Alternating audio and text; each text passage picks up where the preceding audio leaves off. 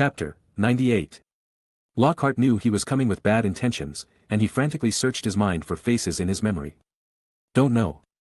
Is he some kind of extreme fan? Or anti-fans? I'm here mainly because I have a deal I want to talk to you about. The man sat on the sofa minding his own business, then motioned for Lockhart to take a seat. This is not your home. Lockhart pulled out his wand and made no secret that he was ready for battle. Of course, if the door behind him wasn't tightly closed, he would definitely have chosen to run away. Don't worry, wait a minute, I'm not here to have a meaningless duel with you. Your actions are different from your words. Lockhart suppressed his anger. I know, but if I don't do this, you might just kick me out as a fan. Seeing this, Lockhart felt relieved and sat on the other side of the coffee table near the door. You can call me Quirrell. Quirrell. Lockhart did remember such a person in his memory. He was a classmate of Ravenclaw when he was studying at Hogwarts. However, they were not in the same grade, so they had nothing in common. It seems that the previous person in his position was also named Quirrell. Deal. What can you give me? Lockhart has been very successful. Quirrell laughed when he saw his behavior. He didn't care about those photos and lowered his body forward. As human beings, we always have to do something more meaningful, right? In other words, Quirrell is saying that what Lockhart is doing is worthless. Who do you think you are? Quirrell. Does anyone know you? Are you here to negotiate a deal with me? Quirrell looked at his face and smiled, which made Lockhart feel that his power was useless, and he was inexplicably at a disadvantage. But he didn't expect that the person opposite him would apologize to him. Sorry. Maybe I worded it incorrectly. What I meant was, we may be able to accomplish something great, and that doesn't conflict with your goal, does it? I didn't have much time, so I just said it. I'm all ears, and I also hope you can say something that can move me. Lockhart squeezed the wand and did not relax. Gilderoy Lockhart. What you want is fame. It's very simple. I will give you a new spell that I have not announced.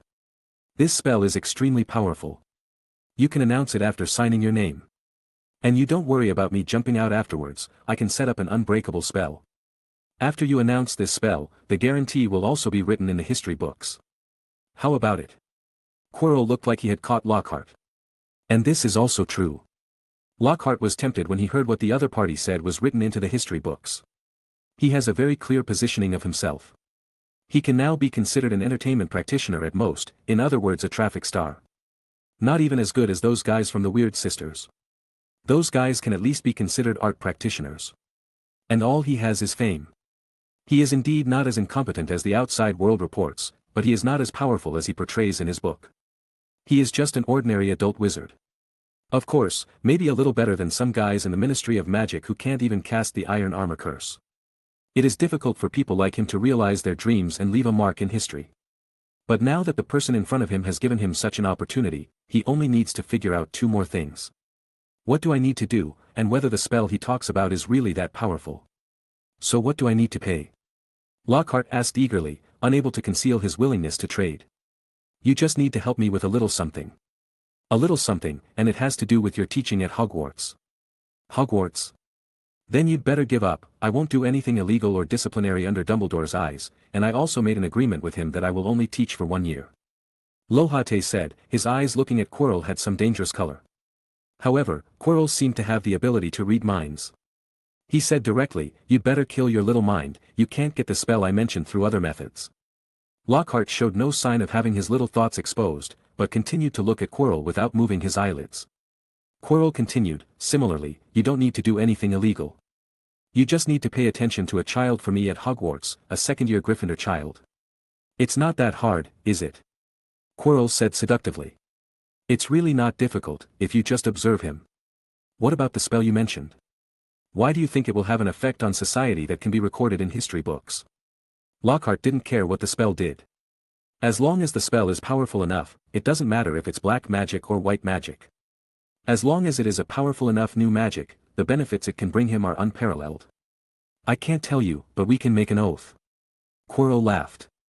Seeing this, Lockhart hesitated. His hand holding the wand had relaxed and slumped on the armrest of the sofa, thinking about the interests. He also knew about the mysterious man cursing the defense against the dark arts course. If he could choose, he would definitely not want to take over this mess. After all, no one can teach in this position for more than a year. But Dumbledore caught him, so he asked him to replace the defense against the dark arts course for a year. He had to come, otherwise he would probably be despised by everyone. So his initial plan was to completely mess up during this year's teaching period and act crazy and stupid. This was not in a cooperation agreement between him and Dumbledore. Dumbledore just wanted someone to sit in this position. And he didn't care whether the children could learn anything. Lockhart didn't understand it either. At most, wouldn't it be better to delete this course directly, and then put on a new skin, such as Dark Magic Analysis course or Self-Defense course? Compared to completely messing up, he accepted Quirrell's deal and made some extra money while messing up, right? It's just staring at a child. Could this guy in front of me be from a big family?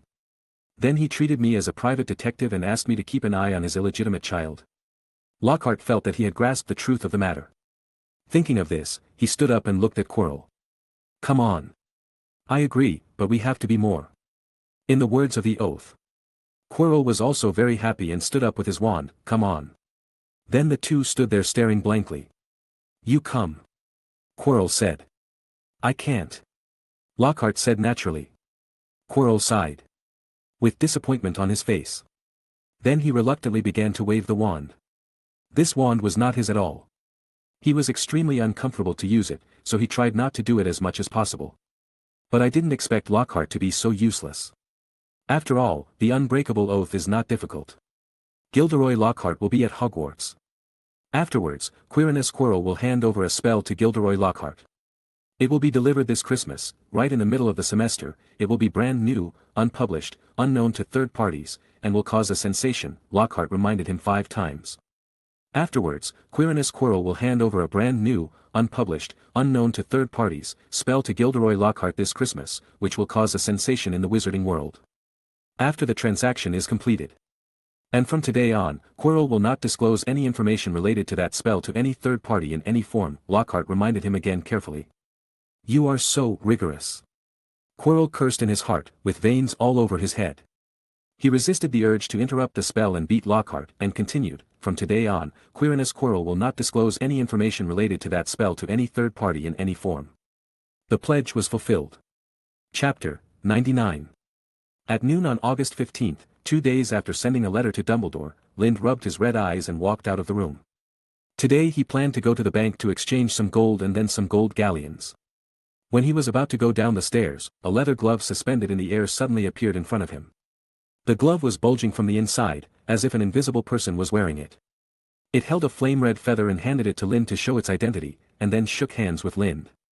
Lind took the feather, which had typical phoenix characteristics, so the other party's identity was also obvious. Dumbledore. Lind felt that this scene was familiar, and stretched out his hand to shake hands with the glove. The glove squeezed Lind's hand tightly, and then there was a sound of air leakage, and the space collapsed inward. In an instant, Lind disappeared. The feeling of being squeezed into a pipe by the apparition came and disappeared, and the next moment, Lind was standing in a new place. The wind whistled past, and Lind looked around and was almost frightened to fall down.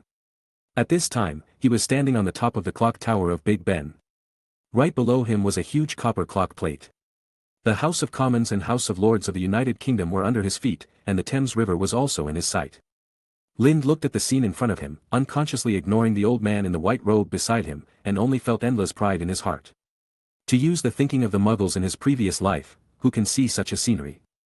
After sighing for a few seconds, Lind did not forget the business. He calmed down and stood here without fear at this time, turning his head to look at Dumbledore. Professor, the place you chose is really unique. Lind said, and at this time Dumbledore really grabbed the glove and stuffed it into his robe. Ha! Do you think so too? I have to come here every time I come to London. Linda also smiled and took out a notebook from his waist bag. Professor, this is the strange notebook I mentioned. Because there is the book Mysterious Atlantis. In front, I thought of you when I found that this notebook is abnormal. As he said, Linda handed the notebook over. Dumbledore took the notebook and said with a smile, I thought you didn't bring it with you. This is convenient. As he said, Dumbledore began to open the notebook. But I still have it this time. Dumbledore's eyes were on the signature on the first page, and his eyes were slightly surprised, and then he became clear. You did a good job. There are indeed some problems with this notebook. Dumbledore said. He could see at a glance that the ink on it had been there for a long time. It was indeed a notebook from that time period. Dumbledore put the notebook away solemnly, and then looked at Lind. This is troublesome, after all, I still have something to do this time, but now I am more interested in this notebook. Dumbledore hesitated for a moment, and then asked Lind. I wonder if you can help me with this. Professor, please tell me, I will definitely do it if I can. Lind smiled. After handing the broken notebook to Dumbledore, he felt much more relaxed. Harry Potter contacted me to buy some clothes, but I have the key to his bank vault. I originally wanted to take him to withdraw money this time. You don't know yet, Harry ran away from home some time ago, so he wants to withdraw some money by himself to buy some things.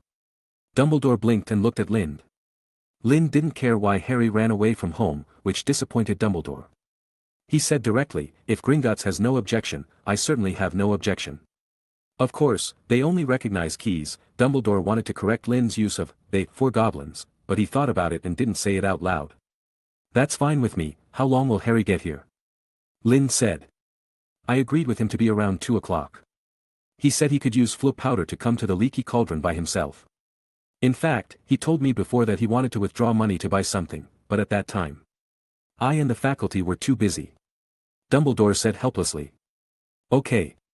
At this point, Lind turned sideways and looked at the Thames under his feet. This kind of scenery is not seen by ordinary people. Since he will return to the Leaky Cauldron in a while, he can still enjoy this scenery for a while. Oh, by the way, you'd better turn into Lind to find Harry. Also, children in their puberty period may have bulging mouths if they breathe through their mouths for a long time. Dumbledore said directly. Yes. Professor, how did you find me? Although I told you that I live in the Leaky Cauldron, you probably haven't seen me like this. How should I put it? Smell, the smell on your body is hard to cover up. Smell? Lind sniffed his clothes. It's not this smell, but the smell of the soul.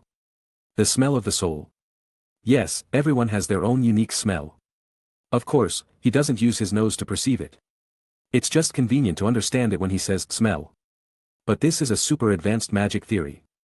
Many wizards don't have access to this knowledge, so you don't need to know too much now. Lind nodded in understanding, and then sprayed out the camouflage in his nose, and his nose became tall and straight again.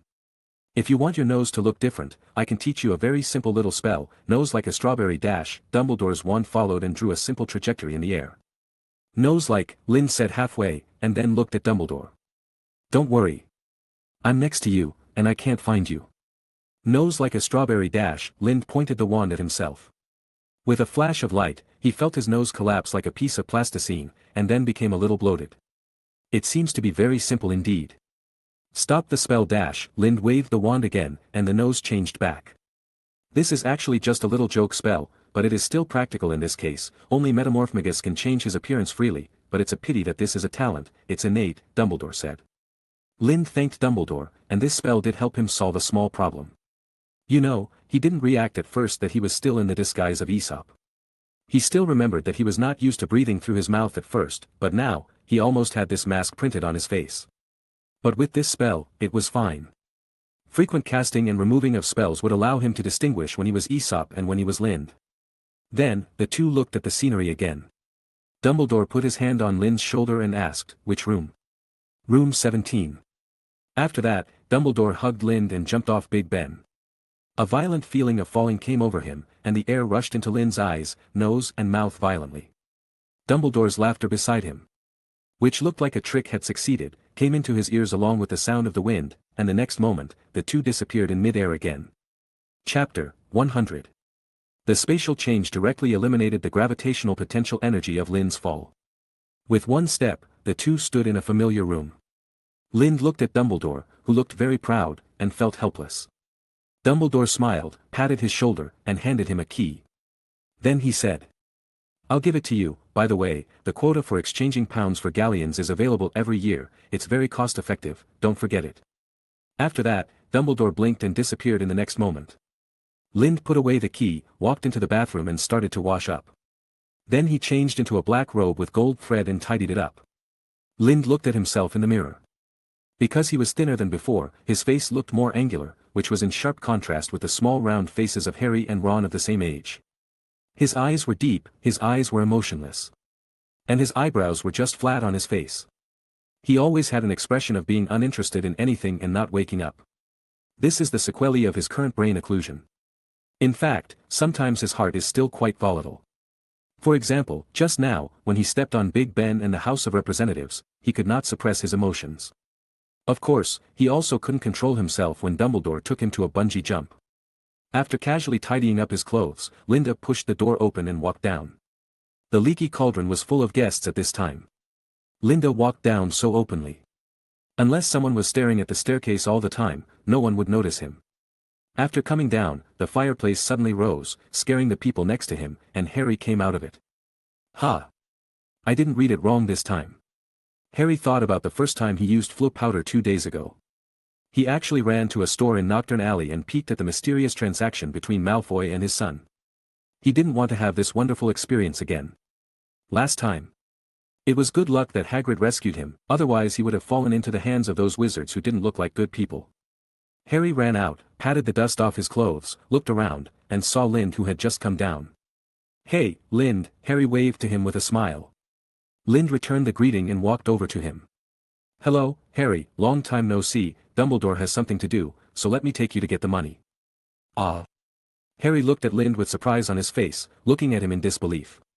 Is there any relationship between Lind and Dumbledore? I dare not say anything else. Harry himself is known as the Savior. In his memory, he should be the one who is closest to Dumbledore among his peers. Why did Dumbledore ask Lind to help him at this time? He thought about Lind's performance in school. He only remembered that Lind was attacked by Quirrell in the end, and he tried to protect him at that time. At other times, Lind was either studying or on the way to study. Although this scene made him a little confused, his simple mind still didn't think too much. He just wanted to get some money to buy some daily necessities. Okay. Oh, right, and Ron, we came together. As soon as he finished speaking, the stove once again burst into green flames as high as a person, and Ron ran out from the middle. Harry, you are amazing, if it weren't for you, I would never have gotten this money. Ron said to Harry happily as soon as he ran out. After that, he spread his hands, revealing a handful of silver sickles and a bunch of worthless nuts. This handful must be less than 1 galleon. Ron showed the money in his hand generously, saying that he would treat Harry to ice cream, candy and joke props later. This kind of friendship that does not involve too much money makes Linda feel good. Linda. Hey, is that you? Ron saw Linda next to Harry, with embarrassment in his eyes, praying that Linda would leave quickly. Otherwise he couldn't go with the three of them, and he only treated Harry and not Linda, how embarrassing. But it was just such a small amount of money. Although Linda saw the complicated thoughts in Ron's mind, he didn't care much about what he thought. Let's go. Dumbledore has something important to do, so I'm here to help you. Lind shook the vault key in his hand. After saying that, he took the lead and walked to the back of the bar. Harry followed behind and showed Ron an expression that he didn't know what was going on. At this point, Ron had no choice but to follow. Skillfully opened the wall passage of Diagon Alley, Lind didn't want to say anything more, and took the two to Gringotts in a short while. He cast a floating spell on himself in advance, and then walked in with the two people's confused eyes. Finding an empty counter, Lind propped up the counter with one hand, just like using buoyancy in a swimming pool, his height suddenly exceeded the goblin at the counter. I still remember things. Hello, withdraw money, no, 687 Potter's Vault, this is the key, Lind handed over the key. The goblin was a little impatient when he saw Lind show his head at first, but then he couldn't help laughing when he heard what Lind said. People in their line of work are annoyed by people who have a lot of things to do. There are very few people who can make things clear in one sentence like Lind. According to the gentlemanly etiquette of the British, it must be. Hello. Hello, what business do you want to handle? Oh, of course, my life has been blah blah recently. Oh, then I really need to come to the bank. Yes, so I want to withdraw some money from my safe. Which safe is it? A lot of nonsense. But this little wizard is different. Thinking of this, the goblin stretched out his long fingers and took the key. No problem, it is indeed this key. But. Linda pulled Harry over and lifted his hair to reveal the scar on his forehead. Identity proof, nothing is more convincing than this. This. Don't worry, sir, Harry, if I force you, just tell them quickly that the goblin's magic is very powerful and can definitely protect you. After saying that, Linda looked at Harry. Harry was originally pulled over, and he was a little confused. He was suddenly asked this question, and he didn't react whether he should shout. The goblin looked at Harry's expression and Linda's emotionless face and somewhat inexplicably provocative tone, and was even more hesitant. But seeing that Harry didn't say anything in the end, he let them in. Hey, kings, take them to Vault 687. A short man came out from the corner. Lind put away the key and looked over. Wow, a familiar face. Lind had come to Gringotts several times to exchange galleons, but he had never met the goblin that he had a confrontation with the first time he came to Gringotts. I thought he was fired. I didn't expect he was still working here. The goblin named Kings who came out was the goblin that Lind had seen for the first time. Kings also saw Lind, and his already stinky face became even stinkier. He snorted. He took the key that Lind brought and began to lead the way. Kings opened the door for them. The vault of Gringotts came into Lind's eyes for the first time. In front of them was a narrow stone corridor, which was illuminated by the burning torches. The stone corridor was a steep downhill slope with a small railway below. Kings blew a whistle. And a cart rushed towards them along the railway, and they climbed on the car. Then, the car started to speed down like a roller coaster. At first, they sped along the maze-like winding corridor. Kings wanted to remember the road he had walked, turning left, right, right. Left, the fork in the road, right again, left again, but he couldn't remember it at all. The clattering cart seemed to know the road, and there was no need for anyone to drive it. The cold air whistled past, Lind rubbed his dry eyes, and saw an underground lake below. He inexplicably understood what Dumbledore had said to him not long ago, smell something. There seemed to be some strange smell in the underground lake below. Even when driving at high speed, he still felt that smell. Although this smell was a bit strange and not pleasant, it inexplicably attracted him. Chapter 101. After rushing all the way to Vault No. 687, Kings opened the vault door for them. Lind listened to Ron and Harry chattering behind him and stood on the stone platform outside the vault and looked down. If Kings hadn't stared at him, he would have cast a head-soaking spell filled with water on himself, and then changed his eyes to look down. The unique smell of water vapor coming from below made him feel a little itchy, but due to his line of sight, he could only see the underground lake below. He felt that there was something calling to him in the underground lake, attracting him secretly. It's like the scent of delicious food that attracts gourmets, or the melodious songs that awaken wanderers' desire to return home. What? Are you looking at the route? You don't really have any thoughts about Gringotts, do you? That's really stupid. Jeans didn't know when he came up behind him and said mockingly.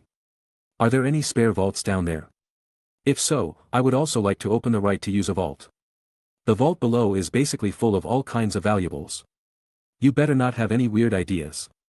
But his brain circuit is indeed a bit strange, and he is obviously disgusting Lind. However, Linda didn't have any mood swings because of his words.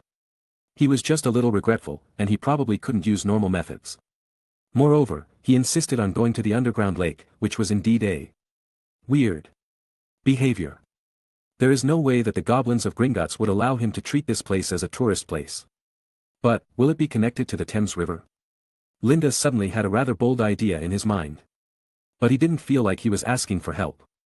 After all, I still have 2 brushes in the water. Turning his head, Harry was grabbing a handful of gold coins and hesitating whether to stuff them into his bag again. He thought that he couldn't spend money randomly. After all, he still had to spend several years at Hogwarts. It's not a good idea to get into the habit of spending money recklessly now. Although his money is as big as a mountain. Harry, I have something to ask you. Lind said looking at Harry's pile of gold coins. Harry, who really put down the handful of gold galleons, looked at Lind. He couldn't be asking me to borrow money. He thought, what's wrong? If you want to buy daily necessities, it's definitely best to buy pounds, right? Take clothes as an example, the second-hand robe shop in Diagon Alley, the off-the-wall clothing store, and Madame Malkin's robe shop. Their main business basically robes and wizard attire. If you want some, well, more normal attire, it's best to buy it in the Muggle world with pounds. I'd like to exchange some galleons with you in pounds, how about that? Lind said slowly, afraid that Harry wouldn't understand. Harry thought for a while, and it seemed that this was indeed the case. So I asked. How much does it cost? 5 pounds for a galleon. Don't you know this? It's really yours. Linda gave Ron a thumbs up in his heart. Then he nodded in approval towards Harry. 5 pounds? Cried Harry. He has never actually spent galleons, so he has not established a good monetary value in the wizarding world. But Harry, who grew up in a Muggle environment, is still very aware of the purchasing power of 5 pounds. 5 pounds in 92. How much delicious food can you buy? And let's talk about Harry's growing up environment. He grew up in an environment where he was disliked, excluded, manipulated and even abused in some places. £5, he had never received such a huge amount of money. Thinking of this, Harry smiled like a flower and looked at Lind. Of course, how much money do you have that you can exchange with me? Linda counted the bills in his pocket. 300, no, 500 galleons. 500? Ron called. Harry also exclaimed. 2005 pounds. Change. Can you change now? Linda smiled. After all, he still had Sirius's huge family fortune to inherit after Harry Potter. Let him make whatever he wanted.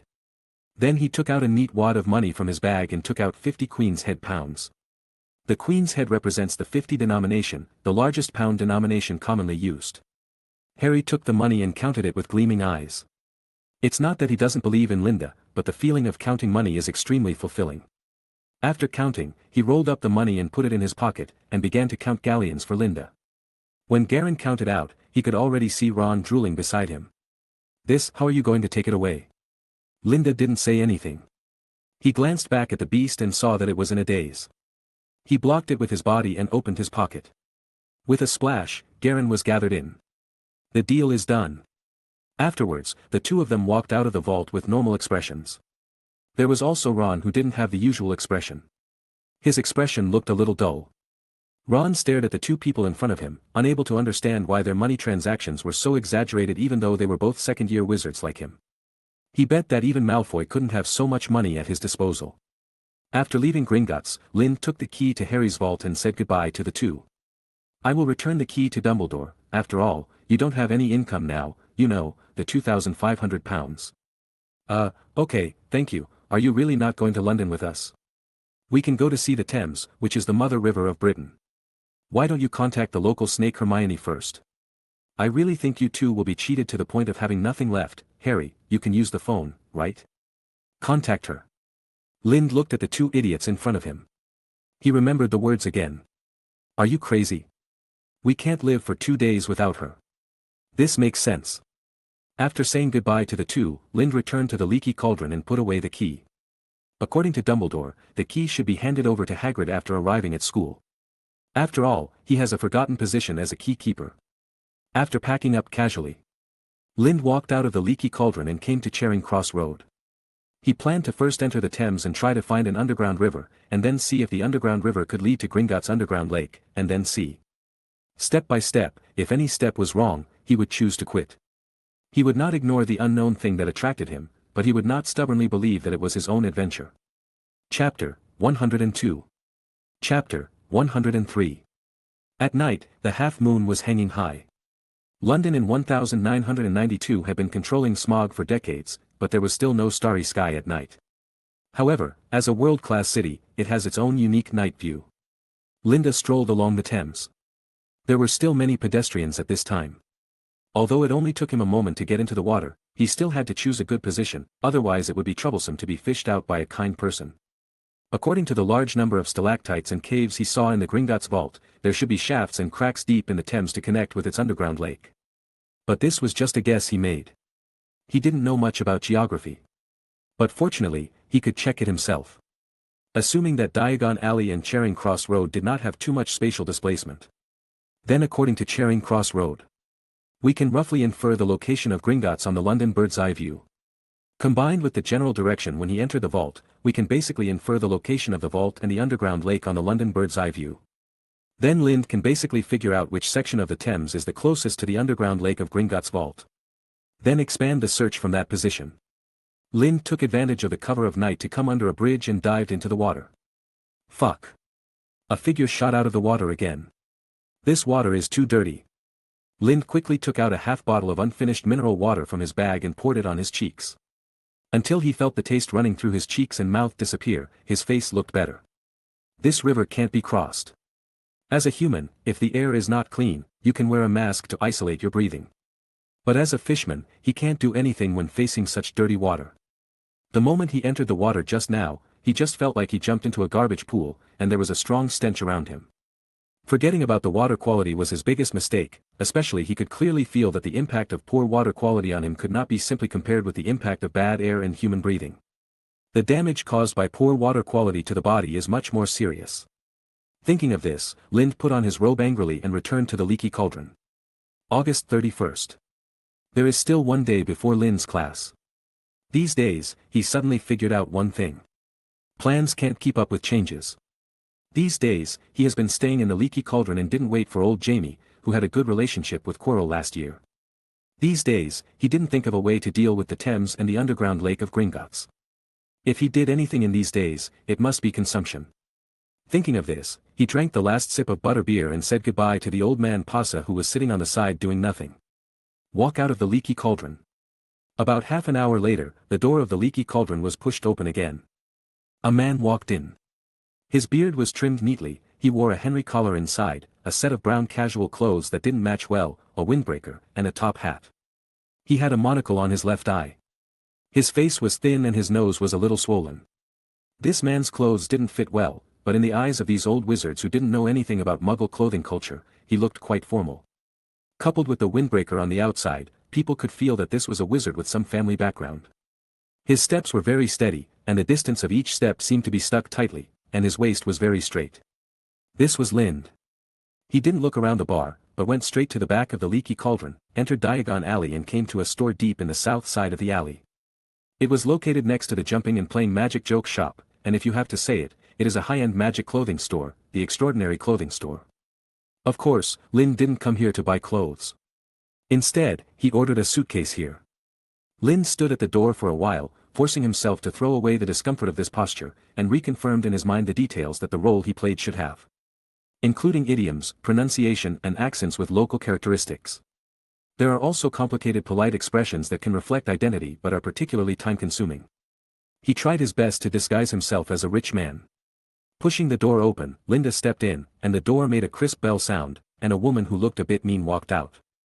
She was wearing a purple robe and a peaked hat, and there were not very good-looking patterns sewn on the robe and a peaked hat with gold thread, which looked like totems and some symbols. As the robe swayed, the patterns felt very messy. She saw the person coming and went forward. This guy came to her about half a month ago and said he wanted to buy a suitcase with a solidified traceless telescopic spell, which was indeed her business. But this customer was really difficult to deal with. He looked well dressed and had a great figure, but I didn't expect him to be so stingy. The two talked for a long time before they negotiated the deal. The final price was 350 gold galleons for a box with 2 small spaces. It also had an anti-muggle setting. "Hello, Mr. Michael Myers," she looked at the person with a smile and stretched out her hand. Lind nodded and smiled, shaking hands. "Ma'am, how are you?" She welcomed Lind in and asked him to sit down at a wooden table in the style of the last century, on a leather sofa that looked gorgeous. Then, she took out a box from the spotless window in front of Lind. Carrying the box, she came to the opposite side of Linda. A clean black fine velvet cloth was spread on the wooden table. Then she put on gloves and opened the box. This whole set of operations all showed one word: style. Her boss lady understood these rich people in silly Garando the best, and they liked this kind of style. Especially the one named Lucius Malfoy, who liked her style the most. The box was opened, and a brown suitcase was neatly placed in the box. Then the boss lady was about to introduce it properly, and saw a big hand directly picked up the suitcase and observed it. The main reason was that Linda really couldn't help it. This boss lady was too dramatic, and it was only because these meaningless operations were not enjoyable for ordinary people like him. The proprietress had a flash of disdain in her heart, but her face remained calm, and she still smiled and introduced, "Mr. Miles, there are 2 10-square-meter spaces, which can be selected on the buckle on the left side of the box. At the same time, there is an upper and lower buckle on the right side of the box. It can be switched to daily mode and anti-muggle mode. In anti-muggle mode, the inner area of the box will be the same size as the outer area of the box, and some clothes can be placed inside, so as to prevent muggles from opening it by mistake. To be honest, it's a pity that you didn't like the box with movable buttons and passwords." Linda didn't respond to her words. He confirmed that there was nothing wrong with the box, then took out a bag of galleons from his waist bag and handed it to the proprietress. Finally, he said a few words and left. Put the box in his waist bag. He hurried out of Diagon Alley. This kind of props with space attributes are more taboo to stack them up, not to mention that Linda is now using small to collect large. But he will use this box for a long time in the future, and it is best to use it as Linda in the future. Instead of Miles, Aesop and other vests. The vest of Michael Myers is the appearance of him after drinking the aging potion and dressing up again. Aesop is his original 12-year-old image shaped by his various external changes.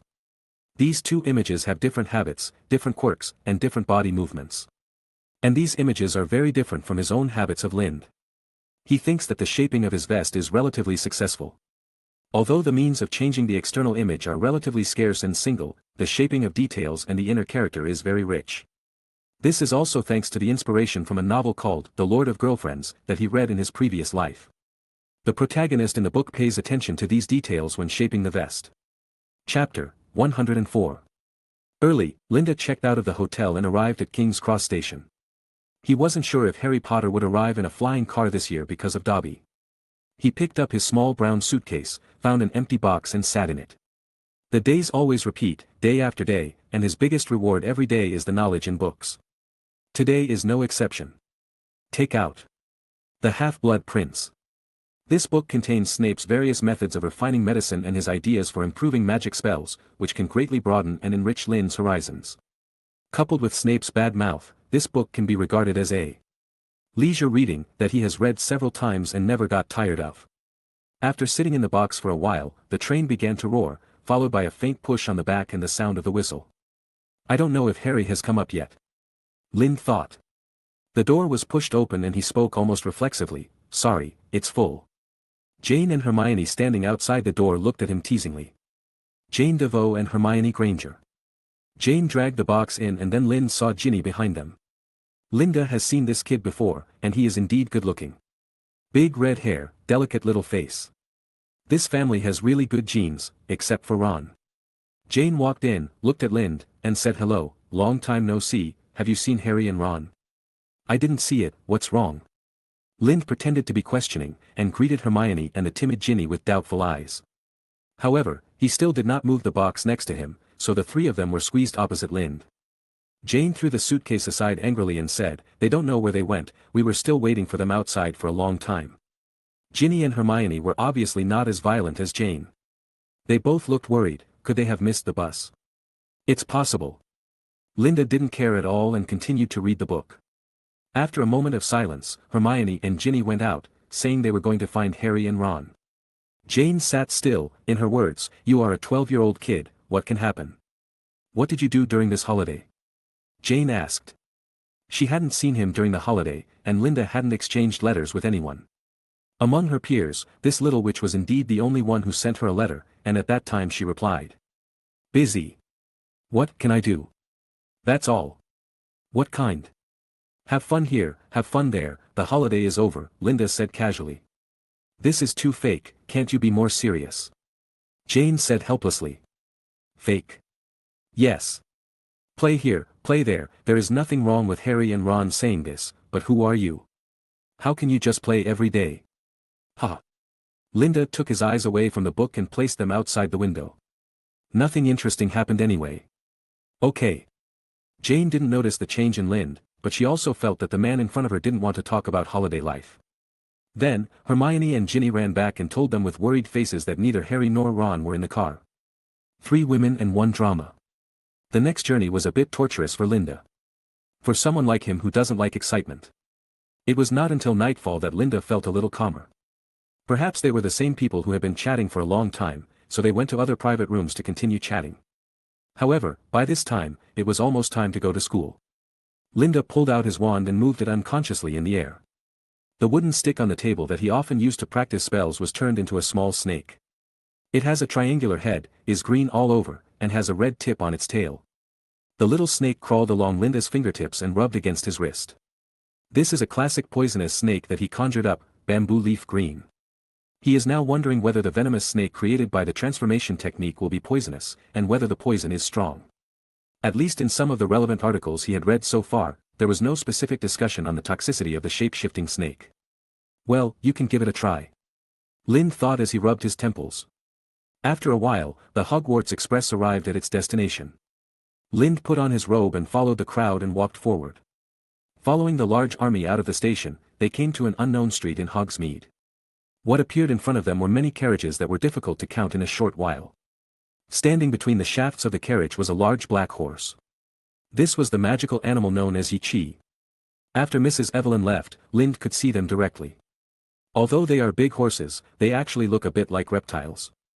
There was no flesh on them at all, the black fur clung tightly to the skeleton, and every bone was clearly visible. Their heads resembled those of dragons, and their pupilless eyes were white and staring intently. From the ridge between the shoulder bones grew large, black leathery wings that looked like they should belong to a giant bat. These animals stood motionless and silent in the growing darkness, looking strange and ominous. Linda inexplicably felt that this thing was much more handsome than a unicorn. But if the young wizards in this school come to see it, they probably won't give this thing a good rating. Boarded a carriage and came to Hogwarts.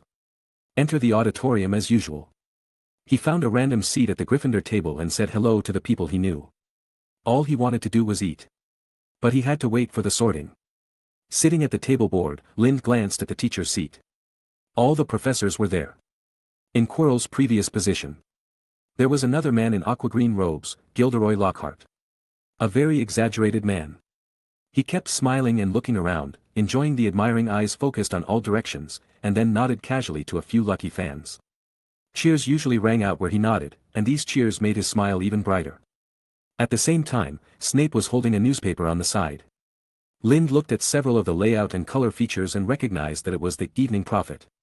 It was an evening newspaper, not a daily newspaper. After reading for a while, Snape stood up. It was very fast. Lockhart, who was sitting next to him, didn't even react when he walked out of the teacher's seat.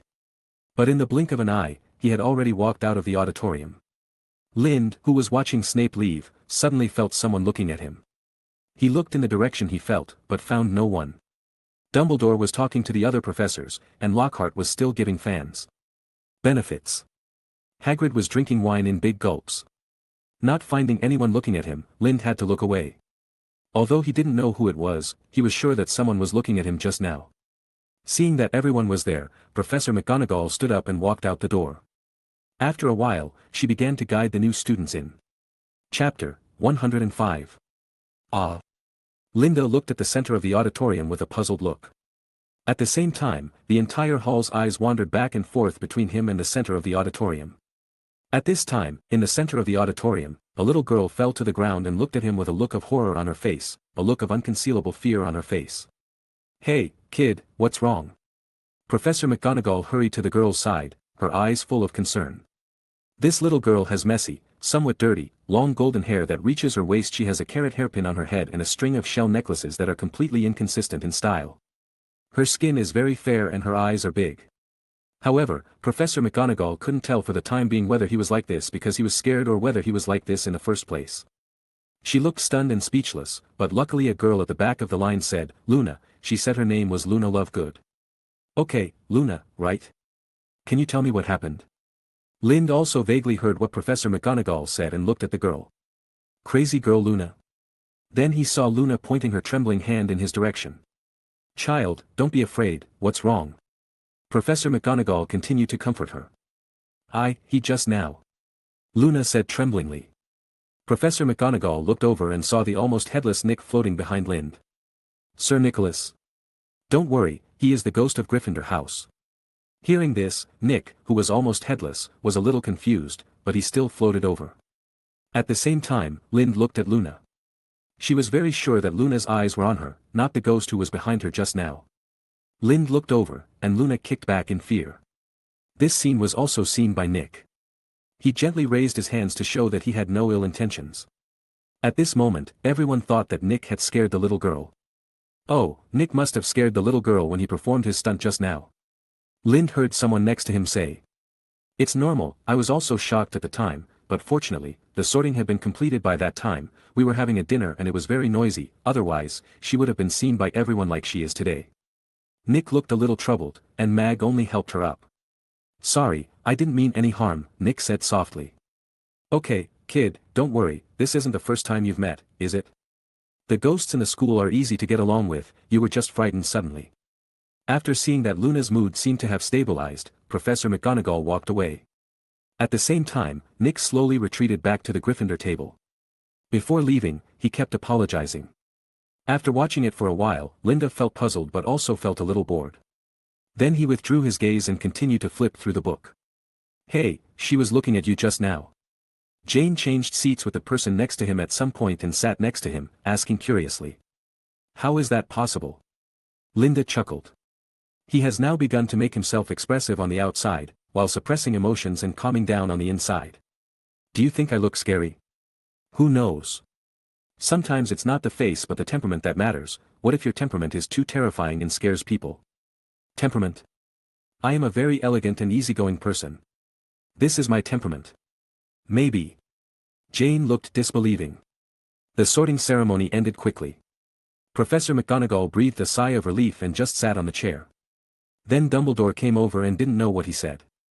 She suddenly became very angry and strode out. Then there was the routine of talking, eating, and going to bed. During this period, Lind looked up many times and could see Luna lowering her head. It was obvious that she was looking at him. The password is, Little Night Rat. I don't know what the fat lady means by using this password, but I hope you can be alert. Jane told him. Linda was a little embarrassed, probably because of him. Then, he said goodbye to Jane and walked to the third floor. He had no intention of going back to the lounge with the Peloton, and now he had some small things to do. Arriving at the Gargoyle Stone Beast, Linda softly called to the sleeping stone beast. Password. Sizzling honey candies, piles of cockroaches, chocolate frogs, candy canes. The stone beast didn't react at once and looked at Linda angrily. Stop, stop, stop, don't you know the password at all? Sorry, I just have something I want to talk to Professor Dumbledore about. The professor is indeed up there, and I recognize you, but the rules are the rules, this is what I do. Linda inexplicably thought of the sketch he had watched on TV before. The new security guard would not let the boss without a work badge enter the company. And then blah blah. In the end, the boss felt that the security guard was doing a good job and decided to promote him to the position of security captain. The stone beast was still scratching and scratching.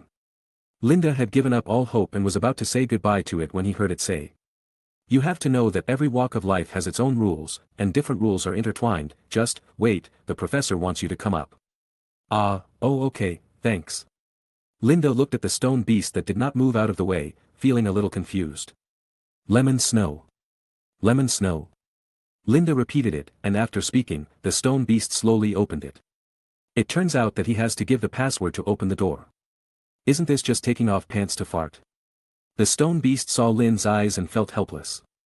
He understood what Lynn wanted to say. I have to abide by this rule myself, there's nothing I can do about it. What do you mean? I don't quite understand. It means that, the visitor must give the correct password to open the door, is a rule that even I have to abide by. I understand, it's just a procedure. The procedure must be followed. This must involve some unknown high-level spell. Similar to the rules that I read in the novels of my previous life, Lynn thought, thanked him and walked up. Come and play often when you have time. I am a beast and I am usually very bored. I know how bored you are when you keep talking. The spiral staircase took Lynn to the principal's office in a short while. Lynn stepped in and did not see Dumbledore at first glance. I wonder if he is in the living room deep in the office. However, Lynn found that the principals on the wall did not pretend to sleep this time, but looked at him with a smile, and there was a teasing look on their faces. Lynn was a little confused, but he still greeted the principals. Then he looked at the bird's nest next to the office. This was the purpose of his coming here. Anderson had no news during this vacation. After all, he was his good assistant, so he might as well take a look. As a result, he was dumbfounded when he looked over. He also understood what the principals on the wall were laughing at. Anderson.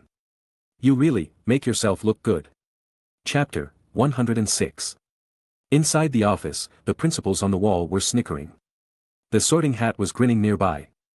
The fiery red fox no longer stood on the perch, but prostrated in the nest. Its slender neck and its entire head were buried deep under the blue-purple wings. Anderson's wings. Anderson was nestled next to it, his head resting on Fox. Out of curiosity, Linda had learned about magical animals like the phoenix or phoenix before. One of the biggest characteristics of this animal is pride.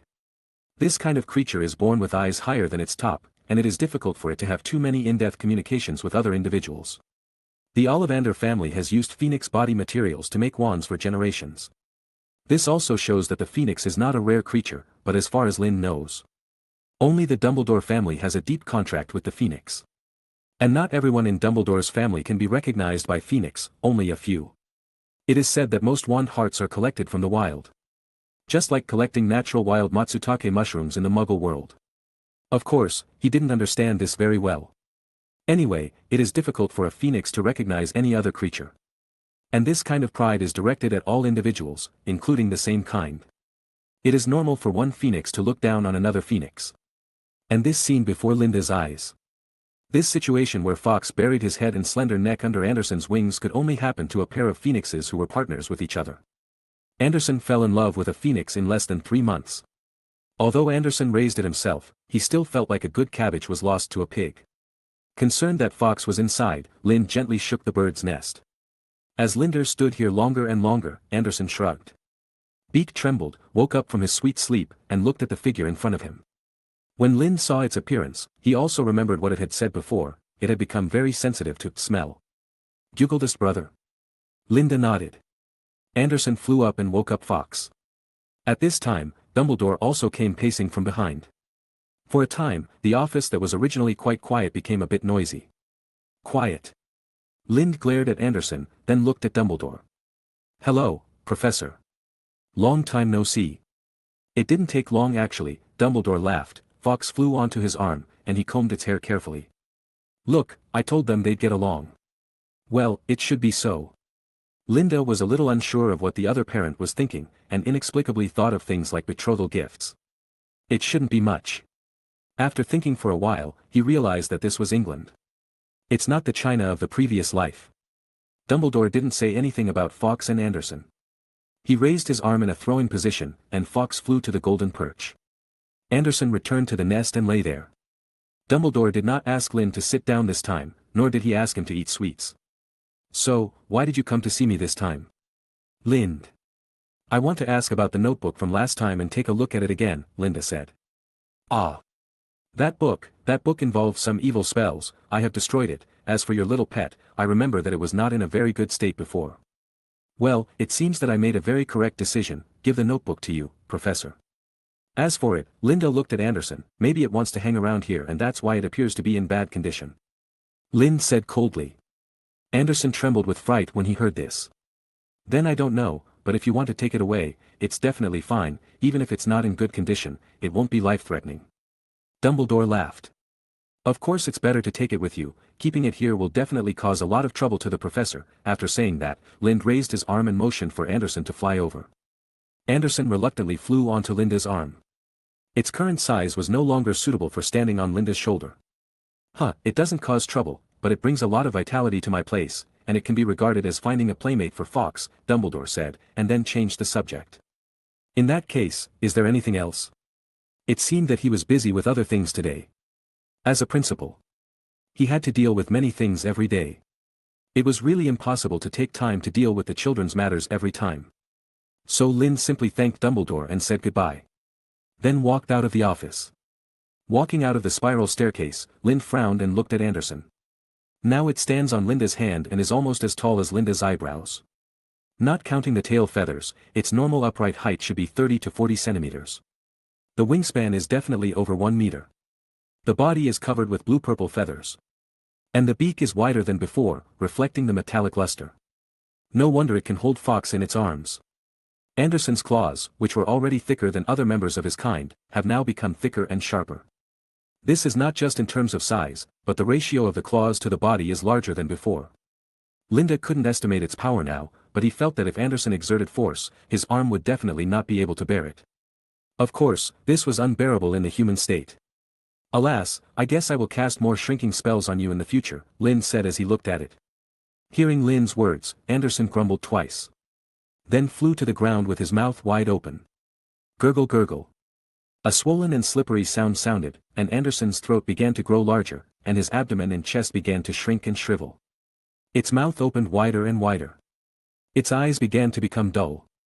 And the corners of its mouth suddenly tore, breaking through the limit of its beak. Then, a meatball with blood and sticky gastric juice spit out from its mouth. At the same time, Anderson's original body fell to the ground, like a deflated ball. And the meatball it spit out began to beat like a heart.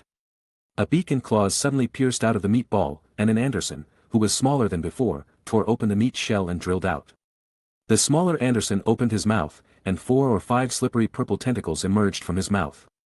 The tentacles wrapped around his originally large, shriveled body and the flesh shell that had just wrapped around him and recycled them back into his mouth. At the same time, the corners of his mouth tore open again, breaking through the limitations of his beak and stuffing all those things into his body.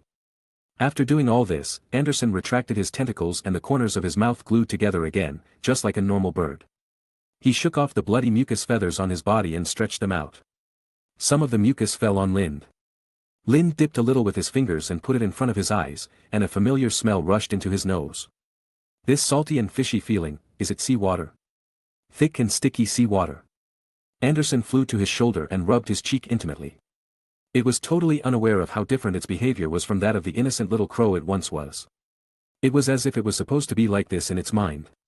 Chapter 107. At the same time, the mucus that Anderson had just put on the ground gradually diluted and turned into ordinary water with salty air flowing around. It would dry up naturally in a short time. Explain it in detail. Linda laughed and then walked down. The man and the bird kept mumbling along the way, attracting the attention of several passing wizards. According to Anderson, within a month after Linda left, he basically relied on Fox's tears every day to survive. Sometimes it would turn into a swollen meatball, and sometimes it would turn into a crow-like monster composed of various organs. And these situations are irregular. It may change suddenly at any time, but at the same time, it gradually felt an indescribable power in its body. It was not until a month later that its physical condition gradually stabilized. When Linda wanted to ask for some details, Linda felt that it wanted to say something, but could not express it clearly. Considering that there is a difference in thinking between a man and a bird between different creatures. So Lynn didn't force it, including when he asked Dumbledore whether he had observed it excessively, it didn't know anything. This made Lynn feel relieved. If Anderson couldn't explain other questions clearly, it would be abnormal if it insisted on this question that Dumbledore has never studied it at all. Lind is now somewhat Buddhist to Dumbledore. Anyway, he can't figure out this old man at all. He can only feel that this old man has no ill will towards him.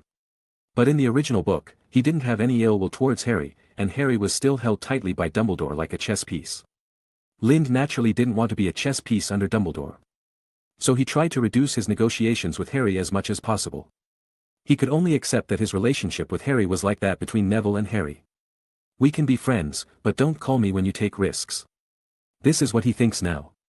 And he has his own things to do. Arriving on the first floor of the castle, Lind continued to move down. Walking down a stone staircase, he came to a wide stone corridor under the castle. The torches illuminated the entire stone corridor. Linda could see a stone trough on the right side of the corridor from a distance, with many large wooden barrels piled in it. Not far away, there were many paintings. There were no portraits of people or animals in these paintings, but paintings of various foods. Fruits, pears, where are they? Linda looked at the paintings carefully while walking, and Anderson looked around on his shoulder. Goo-goo, it seems to be in front. Anderson whispered, and then flew forward. Linda watched Anderson hover somewhere and look back at him, his wings flapping. He walked over and took a look. There was indeed a large painting where Anderson stopped. On the picture was a huge silver bowl full of fruit. This was Linda's destination, the kitchen of Hogwarts. At the same time, nearby was the entrance to the Hufflepuff lounge. Their entrance was one of these wooden barrels. It is said that if you tap the rhythm of Helga Hufflepuff with your hands, it will open. If the rhythm is not right, vinegar will spray from the wooden barrel next to it and pour on the person. This kind of door is considered an open door. This is also in line with the Hufflepuff style. Of course, if you want to enter the Hufflepuff common room but you can't even tap the rhythm of Helga Hufflepuff, you deserve to be sprayed with vinegar.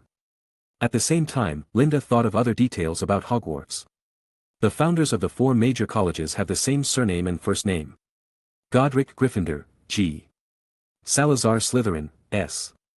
Rowena Ravenclaw, R. Helga Hufflepuff, H. Jonathan Joestar, J.O.J., this is not it. Thinking of this, Linda tiptoed and stretched out his hand to gently scratch the big green pear. The pear squirmed, giggling, and suddenly turned into a large green doorknob. Linda grabbed the handle and pulled hard, and the whole picture frame was pulled open like a door, revealing a passage. Walking in, Linda saw a large room with a high ceiling, the same size as the auditorium above, with many glittering copper pots and basins piled up against the surrounding stone walls, and a large brick fireplace at the other end of the room. The positions of these tables were exactly the same as the tables of the 4 colleges in the auditorium above. They corresponded to the tables in the auditorium and should be used to serve food. Linda suppressed the idea of studying this table and looked at the group of elves busy in the room. Hey, hello. Hello. Hello, he greeted us. Sharp voices rang out one after another. Hey, friends, be quiet, it's too noisy, do you have someone to talk to? The wizard said, I'm a friend, my god, this is, what an honor, an elf fanned his face. There was an unbelievable look on his face.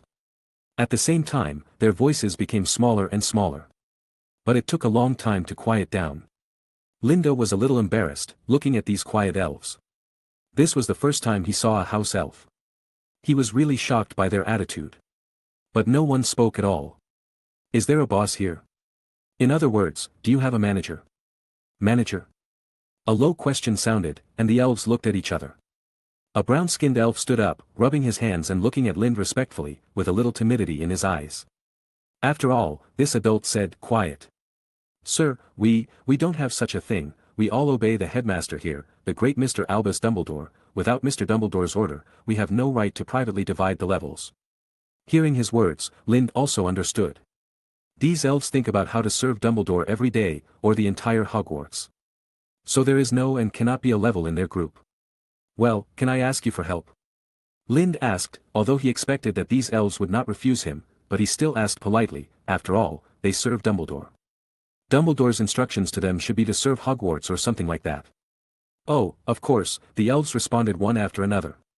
Well, be quiet, come here, Lind pointed to the elf who stood up to answer him before. You can continue your original work. I won't disturb you for now. Hearing his words, the elf pointed by Lind laughed happily, and the expressions on the faces of the other elves were either lost or jealous. Lind found a more remote place for the elf. What's your name? My name is Bob, sir. Okay, I want to ask if you are responsible for all the trivial matters in the school besides the kitchen meals. Including collecting luggage, cleaning, etc. Thank you, I don't eat. Helplessly watching the elf carrying food and returning with his big ears drooping, Lind looked at Bob again. Oh, yes, we are responsible for everything, Bob showed a proud expression. Well, did you clean the independent office of the Defense Against the Dark Arts teacher on the second floor this year? Because the teacher has changed, it will definitely be cleaned, right? Yes, sir, but it's not me, it's other elves. You know, Quirrell died directly in Hogwarts in his previous life. And his personal belongings must not have been packed. Even if Quirrell is wandering in the outside world as a ghost or in other forms, he must be able to find some clues through some of Quirrell's personal belongings. What about the things you cleaned out? Things belonging to the previous teacher, are they still there? Sorry, sir, the school's garbage needs to be handled regularly, Bob said with some embarrassment. Handled? Did you just deal with the personal belongings of those wizards? Feeling Lind's somewhat unbelievable tone, Bob trembled a little. That's not the case, because Mr. Dumbledore has confirmed that there is nothing needed, so we treated them all as waste. Dumbledore has confirmed it. He didn't expect Dumbledore to be able to do this kind of investigation. It's not that he thought Dumbledore couldn't think of this, but he was a little surprised that Dumbledore did it himself. But it's also possible that he was just going through the process. Thinking about it, Lind felt a little uncomfortable. It's hard for him to trust others in this matter involving Quirrell. It's like someone has told him the cause, process, result and various details of an incident, but he just wants to say, I don't believe it without a video. He just has to confirm it with his own eyes to feel at ease. Is there nothing left? Lind confirmed again. Yes, no, there may be more. Bob changed the subject. Maybe. Bob hurriedly said, yes, because some elves like to collect things that wizards don't want, and there may be some things you want. Then can you help me collect it? I hope to get all the relevant things. It's an honor, sir, Bob said excitedly. How long will it take? Half an hour, no, more than 10 minutes, please wait a moment. After saying that, Bob looked impatient. Do you have any other instructions? No, that's it. Please give me what you can collect. After Bob left, Anderson rubbed his face and cooed softly. Do you want to eat? What? Raw meat? Linda recalled its solid beak and thick claws. If Anderson was to be classified again, it must be a bird of prey. Thinking about it, Linda walked over and found a little elf. Hello, can you give me some raw meat? Steak or chicken is fine. The elf looked at Linda. Although he didn't understand why the little wizard wanted raw meat, he must be good at following instructions. Thinking about it, he hurried to the other side of the room where food was stored. Linda looked at him and sat down at the table again. After a while, a large plate of bloody beef was delivered. Linda looked at Anderson. He wanted to see how Anderson ate. One characteristic of raptors that feed on raw meat is their hook-shaped beak, which is used to tear meat. Although ravens also eat meat, they only peck at small pieces. Now that Anderson took the initiative to ask for a large piece of raw meat, he wanted to see how Anderson would eat it. Just as he was thinking about it, Anderson's beak opened wide again, and several tentacles emerged from it. This time's tentacles are slightly different from the smooth purple tentacles that housed its own body just now. This time the tentacles also have densely distributed barbs, just like a feline tongue. There was thick fluid that should be stomach acid hanging on the tentacles, and Anderson's tentacles were wrapped in bright red beef that was almost as big as his body. Then several tentacles twisted vigorously in multiple directions. Plasma suddenly splashed on the table. The original piece of raw meat was divided into several parts. Then, Anderson wrapped each piece into his mouth. Even if the raw meat is torn into several pieces, it is still a bit too big for its throat. Linda looked at Anderson's throat like a snake eating, and his neck was stretched wider than his head. Then it was slowly squeezed into the body by the fine muscles. Linda didn't know how much space there was in its body now. It had just recycled its larger body before, and then swallowed a whole piece of raw meat as big as itself in a short while. But its appearance hasn't changed at all. Linda asked with some inexplicable expectation, "Can I still eat it?" Anderson shook his head, indicating that it felt full. "Well, I thought it was really a bottomless pit." "That's good. Although its internal space is abnormal, it is still within the acceptable range. If Anderson could eat more, I might not really think about dissecting it." But none of these Anderson knew that it was lying on the table now, looking very comfortable. Lind retracted his gaze and looked towards the house elf. He was still communicating tirelessly with the elves, but at this time, some elves were already walking towards him with some things. At first they were not happy when Bob asked them for his collection. But when Bob said that wizards needed it, they all took the initiative to take out the things. His collection is needed by wizards. What a great thing. After a while, Linda successively took over a broken quill, a pretty glass drinking glass, and a copper pocket watch that no longer kept time. After receiving a bunch of useless things, Lind took a few glances and returned them to the elves. When he first returned the broken quill, the elf was still very disappointed. Later, Linda quickly stated that he had already seen it and achieved his goal. He had already helped himself. Then he became happy. It was not until after sending away an elf who was holding the Daily Prophet half a year ago that Lind finally saw something that suited his liking, and it should contain the message he wanted. A black and purple worn notebook. Chapter 108. After taking the notebook, Linda looked at it. The overall appearance is not new, but it is clean. The corners are frayed and the pages are not dog-eared. It can be seen that this notebook is taken seriously. Linda opened it and glanced at it roughly. What is recorded in this notebook is not a diary, but a travel log. From Linda's brief inspection, the notebook did not record inner thoughts or private matters like a diary. Instead, he recorded everything that happened to Quirrell during his travels the year before last and the year before last. Linda turned directly to the last page of records, where the diary was interrupted in Albania. I think that was when Quirrell met Voldemort, so after being possessed, he interrupted his journey and came to Hogwarts to teach. When asking the elf who brought the notebook over if he could take it away, Lind received a positive answer. After that, he began to read Quirrell's travel diary and continued to check whether the things he wanted were what he wanted. Bob did spread the news to the entire group of house elves in the kitchen in more than 10 minutes. But Lind looked at these processes one by one to see if there was anything else useful. It was already half an hour later when he had finished looking at these little guys' collections. Afterwards, Lind picked up Anderson, said goodbye to the elves and returned to the Gryffindor lounge. It was almost curfew time. After saying the password, Linda returned directly to his dormitory. He was going to the room of requirement tonight. Before that, Linda will basically make an overall arrangement of the Quirrell items he got. In addition to the notebook, he also received a medal with a strange symbol. It might be some kind of family totem or organizational symbol. And then there's a pocket watch. There is a picture of a woman inside the watch cover. It is a low-level magic photo, just like the magic photos in newspapers. It only shakes slightly or makes some simple body movements, such as combing hair, adjusting standing and sitting postures, etc. Although the woman in the photo couldn't speak, Lind still took it from the house elf. According to the inertia of thinking, the photos that can be placed in the pocket watch should be the important people of the owner of the pocket watch. For example, in movies, people often open their pocket watches before a war starts, look at the photo and say, "This is my child lover, when this battle is over, I will go back." So Linda also had the idea to check this person out. The British wizarding community is not big, so it should be possible to find out. Sitting on the bed, he motioned for Anderson to move freely. He started to look at the notebook. It wasn't until almost 11 o'clock at night that Linda finished reading the travel diary. Also read between the lines to identify places or people that Quirrell thinks are important. Before and during his travels, Quirrell made several trips to Manchester to find an old friend, whom Quirrell refers to as her in the text. It also records some activities such as playing and eating. As mentioned in the article, it is quite similar to Quirrell's lover.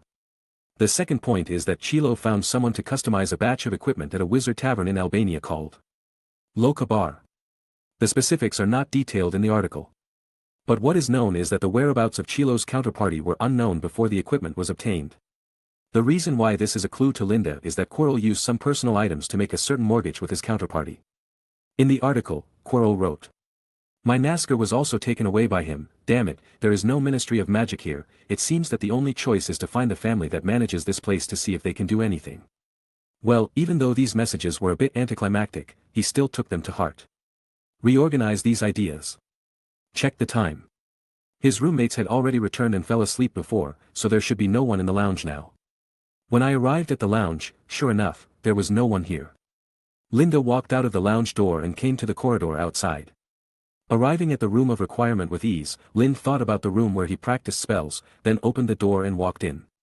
He could finally practice some powerful spells openly. There is also a series of things about the Ocean Singer. Thinking about it, Linda sat at the table in the room and took out a round ball from his pocket.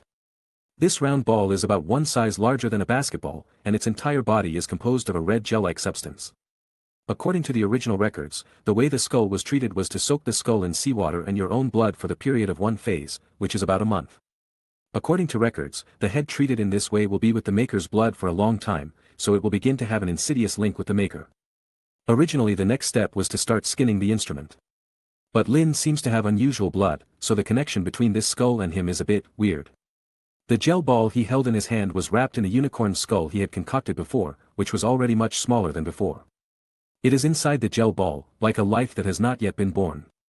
At the same time, the gel skull ball was beating regularly. Linda freed up another hand and placed it on his heart. The beatings of the two were actually consistent. He had already bought the rest of the materials needed to make the violin. And now he was just waiting for the skull to break out of its shell. He didn't know when it would come out, but there was a voice in the dark warning him not to try to break out of the shell violently. To become an ocean singer, there are two main points. One is to make your own musical instrument, and he is stuck at this step now. The other is the ritual. In the full moon, he calms or creates an ocean storm by chanting. In The Tide Caller Revelation, the ocean storm that Lind calms or creates must have at least 20 feet of waves.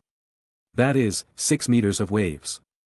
After the ocean storm is over, he needs to take at least a potion made of mistletoe, mandrake, locatric beans, sackgrass, whale blood, fish brains, etc.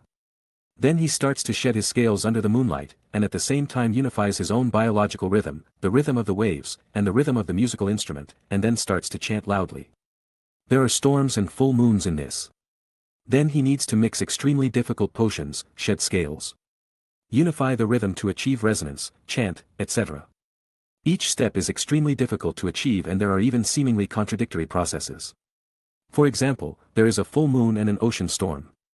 If you choose to calm the storm, you have to wait for a night with a full moon and an ocean storm with waves over 20 feet high. If you choose to create a storm, the subsequent process that requires a full moon is extremely troublesome. At the same time, the book records that this potion has a strong hallucinogenic effect. Then the body will shed its scales. And this process is also accompanied by severe pain. The book describes it is as if the whole body is twisted into a ball, as if you are being skinned alive. That is, a double blow to the mind and body. In this case, it is necessary to coordinate the 3 items to achieve resonance and chant according to the rhythm of the time without error. However, Lind is not very afraid of these. It is not the first time he has known this process, and he has already prepared himself mentally. The only problem in front of him is, he has not made the instrument yet. It should be that his blood is a bit special, which caused the current situation. Chapter 109. Retract the tightly wrapped skull. Lind stood up, took out his wand, and started tonight's practice facing the training puppet. When the sun had not yet risen, Linda pushed open the door of the pool room and returned to the lounge. He stuffed a light green baby-shaped ugly tree root into the pot, and then quickly grabbed the soil and dragon dung fertilizer to bury it entirely. Close your ears and listen. After reciting the curse, he felt the hollowness of his hearing before the expression on his face relaxed. It was now his first herbal medicine class of the semester. Professor Sprout asked them to repot young mandrakes. At first, he thought that he had come into contact with this thing last year. And he must be able to pinch it with his hands, without any pressure at all. But he was proven wrong. Not only is he under pressure, it's also quite stressful.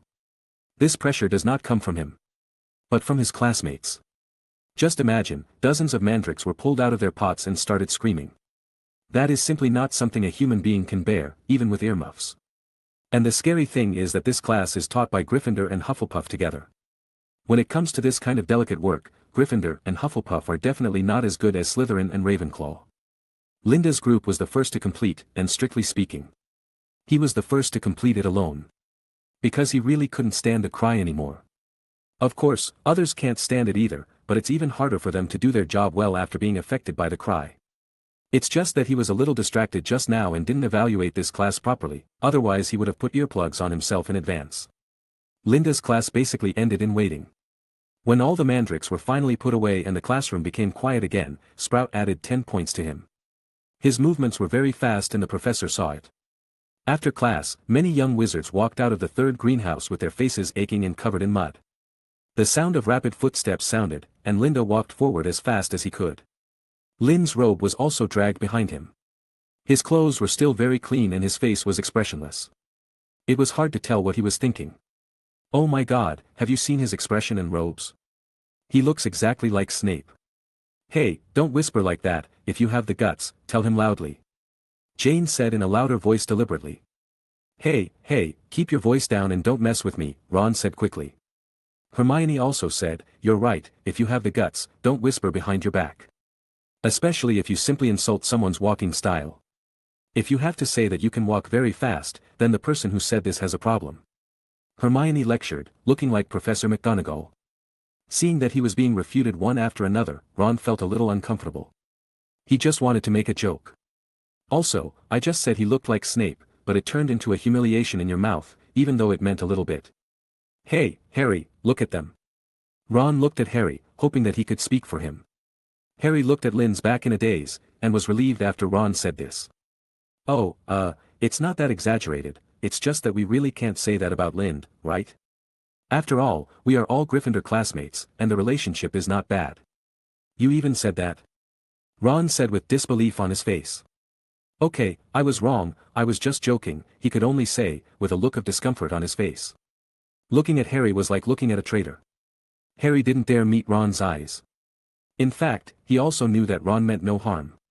Making fun of a classmate behind his back is indeed something children their age like to do. In other words, no matter your age, there will always be people being talked about behind your back.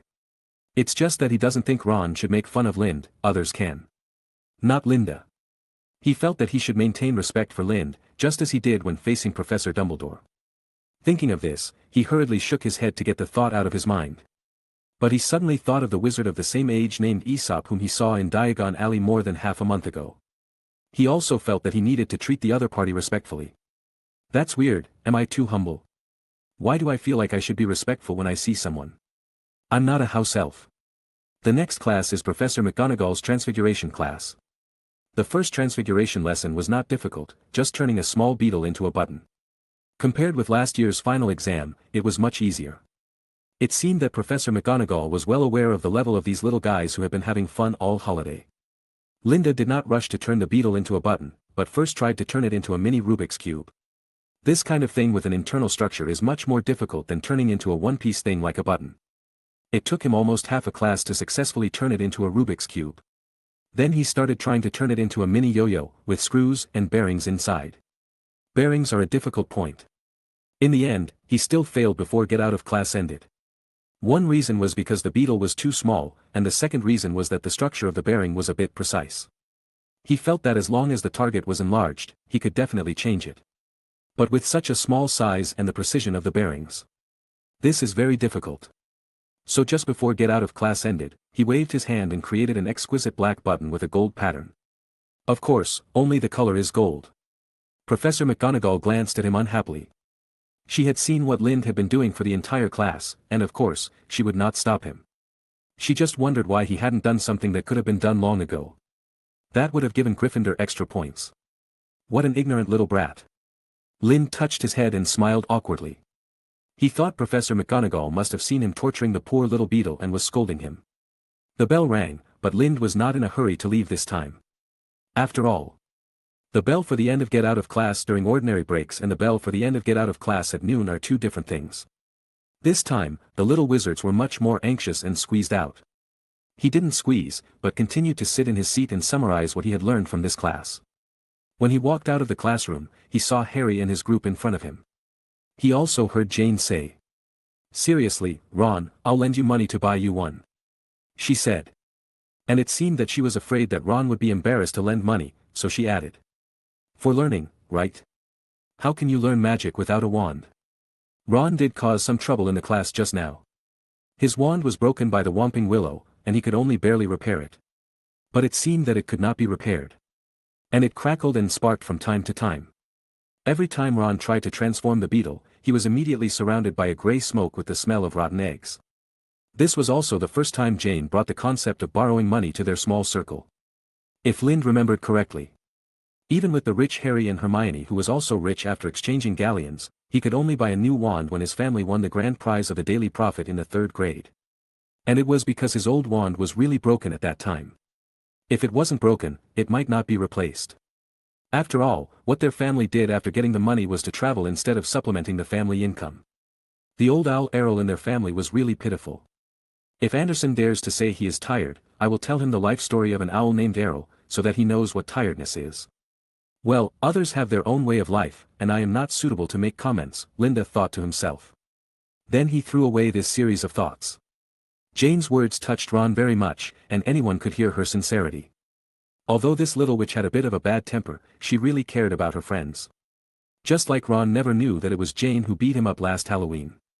That time was also to vent his anger on Hermione. "Well, I feel I can still hold on. When they calm down, I will ask them if they can change one," Ron said hesitantly. Although he wanted to borrow, he thought that he had no pocket money at all, and it would be difficult to pay it back. "What are you afraid of? It's just a few galleons. You don't have to rush to pay it back. You can pay it back when you get a job after you buy the wand. Just pretend you never borrowed the money from me and forget about it for now," Jane continued. She really hoped that Ron would be more decisive at this time. After all, his wand was indeed, no one could stand it. However, Ron was still under great pressure and refused hesitantly. Lind ignored what they said and walked forward. He just listened to these things for fun. Then it was the lunch break. Of course, others rested. He practiced transfiguration in the lounge. Then it was the afternoon class. Defense against the Dark Arts. Chapter 110. In the afternoon, Lockhart walked into the Defense Against the Dark Arts classroom with Harry in his arms. Then Lind saw Harry hurriedly running to the back and hurriedly stacking books high to cover his face. Still, like the original work, Lockhart has indeed been riding on Harry's popularity and trying to use him to make news. I thought it would be like Quirrell, something a little different. Ignoring Harry behind him, Lind looked at Lockhart in front. He walked up to Neville, picked up a copy of Walking with Trolls, and showed the photo of himself winking on the cover. He pointed to his photo and winked. Gilderoy Lockhart, Order of Merlin, 3rd class. Honorary member of the Alliance Against Dark Arts, 5-time winner of Wizarding Weekly's Most Charming Smile Prize, but I don't talk about that. I didn't drive away the female ghosts in Bandung by smiling. After he finished speaking, he continued to smile. Like a third-rate stand-up comedian waiting for cheers. But fortunately, several girls including Hermione gave him some feedback, otherwise it would be really embarrassing. Afterwards, Lockhart put down his book and picked up a stack of papers from the desk. I see you all bought my complete set of works. Good. I think we'll do a little test today. Don't be afraid, just to see how well you read and how much you understand. Then he started walking down, handing out papers one by one. This is too unmagical. I don't understand why he would take on this mess. Even if Hogwarts is very safe, wouldn't he be afraid of losing his reputation by teaching children at this level? Lind thought. After handing out the papers, he walked up again. Linda looked at the paper.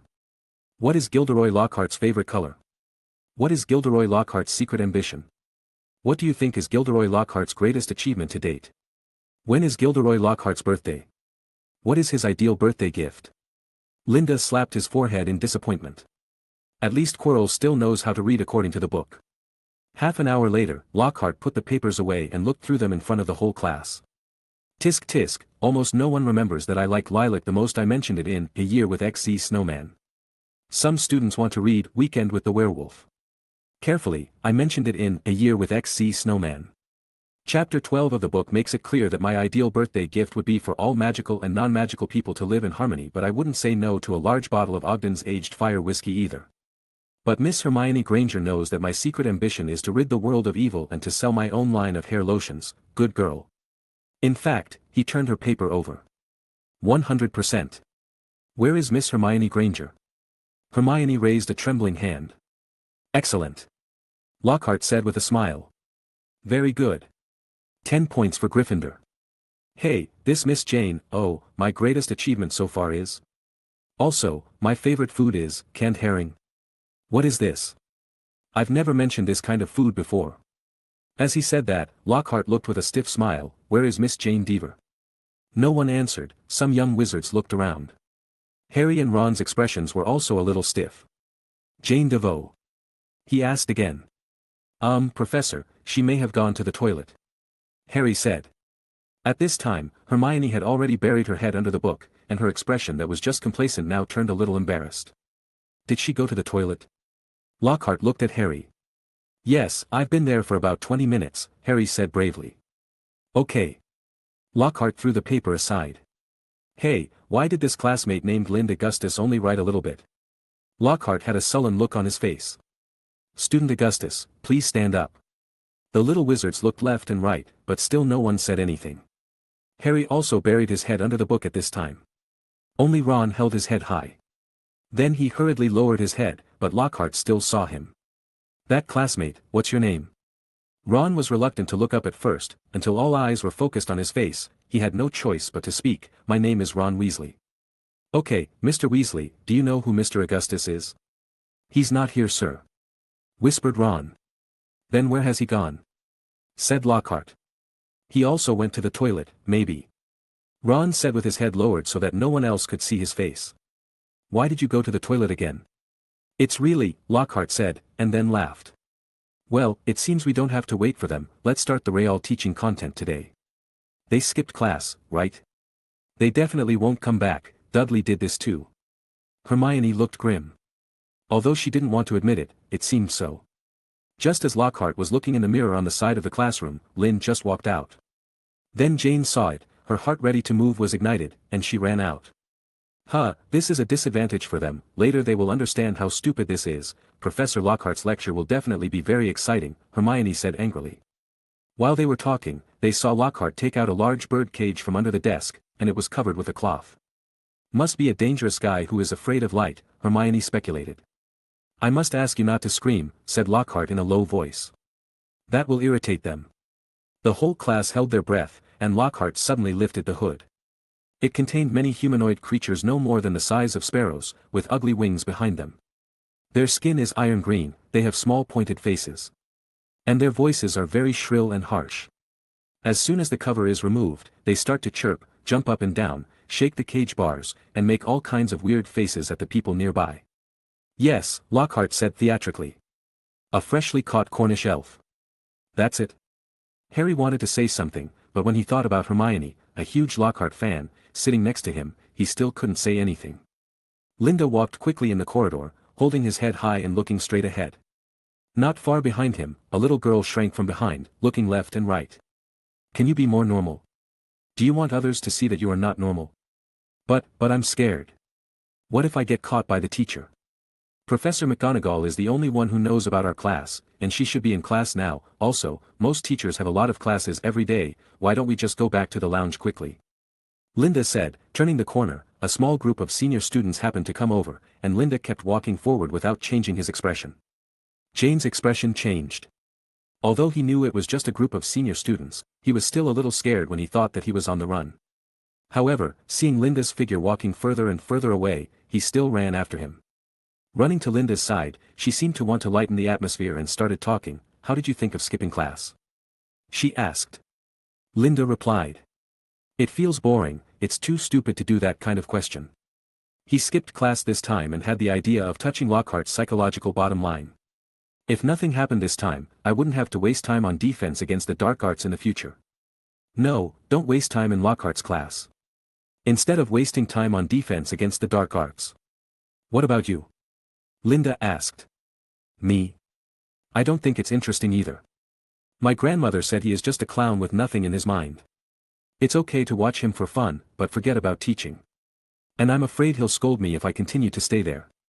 I wrote that his greatest ambition to date was to be able to go to the toilet alone. Chapter 11. Well, Jane's answer left him speechless. I really can't think of what to fill in. Can't we just write down the things he talks about every day? Linda smiled. I feel uncomfortable. Jane spread her hands, looking indifferent. Okay. While they were talking, they went to the lounge. There were still many people from other grades in the lounge. They didn't have classes this afternoon. After saying goodbye to Jane, Linda returned to the dormitory. He picked up the box from his bedside and put it on the ground. After simply unlocking the combination lock, he opened it. There was a deep hole in the box, like a well, and there was also a ladder hanging on it. Linda stepped in carefully, walked down a little bit, and then closed the box again. Below was a small space of about 10 square meters. Several lanterns hung on the ceiling provided a dim warm light here. On the left side of the small room, there was a double row of hangers and a shoe and sock cabinet. In addition to various types of casual clothes hanging on it, there was also his suit and many robes. They are all black with gold patterns. The only difference is the pattern. On the other side, right opposite to Lind, there is a hammock where he can rest, but these do not take up too much space here. The main part of the room is still a bookcase and table and chair close to the right wall. The bookcase is densely packed with cabinets divided by subject, and then neatly arranged in order of size. At the same time, one of the cabinets is also filled with quills of different sizes, various inks and other stationery. Unlike these neat places, there are piles of miscellaneous items on the table, or not just the table, but even on the chair. He didn't plan to rest or sleep here this time. When he was at Hogwarts, this room was actually more of a suitcase. After all, there are lounges and libraries during the day. At night, he can go to the room of requirement. And it's a bit inappropriate to have such a box at school. He doesn't want others to know about this box. The main function of this place is outside Hogwarts. This time Lind came to simply clean up those miscellaneous items. He bought this box the day before he came here. And he didn't finish packing it even after a whole night. Linda is a person who doesn't like to procrastinate, so he came here to pack it up now. They are some of Linda's collections or souvenirs and various magical materials. For example, photos of Mrs. Evelyn, some commemorative small gifts. There are also some interesting things that Linda has picked up in the sea. A few beautiful shells, an ancient coin of unknown origin, and a delicate small coral. There are also unicorn tail hair, unicorn horns, parasites, etc. He will put these things in different places. I think I can finish them before the end of this class. Thinking of this, Linda immediately started to pack up. As time passed, those things slowly stopped crowding together. When Linda finally packed up, he looked at the time. It was 2 minutes before the end of the get out of class. His roommates hadn't arrived in the lounge yet, but they were almost there. Thinking of this, Linda crawled out again and took a few books before leaving. After that, Lind went to the library to read for a while, until dinner time. Lind met Hermione and others in the Great Hall. You are wrong to do this. If Professor Lockhart hadn't had some accidents today, he would definitely deduct points from you too, she lectured as soon as they met, frowning. Harry whispered beside him, that was not an accident. Ron also said, yes, we suffered a lot. As he said that, he rubbed his face, and Lind saw that there was a little purple on his face. What's wrong? Lind asked.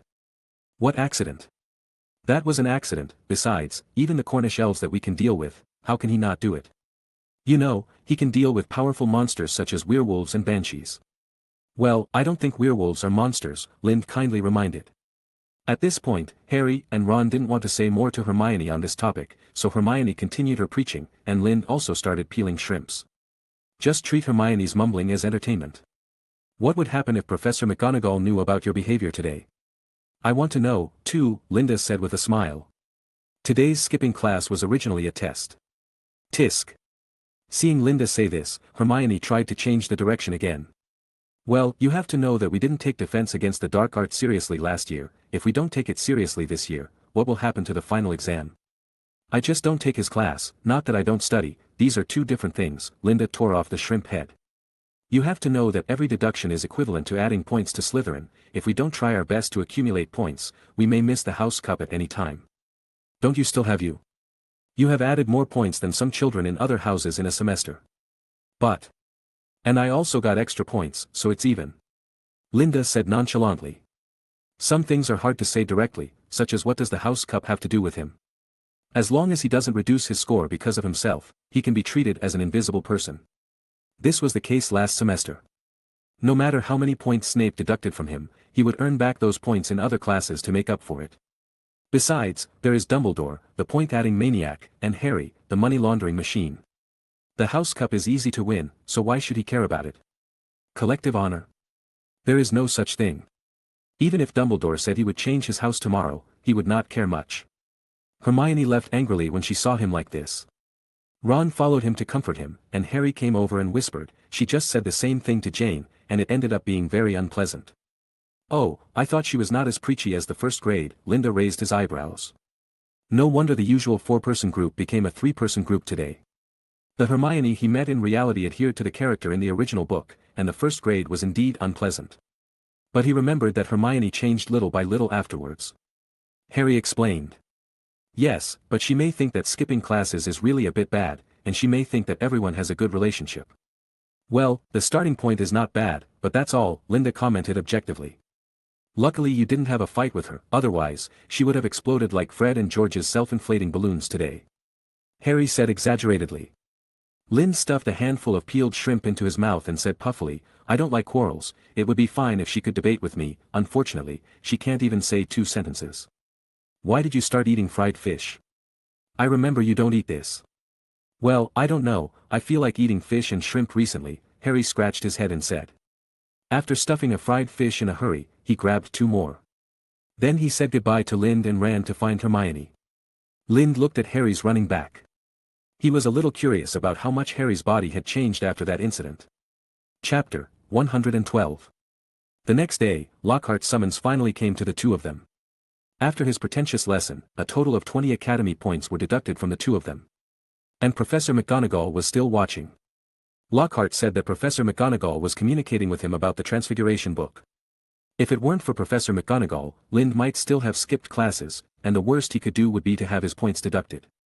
But when Professor McGonagall started to interfere in the matter, Lind gave up this idea. As a manager, McGonagall would not allow Linda's ideas to continue to grow in the school. Feeling helpless and wasting time, Lind took several defense against the dark arts classes, and eventually his helplessness turned into despair. Lockhart really has no level at all. Not even as good as Quirrell.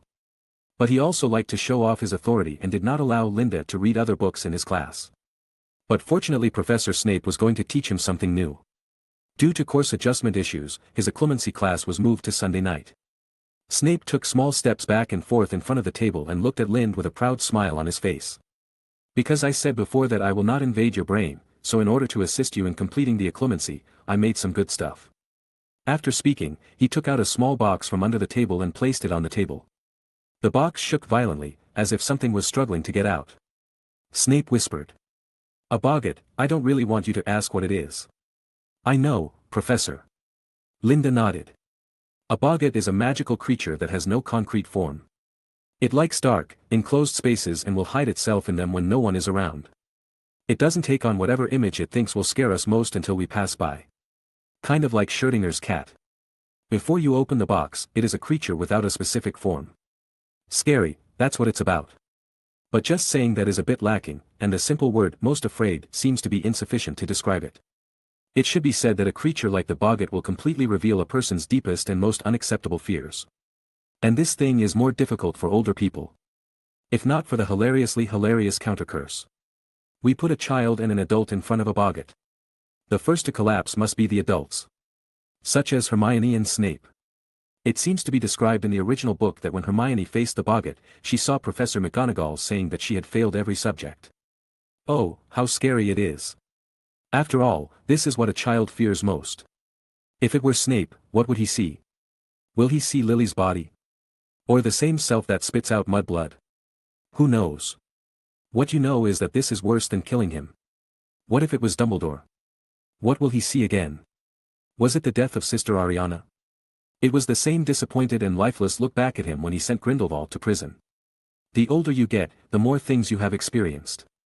For adults, there are many things they fear that extend far beyond their own lives. As for Lind, he was unwilling to face this creature. It would be embarrassing if Professor Dumbledore showed up. But he had no choice. He was thankful that Snape didn't look at his memory. Seeing that there was nothing wrong with Lind, Snape opened the small box. The silky black mist slowly floated out, then reunited and transformed into a young man. Golden hair, thin body, wearing a black robe with gold silk. He stood opposite Linda, and Linda seemed to see himself looking in the mirror. He opened his mouth slightly with a proud look on his face. "I killed him." Linda's eyes were red, and he basically squeezed out the words from his throat, "You."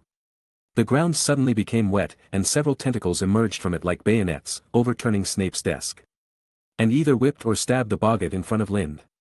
Before Snape could react, he hurriedly pulled out his wand, but was hit hard by the overturned table. The tentacles hit its body, blowing up a large amount of black mist. However, the Lind it transformed into was not affected at all and continued to say proudly, "I killed Mrs. Evelyn." "Shut your mouth." Linda's eyes were red and he looked at it without emotion, feeling extremely calm inside. This kind of calmness is a manifestation of the entire nerves being stretched to the extreme. Stretching out the alienated palm with fins and holding it forward, the boggart seemed to be suppressed by invisible force. The whole body began to collapse, but it did not return to the dark corner. Instead, it gradually converges from the middle.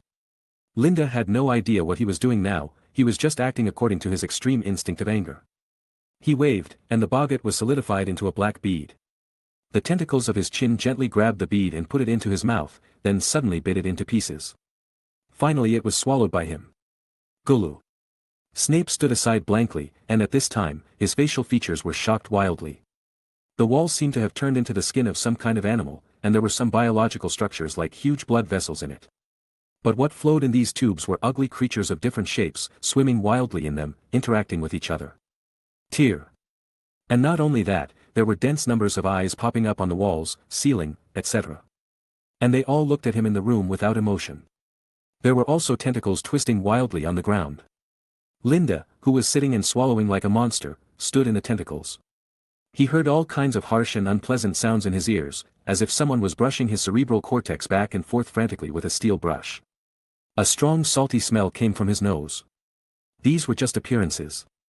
He could feel that these scenes were conveying an unknown energy from his ears, nose and mouth to him, trying to invade his brain. Fortunately, he knew brain closure. After swallowing, Linda glanced around and looked at these completely changed rooms. Feeling the magic thread in the dark, Linda was like a fisherman who caught a fish, and took back the magic that had escaped. The walls slowly returned to normal, and the tentacles on the ground began to retract. At the same time, Linda also slowly returned to normal. "Sorry, Professor, the teaching aids were ruined," Linda said lightly. Then he added with a somewhat uncomfortable look. "I didn't expect it to turn out like this, it was beyond my expectations, otherwise, I would have refused, regardless of whether I could deal with Boggart's spell or not, I would have refused it. I didn't expect it either, it was originally just said to use it to give you a sense of oppression as if your brain was invaded, let you feel the existence of the subconscious." Snape also looked grim. "I'll tell you the basic spells first, and you practice them yourself first," Snape said lightly. "In this state, it is impossible to continue teaching." Linda nodded lightly, but the words that Boggart said just now still echoed in his mind. "I was the one who killed Evelyn." Chapter 113. After a while, Lind walked out of Snape's office. In the shadows of the room, Snape stared at him. Until he turned the corner and disappeared. After that, Snape also walked out of the office, went to the door of Dumbledore's office on the 3rd floor, and walked up. The stone beast rumbled shut behind it. "Lind took the initiative to use that guy's power today," Snape said as soon as he entered the office. "What's going on? What's wrong?" "Lind, didn't I get a boggart today?" Then the boggart turned into him and said he killed Evelyn. As a result, Lind lost control. Thinking about it, he felt that he couldn't describe the situation in detail with his mouth alone. So he directly pulled out the wand and inserted it into the greasy black hair, pressed it against his temple, and pulled out a wisp of silver mist representing memory. Dumbledore also became serious after hearing this. With a wave of his wand, the pensieve flew from the cabinet to the table. Snape then threw the memory into it. The silver mist began to flow, and both of them entered this memory. After a while, Dumbledore looked up, his face serious and confused. "You see, he has been borrowing that guy's power, and you saw the disorder and chaos of his power. This is not simply powerful or violent, this is a kind of," Snape was a little uncomfortable. "Know how to describe it?" Dumbledore answered for him, "A contamination beyond comprehension, like the plague." He knew much more about Lind's power. "Yes." Snape said first, then fell silent again. Dumbledore naturally knew what he was thinking, and said calmly, but he said let us let nature take its course, we should respect his ideas. Yes, but I don't understand, ever since Lynn's brother had an accident, he hasn't stopped using that power, he goes to that house every night and doesn't know why, Snape said in confusion. He will only die faster this way. Hearing what he said, Dumbledore was a little angry. How did Snape know that Lynn went to the room of requirement every day? Could it be that he was spying on Linda? You're taking too much control, we're not his babysitters. But what? Are you afraid that Lynn will die early, which will make your conscience uneasy? Dumbledore said unceremoniously. I must warn you, Severus. Lynn is not Harry. He can be said to be a Slytherin. He has absolute arrogance in his heart. He will only respect people who can convince him. Just like my younger self, Dumbledore added mentally. That's why he told us to let it be and stay out of Lynn's affairs. Snape was speechless. After waiting for a while, Snape clenched his fists, stood up unwillingly and was about to leave when he reached the door. He turned back. Then if we let nature take its course, it will only be a matter of time before Lynn is swallowed up. It is true that no one can solve the blood curse, but before that, shouldn't you and I go all out? Dumbledore said coldly without raising his head. If he is really devoured, then I will take action, I should still have a few years to live, he said lightly, whether he was talking about his own death or the matter of killing Lynn. You have to know how long it has been since Dumbledore took action. Whether it's Grindelwald or Voldemort, he basically lets others act on his behalf. When these words reached Snape's ears, they were directly equivalent to a death sentence for Lynn. He himself had studied a lot of information about blood curses in private, and knew that it was basically impossible to solve this profound black magic in a short time. He originally thought that it would be good to prolong his life under control, but now he is told to let nature take its course, which is really unacceptable to him. He pinched the door frame and let out a faint tut before walking out of the office. After walking out, Dumbledore's originally serious and cold face suddenly relaxed, like an old man in his twilight years. Dumbledore, are you really letting things go? Asked the portrait of Phineas Nigellus on the wall. Although Dumbledore just said it very lightly, only these old guys who are on the wall every day know how seriously Dumbledore is studying the blood curse. Delise Devante, who was also the former principal, was a little angry. Phineas's current problem was somewhat disturbing to the current principal. What they wanted to do was to assist, not influence his decision-making. Phineas, you should ask Dumbledore what he wants to do instead of asking this question. Despite this, she also looked at Dumbledore with an inquiring look on her face. What else can I do? Can I still control him? The world belongs to young people, and as a teacher, what you should do is guide, not control. It's like you are assisting me, not influencing me, aren't you? Then, Phineas wanted to say something, but was interrupted by Delise. Shut your mouth, or I will go over and beat you up right now. Dumbledore smiled bitterly and said nothing. In fact, he understood what Phineas wanted to say. He wanted to say Harry Potter. Yeah, Harry Potter. It would be great if Harry didn't have Voldemort's smell. Then he wouldn't have to guide such a child to do these dangerous things. But things didn't go as planned. 12 years ago, when he rushed to the Potter mansion, he found a strong smell of Voldemort on Harry. After many identifications, Dumbledore finally confirmed one thing. Harry became a special Horcrux of Voldemort. At the same time, he was sure that Voldemort was not dead. From that moment on, he understood one thing. Harry must deal with Voldemort. This will not change because he is a child. How can a child deal with Voldemort? Dumbledore started thinking about it from the day of the 12th year. When necessary, he would break his oath and take action himself. An oath he made with Grindelwald, if he attacks others. After exactly 1 year, he must die. So he began to slowly guide Harry last year. While there is still time, Lily cast a very strong protective spell for him to protect him until adulthood. So he wanted to make Harry stronger little by little during this time. Thinking about it, he took out a notebook from the drawer. This was Tom Riddle's diary that Lynn gave him. It was also one of Voldemort's Horcruxes. Of course, it has been destroyed by him now. If Lynn heard his bloodline theory, he would definitely sneer at it. Dumbledore thought. How can a person with a strong heart and pride be proud of his bloodline? Dumbledore smiled and shook his head. There are only 2 people in the world who can make him break his oath.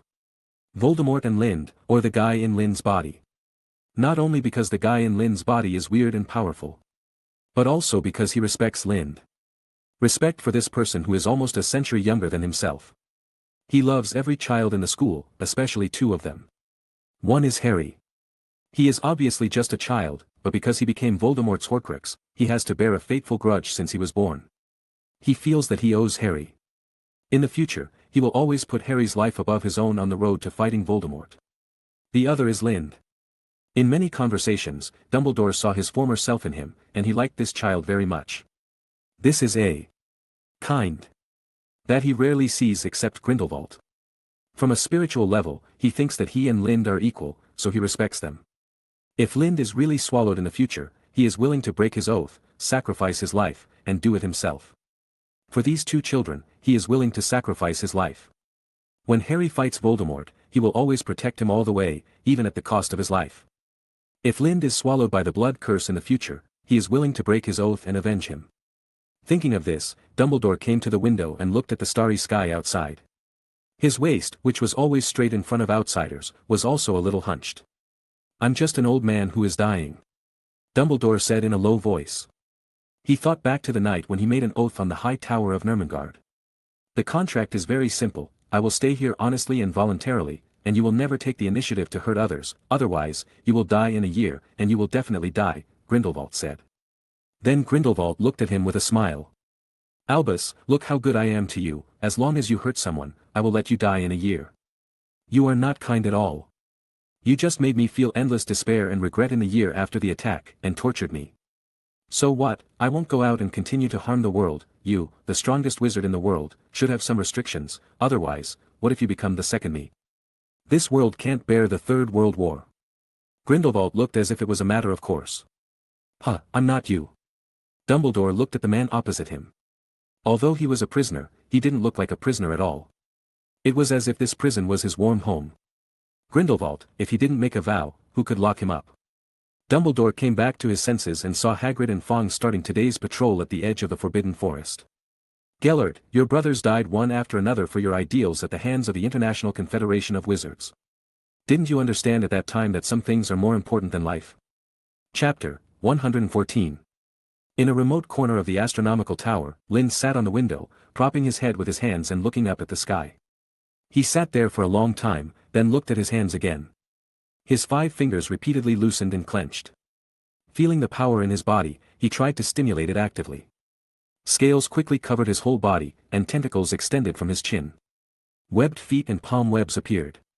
This was the first time he had turned into this appearance on his own.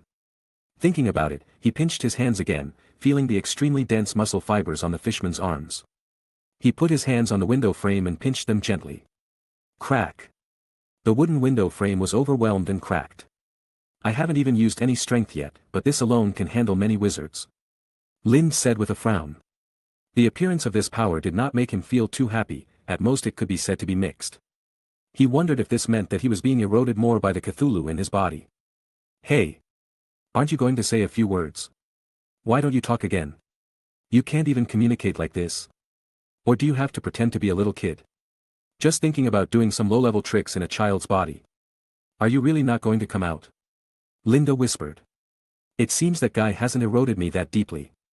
Linda thought, just as he said, gods like Cthulhu shouldn't be able to communicate and pretend to be stupid. Ha!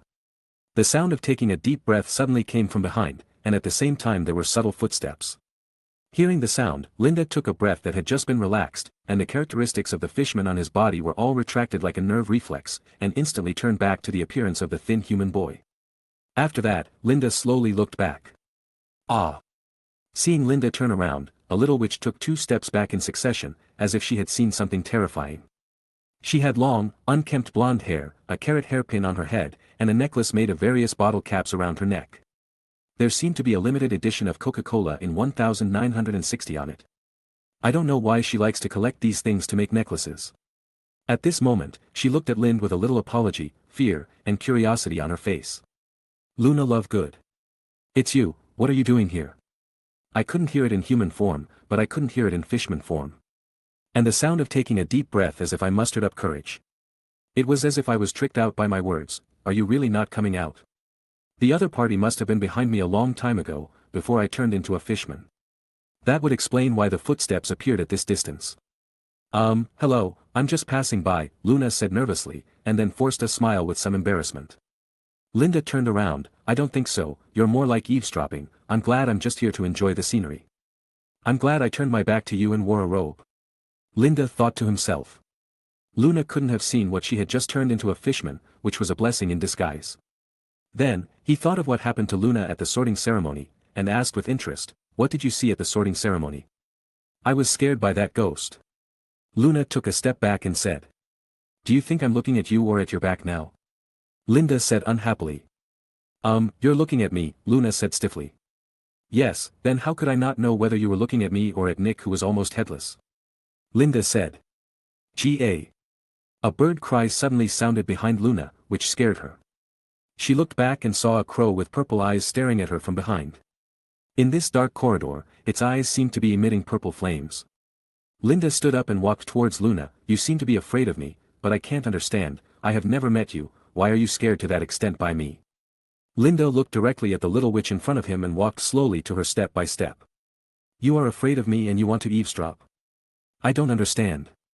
Linda saw her trembling body and unclear words, and suddenly reacted. After that, he chuckled and pulled the corners of his mouth reluctantly. Ha! Maybe I scared you, I'm just in a bad mood today. Then he patted Luna's shoulder and told her not to be afraid.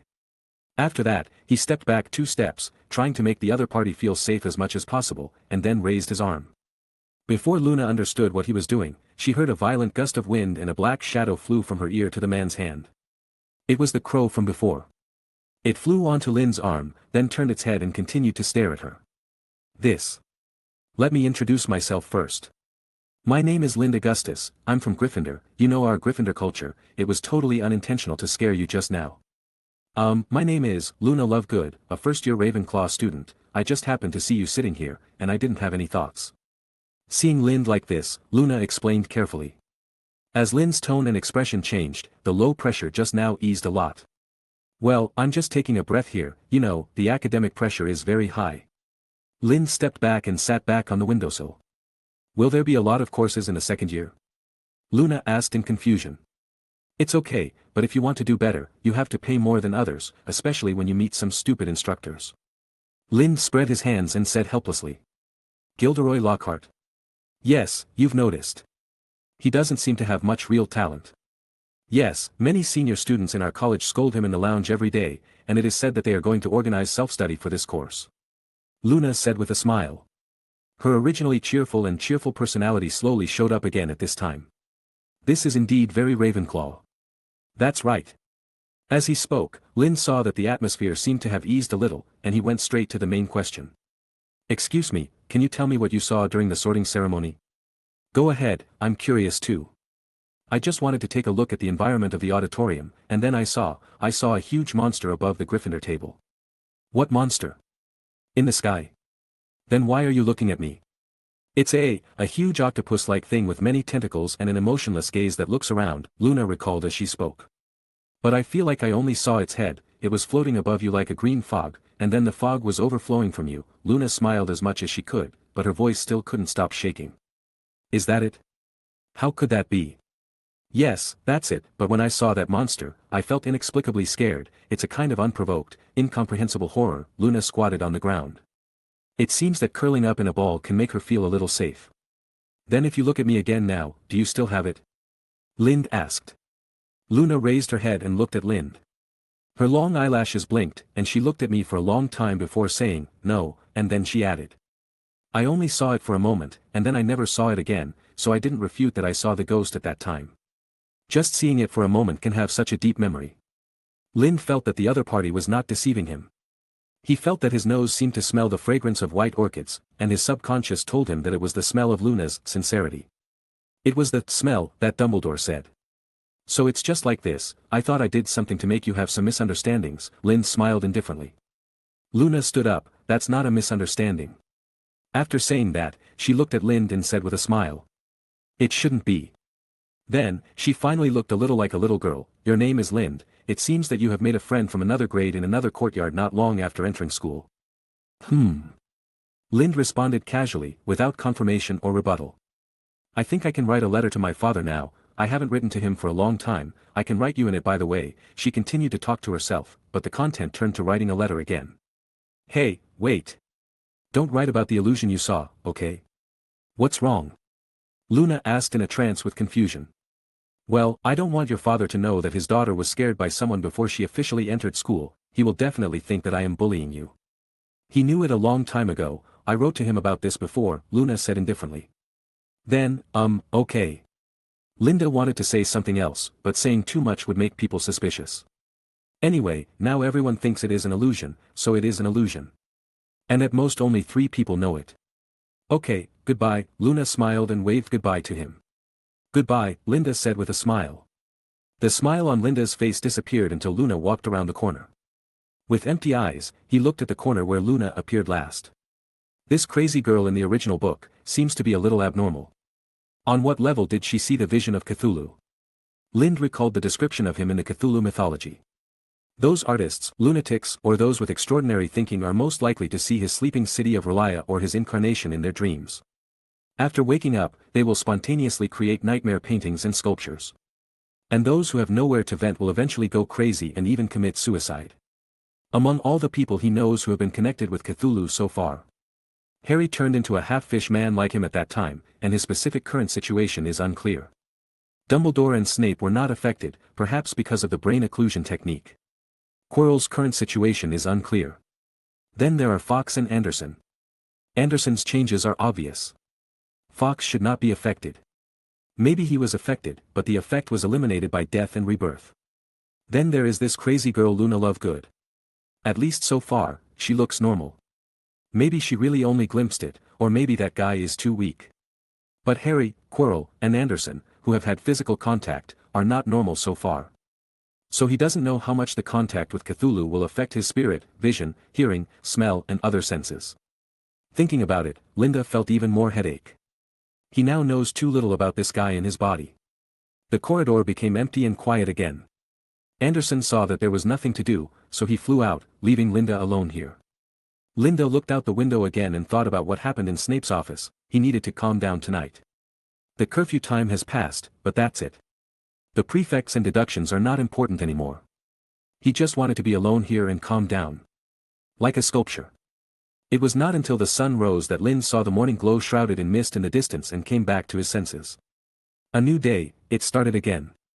The new week passed as usual. He did what he should do and did what he shouldn't do. Unlike usual, Lind spoke less. Fortunately, everyone seemed to be used to this Gryffindor insider and got used to it.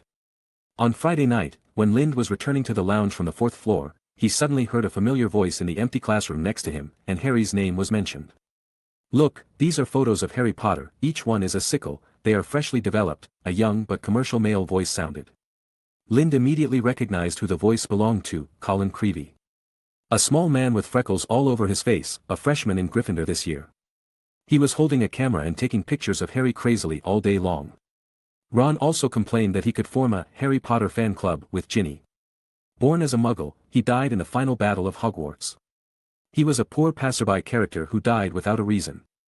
The most scenes were in the year of the Chamber of Secrets. A surprised and tender female voice sounding only 11 or 12 years old. Oh my god, I didn't expect you really have it, oh my god, this one is so handsome. Lind had no impression of this voice. It might be a student of Hufflepuff, where there is no shortage of Harry fans. Lind was very puzzled in his previous life. As a child who grew up in a Muggle family, Colin Creevey.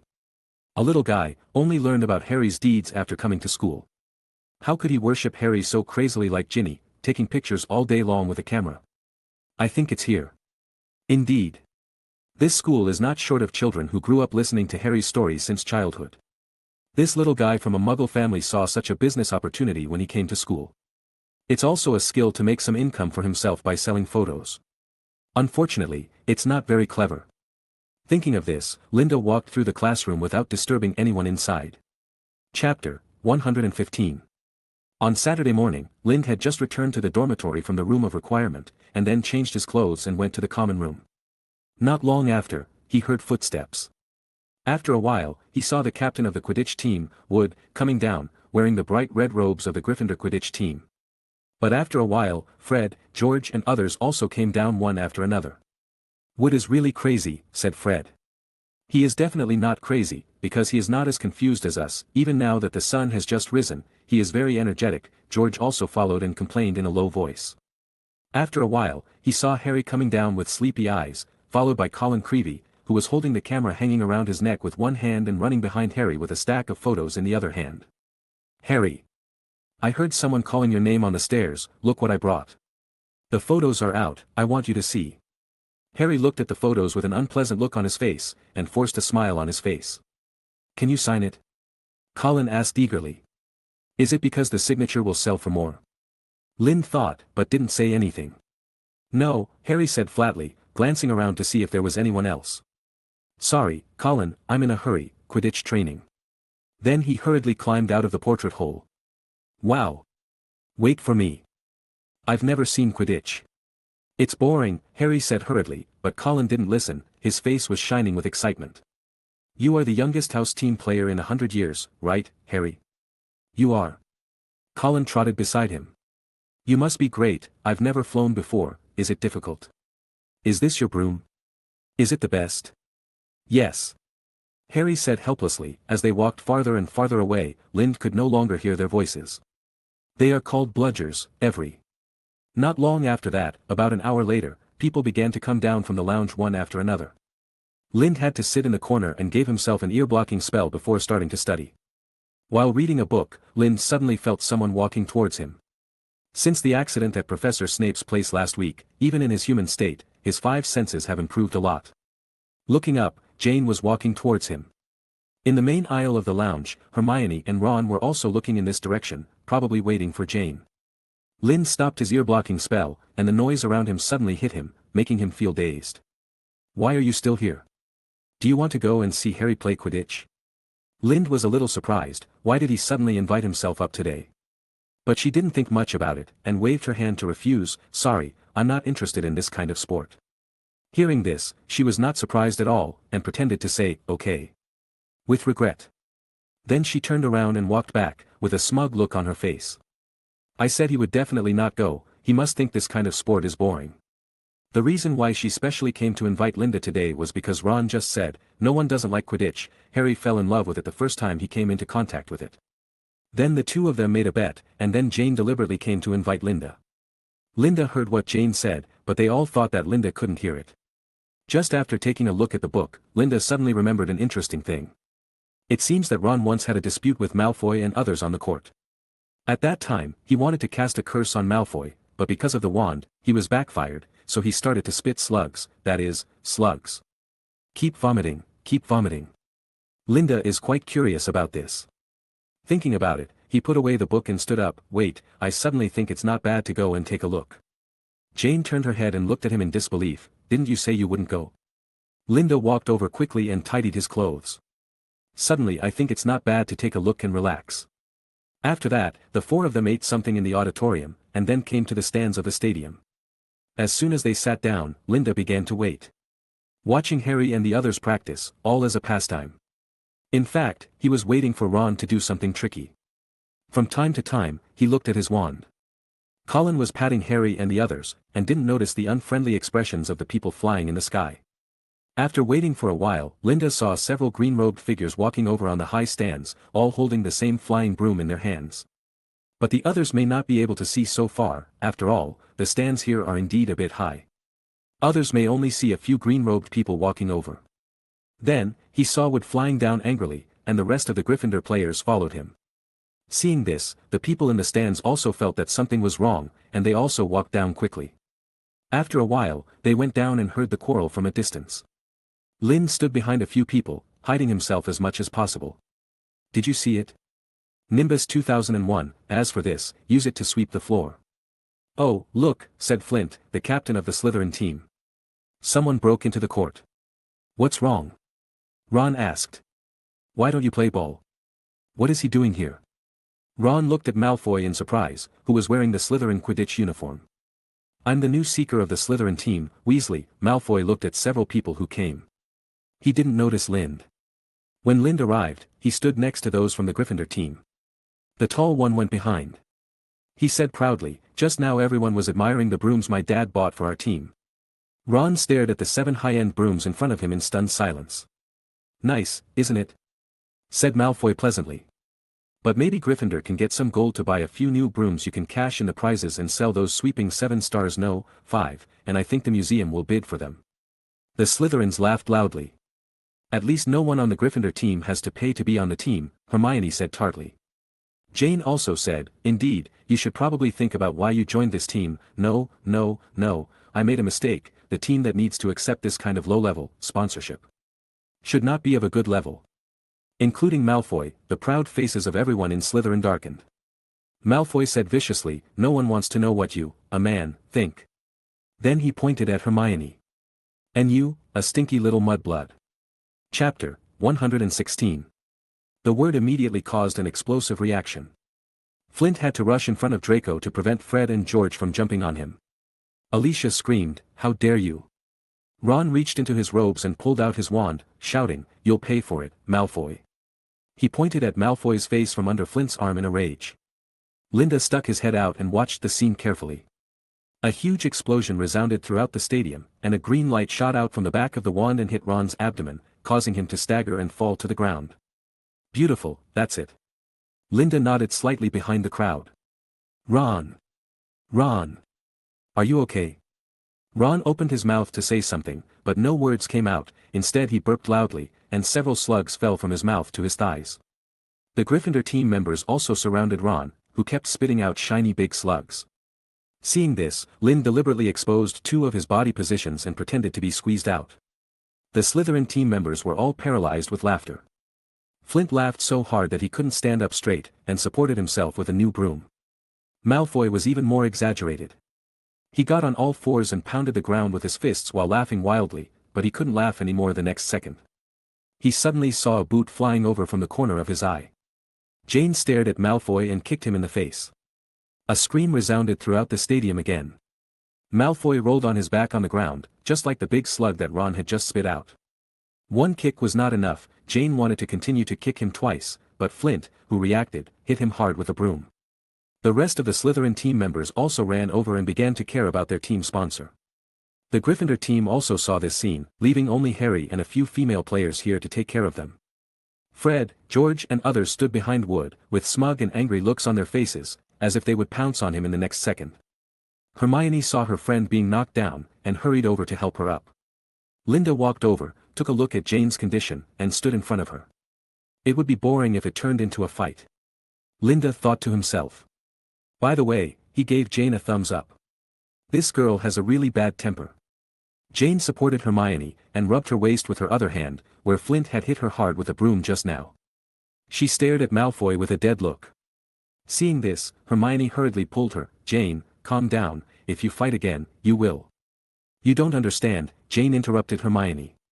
Mud blood, this word means, dirty, inferior blood. Hermione was stunned, she didn't react yet, and thought that Malfoy was so angry because he called her a tomboy. Jane continued, this word is a derogatory term used by those pureblood families who claim to be noble to refer to muggle-born wizards. It shows the extreme discrimination of one group against another. To say such a thing is the most vicious of all vicious, Wood added. It's okay, it doesn't mean anything. In the stiff atmosphere, Lynn said nonchalantly. Although he seemed to be standing in front of Jane, he was actually not thinking about it at all. It's ridiculous enough to claim to be pure blood. Perhaps in the mouths of most Slytherins, only their origin is worth talking about. I simply don't understand why you care so much about blood. Could it be that having a good origin makes them naturally smarter than others? Lind wanted to complain about Voldemort by the way, but after thinking about it, he decided to forget it. After all, there are many Death Eaters in this group of people. As he said, Lind glanced around them nonchalantly. Especially when he saw Flint's buck teeth and Malfoy covering his face, he grinned. It doesn't seem to make them smart. Maybe their brains are not very bright because of inbreeding. Let me think, what did that sentence say? At this time, the atmosphere between the two sides had dropped to the freezing point, and they could fight at any time. Linda still hummed nonchalantly, as if he was thinking about something. Finally, he remembered what he wanted to say. Wizards do not respect blood, but blood is proud of wizards. I hope some of you can do something that makes your family proud, instead of jumping up and down like a monkey every day because of your birth. After speaking, Linda looked at them quietly. Well said. Linda. Then, cheers rang out from the Gryffindor side. You, how dare you? Flint rushed over like crazy. He was speechless after being said by Lind. He couldn't find any words to fight back, so he could only use his fists. Lind drew out his wand and looked at the person who came without caring. Just as he was about to cast a spell, a man rushed over next to him. Bang! The two of them collided fiercely. It was Wood. He was half a head taller than Flint. Now the two of them were in a stalemate. Wood looked down at Flint. What do you want to do to our friends in the college? Use your fists. Flint pulled his hand hard, but found that his hand was tightly grasped by Wood. So what if I use my fists? At the same time, not far from the court, a voice rang out, Hey, what are you doing? Everyone turned their heads and saw Lockhart coming over. He was wearing a lavender robe and had a smile on his face. He came over and saw Wood and Flint separated. Hey, I just went to teach Mr. Hagrid how to prevent water monsters from getting into the well and saw you. No one cares what you do, okay? Everyone said in their hearts. Don't tell me you want to fight. If that's the case, I'll have to take action.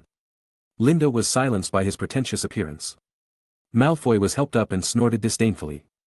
In such a stiff atmosphere, Fred and George stood up. Oh my God, Professor Lockhart, don't joke with us. How can we fight? George said. Can't you see it with your eyes? Fred praised. Lockhart's smile became brighter. We just. Let's discuss Quidditch together. The two of them sang in unison, and the vague words made Lockhart lost. Of course I saw it. I just wanted to see if I could teach you. After all, I still have some skills in Quidditch. He said without blushing. Of course, but I think we should go to eat, Fred said. Yes, Wood, we haven't eaten all morning. Oh, well, it seems I'm a little late. Hey, kid, what's wrong with you? Lockhart only saw the blood on Malfoy's face and the nose that had been broken in the middle, as well as the red shoe prints on his face. Oh, it was a small mistake, I accidentally fell off the broom just now, Malfoy explained quickly. But Lockhart didn't listen to his explanation, and walked over by himself with a smile on his face. Okay, kid, it's okay, leave it to me, it's just a minor injury, I promise your nose will be as handsome as mine in the next second. No need, Professor. Hey, stop, Malfoy said in horror, and several Slytherins hurriedly tried to stop Lockhart. However, Lockhart's spell came so fast that a green beam of light hit Malfoy's nose directly. It doesn't hurt anymore, it's done. Malfoy touched his nose in disbelief, but he couldn't laugh in the next second. His nose was crooked. Lockhart was a little flustered, and then pretended to be calm. Well, it's connected. Next, you go to the infirmary for some minor repairs, and your nose will be back. After all, this is just an emergency measure. After that, he never mentioned Quidditch, and hurriedly said that he suddenly remembered that he had an appointment with a big shot who could not be revealed, and then walked away. Malfoy had no choice but to walk away surrounded by the Slytherins. Before leaving, they all looked at Lynn's position, leaving threatening eyes. It's okay, if they cause trouble for you, just tell me, Wood patted Lynn's shoulder, signaling him to rest assured. Lynn nodded, thank you. Oh my God, it's a good thing that Lynn pulled you to stop Ron, otherwise Ron might be in a worse situation. Harry's voice sounded. Everyone remembered Ron at this time, and he was now vomiting and looking at Lynn gratefully. You should let the professor take a look, he will definitely be able to handle it, Hermione said a little unhappy. You are so sure after seeing Malfoy like that? Harry said. Okay, don't waste time on this kind of thing, let's send him to the school infirmary first. Jane interrupted the conversation between the two. Last time, she and Hermione had a quarrel about skipping classes. After that, she realized that it was impossible to change the image of Lockhart being very powerful from Hermione's mind in a short time, and she tried not to argue with Hermione in this regard. Lind picked up the wand and looked at it again and again before returning it to Ron. He found all the traces that could be found in this regard. Maybe Ron will choose to borrow money to buy a wand after this time. Chapter 117. As soon as they stepped into the cool hallway, they saw Professor McGonagall pacing over. You're back, Potter, Weasley, she looked at the two children. You two stay tonight. Hey, what's wrong with you? She frowned and watched Ron spit out a slug. Ron's wand has a problem, but it shouldn't be a big deal. Harry said hesitantly. At this moment, the slugs Ron spit out had become much less and smaller. Okay, Weasley, Professor McGonagall waved her wand and tapped Ron's forehead. You'll go see Madame Pomfrey later. The emerald green light flashed across Ron's head, and Ron suddenly felt his stomach churning. He bent over and vomited, and a bunch of slugs came out of his mouth. Professor McGonagall squinted uncomfortably, and waved her wand again, and a large pile of slugs on the ground disappeared. "Thank you, Professor," Ron whispered, and then burped. "What are we going to do tonight, teacher?" Ron asked, nervously holding back another burp. "You go and help Mr. Filch clean the silverware in the trophy room," said Professor McGonagall. "No magic allowed, Weasley, just clean it with your hands." Ron gasped. Filch was a person hated by all students. Similarly, Ron felt that he hated all students. "Potter, you go and help Professor Lockhart reply to his admirers," Professor McGonagall said. No, can I clean the trophies too?" Harry begged. "Of course not," Professor McGonagall raised her eyebrows. "Professor Lockhart asked for you, remember, both of you, at 8 o'clock in the evening." After that, Professor McGonagall left. "I just don't understand why Lockhart is so obsessed with me." Harry held his head in despair. "Well, maybe Dumbledore wants you to know how ridiculous it is for a person to have a reputation without matching skills." Lynn suddenly thought of this. But he didn't say it. Ron finally wiped the mucus from the corners of his mouth, and Linda walked to him. "You can rinse your mouth with the water spell, however, I'm curious about what wand you wanted to use to deal with Malfoy at that time." "I wanted to cast a slug spell on him, but I ended up disgusting myself," Ron said. "Slug curse?" Linda was a little surprised. "Does it work the same as your own?" Linda didn't know that there was no evil spell that could make people spit slugs. He thought it was a new spell that could be studied due to an accident, so he was so concerned. If this is really a spell that has never appeared before, Linda might be able to study it and see if he can figure out the corresponding spell chanting and the trajectory of the wand's operation. This kind of research from scratch will definitely make him have a deeper understanding of spells, just like solving a math problem. "Well, I saw Fred and others use it, it's particularly disgusting," Ron said with a green face. He didn't understand why Linda cared about this. "Okay." Linda felt a little sorry. Since this spell already had a mature spell and casting trajectory, it had no appeal to Linda. There was nothing to surprise him about the effect alone. After that, Linda said goodbye to several people and walked away alone. "I can't believe he said that." Ron looked at his back and said in a low voice. "What?" Harry asked. "It's what he said just now, about mudbloods and purebloods," Ron replied. Hermione was a little puzzled. "What's wrong with that?" "You and Hermione may not understand," Jane also said on the side. "The idea that purebloods are superior to others is deeply rooted in the hearts of Slytherins. Of course, I'm not saying all of them. But Salazar's own motto to Slytherins is not that they are superior to others," Hermione said angrily.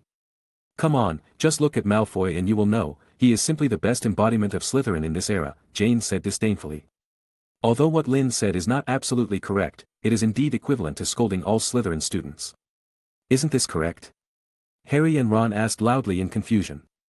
"At least most of them are born with a rich family business to inherit." Jane rolled her eyes at Harry, leaving them speechless. "Will he be retaliated by Slytherin?" Hermione asked worriedly. "We won't let this happen," Harry said affirmatively. "I will keep a close eye on Malfoy." "That's right. He said those words to stand up for us, and I don't think he was wrong, even they themselves had nothing to refute at the time, right?"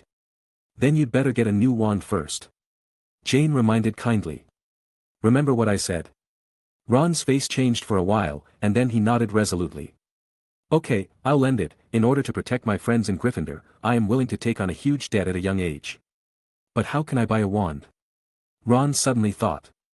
"Go ask Professor McGonagall. I think she can't stand it anymore." Time soon came to October. Ron asked Professor McGonagall for permission to change his wand and she took him to Diagon Alley to find Ollivander.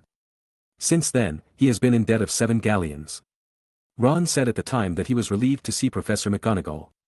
Besides Hermione joining the Charms Club, there is nothing worth mentioning. Cedric said he was going to take the OWL's exam, so he was more serious than anyone else in the club. Although this school year has just started, and OWLs are at the end of next school year. It's almost 2 years apart. And Lind is sure that he has the ability to get an O in the exam, but he still feels that it is not safe enough and needs to work harder. He said he didn't want to lose his friends in the Charms Club. At that time, Lind asked Professor Flitwick for last year's OWL's test questions to test himself with Cedric and Hermione. Cedric easily got double OS, and his performance in both the written and practical tests was perfect, but he still said that the questions are changing every year, and he should continue to work harder. Lind's written test was at the E level, almost O, but the practical test was much worse, and he couldn't cast many spells, so he could only barely be considered A level, but he felt that he should be able to get E level if he took another try. Hermione is a little worse, AA, this result made her eyes red. The results of the 3 people outside the club can make people exclaim, and even in the club, many people say they are excellent. But basically, these evaluations are made considering the grade and accumulation issues. However, these 3 people are not satisfied with this result. After coming to this environment, they did not compare themselves with the outside world. Set a small goal first, Linda wrote in the notebook. At the end of this school year, get double O in OWLs of Charms and Transfiguration. O outstanding excellent. E exceeds expectations exceed expectations. A acceptable pass. P poor poor. D dreadful dreadful. Chapter 118.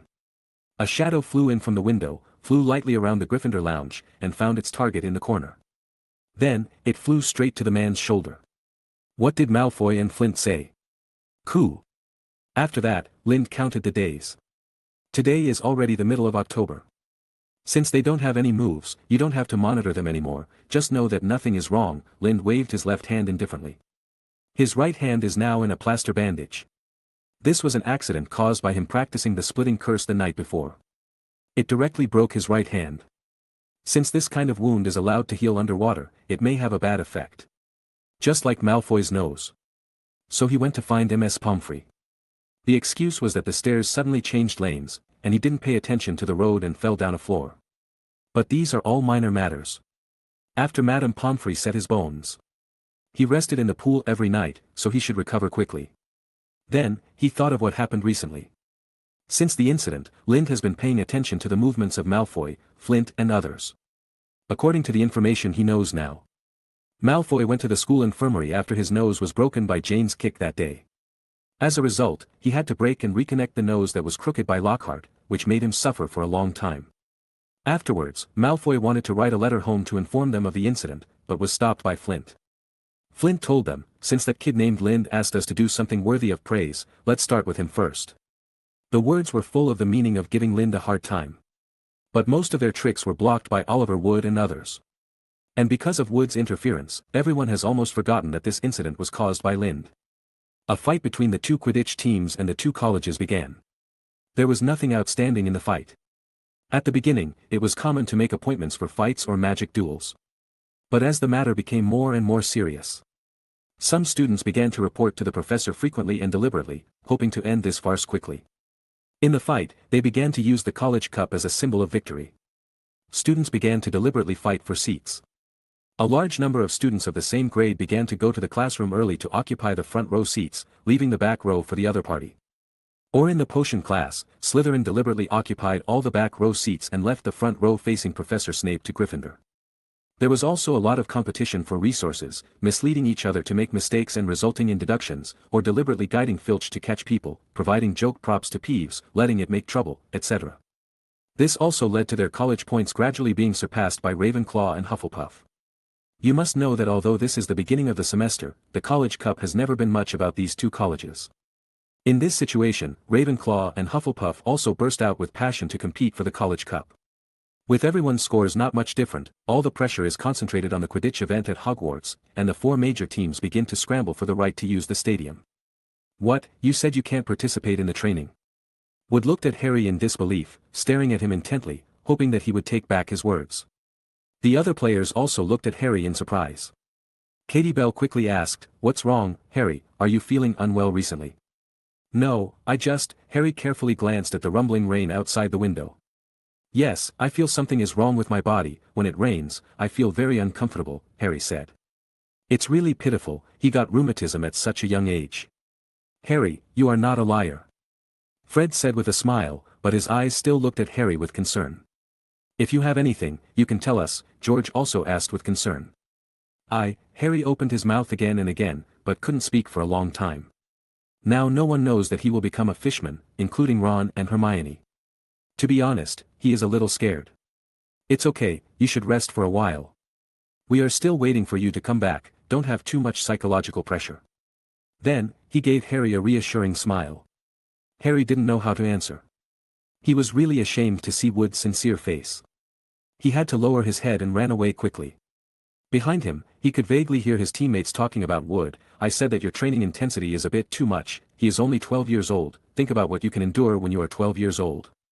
To be honest, this was really unpleasant to him. In fact, he could definitely accept Wood's training intensity, and he liked to practice with everyone. He came to the dormitory in a trance. Ron asked him what was wrong, but he didn't say anything, just said that he wanted to be quiet. Then he lay on the bed with his head covered for a long time, not knowing what to do. The more Harry thought about it, the more confused he became. He didn't know what happened to his body. Thinking about it, he turned over irritably. But he saw a note on the bedside table. It was not there just now. "Who is this from?" Harry asked, picking up the note and asking Ron. "I don't know either, what happened?" Ron ran out to ask Hermione and the others because he didn't know what happened to Harry. He just returned to the dormitory at this time. Harry looked at the note, which had a line of words written in twisted handwriting. "Why don't you go to Professor Dumbledore?" Yes. Harry suddenly thought of Professor Dumbledore. I'm so stupid, really. Thinking, Harry stood up desperately, ran out of the dormitory, and then ran out of the lounge. Ignoring Ron's shouting behind him, he just ran and shouted to the back, "I'll tell you when I have the answer." Linda sat in the corner of the lounge, glanced at Harry who ran out like a madman, and then looked at Anderson. "How is your handwriting practice?" Anderson was in the corner of the corner, excitedly grabbed a piece of ordinary white paper and showed it to Linda. Because Anderson's handwriting practice was a bit outrageous, but he wanted to learn it himself, so Linda let him practice in the corner, and then Linda stood in front of it. In this way, no one can see a crow writing. Linda's eyes shone, his pupils turned into squares, his sensitivity increased, and then he saw Anderson's masterpiece. This reminded him of a sentence in his previous life: "I take a chicken, put some ink on its feet and let it step on the paper, it's better than your thing." Gugga chicken. Can that thing understand this kind of thing? Hush. Be quiet, just joking, you continue to practice. After that, Anderson stopped and continued to support himself with one foot, holding the feather pen with the other foot and continued to write and draw. It's still too little for it to do, and it actually has time to develop its hobbies. Linda was behind, rubbing his temple with his only remaining left hand, revealing a capitalist smile. Chapter 119. At night, curfew had already been imposed. Linda was still sitting in the lounge. Recently, he was too lazy to go to the dormitory. Most of the time, he would just wait until there was no one in the lounge and then go out. But today was a little different. It was almost 11 o'clock, and there were a few people in the lounge besides him. Ron, Hermione, and Jane. Anderson saw that most people had left, so he flew towards the fireplace with a pile of waste paper in his mouth, and then through the waste paper he practiced calligraphy on into the fireplace with a parabola. Harry didn't come back until nearly 12 o'clock. He walked in happily and started shouting, "Hermione, do you know how to cast a waterproof spell?" Waterproof spell? What waterproof spell? It's waterproof and moisture-proof. Harry said hurriedly, with expectation on his face. Oh, yes, Hermione finally reacted. You know the spells for the 3rd grade? Jane said to Harry with a smile. Dumbledore told me. Harry was in a very good mood now, not caring about Jane's teasing at all, and said to Hermione. How far can you use it? I don't know, what's wrong with you? Hermione asked doubtfully. I'm just afraid of water now, but it will rain in the UK for a long time, so I went to ask Professor Dumbledore, and then he told me this spell. Harry said. These are the words he made up on the road just now. Afraid of water? Weird, are you sure you're not sick? I'm sure I'm not. Come on, try this spell on me first, Harry said hurriedly. Okay.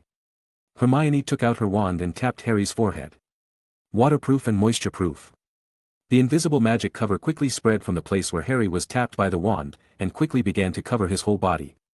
Well, if it covers the whole body, it may not last long. Hermione said after feeling it. At this time, Harry had already run to the window and stretched out his hand. It doesn't hurt. It won't change. Hermione succeeded. Harry took his hand back and shouted happily in his heart. How long can it last? Harry turned his head and looked at Hermione with a flushed face. About 10 minutes. Hermione said uncertainly. This time is indeed not enough for a Quidditch game. Ah. Hearing this, Harry was disappointed and the whole person drooped again. There is someone who can make you play a whole Quidditch game, Hermione said. Then pointed to Linda in the corner. Sorry, I can't do it. The time of Quidditch games is very uncertain. After this, Harry drooped even more. The best time to learn a spell is once, and the second best time is now. There is about a month before your game. If I remember correctly, it will be in mid-November. Why don't you learn this spell yourself before then? Linda said. Yes. Harry, I can teach you. How can it be so easy to learn a spell, and it's a third-year course, you know, I'm only in the second year. Harry said uncomfortably. Is it difficult? Hermione and Lind asked this question together. The waterproof spell is just an ordinary spell in the third year. Hearing this, the other three wanted to refute, but thinking of the level of these two, they couldn't refute a word. Okay. Harry said. He was not the kind of timid character, and he just drooped his face because it was a pity that he still couldn't go to Quidditch training with the team. But as long as I learn this spell quickly, it will be fine. He cheered himself up in his heart. The few people talked for a long time, and they went back to rest after making sure that Harry was fine. After seeing that they all left, Lind packed up and took Anderson out of the lounge and went to the room of requirement. Not long after he left, the portrait of the fat lady was pushed open again, but no one came out. Harry and Ron hid under the invisibility cloak. They tiptoed outside the castle. After a long detour, they came to the first floor and found a small path without a door and ran outside. Harry whispered to Ron, I said I would come and tell you. What happened to you? Ron asked puzzledly. However, Harry did not answer him. He just took off his clothes, rolled them into a ball and bit them in his mouth, and then ran out of the invisibility cloak. In the weak sight, Ron could only see Harry staggering and falling to the ground as soon as he ran out. Then he let out a low roar like a beast. Hey, Harry! Ron rushed over, and Harry twitched on the ground and did not respond to him. After a long time, Harry gradually stopped trembling and roaring. Slowly raised his head. Ron, can you see? Harry said in a trembling voice, but not because of pain, but because of the comfortable and warm feeling brought to him by the dense rain. What do you see? It was pitch black, and Ron could only see Harry's outline. However, in Harry's eyes, he now had enough vision, and he could even see Hagrid's hut clearly in the dark. Hagrid was already asleep now, and the lights over there had been turned off long ago, but he could still see it. Harry looked around and said to Ron, Hey, use a lumos. What do you mean by a lumos? Ron was a little puzzled. Go ahead and use it, look at what I look like now, but you have to be prepared, don't be startled. Harry said happily. He was sure that he had fallen in love with this feeling, the comfort after the severe pain and the sense of power in his current appearance.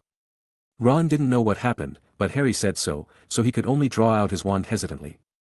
Lumos. The wand emitted light under the invisibility cloak, and then shone through. Under the dark rain curtain, the light barely allowed Ron to see Harry. Ron wanted to say something, but he thought of what Harry said and his words were stuck again. Shoo. Keep your voice down, remove the spell when you see it clearly. Ron just nodded dully, and then looked around Harry in a fishman form for several circles. Pinching Harry's fins and gills, Ron said in disbelief, Is this true? Of course it's true, look at my eyes, I can see around here without fluorescent flashing now. Harry nodded happily. When did you become like this? No wonder you don't want to train on rainy days. Will you be like this when you encounter water? Can you control it yourself? Ron asked questions like a string of cannonballs. Harry was almost confused by his questions. Hey, you withdraw this spell first, I'll tell you slowly. Ron stood in the rain with the invisibility cloak on his head, and then talked to Harry in a low voice like this. After a while, he finally understood this series of things. Then you don't plan to tell Hermione and the others? Ron asked. Not yet, let's do it this way. I think it's still a little scary.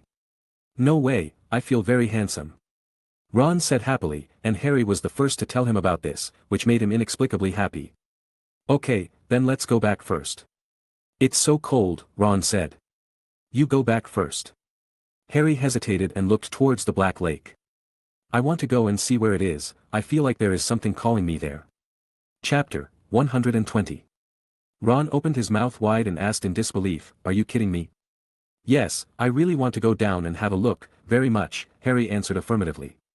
Can. Don't worry, this is Hogwarts. As long as Dumbledore is here, he also knows that I can become like this. Okay, I'll go back first. What will you do later? There is no invisibility cloak. It's okay, go ahead, Harry said. He estimated that Filch would have already rested by the time he was about to go back. After saying that, Ron had no choice but to look back at Harry step by step, and finally walked into the castle. He didn't lie to Ron. He really felt that something in the Black Lake was attracting him. Thinking about it, Harry ran towards the Black Lake. Because of the change in vision, he didn't feel how scared he was. Now it seemed to him that it was gloomier than during the day. When I ran to the Black Lake, the attraction became even stronger. Harry looked at the dark and deep lake, feeling a little scared. It's okay, this is Hogwarts, what danger could there be? Harry encouraged himself in his mind. Thinking about it, Harry stood on the shore and gently put one foot down. Wrong. Harry pulled his foot back as if he'd been electrocuted. You should take off your shoes. Harry thought. He had forgotten that he was still wearing clothes because he was standing directly under the pouring rain. Thinking about it, Harry took off his shoes and clothes, grabbed his wand and jumped into the water. It's like a hot spring. Harry rolled in the water, swinging his body happily. The two gills began to swallow water spontaneously. After a while, he swam towards the Black Lake. On the tower of the principal's office, Dumbledore stood by the window, his eyes seemed to be equipped with unknown spells, which could penetrate the rain curtain and see Harry entering the Black Lake. Of course, Harry in the water didn't know that Dumbledore was staring at him. After he was sure that he could have an unobstructed view in the Black Lake, he swam deeper. He gradually felt what was calling him. It is a wave that gradually spreads, just like the waves formed by throwing pebbles into calm water. This wave has been seducing Harry since he became a fishman. Call. The school of fish suddenly dispersed, and Harry swam happily through the water. I'm so hungry, I'm hungry, Harry suddenly heard someone speaking amid the sound of water flowing. This sound is different from the sound of water being stirred by these fish, nor is it like normal human sounds. It was an intermittent hoarse, creepy, cold sound. Harry could guarantee that if it were on the ground, the sound would be even more frightening. Even though the water made Harry feel so warm, he was still startled when he heard the sound. Who? Harry looked forward into the darkness. He knew there would be no one here, but who else could be here? Everything seemed to be quiet. The fish that Harry had originally stirred up were hiding among the cracks in the water plants and rocks, not daring to move at all. Harry gently tapped a small fish not far away with his wand. It remained motionless and allowed itself to be pushed away by Harry, and then gently crashed into the dense aquatic plants. They dare not move. Even if Harry touched them, they would not dare to move. There was suddenly no sound at all, and Harry felt even more frightened. There was only the sound of rain coming from an unknown height above his head. Rustle. A series of rubbing sounds suddenly sounded from the lower right side of Harry. Harry looked over but saw nothing. There is only a piece of green water grass. However, the fish school was like a pot exploding, changing from calm to boiling in an instant. They quickly stirred up the water around Harry and fled from here. Harry covered his face with his hands as much as possible. Who is it? However, his voice could not be heard at all, and he received no response after shouting several times. Run! Harry thought, and then started swimming in the direction of the fish school. His speed is very fast, surpassing most fish, and his size is much larger than other fish. That seems to be it. Instead, he was targeted by the predator in the darkness. Big guy, eat up. Faintly, Harry heard such a voice. There was also a rustling sound. After a while, Harry stopped. He looked back, but saw nothing. There are also a lot less fish here, but they are all swimming here peacefully. It seems that guy didn't come here. Harry breathed a sigh of relief and rubbed his shoulders. He swam so hard just now. Behind it, a huge head slowly stood up. He was startled when he saw Harry's appearance. What, is this, a human being? It had seen the fishmen here before, and they looked completely different from the person in front of it. It seems to be human. There is only one place where humans can exist here. Hogwarts. At the same time, Harry heard its voice and turned his head. It was so frightened that it closed its eyes. No, Thad cannot eat people. On the other side, Harry was rubbing his shoulders, breathing heavily, and was about to swim back to the surface. He didn't plan to play around here anymore. He didn't expect there to be such dangerous things here. Although Harry didn't know what it was, just hearing its voice was terrifying enough.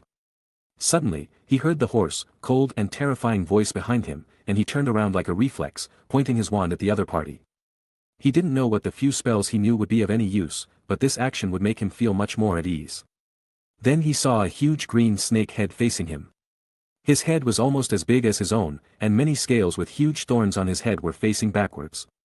If it had 2 more horns, Harry would definitely think it was a dragon. This scene scared him so much that his wand flew out a beam of light that he didn't know what it was for, and then hit the giant snake. Unfortunately, nothing happened when the beam hit it. It didn't even make it move. Harry swam back a long distance in fear, but it was a little strange that the big green snake didn't chase him, but twisted its body on the spot, closed its eyes and shook its head. It seemed very sad. Harry thought. Then he heard the giant snake spit out its tongue and made that hoarse and cold voice again. You can't eat people. Although its voice was ugly and scary, it felt so wronged. Harry was a little surprised. You can't eat people with your body size? Are you talking about people like Hagrid? Harry was hesitating whether to run or not, and the big snake over there still closed its eyes and shook its head in discomfort and grievance. Thade thought, the big guy could eat enough, but, it was a person.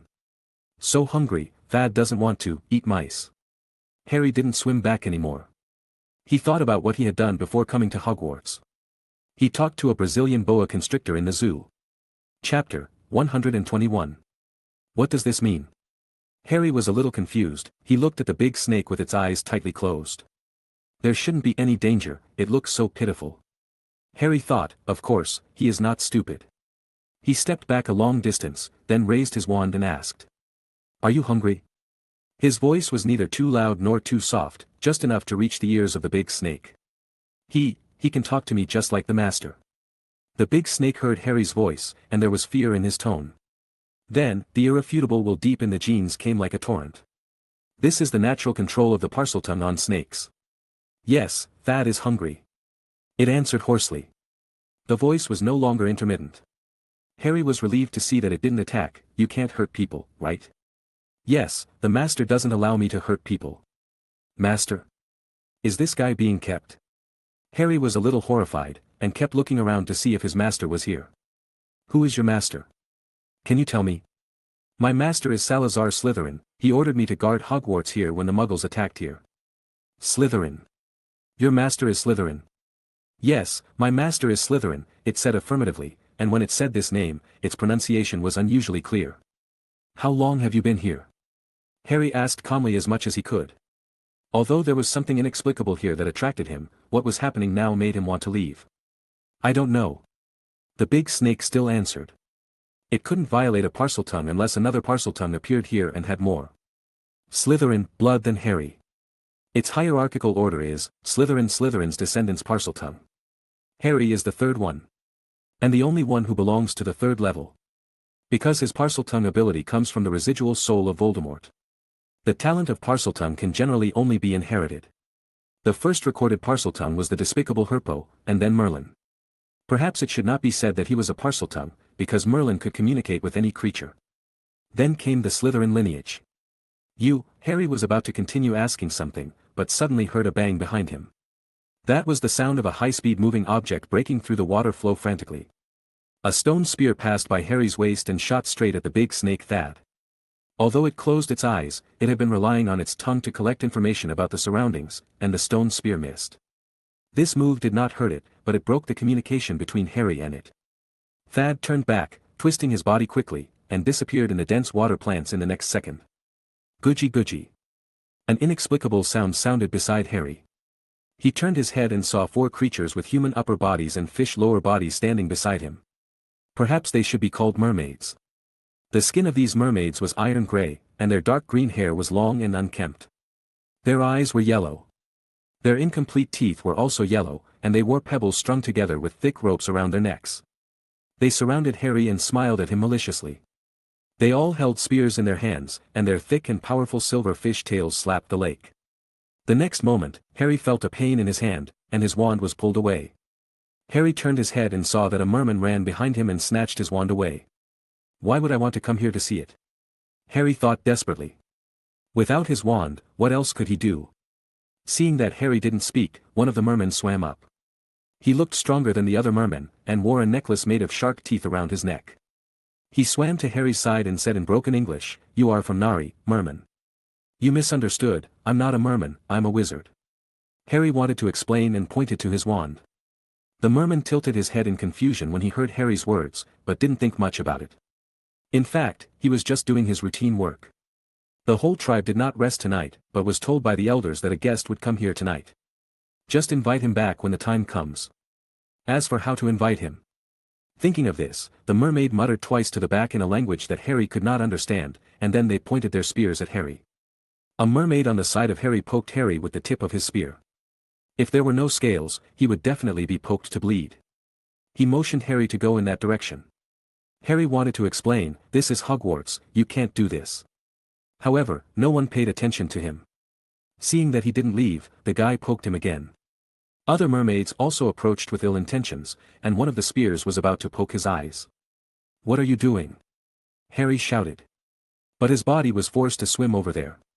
In this way, no matter how he shouted, no one paid attention to him, but the mermaids spoke to themselves in words that Harry could not understand. Every time Harry wanted to speak, they would poke or whip him with spears.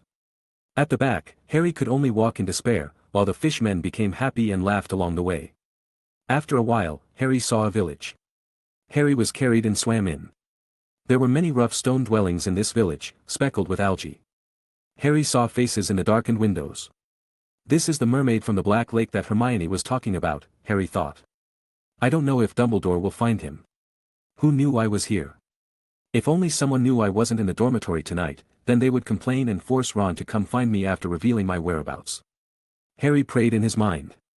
At the same time, he was poked behind him again, signaling him to swim faster. He had no choice but to swim forward quickly while looking around. Soon, there were more and more stone dwellings, some of which were surrounded by gardens. He saw a little green lodi chained in front of a door. Mermaids appeared from all directions. Looking at him curiously, pointing at his webbed hands and gill sacks, covering their mouths with their hands and whispering. Then, Harry was led around a corner, and a very strange sight appeared in front of him. The place seemed to be the square of a small mermaid village, surrounded by some houses, and a large group of mermaids floating in front of the houses. Among them was an extremely old mermaid who was carried in a basket made of woven water plants. Harry now felt like one of the zoo animals swimming around him, laughing and pointing at him. They don't want to put me in a cage and keep me there for them to watch. Harry thought. He was escorted here, but his destination was not here.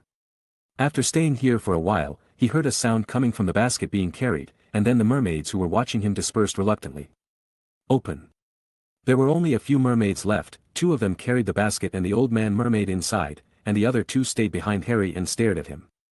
And the mermaid holding his wand handed his wand to the old man in the basket. The bone-free hand picked up his wand and rubbed it, as if looking at a delicate work of art. Then, he raised his hand casually and waved his index finger to the right. Harry was escorted over there. The old fish swim ahead. After swimming slowly for a while, Harry suddenly felt his head being poked. He turned his head and looked fiercely at the mermaid who poked his head, shocking the other person. After reacting, he yelled at Harry angrily and pointed downwards with his finger. Harry turned around and saw the mermaids in front carrying baskets and starting to swim downward. Harry could only swim downstream involuntarily. Arriving below, he was led into a cave. The mermaid carrying the basket was still walking ahead, and Harry was pushed. He looked back and saw that the 2 mermaids behind him had not entered the cave. They looked at Harry threateningly and motioned for him to continue swimming forward. Harry could only follow reluctantly. The cave was very narrow and he really had no other room to escape. Unknown algae grow on the walls of the caves here. They emit a faint blue fluorescence, lighting up the entire cave. After swimming for a while, probably no more than 50 feet, Harry followed them into a large hole, like a room. The room was a little dark, and even in his current state, he couldn't see clearly. He could only see a lot of things. Once they were inside, they put down the baskets they were carrying on their shoulders and walked out of the cave. When passing by Harry, a mermaid bared her teeth at Harry, and Harry, not to be outdone, stared back. As soon as they left, the entrance to the cave was blocked by a large stone that suddenly appeared. "Sit down, kid," the mermaid in the water plant basket spoke fluent English. He raised Harry's wand tremblingly and waved it casually. Large seaweeds burst out from the ground behind Harry, and then weaved into the shape of a chair. "Why on earth did you tie me here? This is Hogwarts." The mermaid waved his wand again, and the basket began to change, supporting him like a bed. His tail flapped feebly, and his whole body was extremely thin. Many of the scales fell off, leaving only the ugly and hideous gelatinous skin. "We don't mean any harm. You did it yourself, didn't you?" After speaking, he took out a small grass ball.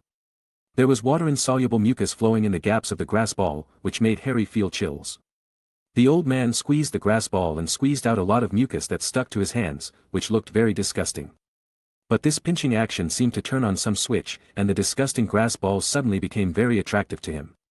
It was so disgusting visually, but Harry's body still conveyed the desire to get this ball of grass. This was what had been attracting Harry in the past. "You did it on purpose. Why did you bring me here? Are you also Voldemort's lackeys?" He no longer felt that he could survive. "Voldemort? He doesn't look down on inferior races like us. Only then did Harry notice that he was completely different from the mermaids outside. His skin was not that livid color, and his conversation was completely different from those guys outside. Those guys outside, what should I say? They also had an uncivilized feeling. Just like a savage. But the old man fish in front of him gave him a different feeling. He is like an old wise man, speaking slowly and slowly. Although his body is so decayed and old, his eyes and tone are still full of energy. Just like Dumbledore. The old man stuffed the grass ball behind his back again, and Harry didn't know where he put it, but the inexplicable feeling of attraction disappeared. You can call me Sarui, you can call me directly, or you can call me Old Sarui, it doesn't matter, the old man named Sarui said. I don't mean any harm, this is your wand. As he said, he waved Harry's wand. I can see that you are a little wizard, goblins don't use wands, and when I was still traveling on land, humans I started using this kind of wand, it's very convenient. After saying that, he gently threw his wand forward, and Harry's wand returned to his hand along the water flow. Why don't you sit down? Sari glanced at Harry. Don't worry, I just want to chat with you. Harry took the wand and felt a little more at ease. Before he could say anything, he felt a huge force that he could not resist pressing him to sit on the chair woven from water plants. Lao Sarui waved his hand, and the originally dark cave suddenly lit up. The dazzling colors suddenly illuminated Harry, which made him a little dazed, allowing him to relax for a while. The corals growing on the walls, as well as various algae and some creatures he didn't know, were floating and squirming with the water flow. They all emit different lights on the stone wall, providing light and oxygen here. There are many things placed in the huge stone cave space, and many thick plants hang down from the stone wall above. The ends of these plant fishing dangles are wrapped with different things. Sarui waved his hand to the side, and a plant quickly stretched out and floated down, placing the thing wrapped at the end into old Sarui's hand. It was a rusty trident with a lot of algae growing on it. Are you a wizard? Sari asked Harry softly while holding the trident and wiping it with his skinny hands. Of course I'm a wizard. Harry wanted to wave his wand to let him have a good look, but he couldn't move his hand at all and was pressed against the chair by the huge water flow. Then do you think you are like a wizard? Sari laughed. Sarui seemed to have expected that he would not be able to tell, so he continued to ask. What do you think you look like now? Still can't tell. Let me tell you. Seeing this, Sarui smiled with satisfaction, and stabbed forward with his halberd. Harry, who was unable to move, was a little scared. You are the ancestors from Atlantis.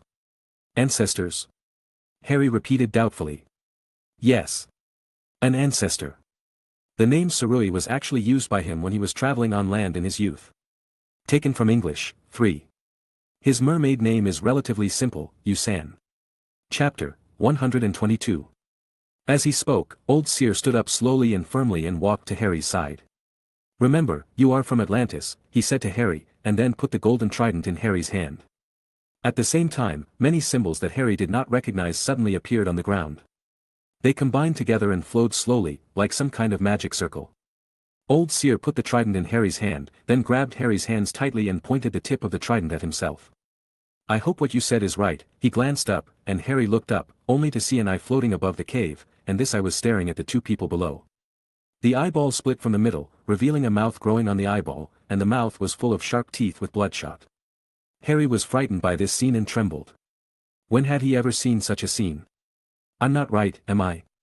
You killed Gario and stole the Abyss Slate, thinking that you could learn these secret books with your biologically modified little guy.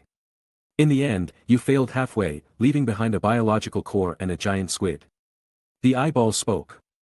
At the end, he muttered, in the end, you can only migrate to the Black Lake.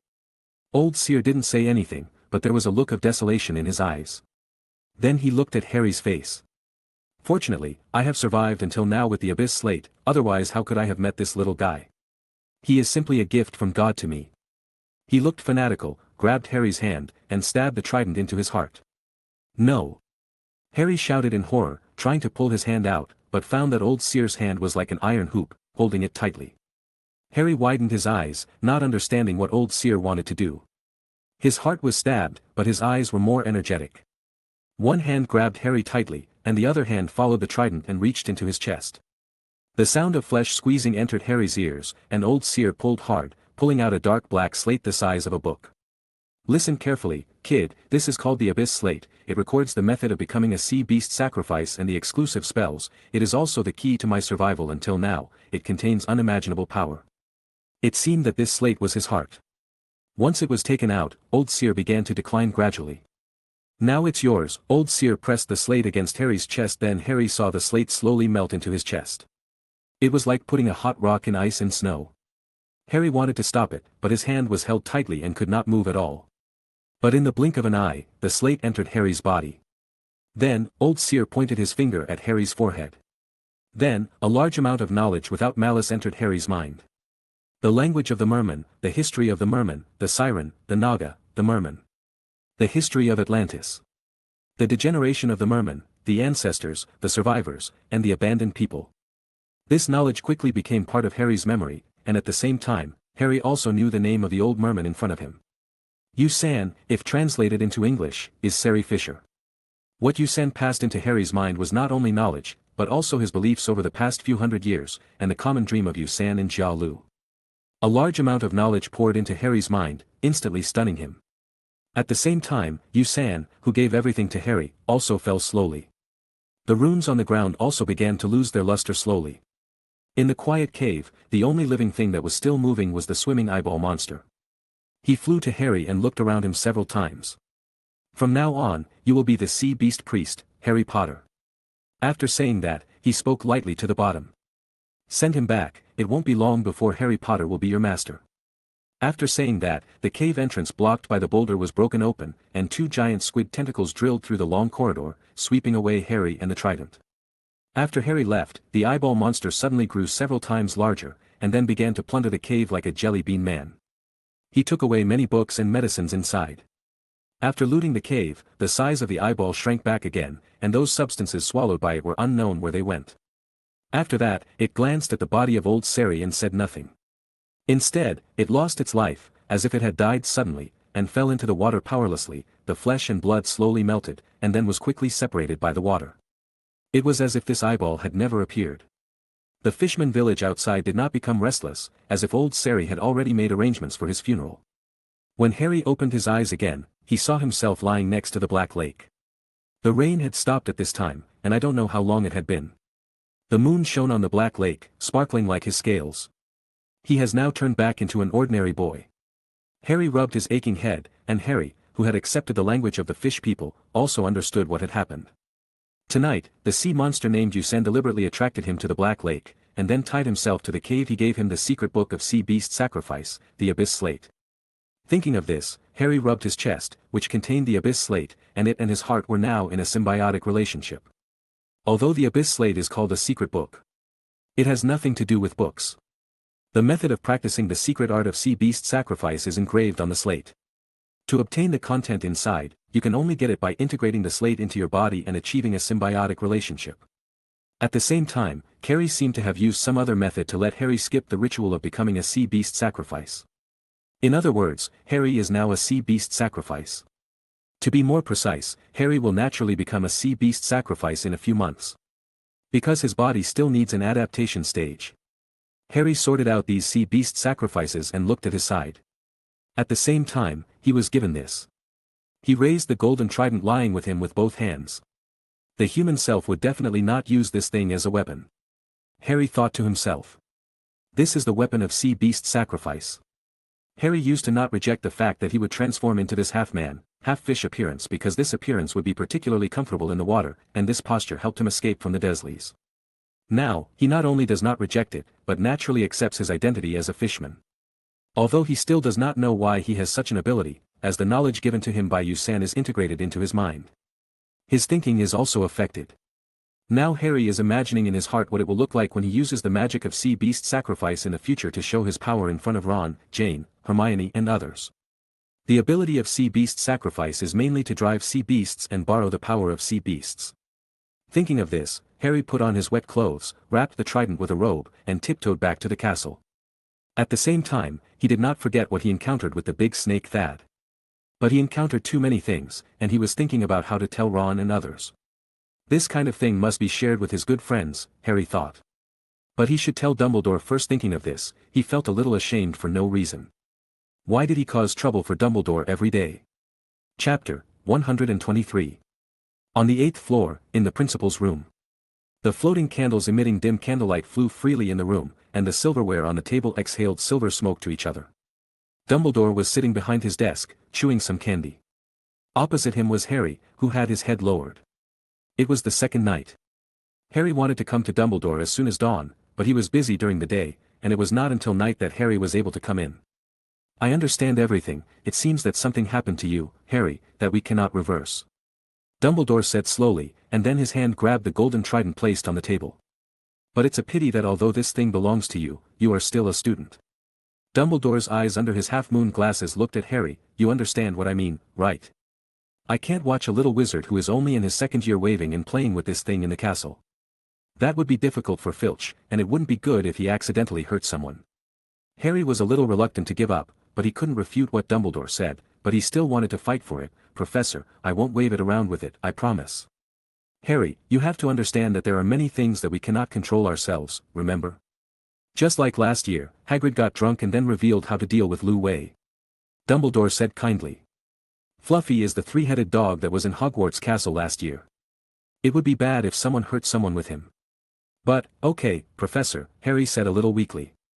He didn't want to lose this thing from the bottom of his heart, but Dumbledore had already spoken. Then it's settled, I'll give it back to you later, Dumbledore smiled. Then I think you should go back, after all, it's almost time to rest. Dumbledore said with a smile. Leto pretended to check the time. Okay, Professor, Harry stood up, said goodbye and quickly returned to the lounge. In the corner of the lounge, Linda's back was facing the entire wide lounge. Come on, open your mouth wider and say. Gah. In the dark corner, Anderson opened his mouth. The corners of his mouth were torn, and several tentacles stretched out from it and expanded outward into a chrysanthemum shape. Deep in the center of the throat, an eyeball drooped dully at the top of the throat. After looking at it for a few times, Linda took back his left hand and the tweezers on his hand, and rubbed his eyes, which were a little dry and swollen because he kept opening them. Anderson retracted his tentacles and closed his mouth. Then he asked Linda cooingly. You have an eyeball in your mouth. Lynn thought of the scene he just saw. Anderson had been retching today, and when Lynn saw this, he thought he was sick, so he simply took a look. The result was not illness, but something growing in my throat. Linda thought it was a tumor at first, but after checking it with tweezers, he found an eyeball wrapped under a layer of flesh. The eyeball was probably not fully developed yet and had no reaction to Linda's action of pulling open its eyelids. Anderson's brain did not receive the visual images it transmitted. Wait a while. If you can't control it when you grow up, then cut it off.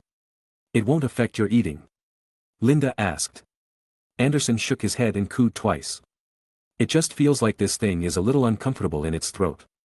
But now it doesn't affect my daily life. That's good. Thinking, he touched the plaster covering his right hand. It will take another week to fully recover, Linda estimated the time in his mind. Last night, he tried to cast a spell with his left hand, but the wand couldn't be swung on the trajectory it should have except for the fluorescent flash. The other spells were not successfully cast.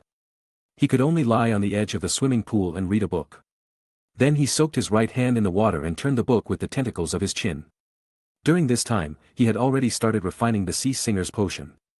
If he knew that Harry was directly given a sea beast sacrifice by Yusan, who was still alive in the Black Lake, he didn't know how bitter he would be. However, he has never been to Black Lake now, so naturally he doesn't know about Yusan's failure and finally brought his tribe to live in Black Lake. Thinking about this, Harry and his group walked not far from Lind. And Hermione began to guide Harry in practicing the waterproof and moistureproof spell. Because Linda is not gregarious, the corner where he is relatively empty. Harry and the others also came here to practice spells. This is a protective spell. Except for Seamus and Neville, most people will not pose any danger, so they feel safe practicing here. When Linda saw them coming, he shrank back to the corner and continued reading. There was a shorthand quill flying next to him, sketching on the book on his behalf. The fingers of the right hand wrapped in plaster were beating with difficulty. Although it was a little inconvenient, it was right to find the feeling of casting a spell. He basically has no entertainment activities now. In the past, his entertainment activity was watching famous scenes in the plot. Now with some changes in the plot, many famous scenes either have not happened or have not happened yet.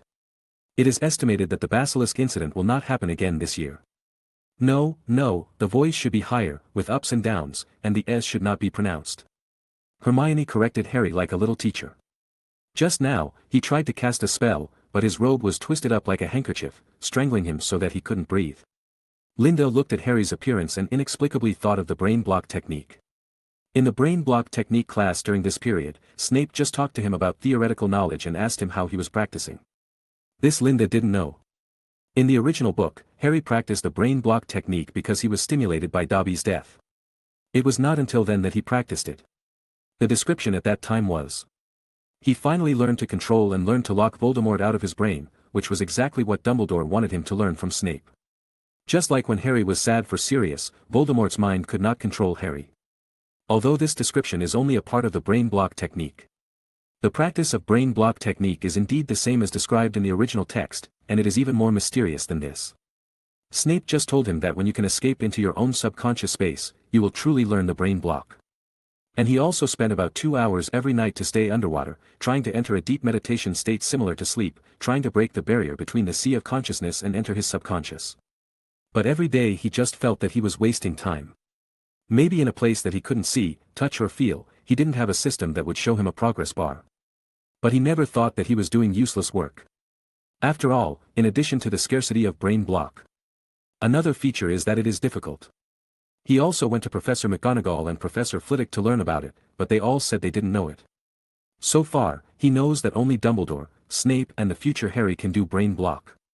In addition to Harry, the chosen son, one is the top of the magic world, and the other is a T0 level genius player. Whenever he thought of this, he would sweep away his unhappiness and continue to practice brain block with enthusiasm. Furthermore, he does not accept legilimency and cannot use Boggart, so his practice can only be gradual. Chapter 124. Underground Classroom, Potions Class. Snape was standing in front of the lectern with his hands on his hands and talking, his eyes lowered and constantly scanning below. In his class, no one dared to speak, not even the Slytherin students. Most of the Slytherin students sat in the back, especially Malfoy and his group. They sat in the last row of the classroom, and looked at Harry and others sitting in the first row, constantly snickering. Ron thought in his mind, "I'm so stupid, I knew that Malfoy and the others would deliberately squeeze us under Snape's nose, but I didn't hurry up and come to the classroom to grab a seat." Thinking about it, he gently said, "Punch the table." Harry sat next to him, staring blankly ahead. He didn't listen to a word Snape said. What he was thinking about now was the scene he saw last night. Wood walked into the lounge with the team members. They were soaked, with rain and sweat mixed on their bodies, and they were covered in mud. There was no smile on their faces, only exhaustion. How much he wants to train with them, Wood and the others are still waiting for him. But I still haven't learned the waterproofing and moisture-proof charm. It rains all the time in the UK in October, almost non-stop. Harry Potter. A low growl interrupted his memory. Hearing the sound, Hareton felt something bad. He followed the direction of the sound and looked up, and saw Snape staring at him with a dark face. "Why are you staring at my waist? Does my belt have the recipe for a delicious potion written on it?" I don't know if they were laughing at Harry or at the name of the potion. After all, this potion is called Delicious. Harry panicked, lowered his head and handed Ron a pain mask. Ron could only pretend not to see Harry's eyes and lowered his head. Seeing this, Harry could only bite the bullet and say, "Professor, I am listening to your lecture." Snape's face darkened again when he heard Harry's answer. The corner of his mouth twisted into a smile. "Oh, tell me what I just said." Hermione raised her hands high behind her, her body tense, ready to jump up like a spring at any time. Harry stood up stiffly, lowered his head and said, "You just told me how to prepare the delicious potion." "Nonsense, this class is all about this." "Then what did you hear?" Snape almost said this through gritted teeth. "Configuration method." Harry's voice became even lower. "That's enough, Potter. It's all nonsense. You heard nothing at all. 10 points from Gryffindor. You answer, Augustus." Hearing this, Malfoy and the others laughed louder behind them. "Ah." Linda hadn't reacted yet, his head was still buried behind the book. 1 second he was scolding Harry and deducting points, but the next second he was directly and seamlessly talking to him. This made him a little confused. But he stood up quickly. Lynn thought about the question asked by Snape just now. Eat Well potion is a kind of potion used in daily life. It is usually kept in the form of drops. Its function is to make food taste better and have a stronger aroma. It can be regarded as a flavor enhancer. If you take it orally directly, you will feel thousands of flavors exploding in your mouth, and finally mix into a highly irritating sour and bitter taste. Snape passed Harry and walked down the stage to stand in front of Lind. "Very good, what about the production method?" After saying that, without looking back, he shouted naturally. "Potter, did I ask you to sit down?" Lind glanced over to Harry and saw his bent knees bounce up again. Snape's lessons were like a siege. Harry, who stood up, wanted to sit down, and Hermione, who was sitting, wanted to stand up.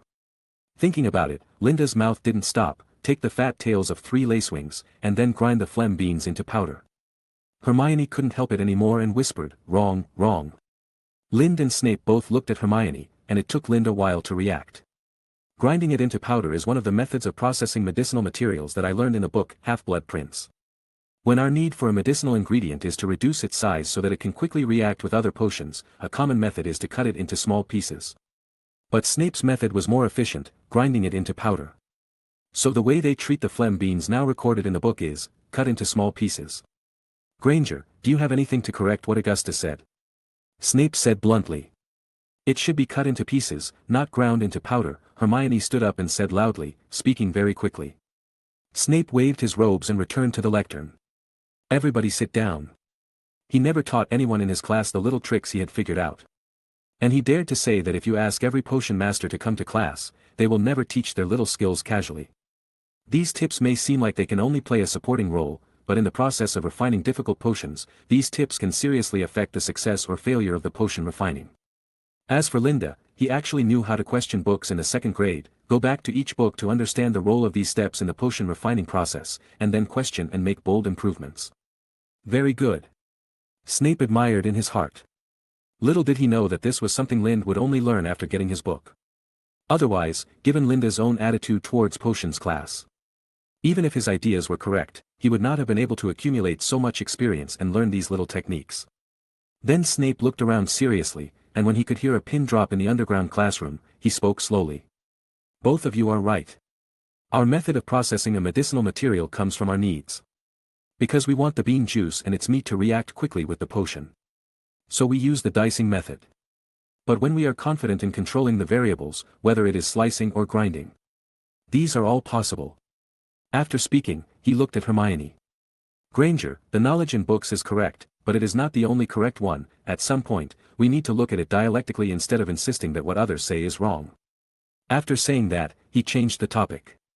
"Augustus, since you said this method, then you will use your own method to prepare this potion for me today, if it fails." Snape did not. He continued to say the next words, but anyone could understand the malicious intent in his tone. "And you, Potter, since you don't even listen to the class, I want to see if you can succeed. Why are you still standing there? Do you want me to start by calling 3, 2, 1? As soon as the words fell, the originally suppressed classroom suddenly boiled, and the little wizards in groups of 2 began to move hurriedly. Lind also stood up, and with a stiff neck, he looked down at his right hand, which he could not move at all, and then looked at Snape stiffly. "He did it on purpose, right? I'm just saying, how can I adjust the medicine if I can't move my hands?" After saying that, he looked at Jane, who was still unaware of what happened. Linda didn't know whether to believe her or not. Linda basically controlled the whole process in every potions class, and she basically didn't need to do anything. "But now my right hand is useless, and my left hand is not my dominant hand. It is difficult to perform precise operations, so I can only count on Jen." He looked at Jane's dull face, and patted her shoulder with his only left hand. "I only have one hope. Don't explode." Chapter 125. Jane was not stupid enough to explode. This potion class passed without any danger. But Harry was not so relaxed. He could only follow the steps in the book to mix the potion without attending the class. But neither he nor Ron were the kind of people who would prepare in advance. It could be said that it was the first time to read the book and then mix the potion directly. How could it be successful? It exploded directly. I don't know what splashed out. And it burned through Snape's robes directly. There was also a lingering pungent sour and bitter smell. This also led to Gryffindor's deduction of 10 points. After class, Malfoy's laughter resounded throughout the corridor, and the Gryffindor people were itching. "I told you that they are more likely to make mistakes under the professor's nose, these idiots." Malfoy laughed. Lind ignored them and walked at the back. "Harry, this way." The familiar voice flashed with dazzling magnesium light. A puff of green smoke rose, and Colin walked out of the crowd. It made Harry tremble. Malfoy saw Colin and laughed at Harry even more.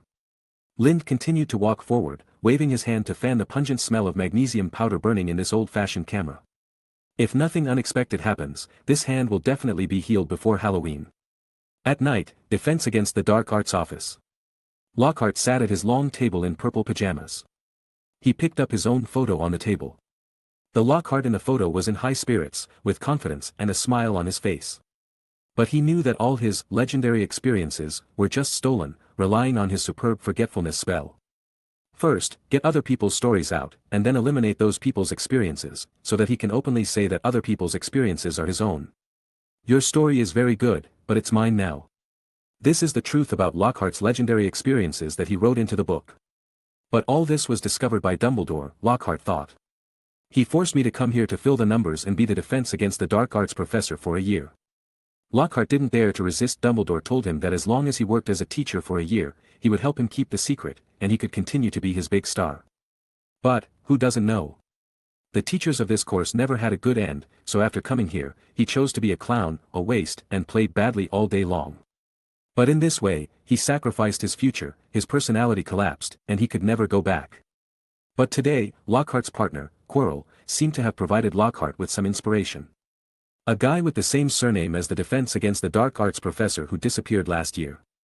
He found me before I came to Hogwarts and asked me to pay attention to a child named Lind Augustus. The reward was an unpublished new spell that could make him successful. Thinking of this, Quirrell picked up the letter sent to him by his partner today. Lockhart. I was very surprised to hear that you were like a clown in Hogwarts. I have met you before. Although I have never seen you cast a spell properly, your professional level is unquestionable. I remember when I was still studying at Hogwarts, the legend of the Chamber of Secrets was always circulating. You are not planning to use the Chamber of Secrets again. I didn't expect it. This way you will have new works next year. I have set up a club here. How about joining next year? Your friend, Quirrell. Don't forget the business. Lockhart read the letter several times again. He muttered slowly, the legend of the Chamber of Secrets. He picked up his photo on the table and said to himself in the photo, I think I have a good plan. Thinking about it, Lockhart began to talk to himself in the photo. It was not until a quarter of an hour later that Lockhart finally stopped and looked at himself in the photo. He actually had 99 of the idea now, just a little bit short, just one of confidence. Lockhart in the photo seemed to be very intelligent. He smiled confidently and clapped his hands, go for it. We don't have much room for retreat, right? For our dreams, for wizards all over the world to remember our names, for our names to go down in history. Go for it, we are Gilderoy Lockhart. And as long as we are careful, we won't be in any danger. The words from the photo were like the last piece of the puzzle, completely stimulating his desire. Yes, I am Gilderoy Lockhart. Third-class Medal of the Order of Merlin, honorary member of the Anti-Dark Magic League, and 5-time winner of the Most Charming Smile Award from Witch Weekly. I am not the clown they say I am. Time flies, and on Halloween Eve, Lynn's hand finally healed. As soon as the splint was removed in the school infirmary, Lynn couldn't wait to use transfiguration to turn a flower basket on the bedside table into a toad. This angered Madame Pomfrey, who was preparing the recovery ointment for him. Lind was pushed out of the school infirmary with the ointment prepared by Madame Pomfrey in his hand. Before he could thank Madame Pomfrey, the door was closed. Lind, who had been frustrated, could only return to the lounge in a huff. In the lounge, Jane was showing Ron how to use transfiguration to transform into a bat. Ron also tried it, but the wings of the bat he transformed still had the handwriting on the parchment draft paper, and it didn't fly at all. Harry continued to practice the waterproof and moistureproof spell on the side. He had successfully learned it, but it was still difficult to maintain the whole body for a long time, so he continued to practice repeatedly. He wanted to extend the time as much as possible, and then he could cast this spell on himself while flying. In this way, he could go to Quidditch training. Hermione continued to do her homework on the side. She had already written 12 pages of parchment, and this was just the homework of transfiguration. And this number was 3 times the number of pages specified by Professor McGonagall. Back to the lounge, find a corner, take out a basketball-sized wooden block, and start practicing transfiguration. He couldn't suppress his desire to cast a spell.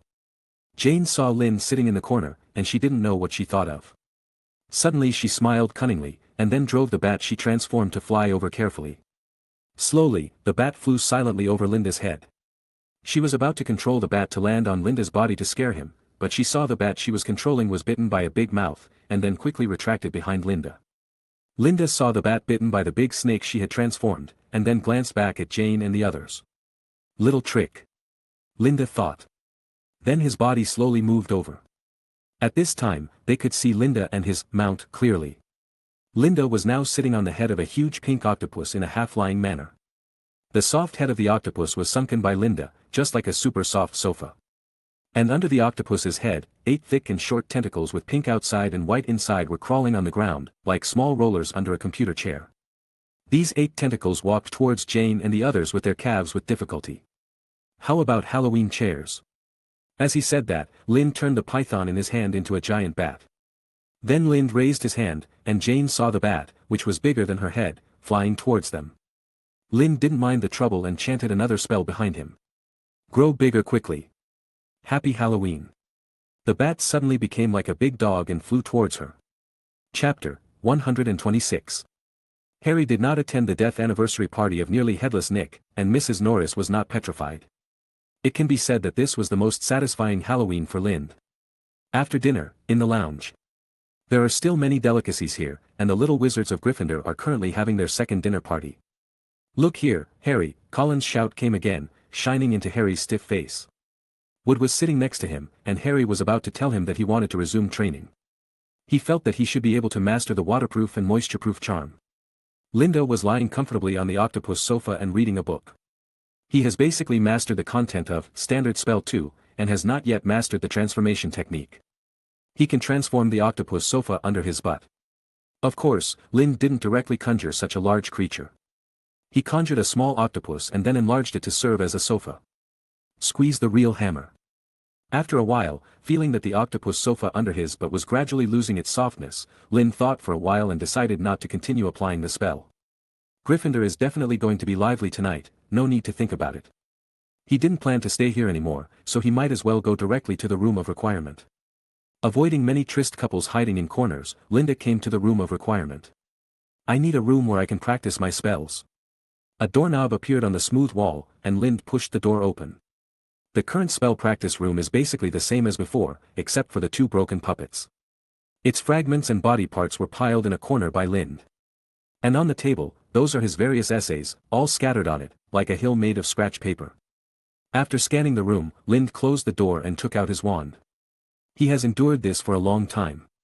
A week after Halloween, Harry and their first Quidditch match will begin.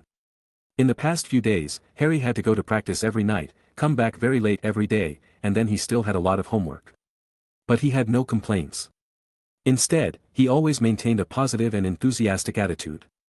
After all, the reason why these teammates are training with him every day is so that he can quickly adapt to the team's new tactics. Fortunately, a character like Harry is the 6th in the team. Even this short time is enough for them to get along well. Lind looked out from the deserted lounge of the lounge. The Quidditch pitch was bustling with people, and the stands were bustling with people. Linda glanced at it and continued to do his own business. But what he didn't expect was that an accident would happen. Oh my God, did you see Potter's hand? It's like the bones have been taken away. Lockhart went too far. I saw the fear on Harry's face when he saw him walking over, but Lockhart still insisted on casting a spell on him. It's really pitiful. Linda frowned. In the original book, Dobby knew about Lucius Malfoy's conspiracy, so he went against his nature and snitched for Harry. However, Harry did not believe it's nonsense, so Dobby used many methods to make Harry leave Hogwarts. For example, it was responsible for blocking the passage of Station 9 3/4, so Harry was forced to drive to school in a speed car. In the original book, during Harry's Quidditch match, Dobby manipulated the bludger to seriously injure Harry. Lucius and Dobby didn't know that the notebook he dropped here was given to Dumbledore by Lind. Then Dobby still thought Hogwarts was in danger, and attacked Harry anyway. This seems to be the only way to explain it. But this is just a reasonable explanation, not a fact. The real facts need to be verified. Thinking about it, Linda waved and called Anderson. Out the window of the school infirmary on the 2nd floor, keep an eye on Harry, don't let him find you.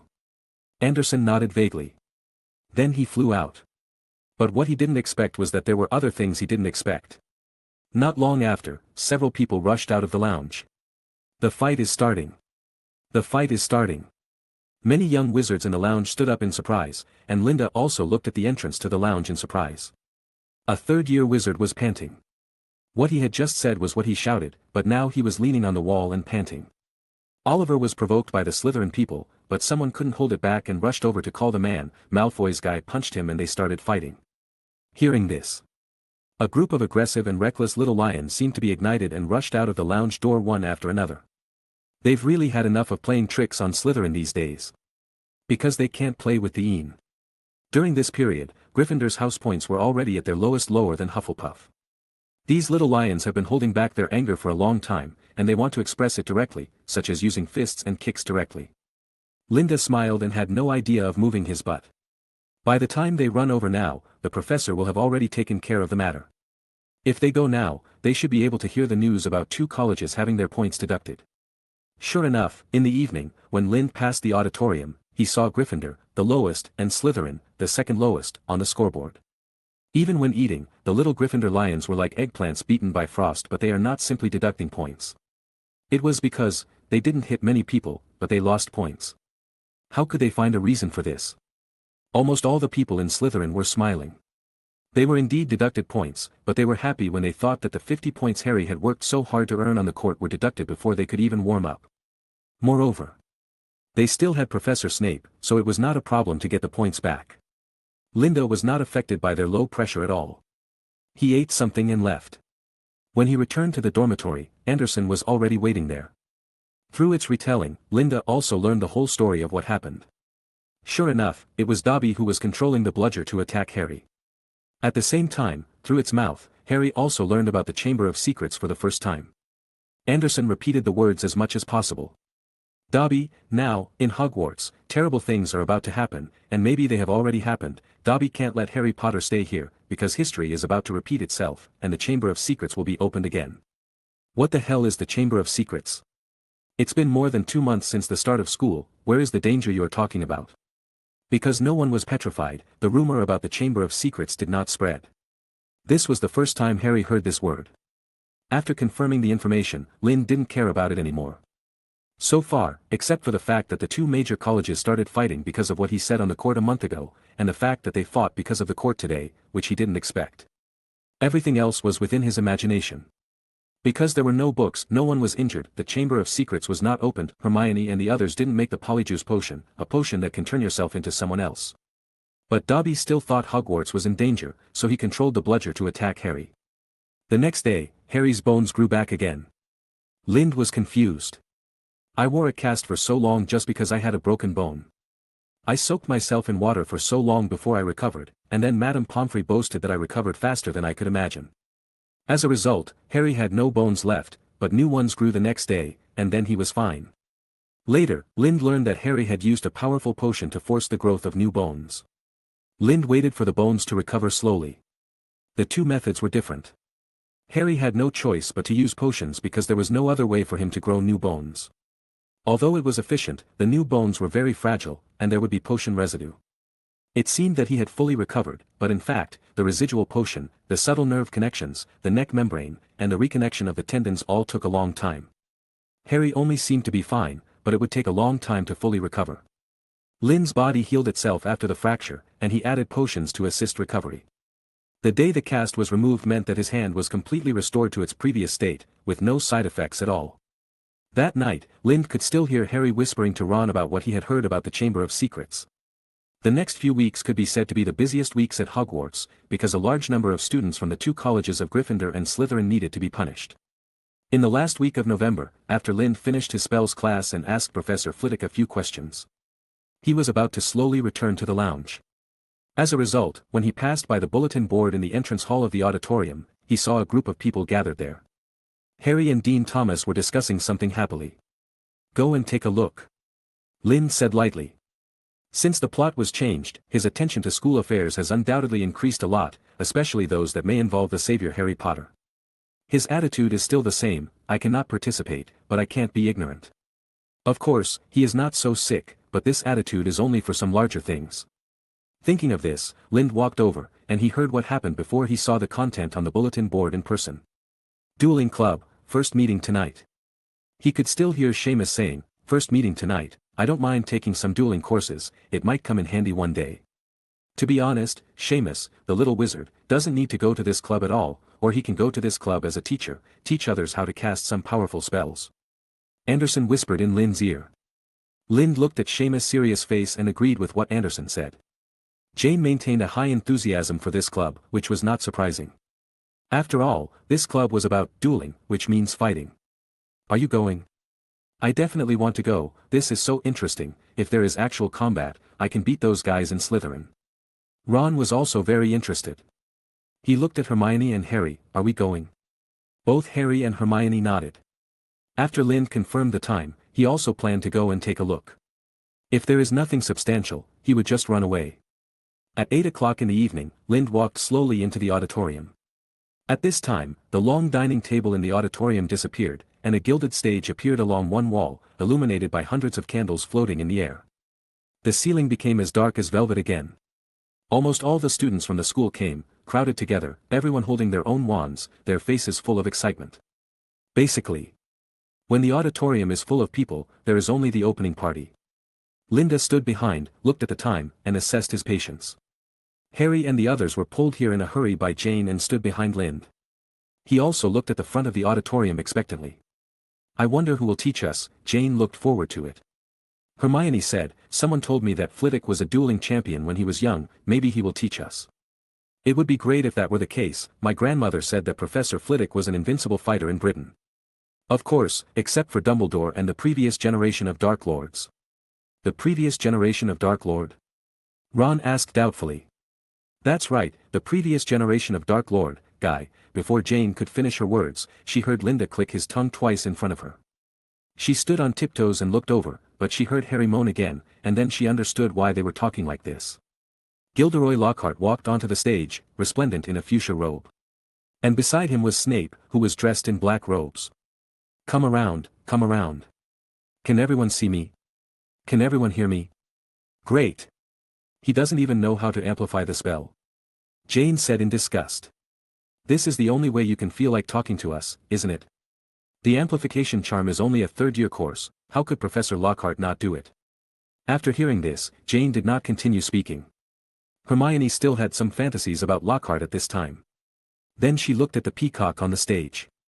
Lockhart saw the little wizards gathered around and said happily, that's right, some little wizards hope that I can teach them some more skills, of course there is no problem.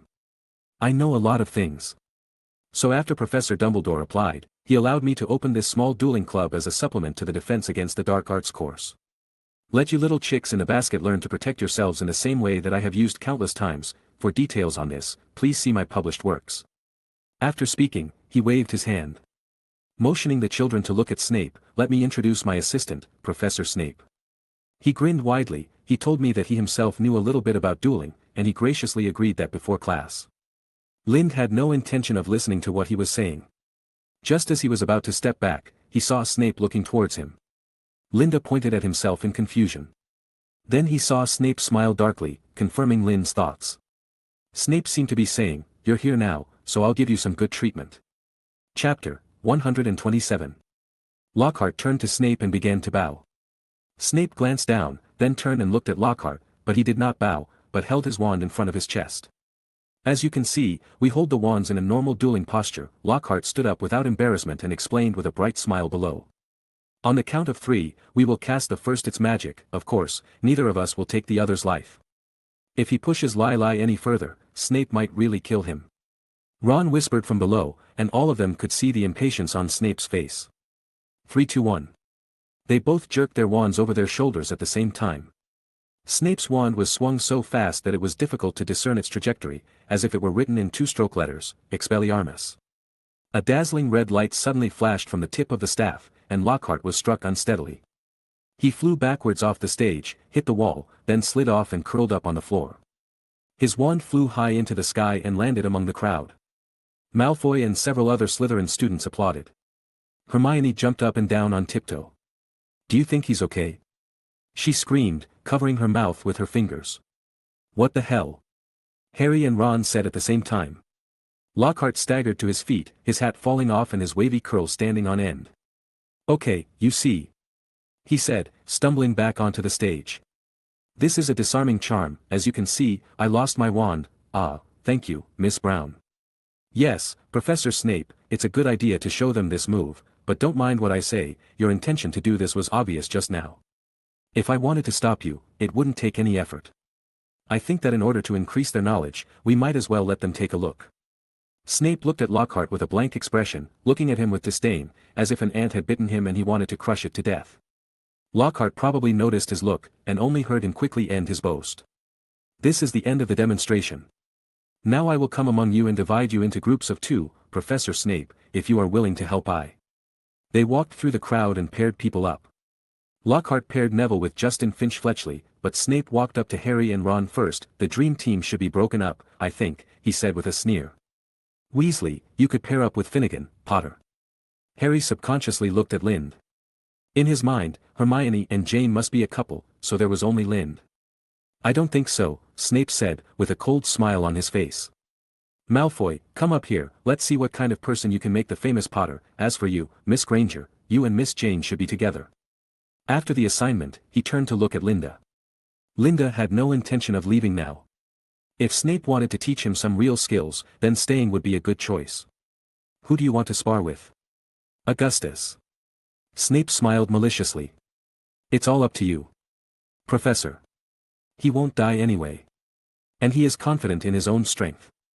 Slytherin team captain Marcus Flint, the buck-toothed boy, suddenly squeezed out of the crowd roughly, "Professor, why don't you just let me take care of this kid?" After hearing this, many people started shouting. Anyone with a discerning eye knew what this guy wanted to do. He clearly wanted to bully the younger wizards. Wood also squeezed out. It's only been a few weeks, and their Gryffindor anger has not subsided yet. "Flint, if you can't find anyone to practice with, how about you come and practice with me?" Wood looked at Flint and said unceremoniously. "Quiet. Oliver, I think I have assigned you your practice partner before. Now, all of you, stand back." Wood looked at Snape unwillingly, and finally, under Snape's intimidation, he could only retreat, and glared at Flint before leaving. At this time, another person emerged from the crowd. "Professor, if Augustus doesn't find anyone to practice with, I think I should be able to do the job. It just so happens that I don't have anyone to contact." The person who came spoke politely. He didn't say any unnecessary words, as if he simply wanted to sparring with Linda. "It's Cedric." Hermione whispered. "Who is he?" Ron and Harry looked confused. "He is Lynn's classmate in the Charms Club, in the 4th grade, his grades are very good." Hermione explained to them. Lind looked at the person who came. It was Cedric, the flower of Hogwarts. "Diggory, you don't have to worry about these things," Snape said calmly. Cedric wanted to say something else, but was pulled by his classmates behind him. In the end, he had no choice but to give up, but he did not leave. He still stood there, wanting to see what Snape would do with Lind. To be honest, there were so many stares surrounding Lind and Snape that it made him a little unhappy. He still likes to hide himself in the dark, and then like a poisonous snake. Attack the enemy at once, inject venom, and kill the opponent in an instant. "Augustus, you and Flint will be in the same group." Hearing this, the faces of the people around changed, but due to Snape's intimidation, they did not dare to say it out loud. Afterwards, Snape strolled back to the upper floor and stood with Lockhart. But he did not expect that Wood and Cedric would bring their training subjects to stand on both sides of Lind and Flint. After that, many teams from Slytherin and Gryffindor began to move towards this side unconsciously. Lind and Flint were now like bombs that would explode in an instant. Snape saw this situation from above and walked down directly, standing between Lind and Flint to prevent things from getting worse. And Lockhart still stood there complacently. Perhaps he understood the atmosphere off the stage as everyone was looking forward to his dual teaching. "Facing your partners." Lockhart stood on the stage and shouted. "Bow." Lind did not bow, nor did Flint.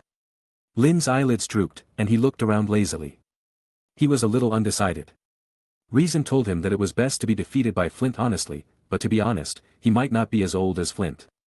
But as long as he played the right combo, responded properly, used his skills reasonably, and didn't reveal any flaws, he should be able to win the opponent by a narrow margin. This possibility of a narrow victory, the surrounding atmosphere, and the hormones secreted in his adolescent body all stimulated him, hoping that he could show his strength at this time. "Raise your wand and get ready," Lockhart said loudly. "When I count to 3, I will cast a spell to disarm the opponent. Just disarm. We don't want any accidents. 1, 2, 3. Just disarm." Wood deliberately repeated Lockhart's words loudly beside him, seemingly talking to himself, but in fact everyone knew that he was warning Flint. "Free." Flint raised his wand and waved it at a speed that looked like a newborn learning to walk to Lind. Before he finished his spell, Lind could tell what spell he wanted to cast just by the trajectory of the swing. "Burning." He recited the spell at a speed that seemed extremely slow to Lind. Although Lind had analyzed this situation long ago, he was still slow and rolled over a second before the spell was about to come. It was as if he just reacted. Lind should be the only one in the second and third grades who could say that Flint was slow in casting spells. So he tried his best to act like a normal second grader and only reacted when the spell was in front of him. After rolling over, Lind raised his hands expressionlessly. Everyone looked at the ground and found that Lind had thrown his wand on the ground while rolling. Flint seemed not to see the wand on the ground, nor did he see Lind's deliberately raised hands, and cast another split. Lind raised his hands, dodged the spell expressionlessly, and the real wand in his sleeve was ready to go. 3 times is the limit. If Flint still pretended not to react and continued to attack, then Lind would let him see what the combination of spells and the interesting chemical reactions produced by the combination of transfiguration in spells are. As for the fake wand on the ground, it was just the branch that accompanied him for nearly a year to practice spells. He rolled to take out the branch and then put his real wand back into his sleeve. Otherwise, he could just sidestep and dodge the opponent's spell like the second time. However, Snape did not want to stop Flint's idea.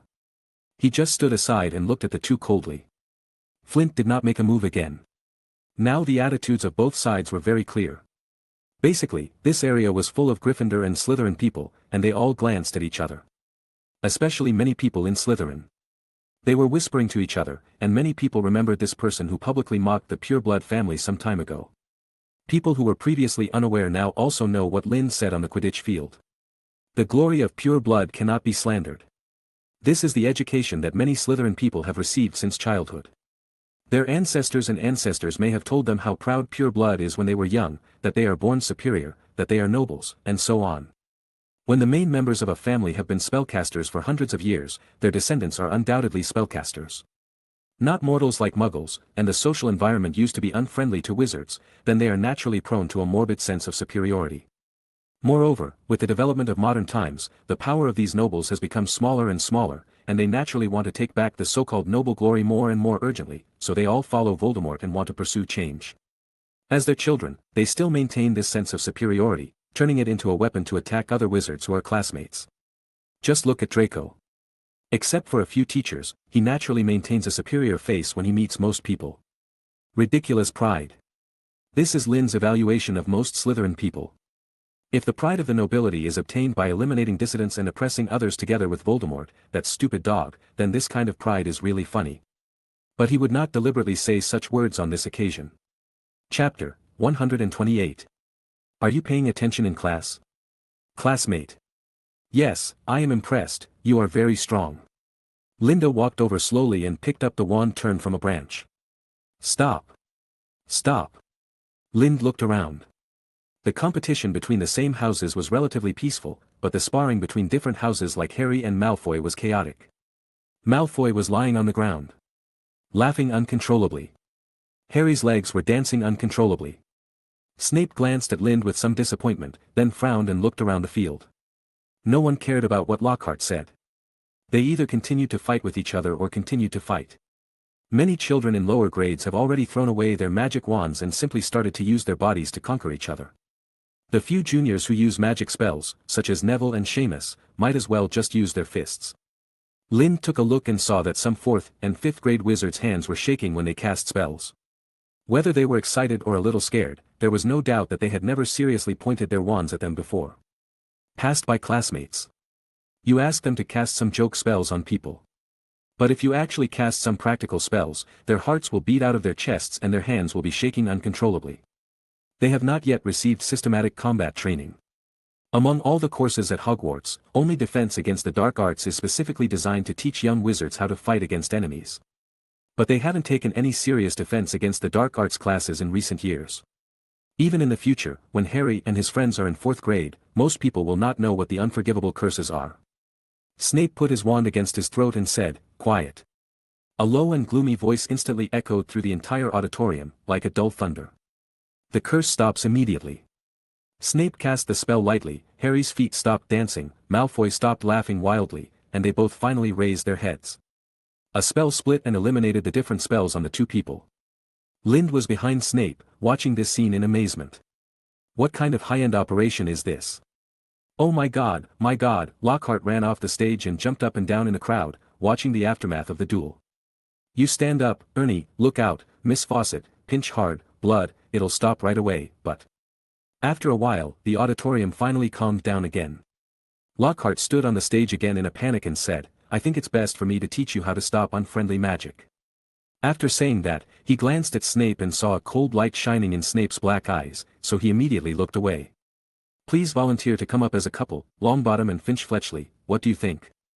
"This is a bad idea, Professor Lockhart." Snape re-entered the stage and glided across the stage like a large, vicious bat. "Longbottom is capable of wreaking havoc even with the simplest of spells. We will place Finn Riley's remains in a matchbox and bring them to the hospital ward." What he said made Neville's round pink face blush even more. But no one cared about this at this time, they were still looking at Snape on the stage. As he said that, Snape's eyes began to scan below, but he did not see Lind. In the end, he could only grit his teeth and invite Harry and Malfoy to the stage to show everyone. High in the auditorium, a crow watched what was happening below. As Linda's record officer, the most it did now was help Linda keep an eye on Harry every day. Although it didn't know why the boss paid so much attention to Harry, it could hear the fact that every time the boss told him something relevant, he would always whisper, "It's just as I thought." According to inference, this happened, this kind of thing makes sense. "This is just an anonymous club, it's no problem for me to leave early." Lind thought indifferently. He thanked Cedric Wood and the others after Snape walked towards the stage, and then ran away. It won't be long before this gathering of the Duel Club is over. Anderson flew back before most of the others. Linda also knew what happened next. Malfoy used an own trick, and then Harry was exposed as a Parselmouth. When everyone came back, he saw Harry and the others sitting in the lounge with no interest. Linda is still very interested in Parseltongue. So he walked over there. Before he walked over, he heard Harry squirming and saying, "How could he think I wanted to drive the snake to attack him?" It was obviously Lockhart who beat the snake to him. "It's okay, he might just be scared by you, not the snake, just wait until he calms down a bit and you can explain," Ron comforted in a low voice. Linda came directly to them and sat down. "What's wrong?" "I heard something happened again at the Duel Club." "Stop it, Harry is actually a Parselmouth," Ron said angrily. Harry shouted softly. "I don't know either. I don't even know what Parseltongue is unless you tell me." "Parseltongue? Really? I'm quite interested." "Interested? Are you kidding me?" Linda glanced at him. "What's wrong with Parseltongue?" "Parseltongue is simply the symbol of Slytherin. Generally speaking, few people like it. It should be said that except for the people in Slytherin, people from other colleges find it difficult to accept it. This is why Harry is so troubled. Now many people stay away from him, because the last Parseltongue left a deep impression on everyone." "The last one? Voldemort? I heard that he seems to have Slytherin blood." "Hey! Don't say that name, I get cold all over when I say it." Linda spread his hands and smiled helplessly. "He just spoke too fast." "That's right, it's Voldemort. It is said that there are always countless poisonous snakes around him, and they will kill everyone who dares to approach him." Jane deliberately said it in the tone of a horror story. Ron was so scared that he lay on the table and didn't dare to raise his head. If the venomous snakes here refer to those Death Eaters who are mostly from Slytherin, then this description is acceptable. In this case, Jane is from Germany. Lind, Harry, and Hermione are all Muggle-born. Only he has been educated by Voldemort since childhood that his name cannot be mentioned. Except for him, no one else cares about this title. It would be nice if I could shout this name as coolly as you, but I tremble all over when I think about it. Ron said softly with his head buried in his arms. Chapter 129. Oh, what's the big deal? You don't have to think of Salazar Slytherin. Think about it in a positive way. What if he is the descendant of the despicable Herpo? Despicable Herpo, then he is worse than Slytherin. Jane said unhappily. Despicable Herpo? Hermione and the others looked at Jane in confusion. To be honest, he is worse than Slytherin. Despicable Herpo is the first person in history to be defined as a dark wizard. The first dark wizard? Hermione exclaimed. Yes, as far as I know, he is the earliest recorded Parseltongue. Many of his magic researches are still taboos. Jane crossed her arms in front of her chest and explained to several people. Hearing you say that, then he is worse than Slytherin. Ron said, and Hermione nodded in agreement. Herbo is the best. Slytherin is too famous. Look at the way they look at me now, it's because they associate it with Slytherin. Harry had the opposite view. He had been suffering from fame since he entered school. Now it was because of the fame of Slytherin's Parseltongue that others had bad associations with him. Linda didn't care about these things, but changed the subject. I heard that when Parseltongues communicate with snakes, it is difficult for them to realize that they have changed their language at that time. Linda supported his head with both hands and looked at Harry with interest. Yes, that's, Harry's mind turned rapidly, thinking about how to describe it.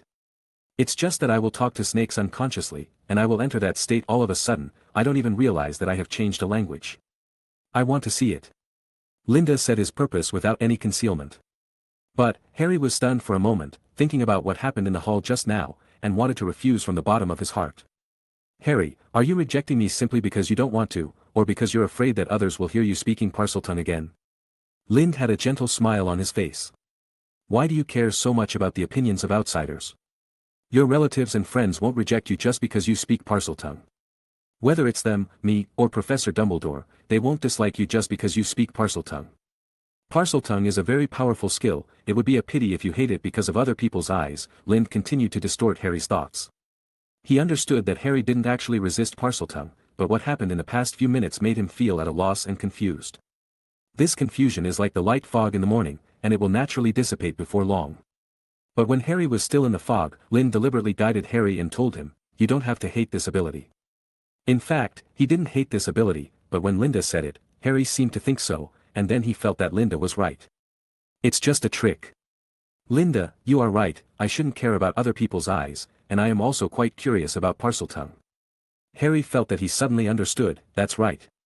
Why care about other people's eyes? Harry Potter will not change because of other people's eyes. Harry Potter can speak Parseltongue, let others say whatever they want. Then, I want to put a snake here, you don't mind. Linda seemed to be asking for others' opinions, but his right hand had already shaken the wand out of his sleeve. From the time he sat down until now, although he often asked questions to ask for opinions, and seemed to have a smile on his face. His tone of speech was always extremely affirmative and unquestionable. In this case, even if these little wizards have some complaints in their hearts, they will not say anything if they see that others do not raise any objections. In other words, the right to speak is always under Linda's control. Seeing that no one raised any objections, Lind took out the twig that had been with him for more than a year. The magic wand touched the twig, and the slender twig gradually turned into a green bamboo leaf green snake with a triangular head and a red tail. Then, Lind waved the magic wand again. The dragon is out of the hole. A fat python more than 1 meter long suddenly jumped out from the tip of his wand. The snake transformed by the transfiguration and the biological projection transformed by the spell. Lind explained lightly. I want to see if there is any difference when you communicate with them. Both snakes rubbed Lind's hand intimately, and the bamboo leaf green snake even coiled around Lind's palm, and then tried to drill its head into Lind's empty palm. Lind gently stroked the fine scales on the two snakes. He had raised pet snakes in his previous life. In fact, the skin of snakes feels very good. Of course. The premise is that it must be clean. Snakes in the wild are all sticky and smelly.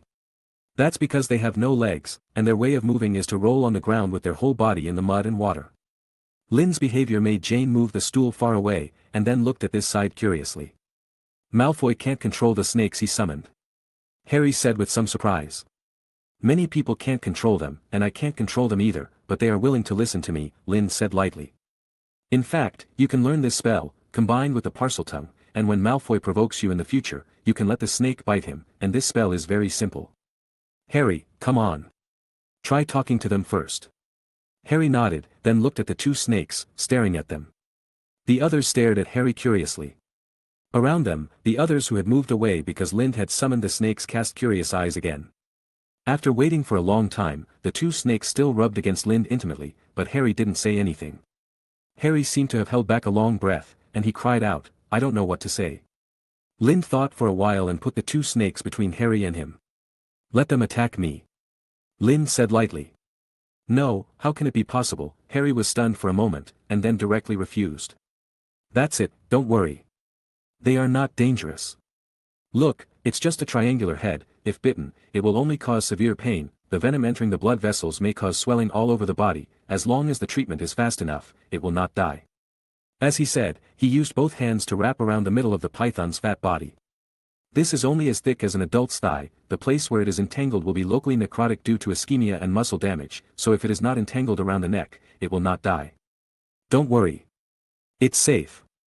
Harry looked at Lind in horror. After hearing his words, he dared not do it anymore. Don't worry. Lind asked again.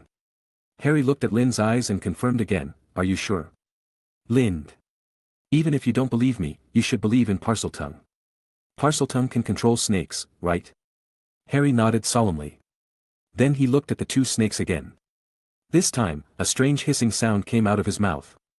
The two snakes looked at Harry and spit out their tongues and hissed.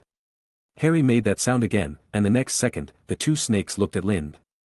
Without any hesitation, they instantly shot towards Lind like a spring, opening their mouths. Lind was quick-witted and grabbed the snake's head with both hands. Zweiaking's head was pinched, and its body was swinging helplessly on the table. The python was different. Its body was like a whip.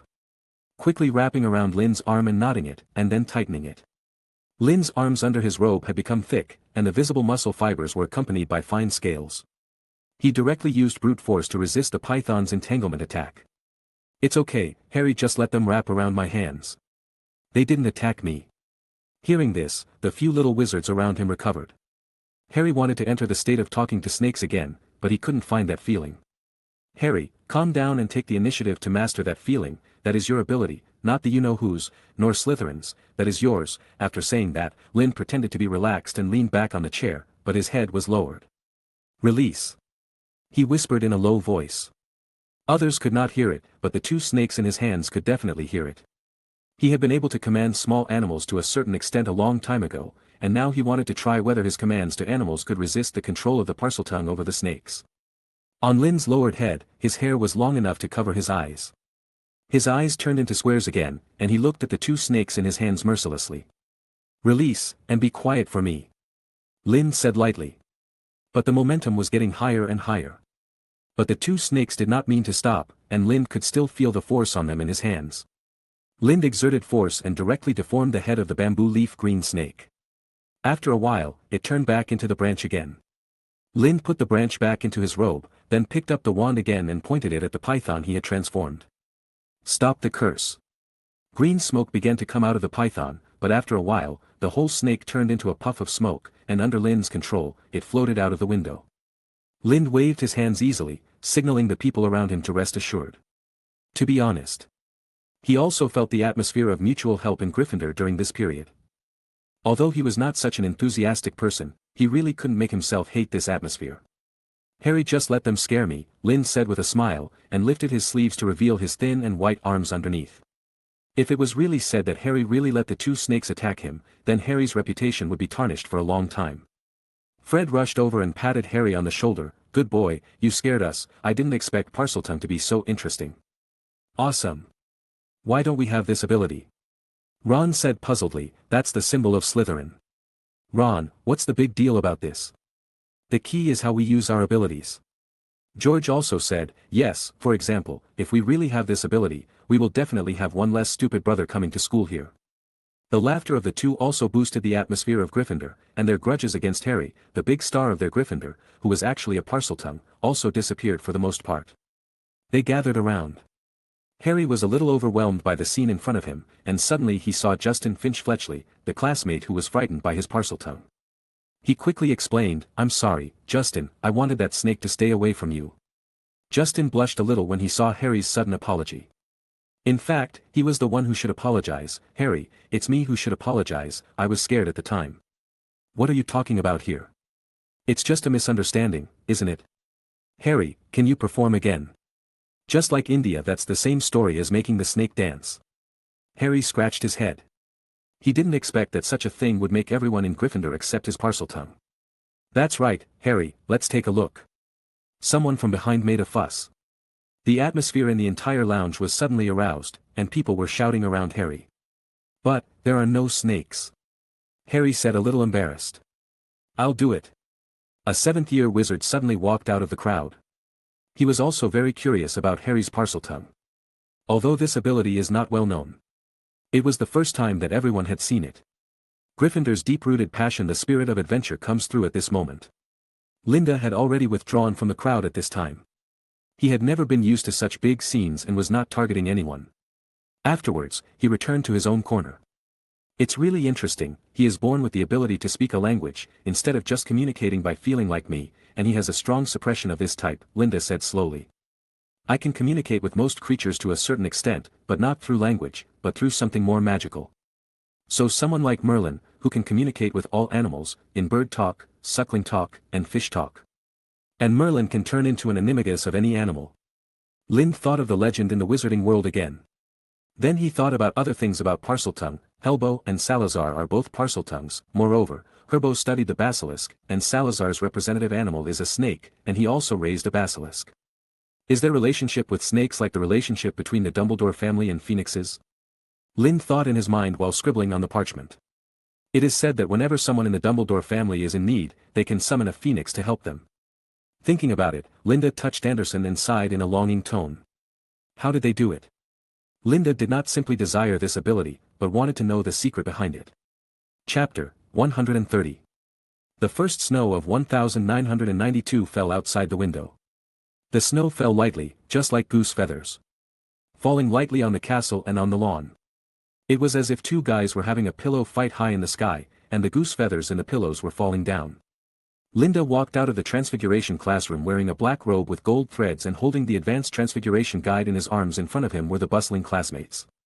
They were rushing to the auditorium, planning to have a good lunch and then run directly to the lawn to play with the snowflakes. Augustus. From behind, Professor McGonagall's voice came, calling to Lind, who was pacing slowly. Are you going to stay at school for Christmas? Professor McGonagall looked at the expressionless half-year-old child in front of her. Linda nodded slightly and greeted Professor McGonagall. Professor, Christmas is spent with my family, I want to go home. Professor McGonagall nodded and walked away quickly. With Christmas approaching, she had a lot to deal with. Anderson flew over, shook the snowflakes off his body, and landed on Linda's shoulders. Linda took Anderson downstairs, walked out of the corridor, and went directly to the lawn. The sky was dazzling white, and Lind made a rustling sound as he stepped on the lawn. There were also lots of snowflakes on the deerskin boots. When he came to the Black Lake, he watched the lake's surface rippled by the wind, and his hair was blown back. He never grew his hair long just to look handsome, he was just too lazy to trim it. Anderson didn't say a word. It naturally felt that something was wrong with the boss's atmosphere today. From the moment he walked out of the castle, the atmosphere around him was not so normal. It's a feeling, an indescribable feeling. The change is so clear. So abrupt. So unsettling. Do you know? I have heard a saying before that if a man does not trim his hair for 20 days, he is no different from a tramp. But I don't really agree. Then Linda said again. Another very long silence. It seems that Linda is thinking about what to say. Anderson turned his head and looked at Linda. His expression remained the same as usual, with a straight face. The atmosphere that surrounds a person is indescribable. Linda's eyebrows seemed to be raised higher than usual today, or perhaps the proportions of the corners of his mouth were wrong. Or the grass underfoot is slightly bent because it is covered with a small layer of snowflakes. Or maybe it was the ripples that echoed across the lake. Because of the children peeking out of the 8th floor window of the castle behind me. And because of the rustling of leaves next to me. But what Anderson is certain of is that Linda is very irritable now. When a person is extremely irritable, there will not be any anger or displeasure on his face. Usually expressionless or with a faint smile. It's like a volcano that looks calm but is about to erupt. Anderson. Goo. Will you still be loyal to me after the mutation? Linda asked slowly with a warm smile on his face, looking at the water. He didn't think Anderson would betray him, but he wanted another affirmative answer. I trust you 100%, but now I want to add 1% more, and you give me that 1%. This is what Linda is thinking. Anderson didn't expect that Lind would ask this question. It flew down from Lind's shoulder in fear and landed on a rock beside the Black Lake in front of him. After that, using English with an accent similar to Linda's, it said definitely. I can tell that you are an informal person, so I will call you boss casually, I will beg you for food, and even sometimes, I will have a little temper. I can feel that you don't treat me like a pet or a slave, but like your own child. So I understood something when I was just an ordinary crow. When I meet you, my bird life will be far better than those of the same kind that can only live in cages for food, accommodation, excrement and urine, and better than those stupid birds who are like free labor and like house elves. Just like it is difficult for us to face our parents and say, I love you. Anderson had never said anything like this before. But now, he, or rather him, Linda is willing to give him the respect of his peers. Anderson spread his wings, put his head close to the ground, as if kneeling down, and said these words seriously. I still remember that you had read a miscellaneous book about wands and wooden materials. I was reading it at the time, and there was something in it that impressed me deeply. When a wizard is defeated by an opponent, his wand will belong to the victor.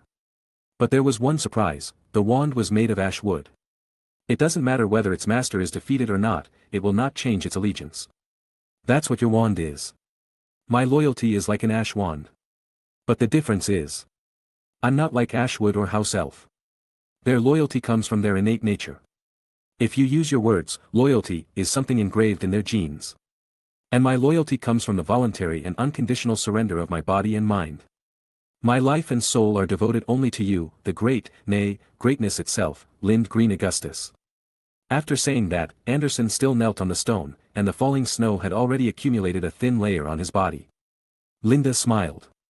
Ever since he brought Anderson back this semester, Linda knew that Anderson's brain was different. In other words, Anderson was much smarter than before. But he still didn't expect Anderson to say such a thing. Come back. Linda said lightly. Anderson jumped up, shook the snow off his body, and shouted affectionately, "Boss." As he flew. Linda smiled and said nothing, just dusted some snowflakes from Anderson's wings, and then looked at the lake again. You said, "Where is Quirrell now?" Linda squatted down, picked up a stone, and threw it to the lake. Goo. Actually, when Snape told me that Felix disappeared because of Quirrell, I very much hoped that Dumbledore and the others could help me catch Quirrell, no matter what they asked me to pay. Even if I was Harry's stepping stone, I would also like to be a Suicide Squad. As long as I can remember, they have always given me warmth and treated me like family. As he spoke, Linda spoke quite standard Chinese. I didn't kill Boren, but Boren died because of me. Linda continued speaking regardless of whether Anderson could understand.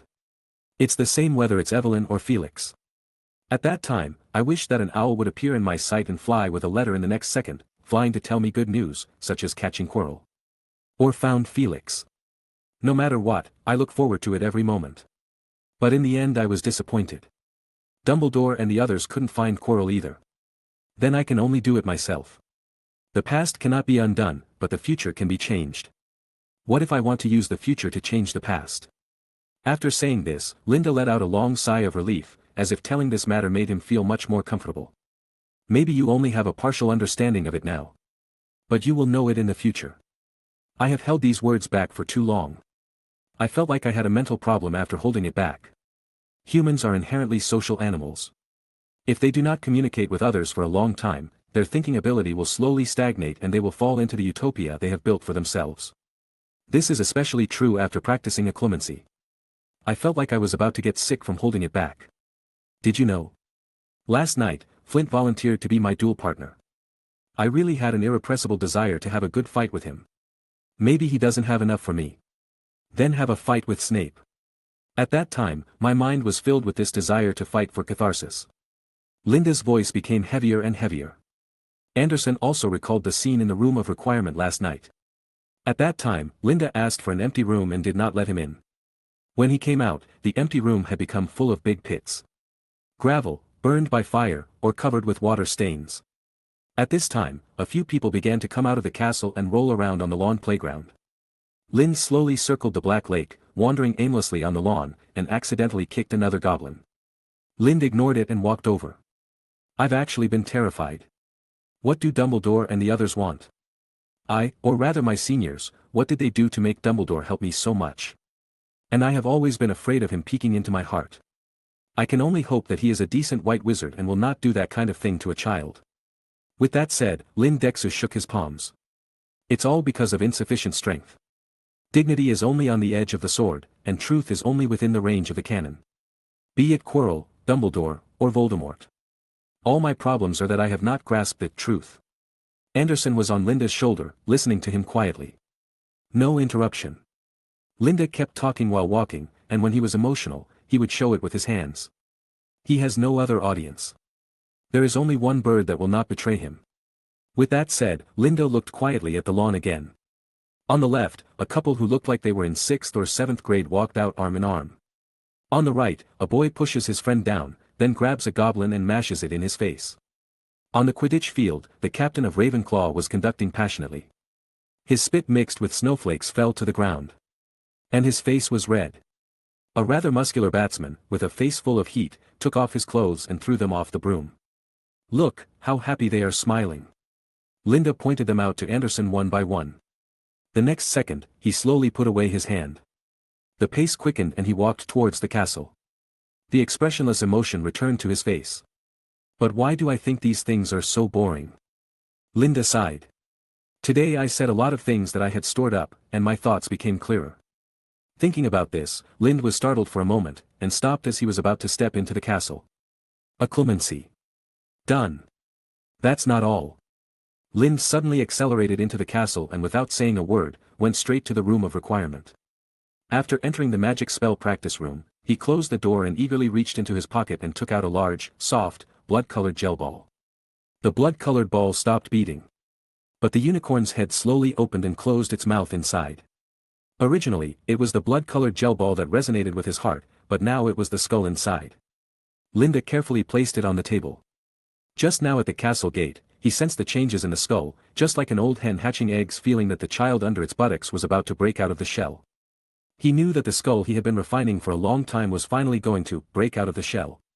The skull continued to be beating, and the mouth opened and closed naturally, as if it was breathing. The blood-colored gel gradually shrank, and the bone-white unicorn skull, at the horn that Linda sawed off, the blood-colored gel began to form a new horn there like a fluid. This horn was unnaturally curved, like an octopus's tentacles, or the bones of some strange creature. About a quarter of an hour later, the blood gel had disappeared, and in its place, there was a unicorn skull on the table. However, the difference was that it had an extremely twisted and uncoordinated blood horn. Lind grabbed the horn and lifted it up like the handle of a guitar, feeling the vibration from it. At the same time, he touched his left chest with his right hand and felt it carefully. My heartbeat and skull have reached synchronization, Lind laughed. This kind of thing can make him feel a little interesting. Although the book did not record Lind's situation, it is certain that this is a good situation. Thinking of this, Lind no longer hesitated and took out the entire scalp of the unicorn directly from his waist bag. But the unicorn's head has shrunk several sizes, and this scalp can no longer perfectly wrap this head as Lind planned at the beginning. Fortunately, I chose to go out on Christmas. Lind put away the scalp and skull. Diagon Alley has professionals in leather modification. After that, Lind just sat on the chair and closed his eyes. Now he was going to try the brain occlusion technique. The consciousness entered the depths of Lind's brain extremely smoothly, which was a feeling he had never experienced before. Just like the time tunnel of Doraemon, Lind seemed to have passed through a beautiful and radiant space tunnel. The next moment, Lind seemed to have come to a study. Several reddish-brown bookshelves were filled with huge books. Lind stood in front of the bookshelf and read again and again. Every book here was his past. Among them were books by Lind the Earth, Lind the Wizard, Green the Fishman, and Bashir Elton the White Ship. Lind picked up a book and opened it casually. There was nothing recorded in the book, but there was a silver stream of light swirling in it. Just like a meditation basin. Lind sank his consciousness into it. It was a long fuzzy memory. That was when Lind was very young. He often wet the bed, and then his parents would call him to go to the toilet in the middle of the night. Every time Lind was called, he could see his parents getting dressed. Mom and Dad liked to sleep with clothes on. The young mother touched little Lind's head. Lind exited this memory, sighed deeply, and then slowly put the book back on the bookshelf. To be honest, I was so stupid at the time. Who would sleep with shoes on? They were worried that I would be scared at home alone, so they told me that they liked to sleep with clothes on. They just wanted to start running for life after I fell asleep again. Lind remembered the last thing he felt when he died in his previous life, the crisp sound of the apple and the fruit knife falling to the ground. It was like the sound of a mirror breaking. The reflection on the other side of the mirror was his greatest desire. Chapter 131. Jingle. The door of Tuafan clothing store was pushed open. Terry, the proprietress of this store, turned around and looked over, only to find that it was an old customer she hadn't seen for a long time. Mr. Miles, what brings you to London to visit the store? Terry twisted her waist and walked towards the visitor.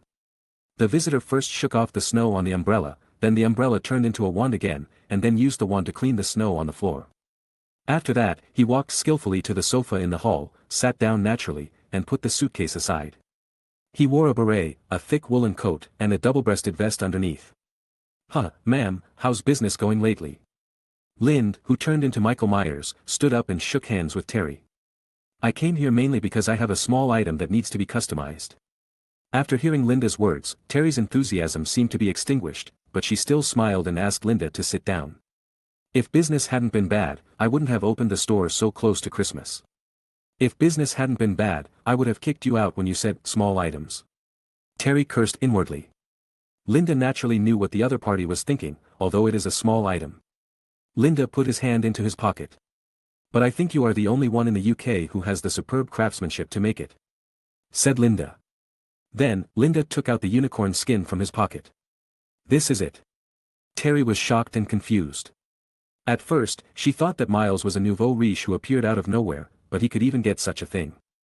Thinking about it, she rubbed the fur with her palms for a long time. It's unicorn skin. After that, she held up the skin with her hands.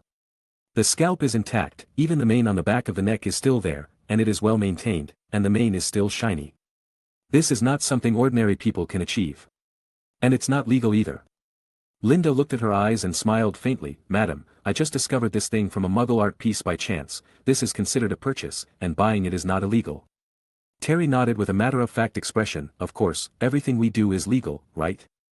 I knew you understood. Linda smiled and then took out a wooden sculpture. The wooden sculpture is about arm length and looks like the skull of a unicorn. I would like to ask you to modify this skin so that it fits this small wooden sculpture. I will take it as a gift from an important person to me, so, I only believe in you, madam. Lynn said the beautiful words with a serious look on his face. Terry covered her mouth and laughed, the wrinkles at the corners of her eyes trembling. You really know how to talk. Lynn thought about the night he was in the room of requirement. He sorted out the memories in his mind and successfully separated the two abrupt lives of the Fishman Green and the white ship Bashir Elton into separate parts. At that time, Linda felt that many things suddenly came to light. Because I have found my true self. This is not an easy job, I think it may take a while, Terry said with a smile, with confidence in her craftsmanship on her face. Of course. But is it okay for Christmas? This is really a very important gift. If Terry's profits are so good, why are they still open so close to Christmas? Moreover, I didn't have high requirements for this job, and I didn't let her create art. What nonsense does it take a while? It's nothing more than a small way to raise the price of your craftsmanship. Maybe she could make it tonight, and then put it in a corner, waiting for several days before giving it to herself, and then saying it was ready. But, Mr. Miles. This is really important. As he spoke, Linda pushed out a small bag and placed it heavily on the table deliberately, making a clanging sound of galleons. There are at least 15 of them. Terry basically identified them after just one glance. This is a big price, after all, this job is just to modify leather. Terry just glanced at the money bag and then looked at Lind. Okay, Mr. Miles, if it's really so important to you, then I'm going to have a black eye again in the past 2 days. Terry smiled and continued to look at the unicorn skin in her hand. I was thinking about how I could completely leave some good scraps for myself to make some samples. In that case, it's up to you. Linda stood up, patted his knees, and picked up the suitcase beside him. Since you have chosen me, you will not be disappointed, you can come and pick it up on the morning of Christmas Eve. I will. What you want is given to you. After nodding, Linda left. As soon as the door closed, Terry eagerly grabbed the purse and shook out all the galleons inside. Oh, 15, my eyesight is still so accurate, although this vote is not big, the oil and water are real. As she said that, she quickly collected all the money again, completely different from the way she didn't care about money when Lind was here just now. This is the wisdom of life. Linda, who walked out of the Tuafon clothing store, did not stay too long in Diagon Alley. He hummed a tune softly and left Diagon Alley directly. When he was in the leaky cauldron, he finally took out his wand and cast a waterproofing and moisture-proof charm on his suitcase and some small items on his body. Walk out of the leaky cauldron and onto Charing Cross Street. It is said that there is such a wizard bus, and it will appear when you need it. Accompanied by a squeezing sound and a plop. Then there was the violent friction between the tires and the ground. The next second, a red three-decker bus appeared in front of Lind. On his window, the words, "Night Bus," were written in gold. It appeared so abruptly on the streets of Charing Cross, but no one noticed it, as if it did not exist. Welcome to the Night Bus, which is an emergency passenger bus for witches or wizards in distress. Just stretch out your wand and get on the bus, and we can take you anywhere you want to go. My name is Stan Shunpike, and I am your conductor today. A freckled boy jumped down and saw Lind. Hey, Leaky Cauldron. This doesn't look like a place with difficulties. What's going on? Is there a guest getting off here?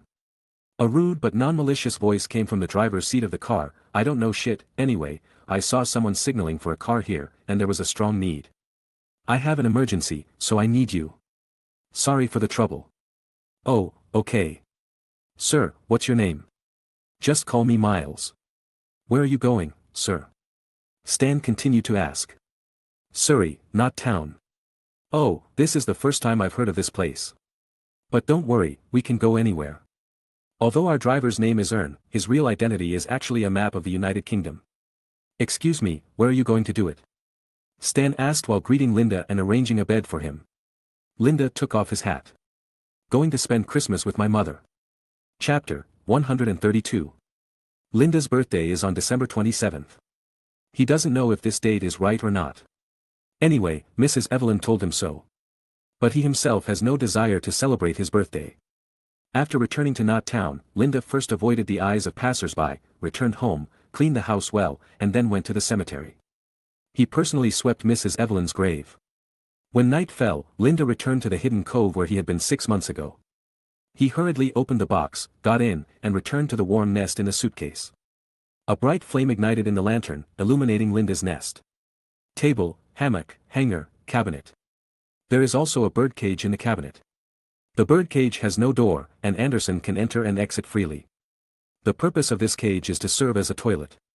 There are also various bottles and jars of sundries, and the rest all kinds of things have basically occupied the entire space, and there is not much place to stay.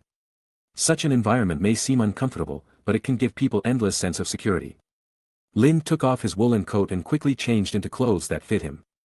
The effect of the aging agent had long passed, and he had been wearing clothes that didn't fit him well. After changing his clothes, Lind rested for a while, then took Anderson out of the box house and came outside. Indicating Anderson to move freely, Lind walked towards the sea. There were already many ice fragments on the beach that were pushed into a high pile by the waves. Lind stepped on these ice fragments and walked into the freezing cold sea. The sun had slowly risen from the distant sea level, and the tide slowly receded, leaving only a pile of ice fragments on the beach. The shellfish on the cliff began to close their shells and continued to wait for the arrival of the evening tide. Some crabs swam in the gaps. When the tide receded, they also had to move to another place. Bang! The water surface was suddenly broken, bringing a rumbling sound. Then, a big fish with a body length of nearly 1 meter fell from the sky. It was not dead yet, and it was jumping vigorously on the beach. Linda slowly walked out of the water, and the traces of the fishman on his body slowly disappeared. Shaking his hands, Linda walked over to look at the big fish. He didn't know what kind of fish it was, but he was sure that it was a big enough fish. Anderson flew down and looked at the guy jumping on the mudflat in confusion. Is there anyone around? Linda asked Anderson. No. Linda nodded and turned into a fishman again. He stepped on the fish's head with one foot and directly stepped on the mudflat below. Be quiet, I'll be quick, just bear with it.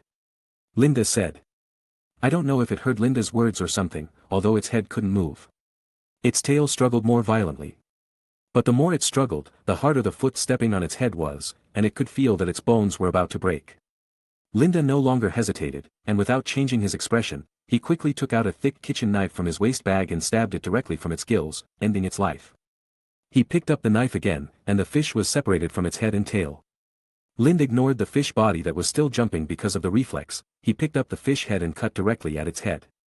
After a while, a complete fish brain that was only the size of a fist was dug out by him. Without hesitation, he took out a glass jar from his waist bag, which was full of Erdos oil. This oil was invented by a wizard named Erdos 300 years ago, and it is particularly effective in preserving various potion materials. The formula was leaked 100 years ago, and now this oil is very cheap. Lind carefully put the fish brain in, and then tightened the lid again. Holding the fish brain, he came to the side of the suitcase, but did not rush to open it. He adjusted the suitcase first, and then opened it. Below is still a small room of no more than 10 square meters. But it is a little empty. The box that Lind bought at that time only had 2 small spaces and was equipped with anti-muggle devices. Just now he entered the room by adjusting the button outside the box. This room looks quite empty, with no cabinets or tables. There is only a large water tank in the middle of the room. The water tank is filled with seawater. And there is a crucible in it. The crucible is placed in the water, not directly on the bottom of the water, as if there is something else underneath. The potion of the sea singer is made in the water, so Lind created such an environment for making the potion. There is nothing in the water tank except these things. But on the ground next to the water tank, there are several glass jars similar to the jar of fish brain in Lind's hand. There are scapula grass, mistletoe, and locatric beans that are raised with seawater and soil. Both the pods and the beans inside are full of curved thorns. There are also some common ones, such as dried salamanders and spider eyeballs. Whether it is the former fishman or the current Lind, collecting this potion is not simple. It was not difficult for the former fishmen to get fresh fish brains and whale blood, but they had to come to land to get mandrake grass and spider eyes. Linda is the same. Spider eyes, salamanders, and most of the materials can be bought directly, but fish brains have to be killed by themselves. As for whale blood, he hasn't got it yet. His goal for this Christmas holiday is to get whale blood. As for mandrake, the batch planted in the Forbidden Forest at that time should be almost healed.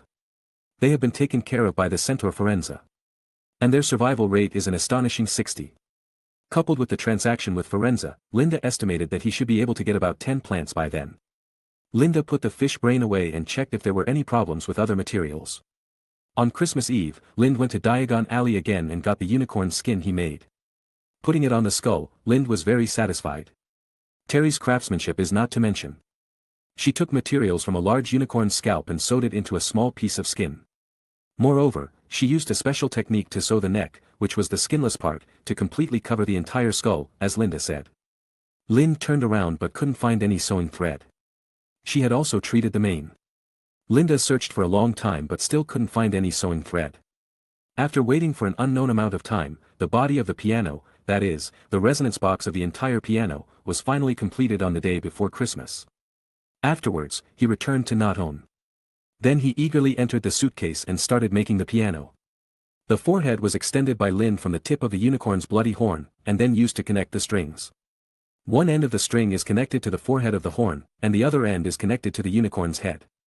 It is inserted into the skin and directly connected to the bones under the skin.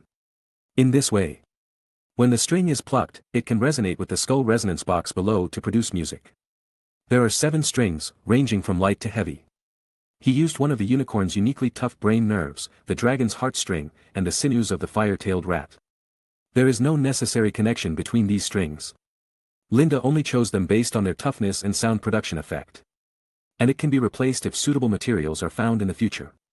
Actually, there was an idea in his mind. Just find a way to kill 7 unicorns from big to small, and then use the main heartstrings of different thicknesses and toughness of these 7 unicorns to make unified strings. But think about it and forget it, it's too difficult. He probably wouldn't be able to bear the consequences of killing the unicorns.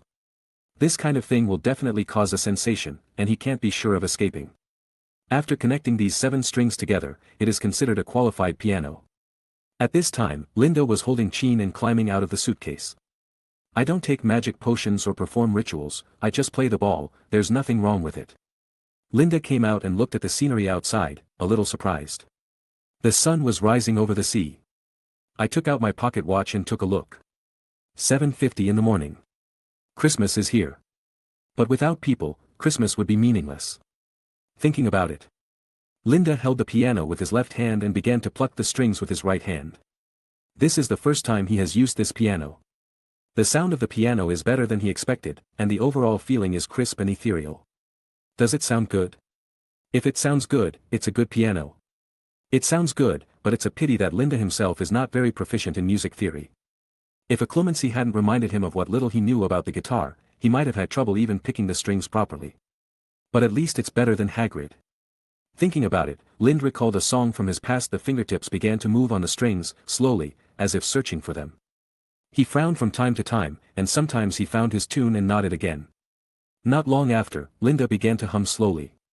When hugging loved ones, I wish time would stop. Now I feel sorry for my hometown. Like travelers coming and going in a hurry. Unconsciously, Lind closed his eyes and naturally entered the state. His playing was getting smoother and smoother, not because his skills had become inexplicably better, but because this piano seemed to know what Linda wanted and had been actively producing the rhythm that Linda wanted. The heartbeat was getting faster and faster, and slowly it became in tune with the melody. You gave it to me. Every dream. In the wandering years. Make me strong. At the end of the song, Linda let out a long sigh again. The timbre of the piano itself was not suitable for the ballad that I remembered from my previous life, and my humming was quite off-key. But he sang happily. To use a saying from my previous life, it is no technique, all emotion. It's good to have feelings, thinking. Linda slowly opened his eyes. But there was peace in front of him. The sea breeze is gone, the waves are gone. Linda looked at it and saw that the sea was as flat as a mirror. Even though he has lived here for so many years, he has never seen the sea so calm. The sea surface is as calm as a mirror. This. Linda hesitated to speak. He's not an idiot, he understands what's going on. Suddenly his heart became restless. Hi, you understand me.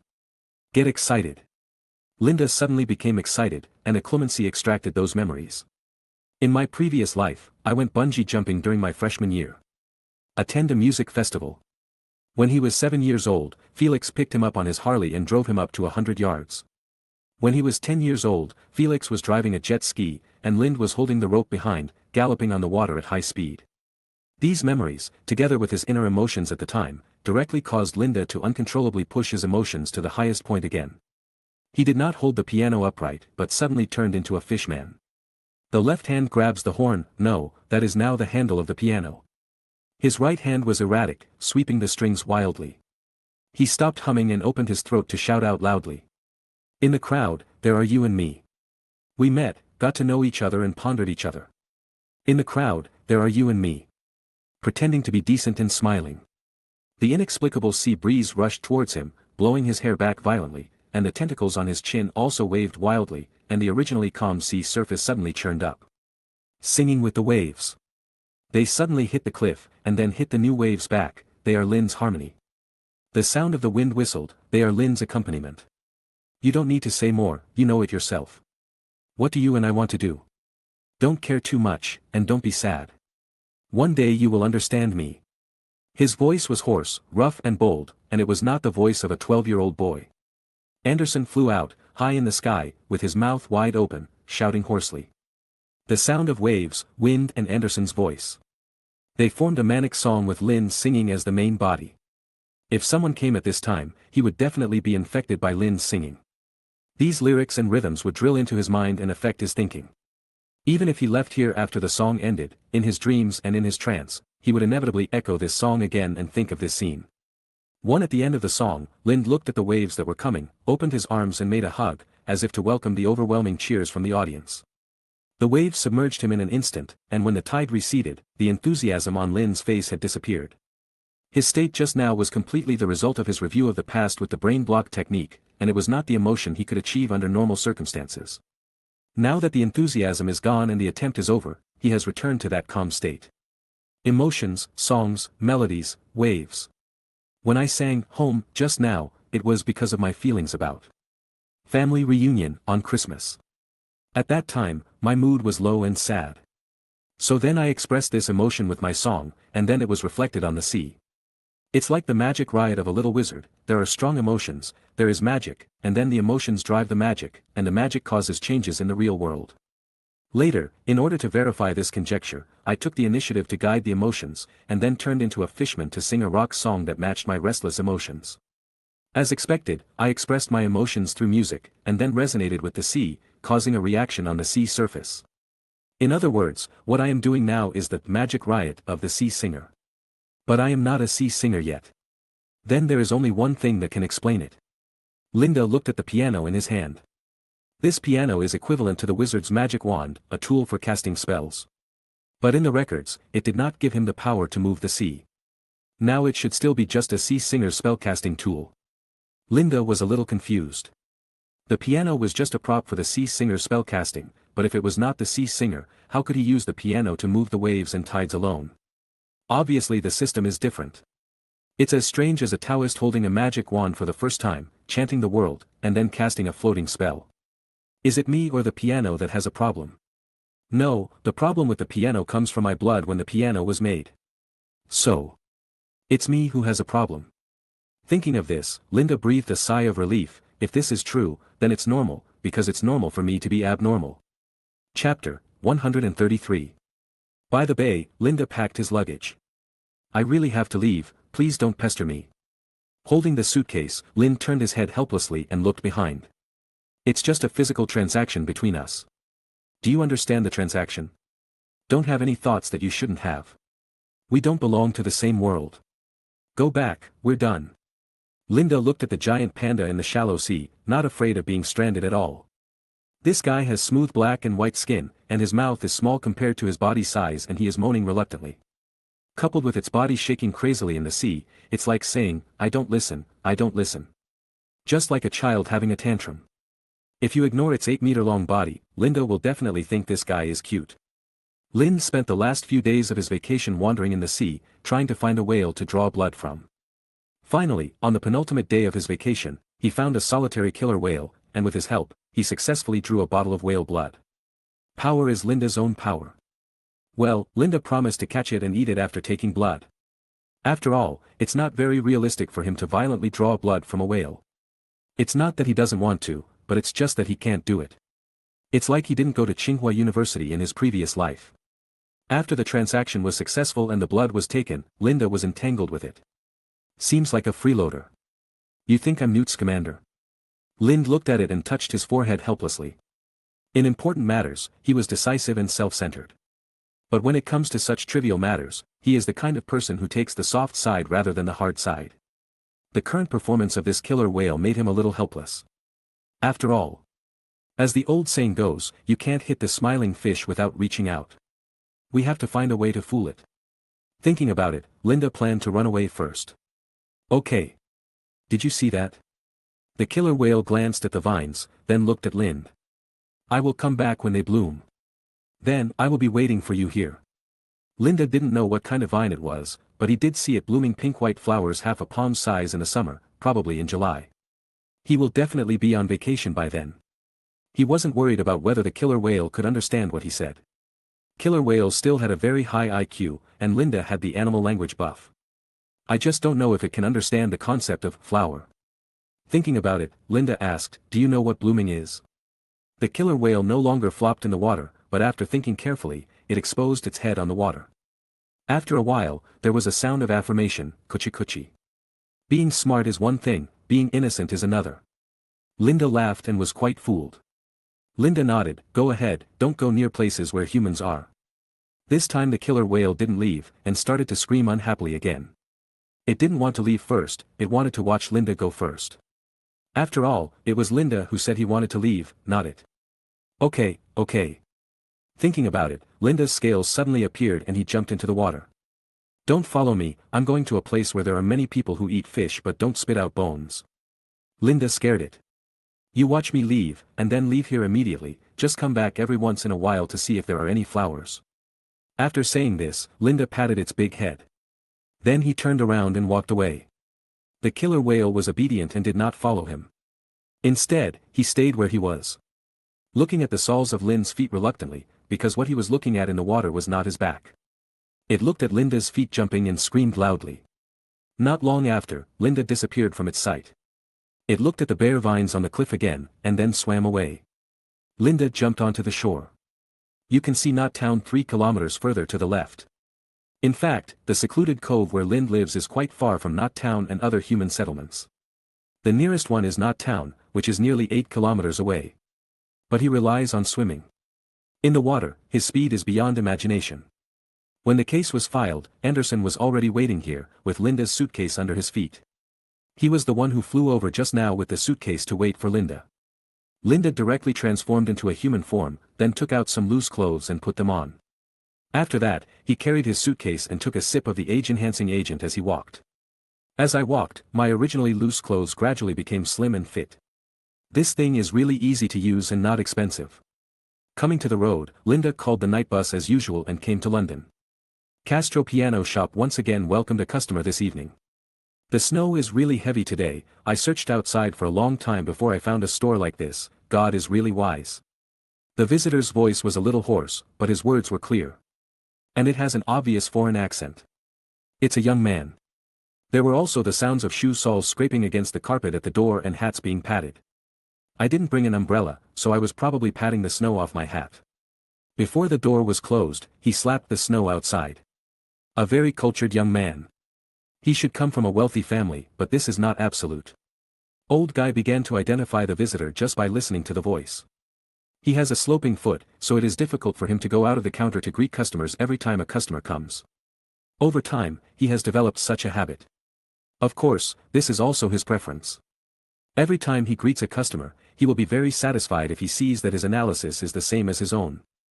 When he walked out, he saw a young man about 18 years old standing straight in front of the cabinet, looking at the piano inside. He was wearing a black woolen coat with some snow on his shoulders. He wore a beret on his head and a double-breasted vest inside. He carried a brown suitcase in his left hand. Young people are good, they go out in this snowy day with so little clothes. Old guy said with a smile. The visitor heard his words, turned his head and looked over. He just glanced at his sloping foot without deliberately staying for a long time. Respect for the disabled is to ignore their disabilities. It turns out to be a very well-educated child. Old guy silently gave himself a thumbs up in his heart. He analyzed it right again. I took a taxi, I don't have such a hard body, sir. The young man said with a smile. At the same time, he took off the gloves on his hands and walked over. Dragon leather gloves. Old guy took a look and said nothing. The visitor shook hands with him and said, I asked the taxi driver where there is a good music store here, and he drove me here directly. Hello, my name is Michael Myers. Old guy smiled. If you ask these taxi drivers where the women are the best, they will definitely know. If you ask them where there is a good music store, they know nothing. However, he still enjoyed the nice words of the young man in front of him. Hello, I'm Guy Castro, the boss here. He pointed to the instrument that Lind had just looked at. Do you want to buy the Guzheng? No, I just saw it and thought of some memories, and I didn't expect to see this traditional Chinese instrument in London, so I stopped for a while. As he said, Miles looked around and rubbed his chin. I want to find a 7-string lyre. I want to give it to one of my younger brothers as a belated Christmas gift. He has wanted to learn this for a long time. Chapter 134. 7-stringed lyre. Old guy said with some uncertainty. It wasn't that he didn't hear clearly what Linda said, but he just wanted to confirm. No one practices this kind of piano anymore. To be honest, if anyone knows about this kind of piano, it would be a good one. Linda nodded. After old guy confirmed it, he felt a little embarrassed. Lyre, sir, to be honest I have piano, harp, and even Guzheng here, but lyre. Sure enough, there isn't. Linda felt a little sorry. Lyre, I don't know if this will suit your needs. Oh, are there any? The old man spoke in a nonchalant manner, not direct at all. Please come with me. No one has bought this piano, I have put it in the back warehouse. Linda slowly followed him to the back, and after entering an old small wooden door, Linda came to the back warehouse that old guy mentioned. Snap. The gray and black tungsten bulb was turned on by old guy. It gave off a dim light, no different from Linda's lantern. It has obviously been used for a long time. The warehouse is not big, in fact, it is about the same size as the sales area outside. Various pianos are piled here, the most conspicuous one is a grand piano in front, and there are several small electronic keyboards placed on top of the piano. Then there is a harp on the side. It looks brand new. It must have been placed here not long ago. Unlike the piano, which is covered with thick dust. Old guy walked up to the piano on his feet, then squatted down and started turning under the piano. Under the piano, there is also a pile of miscellaneous items packed in cardboard boxes of various sizes. There are some piano stands and many other various musical instrument accessories. Old guy dragged out a few more boxes from under the piano, bringing with them a thick layer of dust. It was obvious that what he was looking for had been there for a long time. Finally, old guy took out a small suitcase from underneath. After dragging it out, he looked at Linda with a smile. It's funny, although it doesn't look good, I think there's nothing wrong with it. As he spoke, he patted the dust on the suitcase and opened it. There is a sharp contrast between the inside of the box and the outside of the box. The black velvet lining supports a wooden lyre. The whole body of the box is made of wood and looks yellowish. Linda walked over and took a closer look. The copper strings were very clean. It seems that the piano was well protected in the case. Linda carefully picked it up and flicked it. The tone is bright and crisp, slightly different from the one Linda made himself. But it works. It looks very good. How much does it cost? Linda carefully put the piano back into the box. Just £200. It has been here for a long time, this should not be the life of an instrument. £200, a very cheap price, acceptable. But after a while, Linda walked out with a brown leather suitcase in his left hand and a small black piano case in his right hand. The next day, he boarded the Hogwarts train and arrived at Hogwarts in the evening. Meanwhile, January arrives. In the lounge, many young wizards were chatting happily about what happened during the Christmas vacation, and some were talking about all kinds of weird stories. Anderson flew in from the window and rubbed the side of Lynn's face affectionately. Of course, this is an appearance. Both of them looked down upon the gesture of closeness. In fact, while rubbing his face, Anderson's mouth muttered in Lin's ear. The centaur said that the mandrake has matured, the survival rate is 60, and there are 16 plants in total. He has no mature preservation methods there, so you'd better pick it up tonight. Linda touched Anderson's head and tapped his index finger on its head, indicating that he already knew. Until late at night, Lin didn't move his buttocks. Harry and the others were still chattering there. Lin simply couldn't understand how they could talk so much. Lin thought for a while and stood up. He couldn't wait to go to the Forbidden Forest to pick up the goods. As for Harry and the others, there is no need to be shy. When passing by Harry and the others, he heard Harry exaggerating, "Really, Kerna said she saw it clearly, that was not the ghost of Hogwarts." Linda returned to the dormitory, rearranged the items in his pocket, and then went to the bathroom. It was still the same old trick. If he wanted to go to the Forbidden Forest, he chose to fly there directly so that Dumbledore's surveillance couldn't catch him. Linda now casts a levitation spell on himself, and together with Anderson, he can now fly freely. Instead of just gliding. In the first half of the second grade, he also went to see Hagrid and occasionally chatted, but the frequency was very rare. Flying directly to the Forbidden Forest, Linda came to the territory of the unicorns. He didn't set any code with Firenze, he just gave a rough time. Not long after Linda landed, the sound of hooves stepping on fallen leaves and gravel could be heard behind him. Linda's wand instantly fell from his sleeve, and his pupils became square, providing him with vision in the dark night. There are not many artiodactyl creatures living in the Forbidden Forest, and there are even fewer magical creatures. There are only 3 types, unicorns, centaurs, and night chi. But vigilance is a good habit. While thinking about it, Linda saw a centaur walking into his line of sight. At the same time, the other person was also holding a bow and arrow, looking at Linda warily. That guy is different from Firenze. He has red hair and beard, and a long red tail is dragging behind the horse below the waist. "Are you here for our deal?" The centaur pointed his bow and arrow at Lind and asked cautiously. This is the same as what Lind knows. Except for Firenze, other centaurs are naturally malicious towards humans. In the future, after Firenze accepted Dumbledore's invitation to serve as a divination teacher, Firenze was exiled from the tribe. But as a race protected by Dumbledore and Hogwarts, when Dumbledore needed it, only Firenze stood up, and the person who stood up to take responsibility was kicked out of the tribe. Ridiculous. Hogwarts doesn't owe them anything. Hogwarts was already there when they migrated here. But that's Hogwarts' business, and it has nothing to do with Lind. Why not be more direct? You won't ask me questions like, who are you trading with and what are you trading for, to confirm my identity. I'm here to find Firenze for the Mandrake. Lind said these words directly and clearly. Hearing his words, the centaur also put down the arrow in his hand. It's really interesting. This is not like what Firenze said, a shy little wizard. Lind smiled, I am indeed a very shy person. The centaur smiled disdainfully. He will be here soon, wait a minute. The mandrakes are all with Firenze. After knowing that Lind was not a threat, he put away his bow, then took out 2 arrows, rubbing and polishing the arrowheads against each other. Lind patted Anderson and asked him to be alert to the surroundings. Then Anderson flew away. Not long after, Anderson flew down and indicated that he saw Firenze had arrived. About 3 or 4 seconds later, Lind heard the sound of hooves. Firenze walked out. Hey, Ronan, Firenze greeted the centaur first, then looked at Linda. Hey, kid, how are you doing recently? His attitude was completely different from that of the red-haired centaur, and he was more friendly. Not bad, I learn new things every day, Linda smiled, and he looked behind Firenze, who was carrying a backpack, and inside it was undoubtedly Mandrake. Did you bring anything for decoration? Firenze took off the package on his back. If not, just take this away. Linda did not refuse, and thanked him. The survival rate could have been higher, but it's a pity. Firenze said apologetically. What's wrong? Recently, a new guy appeared in the forest, a new guy we have never seen before, Firenze said. New guy? Linda was a little confused, and he didn't remember any special situation in the Forbidden Forest. Yes, they should be gregarious animals, every time we find traces, there are many linear footprints, just like snakes. Snake. Basilisk. As Firenze spoke, Linda thought in his mind.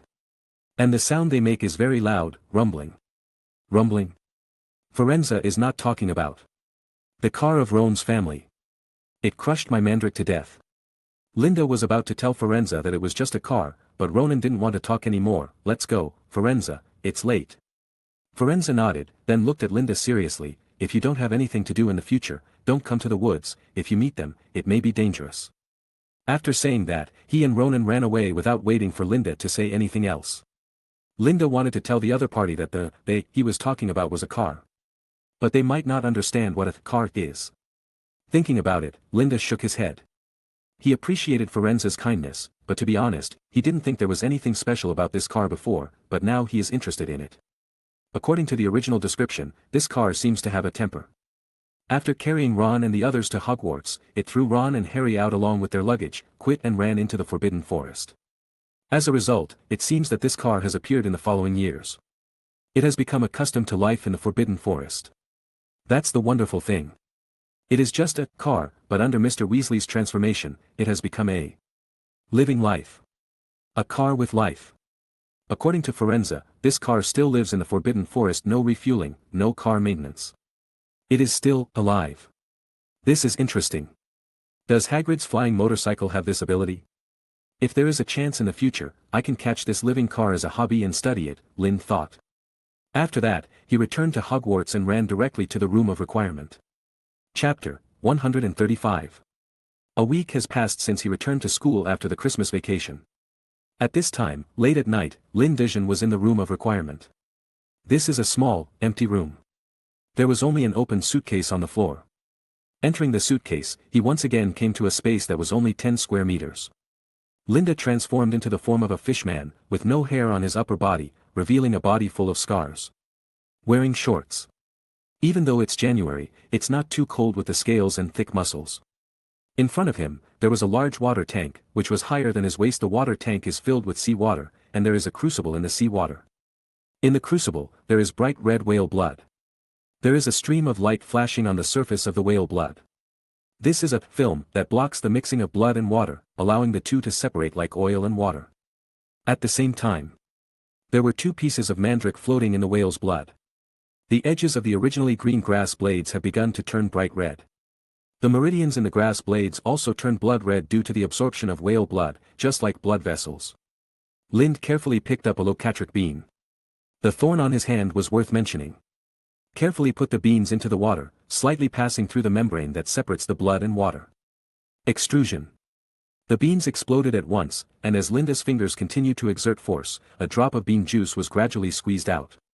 At the moment when the bean juice dripped into the whale's blood, Linda's free left hand quickly picked up the spoon and started stirring frantically. 5th from left. 3rd from right. Repeat the process until the thick bean juice and whale blood are thoroughly mixed, breaking up the mandrake leaves at the same time.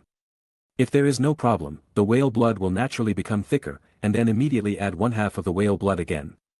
If there is a problem. Linda saw fine black bubbles suddenly appearing from the whale blood below, as if they were cola. Laugh. His right hand had already been taken out of the water tank, shaking off the remains of the beans and raising the wand.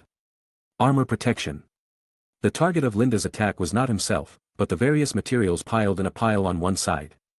The moment the spell was cast, the wand was put behind his arm and wrist, covering his eyes at the same time. Bang! The contents of the crucible suddenly exploded, knocking Lynn directly into the wall behind. Linda supported the wall behind him and stood up again. Fortunately, I was prepared. Linda smiled and pulled out the glass shard stuck in the scales. Clean up. Linda waved his wand, and the crucible that fell on the ground suddenly became clean. The mixed seawater, blood, and soaked mandrake leaves were all gathered into a ball by Linda and thrown out of the box. Restore as before. Casting a spell again, the crucible, water tank, etc. return to their original shape. The glass fragments on Linda's body also flew back as if they were being pulled. He ignored the wounds on his body and filled the water tank again with clear water into the spring. When he was filling the water, his hands were shaking. He was afraid that he might accidentally blow up the poor water tank. That's the best he can do with this spell now. After filling the water tank again, he walked over to the pile of materials and picked up a large glass jar. The whale blood inside was reduced by about 1/7. Not much opportunity for trial and error.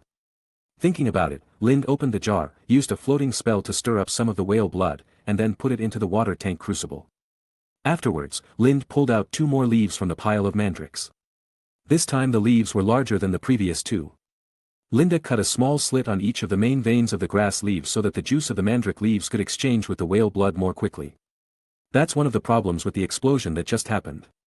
Linda added mandrake leaves into it. Next there is another week of waiting for soaking. Thinking about it, Linda patted his head uncomfortably. Thinking about it, Linda checked again and saw that there was no problem, so he walked out. Anderson stayed outside. Anderson couldn't help it this time. And if an accident happened, Linda might not have time to take care of him, like just now. He only had time to take care of the materials, not himself. After that, he left here and came to the room of response to requirements. After putting the box away again, his actions on the box in the outside world will not change the direction of gravity in the space inside the box. Unless the box is severely damaged, the internal space will basically not be affected. After all, it is a large living space, so it is very stable. I glanced at the time, 3 o'clock. You can also go to the swimming pool to rest for a while. Afterwards, Linda and Anderson walked out of the empty room. At this time, he had turned into a human form, and blood was flowing out from many places on his body that had been scratched or stabbed by glass. He took out a piece of clothing and wiped it. Because of the scales. The wounds were not serious. As long as we get into the water, we can probably recover tonight. The only problem is that it's a bit cold now. The cold wind blew through the window and whistled in the empty corridor. Linda couldn't help but shudder as he stepped out. When I closed the door, I looked around and saw nothing. A white shadow suddenly drifted across Lynn's sight. Quickly flew down the stairs. Who? Linda shouted. It would be troublesome if others saw him wandering here at night. However, the white shadow had disappeared from his sight. If you run away, I will chase you. Go. Anderson flew directly over. Lynn waved his wand and walked leisurely at the door, thinking about the pool house. A familiar handle reappeared on the wall, and at the same time, Anderson also flew back. What's going on? Nothing. Anderson whispered. He actually didn't understand why Linda asked him to fly over. Did you see it just now? A white shadow floated over. Didn't see it. Ghost? No, the texture of the ghost is different from that. Lynn thought for a while and frowned. Some of it has the texture of an invisibility cloak, but the cloak is invisible after being put on, so it shouldn't be an invisibility cloak. As he spoke, Linda opened the door. I don't know, I didn't see anything just now, Anderson whispered. I flew over and didn't see anything, including the next floor. No matter, it's just a night outing. Closing the door, Lynn jumped into the water, throwing his clothes aside. The flames are blazing. A magic spell was cast on the blood-stained clothes, and then they began to burn. Black smoke floated over the swimming pool. Linda took one look and dived under the water. The next day, during class in the morning, Linda suddenly heard a piece of news. The blind monk is dead. It is the blind monk who boasts that my eyesight is extremely accurate, a magical portrait. He died in his own image. Yes, magic paintings are mortal. In the original book, in the 3rd grade, the fat lady was scratched by Sirius all over the canvas. After that, the fat lady did not dare to continue her position as the gatekeeper of the lounge for a long time. The reason is that she really escaped from the line of life and death. Moreover, its 2-dimensional fat lady was powerless against the 3-dimensional Sirius. Can only hide. After class, Linda was at the front of the crowd for the rare moment. Before anyone gathered, he quickly came to the portrait of the blind monk. There were already many young wizards here. The last time I was bullied by them, he called out many people to complain about me. A girl cried loudly, and was supported by her friends as she walked past Linda. Why is this happening? Yesterday he was discussing with me how to chase girls, why today? Linda frowned and walked over. The blind monk was indeed a very good figure in the painting. He is a missionary, but he has never spread bad information to children. Instead, he often plays the role of a priest who enlightens people's hearts. Whether it was a couple problem, a friend problem, or a senior student who was confused about the future, etc. He never hesitated to enlighten them and give them his own advice. He will never say to us, I have very accurate eyes again, the Hufflepuff boy still whispered. Fool Barnabas, Sir Cadogan and other people in the painting also gathered here. They either lowered their heads and remained silent, or cried softly with their eyes red. The space in this painting was no longer enough to stand, and the crowd had already occupied the space in several surrounding paintings. However, Western paintings pay attention to the perspective relationship, so even if they are crowded together, Linda can see what is happening in the painting from a 3-dimensional perspective. In the original oil painting, the blind monk's head had been separated, and the flames below him had been extinguished. His body was tied to the cross, and his whole body was hanging limply. A crack appeared on his neck. This crack is not in the painting, but is used to separate the canvas. It was done by three-dimensional people. He beheaded the blind monk while he was on the cross and returning to his original appearance during working hours. Don't let me catch who it is. Behind Lind, a wizard said in a low voice. Lind turned around and saw that it was a Ravenclaw wizard. He was nearly 1.8 meters tall and was probably in the 6th or 7th grade. People. Linda looked at it and withdrew from the crowd. People were already crowding in, many of them looked ugly, and many girls were covering their faces in low voices and crying. Do you care? Just care. Sad. Just a little bit. When he arrived at the door of the lounge, Linda shouted the password several times before the fat lady recovered from her sadness and opened the door for him. At noon, Professor McGonagall took away the portrait of the monk, brought it to the auditorium, and hung it in the center of the auditorium. There are many blank canvases hanging around him. This is prepared for the people in the painting who come here to pay homage. Because the blind monk believes in a non-existent religion made up by the painter. And he is also the only religious portrait in this school. Because this is the wizarding world, basically not many people believe in religion. So no mass was celebrated. In the evening, everyone took communion and said goodbye after a moment of silence. As for the subsequent funeral, teachers still need to discuss with each portrait. This is the first time a funeral ceremony has been held for a painting at Hogwarts. During dinner, Dumbledore and many professors looked disappointed. Lockhart is still such a cool look. As for the atmosphere among students, except for Slytherin, most colleges are relatively low-spirited. Not that everyone was saddened by the blind monk's departure. Some people naturally enter a depressed mood due to environmental influences. Lind was pretending, but it was better than Snape. He didn't even pretend, he still kept a straight face and didn't know what he was thinking. At night, the password of the Gryffindor common room was changed. It was changed to Monk. And today the prefects made a solemn announcement. No one is allowed to wander around at night after curfew. And all the young wizards had better stay in the common room honestly. After curfew until tomorrow morning, no one will open the door for them. Because the fat lady wants to say goodbye to the blind monk at night. Chapter 136. A week later, after a period of discussion, the professors and the portraits chose to bury the blind monk. Because the blind monk's portrait showed him being burned by fire, so now that he was really dead, the professors chose to bury him. Together with the old picture frame, it was buried in the Forbidden Forest. In the lounge. Harry, this way. Accompanied by the click of the mechanism, a white light flashed from Colin's camera, which dazzled Lynn's eyes. Harry didn't react much. He was already immune to this guy. Who made Colin also a Gryffindor? Harry simply couldn't escape.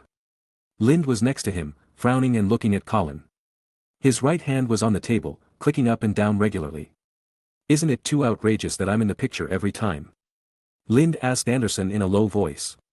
When Colin took pictures of Harry, he would often flash into Lind's eyes. Lind hadn't noticed it before, but he noticed it once after returning from vacation. Not to mention every time, Colin would bring Harry in when he took pictures of him 10 times. How about we go and put a condom on him? Anderson said. I can fly to his dormitory and take a look. Linda thought for a while, then nodded. Don't let his roommate find out. Anderson grunted, then flew out of the window. The man and the bird didn't think their behavior was anything out of line.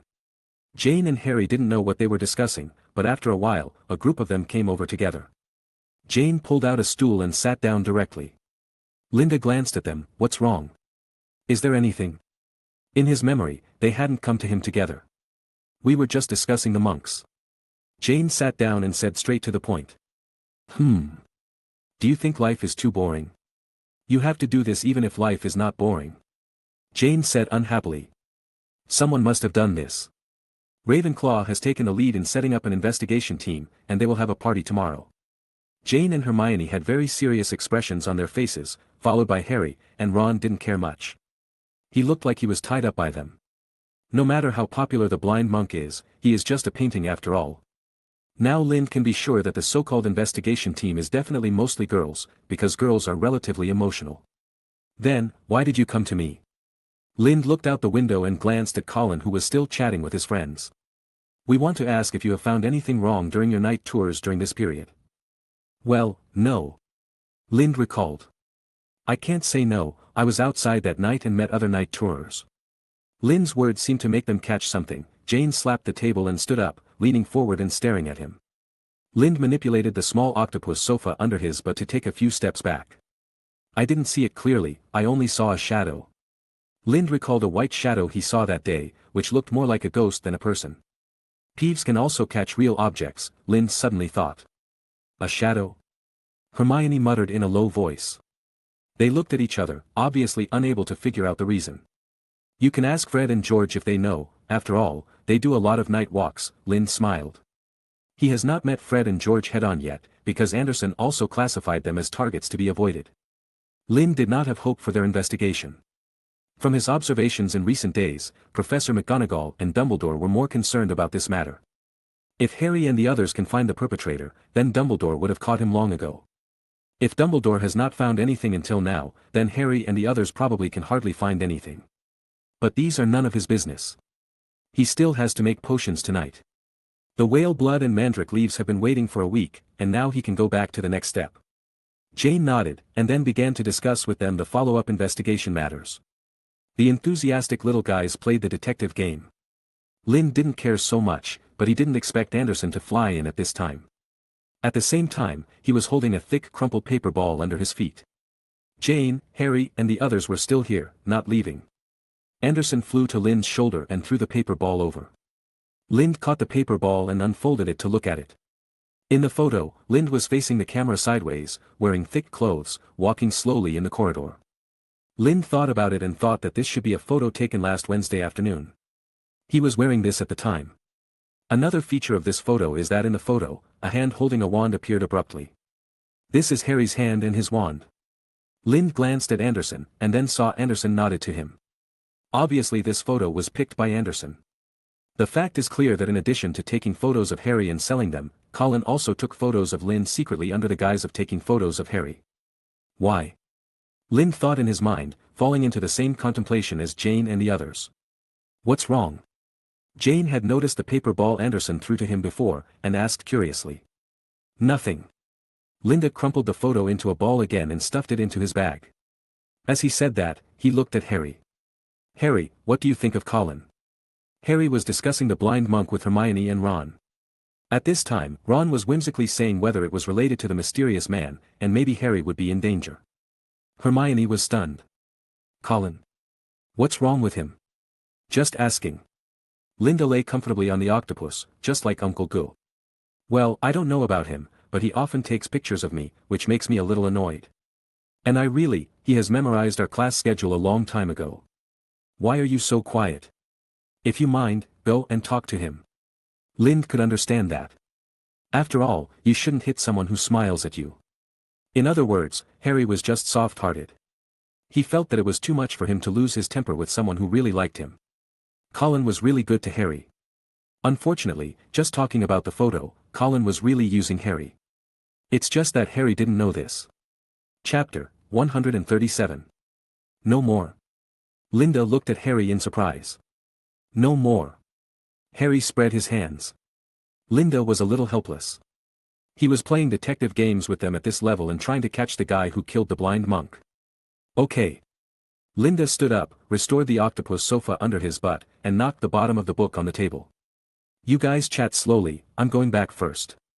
On the way back, Linda glanced at Colin. When he arrived at the dormitory, Anderson talked about the details. He has more money than you can imagine. It's all under the pillow, about 10 galleons. To be honest, it's hard to have this asset with just Harry's photos sold for 1 sickle. There must be something wrong. I just don't know who the buyer is. Linda nodded. Besides mine and Harry's, are there any more? No more. Harry's photos are much more than yours, that should be his main. So many customers pick and choose. Yeah. Linda nodded. Anderson is getting smarter now. Thinking about it, Linda thought about what Anderson didn't say, and slowly said, more than 10 galleons, where are the coins? Anderson was stunned for a moment. All gold galleons, what's wrong? We didn't see him on the Christmas train, right? That means he didn't have a channel to exchange sickles for galleons. In other words, someone is trading with him in galleons. And he trades with him in large quantities in galleons. Because Harry's photos are only 1 sickle, there are very few transactions involving galleons. In addition, you said that there are very few photos of me, so the person who traded photos with Colin in Galleons must be trading my photos. As he said, Linda looked at Anderson. If I'm right, the photos of me he has are all taken recently, just like the one you brought back. That's right, your photos are all recent. With your brain capacity, you have observed enough. Linda comforted. How do you remember so many things? Don't you read books every day? Oh. My brain is working well. Then learn slowly. Observation is a habit. Linda tore off a piece of paper casually and called Anderson to write, ask him to buy some photos of Harry tomorrow night. Don't you need to understand his trading channels first? Aren't you afraid of alerting the enemy? Don't care, I just hope he can take the initiative to deliver it to me tomorrow, and I have to make medicine in a while, so I don't have time today. If he doesn't come to me, I will go to him at most. Linda laughed. It's Quirrell who is playing tricks. Thinking of this, Linda lay down on the soft big bed and looked at the curtains on the bed. Life is a long journey. And I will tie Quirrell with a rope and drag him to death behind my van. In the middle of the night, Linda came to the room of requirement. This time, he succeeded. The thick whale blood hung on the wall of the crucible like a milk cap, and then slowly slid down again and gathered into a ball. The bright red mandrake leaves had broken into many small pieces and were mixed in the whale blood milk cap. Next, add half of the previous amount of whale blood. Mix them as evenly as possible. After mixing, let it stand for a while, and put it on a high place for the next steps when the full moon is full. Linda looked at the middle of the moon, and the full moon should be there tomorrow or the day after tomorrow.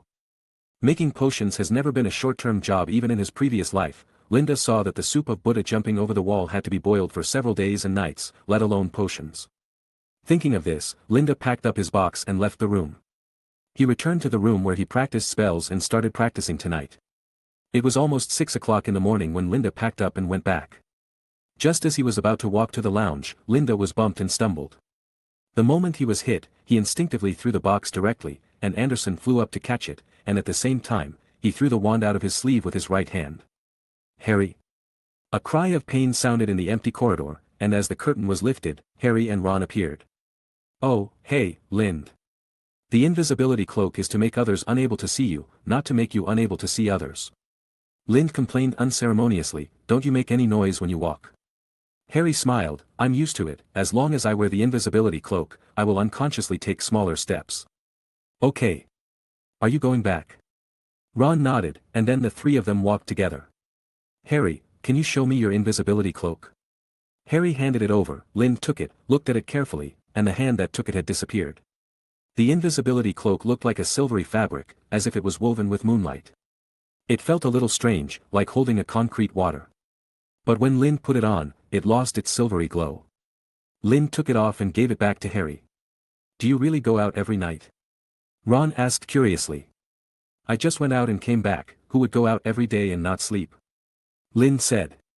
Oh, it seems so, we just came back from going out, so what did you do when you went out? Date. Linda said bluntly.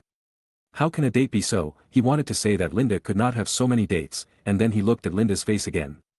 It seems to be okay. Thinking of this, Ron could only say angrily, okay, date. Harry was beside him, but he didn't pay attention to Ron. Linda, have you heard a strange sound during this period, that is, a low, cold sound with an echo? Harry tried his best to describe the characteristics of the sound. No. What's wrong? That's not right. Dumbledore destroyed the notebook, so how could Harry still hear the sound of the basilisk? Linda, you didn't hear it either. Ron said a little disappointedly. It seems that only you can hear that sound. I don't know. Harry thought. Friar.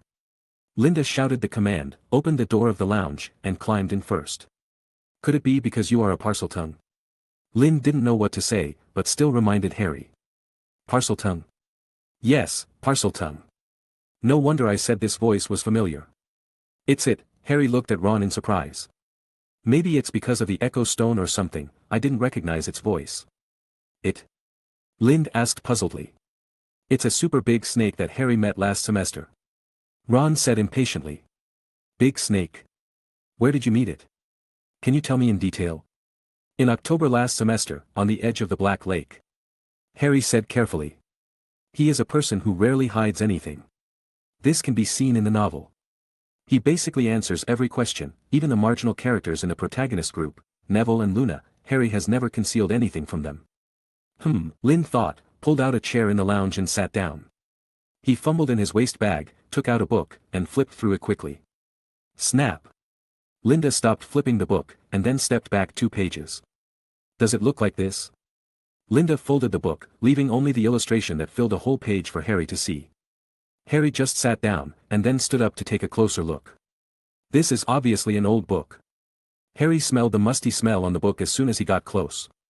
After taking a look, Harry said in surprise, "Oh, yes, how did you know?" Linda took the book back and looked at the other side that he had folded open. On it was written, "Basilisk," in black bold font. Did you see it or meet it? Linda asked curiously. Why didn't Harry die? I met it, it seemed to be blind, and then said that its owner was Slytherin. Nearly a quarter of an hour later, Harry explained clearly what he had encountered with the basilisk, including the communication between him and the basilisk. Does Dumbledore know about this? Lind had already put away the book and asked Harry. I know, I told Dumbledore the first time. But Dumbledore didn't know there was such a guy in the school, and he couldn't find it after several searches. Lind rubbed his temple. In the original book, the basilisk appeared twice. The first time was when Myrtle died. The second time was when the Chamber of Secrets incident was supposed to happen. Only these 2 times did accidents happen, and there were no other accidents, so everyone thought that the Chamber of Secrets was a legend. This is the evidence that the basilisk has not hurt anyone for hundreds of years. So the basilisk said that its job is to protect Hogwarts, which is acceptable. So Harry knew that the basilisk was foraging in various pipes in Hogwarts. Did Voldemort also know the existence of the basilisk and the Chamber of Secrets in this way? So Harry said that when he met the basilisk had been actively closing its eyes. Thinking about it, Lind suddenly had some bold ideas, and then adjusted his tone and said slowly, then it should be it. His tone was a little sad, it's really pitiful. The snake that has been silently guarding Hogwarts for hundreds of years, I know this is a little incredible. But it can only eat mice and insects to survive for hundreds of years, it's really pitiful. As he said, Lind stood up and said goodbye to the two, indicating that he was going back to the dormitory and taking a nap before class. Before leaving, he muttered, it's really pitiful. Ron looked at Lind's back in disbelief. When he first heard Harry say this, he didn't think that this snake was pitiful. He thought of the story of the knight defeating the dragon. It's really pitiful. Lind is right. When they went to class, Ron was drowsy all the time, but fortunately there was only class this morning, and it was the history of magic. He could sleep a lot. When the get out of class was over, Ron drooled at the corners of his mouth. He looked at Harry with an excited face and had a bad premonition in his heart, you won't. That's right, I want to take the initiative to find it. Harry said in a low voice, his tone was extremely certain. What is it? What is it? Impossible. This is too risky. Don't take risks, I'm a Parseltongue. What's the danger? Remember. I can control snakes. Jane looked eager to try, and began to help Harry persuade Ron and Hermione. In the evening, after dinner, Lind came to a basement classroom agreed with Colin. Seeing the time on the pocket watch pass by little, Lind's patience gradually ran out. He took out a small note and handed it to Anderson. Go. Don't you need me to find an owl to deliver it? Anderson asked. Lind waved his hand, it doesn't matter, you can deliver it yourself or send it to him by owl, anyway, I will make him pay for the wasted time. Lind was particularly unhappy with Colin's behavior. But this was also within his expectations. No matter how Anderson went to check his dormitory and restored the scene, after all, one of his photos was indeed missing. When Colin found that the photo was missing inexplicably, and then inexplicably received a note wanting to buy photos, he might naturally notice something. But finding out is one thing, and choosing is another. It depends on whether he dares to keep the appointment or act like an ostrich. Thinking about it, Anderson has already flown out, and Lind picked up the parchment and started to do his homework. Homework should be done early so that he can study on his own in the remaining time. After about 10 minutes, Anderson flew back. Anderson thought that his image characteristics were obvious. If the threatening note was accidentally leaked by Colin, it would be easy to accuse Lind of bullying the weak. Lind certainly didn't care about these external evaluations. But Anderson cared. Since his mind became more and more clever, he gradually began to understand many things that he couldn't understand before. Half an hour later, Colin knocked on the door carefully. Is anyone there? His somewhat nervous and trembling voice sounded. Come in. Lind's voice was not loud, but it was very penetrating, so that Colin outside the thick wooden door could hear it clearly. With the creaking sound of the door, 3 little wizards came in together. Oh. Hee hee. Anderson, who flew to the windowsill, also kept laughing, and the cackle sound was like the sound of the soul-seeking god of death, which frightened Colin. The scene between Linda, Colin and the few little wizards behind him was like. It was like Colin was a serious criminal with solid evidence, standing in the dock in the court, and then he hired a lawyer named Zhang Wei and stood arrogantly. It seemed that he would definitely be acquitted. And Linda. He hired a lawyer named Luo Xiang, and he was the plaintiff. Now the gap in this underground classroom is similar to this. Mainly, Colin's behavior made him want to laugh. But it was just a laugh. No matter what you face, you should take it seriously. Thinking of this, Linda put away the books, parchment, etc. on the table. Then he threw the wand on the table. Indicated that he had no intention of taking action. Of course, he didn't know whether the other party could understand him. After all, the first-year wizard still thought of fighting with fists. You two, do you know why I went to find Colin? Lind asked curiously. Don't try to bully Colin, we all know, if you want a photo of Harry Potter, go take it yourself. Why do you want to snatch Colin's? Anderson felt a little uncomfortable. Why did he let the owl deliver the letter for him? It was because he didn't want other wizards in the lounge to connect Colin and Lind together, so as to avoid tonight's incident. If the buyer of Lind's photo knew about this, it would probably make things more troublesome. If only Colin came today, he would naturally keep his mouth shut about what happened today after he left. Anderson was confident of this. But now there are 2 more stupid boys who were deceived here without knowing the situation. Then this matter will be difficult to conceal. Colin is the main culprit. And Lind can ask him to shut up. But these 2 brats are especially likely to tell others about this. Chapter 138. Who said I wanted to rob him? Linda asked in surprise, his eyes were sincere and sincere. It was as if the person who laughed softly just now was not him. I want to buy photos, seriously, I want to buy some photos from classmate Colin, seriously. As he said this, Lind took out a small handful of Seco with a few gnats mixed in it. He didn't know how long he had kept the change.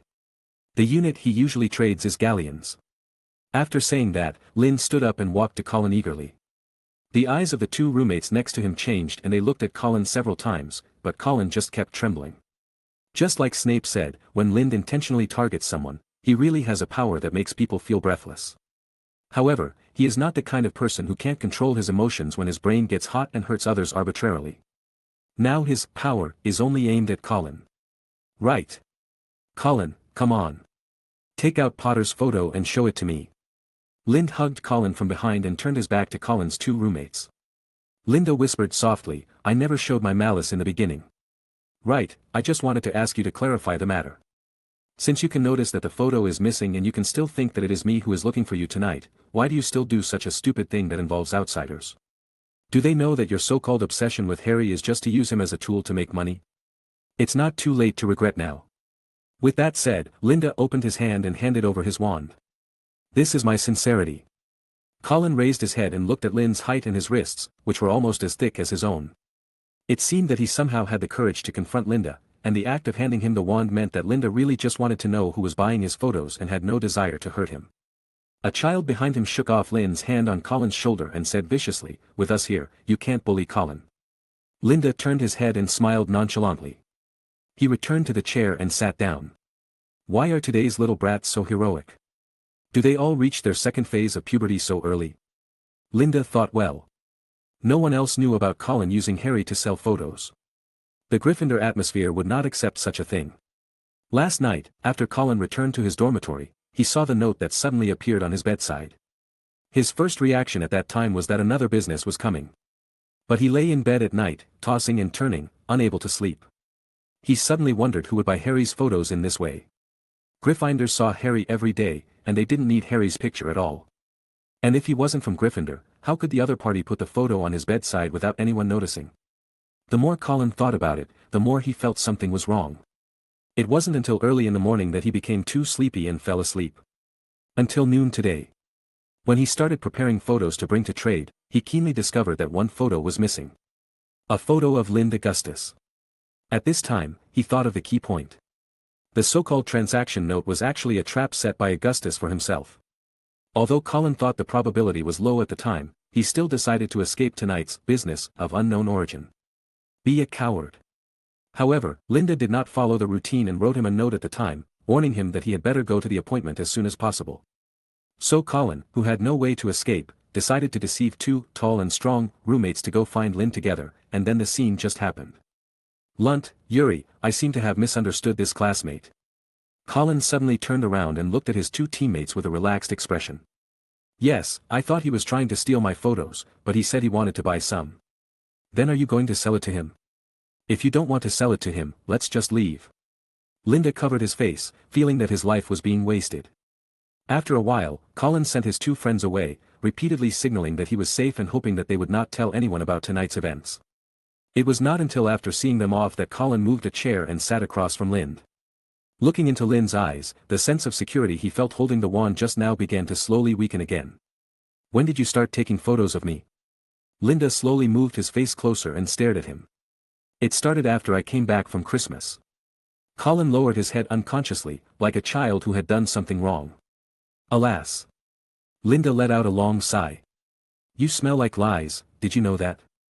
Hearing his words, Colin shuddered and looked up involuntarily, and then saw Linda's expression that was half smiling but not smiling. How can a guy like you be in Gryffindor? Lind said. The atmosphere in Gryffindor is indeed very good. He also received the protection of everyone in Gryffindor due to the incident some time ago. Tell me the truth. Do you think I'm a fool? Wand or not, he didn't care. With or without a wand, he could easily kill me. This was Colin's first thought. Why? I did this kind of thing in school before, and nothing happened. Mom, I'm so scared, why do I suddenly feel so dangerous in the magic world? Isn't this a school? Why are there such guys? Thinking about it, Colin suddenly burst into tears. He found that he overestimated himself. Even if the other party handed the magic wand to him, the other party could cut him into pieces with just that terrifying look. Sobbing, but not daring to delay Linda's time, he said intermittently, I started taking pictures of you not long after school started. Why do you do this? Linda looked at Colin, who was sobbing on the table, leisurely. Originally I didn't notice you. Until the 5th week of school, I sold photos for the first time. It was at night, in the Defense Against the Dark Arts classroom. That was the first Harry fan I contacted, a third-year Hufflepuff. She was very picky, she wasted time picking and choosing in the classroom, and wanted me to ask Harry for an autograph. While I was picking and choosing, Professor Lockhart showed up. At first we planned to conceal it and say it was a photo exchange between fans. At first, I thought I had successfully concealed it from the professor, but I didn't expect that he would call me to his office the next day. He asked me to take photos for him. I didn't know what he wanted to do at first. Just a week after I took photos for him, he told me that I was selling Harry's photos. He also told me that this behavior would not be welcomed by anyone, including Dumbledore. He said that if Dumbledore knew about this, he would definitely send me back home. Clear all my memories of the wizarding world, and then let me become an ordinary person again. Anderson flew over at some point, and when he heard this, he and Lind looked at each other. Isn't it obvious that this is a scare to him? He actually believed it. This is the common thought of the man and the bird. Colin was still talking. Afterwards, he promised me that he would not tell anyone about this matter. But there is a condition, he wants me to take a picture of you. Take a picture of me? Why? Lind continued to ask. He didn't feel that the other party was lying, nor did he think that the other party could continue to lie under this circumstance. I don't know. Lind continued to ask, so you started trading with Lockhart in September? No, in mid-October, a while before Halloween, and we are not a buyer and seller relationship, Colin corrected him. He didn't understand why Lind said this. Well, Lind nodded slightly. Colin said before that the first transaction was 5 weeks after the start of school, and then Lockhart asked him to take a picture of Lind a week later. So it was a total of 6 weeks, and the time should be in mid-October. Not September. If Colin did not refute Lind's September, it would mean that Colin was lying. Just like when Lind went to ask for the girl's WeChat in his previous life, the girl said her phone was out of battery and gave him a phone number. At that time, Lind deliberately repeated the wrong number, but the other party did not refute or correct it. There is no doubt that the girl definitely did not want to give Lind her WeChat. Of course, these are past events, and Lind has long forgotten this matter. Aren't you in a business relationship? Lind asked doubtfully. Yes, we are not in a business relationship. Colin's emotions were also sorted out at this time, and his speech was much clearer and more certain. Then those under your pillow. Those are, as he said, he actually saw some shy expressions on Colin's face. When Anderson saw him like this, he couldn't help but think that he would not be kept by someone. That was what I cheated from Lockhart. I told him that my lens was broken, and I didn't have enough developing solution, and I didn't have enough photo paper, and there were all kinds of things. As he said, Colin climbed on the table again. What am I talking about? How did I say it? But if I don't answer, he will kill me. The magic world is so scary, Mom. You are really interesting. I can't understand how you came to Gryffindor, Lind said. Colin was about to answer, but Lind waved his hand. I was just talking casually, that's it. I said I have no ill will towards you. Remember, pretend that what happened today didn't happen. Today, I really just bought you 2 photos of Harry. After that, you should take pictures. When you hand over to Lockhart, notify me. As he said that, Lind stood up, patted Colin on the shoulder, and took back the wand in his hand. Then he whispered to him, remember, tonight is just an ordinary night, after that, you will remain the same. Then, he opened the door and walked out with Anderson. The clacking footsteps sounded like every step on Colin's heart. Linda walked out of the classroom, and Colin's 2 friends were gone. They must have gone back home. It was very late now. When Linda walked to the first floor, he saw several Hufflepuff students hurriedly walking to the underground corridor on the other side. They were going back to the Hufflepuff common room from there. Chapter 139. That's it. No more doing anything. Don't worry, he's only 11 years old. If you press him too hard all of a sudden, it may trigger his rebellious psychology and run directly to Lockhart. That would be more gain than loss. Well, Anderson nodded after listening to Linda's words, but then thought. Then he won't go to Lockhart. Most likely not. He should understand tonight that neither I nor Lockhart can manipulate him. Now being two-faced is his best choice. As long as one side doesn't collapse, he will always be two-faced with a sense of luck, right? Anderson also thought of the follow-up. But he is only 11 years old, can he think of so much? Yes. Linda smiled. Judging from what is happening now, this Colin Creevey is a person with a little bit of brains. Not long after returning to the lounge, it was time for curfew. Colin came back not long after Linda came back, and seemed to have regained his composure. Linda glanced out the window. The full moon is tomorrow night. On Harry's side, they were still talking about finding the basilisk. Hermione was still trying to stop them, Ron had been instigated, and the situation was now 3-1. And it is foreseeable that Harry will be wandering at night these days, in order to look for the poor basilisk. Lind returned to a familiar corner and simulated the operation of her finding the medicine tomorrow over and over again in his mind. At the same time, he was thinking about another thing. Should I tell Dumbledore about Lockhart? First of all, he was not sure who Dumbledore believed, and he didn't know whether Dumbledore was willing to help him. Even if Dumbledore is willing to help him, what will be the subsequent cost? To be honest, he owed Dumbledore enough. Let's investigate further. In Hogwarts, safety should be guaranteed. The next day, early in the morning. Simply speaking, the weather is very good today. The moon is very round and bright. Linda carried the box and walked slowly to the astronomy tower. After repeatedly confirming that there was no one around, Linda carefully moved away the astrolabes, star trackers, globes and astronomical telescopes using a floating spell, and made a clear space on the astronomical tower under the moonlight. Be sure to pay attention to whether there is anyone around you. Linda repeatedly warned Anderson. Thinking about it, he could only blame himself secretly for not learning the sound barrier spell yet. After finishing his instructions, Linda put on his black robe and hat and wrapped himself up. Then, his body gradually swelled under the robe. The only exposed arms and face were covered with scales, the hands were webbed, and the face had long tentacles, like octopus legs. They were hanging outside the robe, swinging a little dishonestly. The wriggling of these tentacles is like a person's breathing. It will remain in this state without active control. Then, Linda opened the box and climbed out. After a while, he moved the big water tank out directly. When leaving the mouth of the box, just like Doraemon taking out a large prop, the water tank gradually returns to its original size as it leaves the mouth of the box. Linda kept the water tank as stable as possible, because there was still a crucible inside, and inside the crucible was the medicinal solution he had prepared before. Puff! With a small sound of gas squeezing, Linda finally lowered the water tank and placed it in the open space of the astronomy tower. Lind glanced at the moon. The location is just right, now to the next hour or so. This is the best time for moonlight in this place tonight. These were determined by his visits last night and during the day. At Hogwarts, this is the place where the moonlight is best at this hour. And besides here, there is no other place that is higher than here. Thinking about it, Linda glanced around. Anderson's absence means there is no problem. After that, he quickly returned to the box. Take out the gillyweed. In fact, this step is very simple. Plant the gillweed in this thick whale blood. After 2 days of refinement, the whale blood has become thicker, like mud. The fragments of mandrake leaves inside were also gone. Linda was reminded of a poem. Falling red is not a heartless thing, it turns into spring mud to protect flowers. Come and give me gill-protecting grass. Thinking about this, Lind opened the bottle, grabbed the gillyweed, and inserted it directly into the whale blood mud. Gillweed does not have specific rhizomes.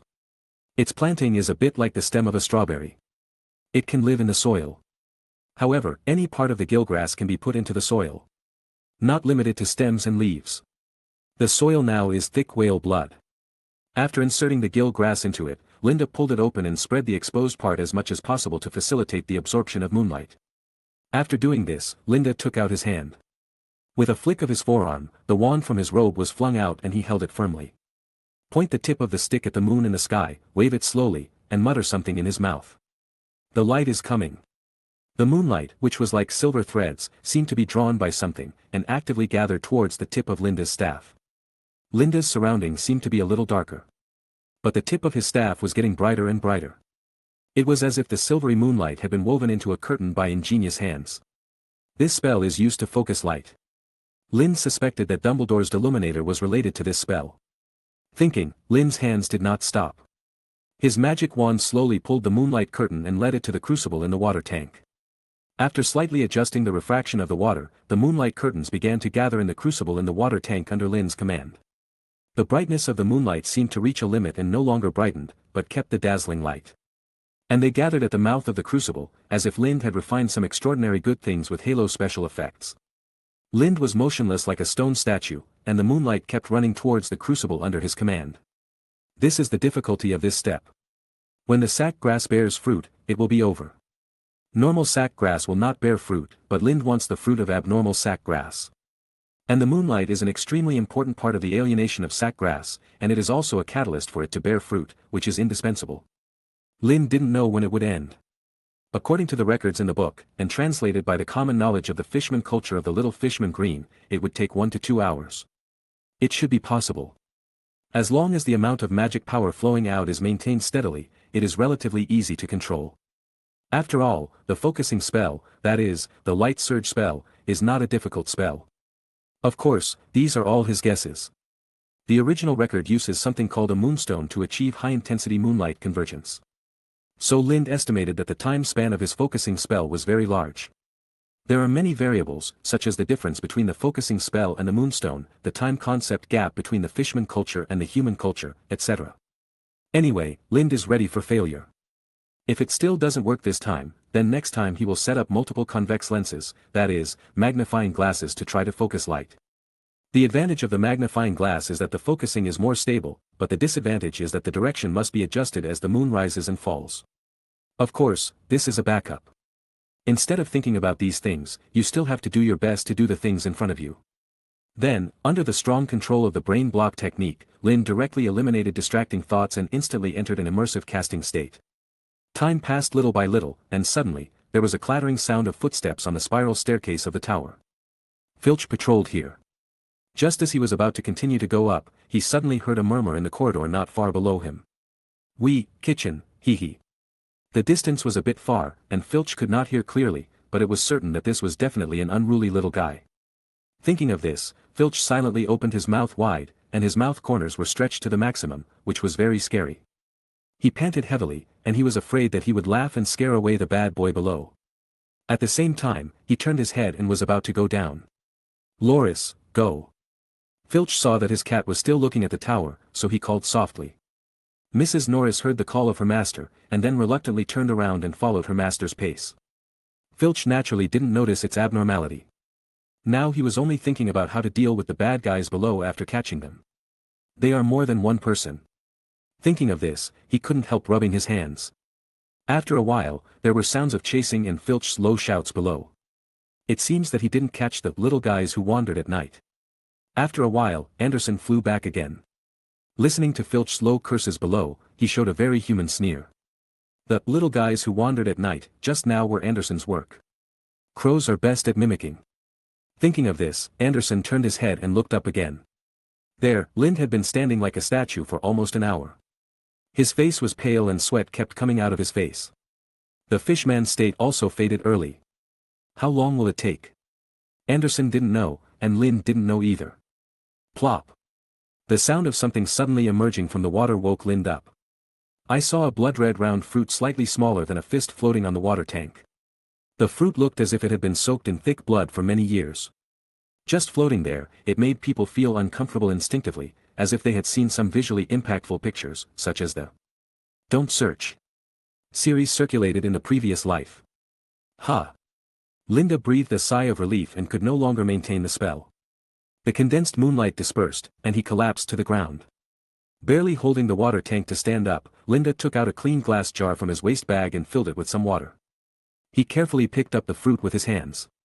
The fruit was delicate, and Linda squeezed it slightly. It just felt like it was filled with water. That's the feeling. In addition to a layer of blood-red skin, this fruit is full of liquid, a liquid with a lower density than water. These are all recorded in the book. Thinking of this, Linda smiled. He carefully placed the fruit in the jar. At the same time, the corridor was also filled with the rapid and unpleasant sounds of cats and Filch. Anderson flew up and cooed. He tried to stop him, but he thought that the guy up there couldn't escape this time. Let's catch the guy up there first. Tisk. Lind curled his lips. This Filch was really annoying. I was attracted by the fact that Linda had just lost his strength and collapsed to the ground. Thinking of this, Linda's right head still hurt a little, and it would probably be swollen tomorrow. Then, he quickly put away the jars containing the fruits. He used up his last bit of strength to transform into a fishman. He pushed the water tank directly into the box. Bang! There was a sound of broken glass. But Linda closed the box very quickly. The sound was not so crisp and harsh, but rather dull. Only Filch, who was awake, could hear it. The water tank is temporarily useless, so let's just leave it like that. Let's clean it up first. And Anderson sighed. Ugh. Ugh. Anderson vomited a big egg. The egg grew rapidly, like an uncontrolled cancerous tumor, but in the blink of an eye, it was the size of Linda's head. In another blink of an eye. The diameter has exceeded the length of Linda's chest. The tentacles pierced out from all sides of the meatball, like a shell breaking. A large Anderson drilled out from it. At the same time, the originally small Anderson fell to the ground and decayed at a speed visible to the naked eye, bleeding and pus. These blood and pus evaporated and disappeared visibly. In the end, only the skin of the small Anderson was left. The large Anderson used the tentacles in his mouth to roll up the skin of the small one and the flesh shell that had just nurtured him, and took them directly into the abdominal cavity.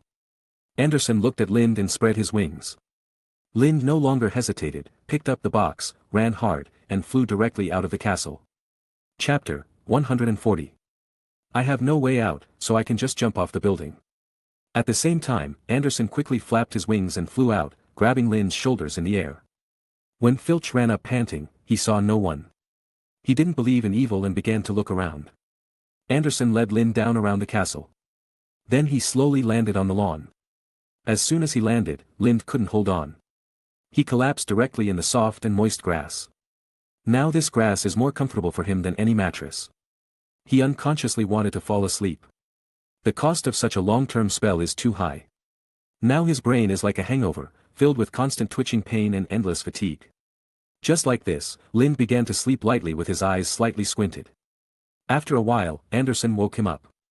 Lind slowly opened his eyes, and Anderson put on the skin he usually used. He looked at the time, 4 o'clock in the morning. Lind propped himself up, but his arms still felt a little sore. Let's go back. Rubbing his temples, Lind stood up with some difficulty and picked up the suitcase. He did not meet Filch again along the way. After returning to the dormitory, Lind put the suitcase under the bed, and fell asleep on the bed without taking off his clothes. But after a few breaths, a slight snoring sound came from the bed. Seeing this, Anderson also lay down by the windowsill and fell asleep. The next day, something interesting happened. Harry and Ron were caught for their night tour. After Filch returned from the astronomy tower without catching Lind, he actually caught Harry and Ron on the second floor of the castle. He also heard Harry angrily saying, "I clearly heard it, it was all ruined by Filch." Harry angrily pounded the table. Hermione's face was obviously angry and helpless. She could only say things like, add points and deduct points from Filch. Alas. Lind propped his head up and flipped through the book in boredom. Another week later, Lind's potion-making reached a new stage, which required a long period of rest. At the same time, Lockhart had not taken the initiative to negotiate with Colin.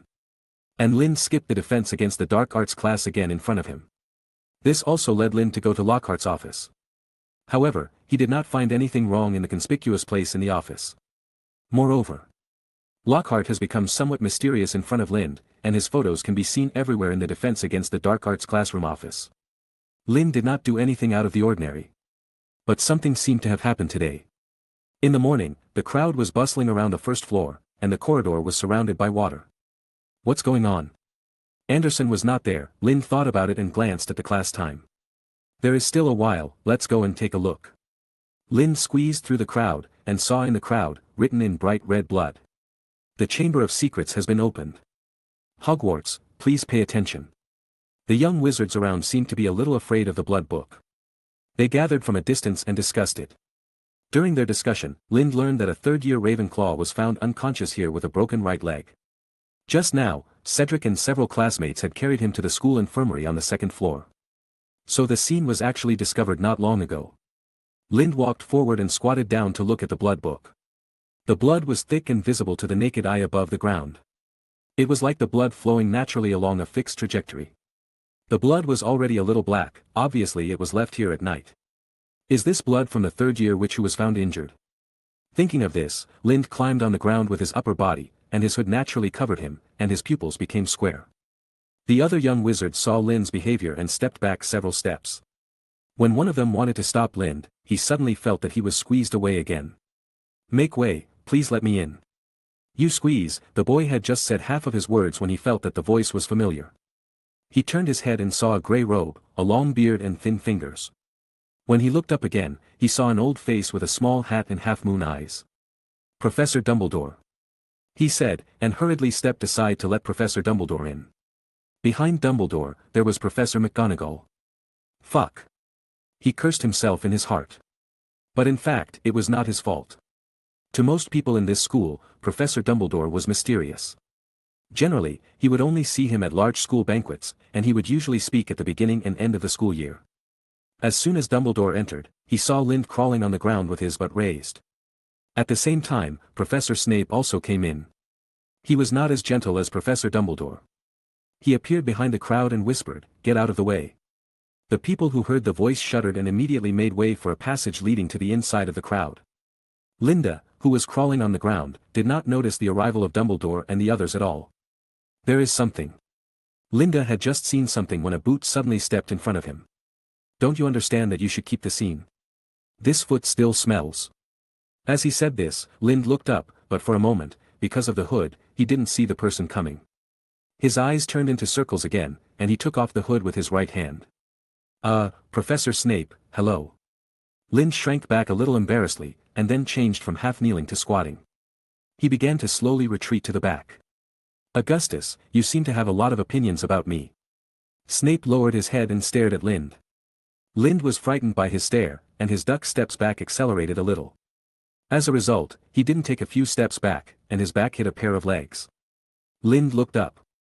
He only saw a big beard and a pair of smiling eyes. His eyes were bent upwards, just in response to his half-moon eyes. Hello, Professor Dumbledore. Lind stretched out his hand and waved gently. As he said this, he felt a slight force holding him up. Turning his head, he saw Professor McGonagall was there too. Linda hurriedly greeted him, and then glanced at Snape inadvertently. He found that Snape was still staring at him. 10 points deducted from Gryffindor. Linda, you have to apologize to Professor Snape. Professor McGonagall's stern voice sounded, and at this moment, Linda felt that this voice was like the holy voice of the Virgin Mary. As long as Professor McGonagall, who was his own man, punished him lightly first, then Snape would have a hard time dealing with Linda.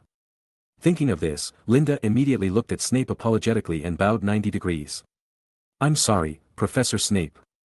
This time, I accidentally hurt the teacher with my words during school, which was very bad. It fully shows that I am lacking in personal learning awareness, which is very wrong. Such a serious mistake really made the school teachers dissatisfied and disappointed with me, and I am deeply sorry and ashamed for this. Linda spoke eloquently, and directly recalled the template of writing a self-criticism in his previous life and put it in. Unfortunately, he was interrupted by Snape halfway through. Chapter 141. What are you doing here? Don't you have classes? The large number of children around him scattered like birds and beasts. Not everyone had classes this morning. But with Snape here, they really didn't dare to stay any longer. Lind also slowly retreated, but was hugged by a big hand.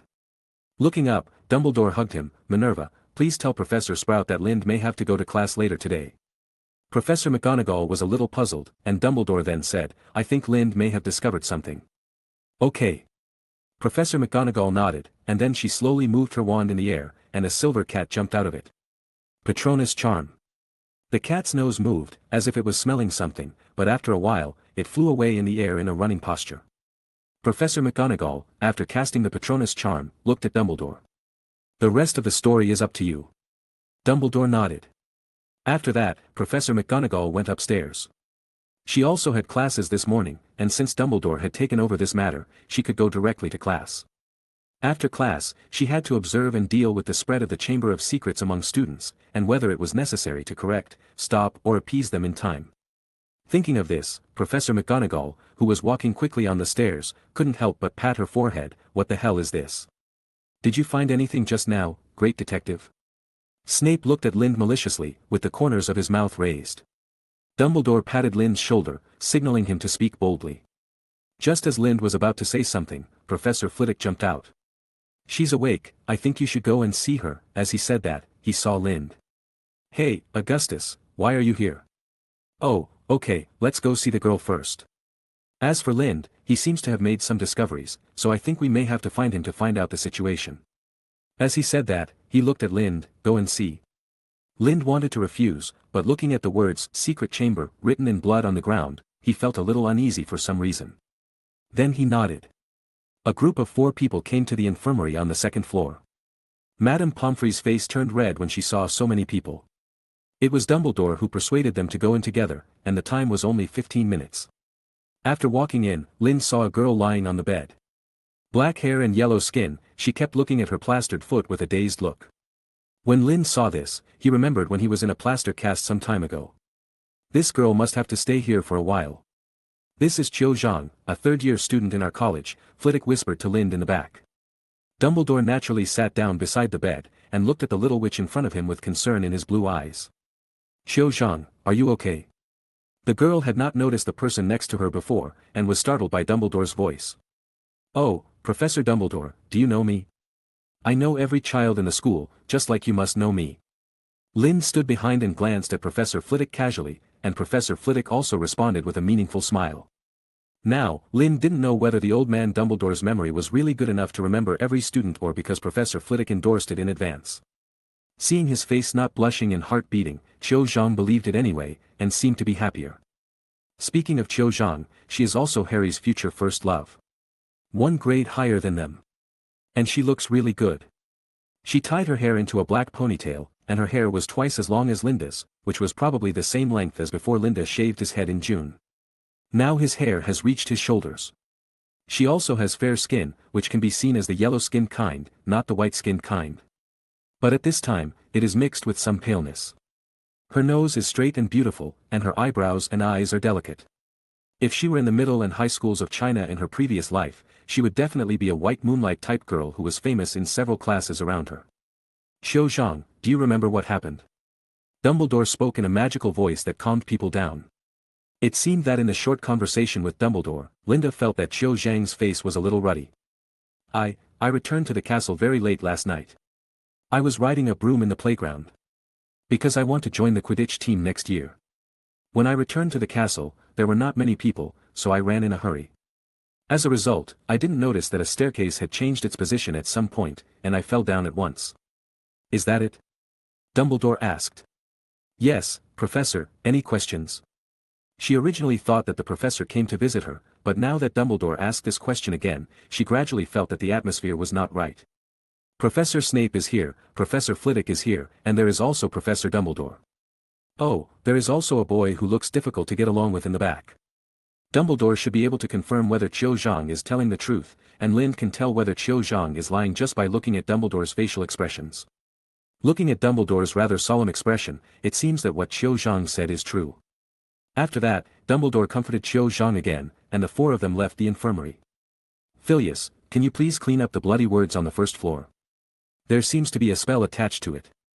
Filch should not be able to handle it. Ah. Oh, okay. After that, the three of them came to the principal's office under the leadership of Dumbledore. Sitting down on the chair, Dumbledore looked at Lind and Snape. That girl actually knows nothing. Yeah. Snape nodded. In fact, he didn't care about this matter at all. He only cared about the so-called secret room and the warning words issued to the entire Hogwarts. Lind also nodded in understanding. In Qiu Zhang's memory, it was just an accidental fall and a broken leg. But let's ask, she didn't fall on her head, and she didn't have cerebral palsy. How come he didn't scream for help after breaking his leg but just slept on the ground, and was not discovered until the next day? Dumbledore looked at Lind. Lind, did you find anything? Nothing. Nothing would make you so angry to be disturbed by others, and you even said swear words subconsciously. Dumbledore smiled, and Lind felt that he was deliberately talking about something else. Well, there are some clues. As he said, Lind walked to the table, took out parchment and a feather pen, and began to carefully and slowly draw a strange circle on the parchment. What is this? The footprint of a survivor. This footprint appears right below the text, which is exactly the best writing position. As he said, the three people's minds all appeared a person squatting on the ground, and Qiu Zhang was writing a bloody letter on the ground next to him. How do you know that it is not the footprint of someone who passed by later? Snape asked Lind seriously. Hogwarts is cleaned by house elves at night. So the footprints I saw must have appeared after the cleaning last night. There are only three types of footprints that normally appear around there. First, footprints that appear after cleaning and before the incident. Second, footprints of people who did bad things.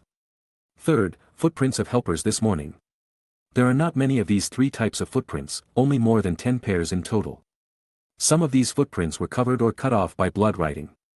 These are the first type of footprints, and they are also the least footprints. There is only one pair. Because the time for cleaning Hogwarts is definitely after curfew. There are rarely any footprints left.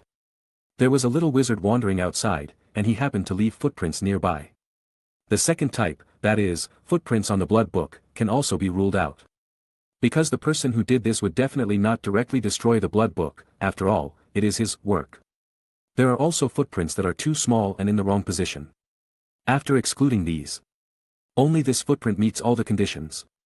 This footprint appeared not only at the writing position of the blood book, but also at the position 2 steps back from the bottom of the blood book. It's like observing the overall effect after writing. As they said, the three began to imagine. Late last night, a girl fell in the dark corridor, her calves twisted irregularly, but her breathing was steady, as if she fell asleep in this corridor. At this time, a man slowly walked out. He first circled around the girl twice and smiled with satisfaction. After that, he took out the blood and borrowed some unknown little spell to let the blood flow naturally to write a paragraph. After saying that he was done, he stepped back 2 steps and looked at his masterpiece. Then it returned to darkness again. Linda continued. And, this is an adult's footprint, and I can be sure that it does not belong to Filch. Filch's patrol time is usually only until 2 o'clock in the evening, so we only need to find people who behave abnormally after this time. Snape pulled his lips. You really know about the nightlife of Hogwarts. Dumbledore also said, this is not a little discovery. Linda came back to his senses at this time. He scratched his head awkwardly. He was so immersed in the play that he didn't pay attention to the occasion. And not only Snape, but also the portrait of the headmaster behind him also heard a series of suppressed laughter. In theory, the portraits of the headmasters have all undergone professional training and generally don't laugh, unless... Dumbledore nodded, agreeing with what Linda said just now. Linda saw that Dumbledore and Snape were not talking about this, so he retreated to the back and stood. In fact, he was thinking about whether he could leave, but Dumbledore didn't seem to have this intention. Lind said it well, but this way, we can't seem to find anything. Isn't there a portrait? Lind said subconsciously. Dumbledore heard him and shook his head. Magic portraits are just similar to humans, with certain memory and thinking abilities. But they are not humans, you can't impose human senses on them. Their perception of the outside world is actually very dull. Take vision, for example. When there is sufficient light, they can see a lot of things. But when the light is insufficient, their vision is basically completely blocked. For example, our brother Alice, even if he has no eyes. During the day, he could still see the little wizards passing by outside like the other people in the painting. But at night, neither he nor the other portraits can see the outside world anymore. Alice was the name of the blind monk who passed away 2 days ago. Dumbledore carefully explained the knowledge about magic paintings to Lind. They are just magical creatures given the image of wizards, don't use your thinking to bring them in, Snape said calmly. Is that so? Linda is a little numb. He had always thought that the ubiquitous magic paintings in the school were Dumbledore's monitors. So since last year, he had basically tried every means to avoid the surveillance of those magic paintings unless he went to the room of requirement. But now Dumbledore told him that in low light conditions, the magic painting basically had no vision. Otherwise we would have known who killed Brother Alice, wouldn't we? Dumbledore spread his hands and said helplessly. Yes. It took Linda a moment to react. The reason he first thought that the magic painting was Dumbledore's surveillance was because he was discovered by Dumbledore on his night walks for no reason. That was not long after he entered school. In the final analysis, the idea that magic paintings are equivalent to surveillance has always been his own and considered reasonable. But it's like Snape said. These magic paintings only resemble people, but human concepts cannot be imposed on them. But when Snape said wizard, Lind automatically translated it as human. By the way, could it be that the one who killed the devil and the one who broke Zhou Zhang's leg are the same person? Linda suddenly thought. The atmosphere in the office suddenly became stiff. If it's really the same person. It used to be a magic painting, but now it causes serious injuries. What about next time? Are you going to kill someone directly? Severus, please go and repeat the scene, Dumbledore said coldly. Snape also knew the seriousness of the matter compared to Hogwarts and Dumbledore, and immediately stood up and walked out. Watching Snape walk out, Lind hesitated and pointed to the door, Professor. Yes, it has taken up so much of your time, go to class quickly. Lind Daru was granted amnesty, said goodbye quickly and walked out. Dumbledore looked at Lind's back and smiled. He is no worse than you were when you were young. This confidentiality is particularly commendable. Dumbledore smiled and said nothing. Not long after, Snape came back. I can't see any changes on my face. After all, he doesn't care about school safety or anything like that. He just pays attention to certain people individually. Nothing, chaos. Dumbledore nodded. The spell, Flash of Trails, is very versatile, but it is very simple to counter this spell. Even its counterspell has no incantation, it only requires a wand-waving trajectory. In the hands of an expert, countering the spell might require just a casual wave of the wand. Just like himself. Flash of Traces is the magic spell of Fantastic Beasts too. It's really useful in HP's story, but it's also buggy. But both series are still the same world. Where can you explain this? It would be okay if there were no restrictions. Chapter 142. Walking down the automatic spiral staircase, ignoring the lonely stone beast at the gate, he walked downstairs quickly. He was going to take the herbology class, which was held in the greenhouse outside the castle. When he came to the outside of the greenhouse, Professor Sprout was taking the little wizards to change the pots of the mandrake. By the end of this semester, they would probably be mature. The whole greenhouse was filled with their shrill screams. Linda didn't wear earmuffs and didn't dare to walk in directly. He knocked on the door of the greenhouse but no one heard it. Linda simply retreated to a relatively less shrill distance and squatted. And then continued to think about Zhou Zhang's injury. It was not because he cared about his classmates, but because he was worried that this incident might affect his nightlife. The death of the blind monk, Zhou Zhang's broken leg, the secret room. And Lockhart, who was related to Linda. After waiting for nearly a quarter of an hour, the shrill screams in the greenhouse began to gradually quiet down. Seeing this, Linda stood up, patted his knees, and then walked over. Entering the greenhouse as he wished, Professor Sprout asked him to find a place to stand quickly, and remember to go to Hermione to make up his notes after class, and he could also go to her if he didn't understand anything. Linda's herbology has always been good, and this time it was Professor McGonagall who asked for leave for him. So there was no more to say. After more than 10 minutes, this herbology class ended in a hurry. What Linda didn't expect was that the secret room incident tonight spread among the young wizards. I remember it. Harry exclaimed, and his sudden shout directly frightened Hermione's quill pen and left a long mark on the parchment. Ron was also frightened by this, and he stopped flipping the book. What? I remember where I heard about the secret room. Harry said. I said it.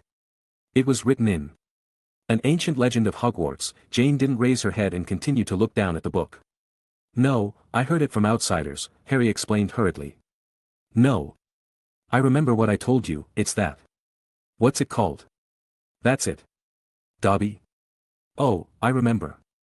In Hogwarts, terrible things will happen. It says that Harry Potter can't stay here, history is about to repeat itself, and the Chamber of Secrets will be opened again. Hermione repeated what Harry told them at that time in a low voice. Yes, do you remember? I told you that. Yes, you did say that. Is what he said true? Will there really be any danger? Harry, if what he said is right, then Jane poked Harry's shoulder. Then you're in trouble. Maybe you should tell Dumbledore about this. Ron looked at everyone innocently. Forget it. He's busy, a child has been injured today.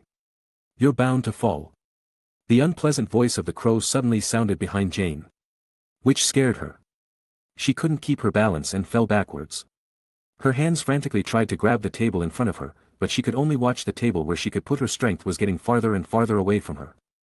Fortunately, Linda retreated quickly, otherwise she would have been hit by her.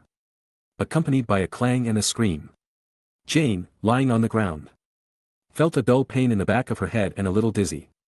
When she opened her eyes, she saw Linda standing next to him with a half-smile on his face. The stinky bird that scared him just now also looked at him with a smile on its face. You are too generous, you fell down when I said you would, Anderson said with a suppressed smile. Is it because you scared me that I fell down? Jane turned over and looked at Linda and Anderson unhappily. If you say it is, then it is. Anderson did not refute. Linda shrugged his nose, and there was a bloody smell. Is the back of your head bleeding? Linda asked. Jane touched back and felt that her hand was cold. When she took it to her eyes, she saw that it was really bleeding. I will tear you apart. Jane rushed over and grabbed Anderson. Then she grabbed his wings like a chicken. Then she grabbed him like a chicken. Oh, boss, save me, boss. Anderson did not expect this woman to be so fierce. She caught her without paying attention. Linda smiled. Jane did not want to do anything to Anderson at all, and it was not difficult for Anderson to break free with his strength. This is just a fight between a man and a bird. Hey, go ahead and call. Call another one for me to see. Anderson's suspended feet fluttered in the air to show his accusation. Linda took a look and saw that Jane's pinching place avoided the nostrils on Anderson's beak. So careful. Does she really not care about her head? After a short fight between a man and a bird, Jane put Anderson back. Then he looked at Linda's outfit and asked in confusion, where are you going? Take a walk. I just finished dinner. Jane glanced at the time, it was past dinner time. Forget it, if he doesn't want to talk, then don't talk. Let's go, I'll go to the infirmary. Jane said as she lifted up the chair. It seemed that she had not forgotten the fact that she had hit her head. I'll go with you. Hermione also stood up. No, it's just a minor injury, just go get some Tgthegood, maybe it will heal if you go too late. Jane waved her hand indifferently, indicating that Hermione would be back soon. Hermione thought about it and felt that what she said was not wrong, and then sat down again. Okay, come back soon. Jane nodded and took the lead to walk outside. Linda also walked out. Where are you going? Jane turned her head to look at Linda. Just walk around. Linda felt that Anderson was shaking a little, and responded to Jane casually.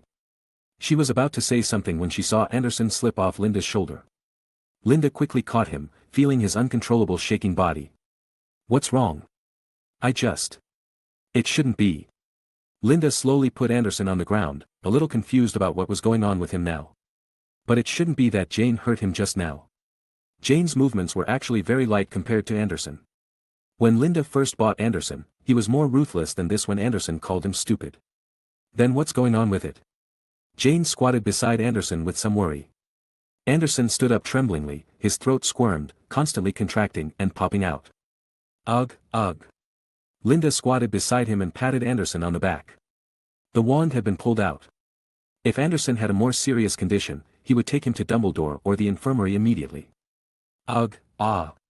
Anderson opened his mouth as wide as possible, and the corners of his mouth were torn.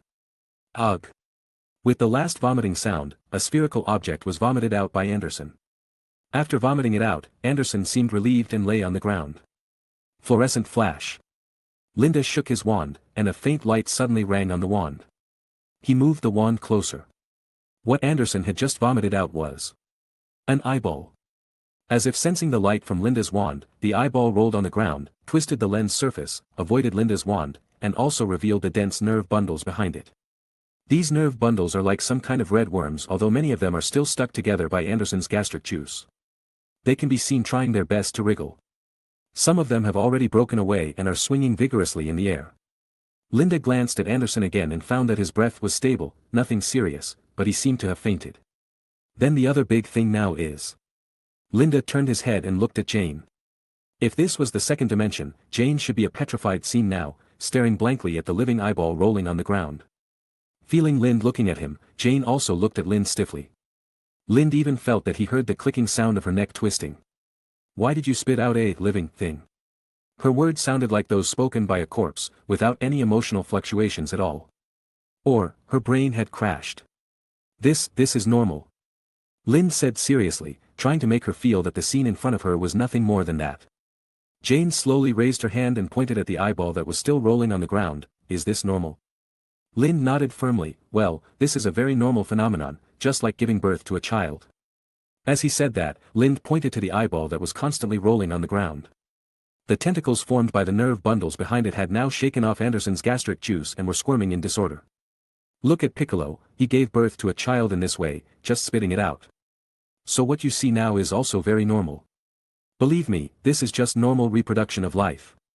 Although she didn't know who Piccolo was, it didn't prevent her from understanding Lind's words. So, is this normal like giving birth to a baby? Thinking about it, Jane nodded stiffly and admitted Lind's statement. Or, she was actively deceiving herself to believe what Lind said. Because if she didn't believe Lind's statement, the truth would only be more terrible and more difficult to accept. Anderson opened his eyes again and stood up tremblingly. Looking around, he immediately understood what happened. This little golden retriever was scared by what he had just done. It's over. Will the boss reveal his identity? Thinking about it, Anderson became anxious. Just when Jane had just calmed down a little, she saw Anderson standing up. It seems to be really fine. Then she saw Anderson shaking and running to the eyeball with his little paws. Then he swallowed the eyeball in one gulp. Then Anderson raised his head, flapped his wings on his chest and said with a satisfied look on his face, "It's okay, I just ate too much last night, and just regurgitated it and ate it again." Chapter 143. Madame Pomfrey looked at the girl lying on the hospital bed with confusion on her face. That's not right, there is no reason that someone with such a degree of injury to the back of the head would be in a coma. As she spoke, Madame Pomfrey put a few drops of medicine on the back of Jane's head and massaged it slightly. "Madam, do you think she can wake up tonight?" Linda asked with concern. "I'll check." As she said this, Madame Pomfrey pulled out her wand and muttered some incantation in a low voice. A faint green light emerged from Jane's body. Seeing this green light, Madame Pomfrey nodded, showing an expected expression. "Well, my observation is that I should be able to wake up at noon tomorrow. The answer the magic spell gave me is tomorrow morning." "Then, can I come and see her tomorrow morning?" Linda continued to look at Jane lying on the bed with concern. "Of course, child, you will be the first thing she sees when she wakes up. You will definitely be very happy." Madame Pomfrey rubbed Lynn's head and told him not to worry too much. "It would be nice if you don't faint again when you open your eyes tomorrow and see me."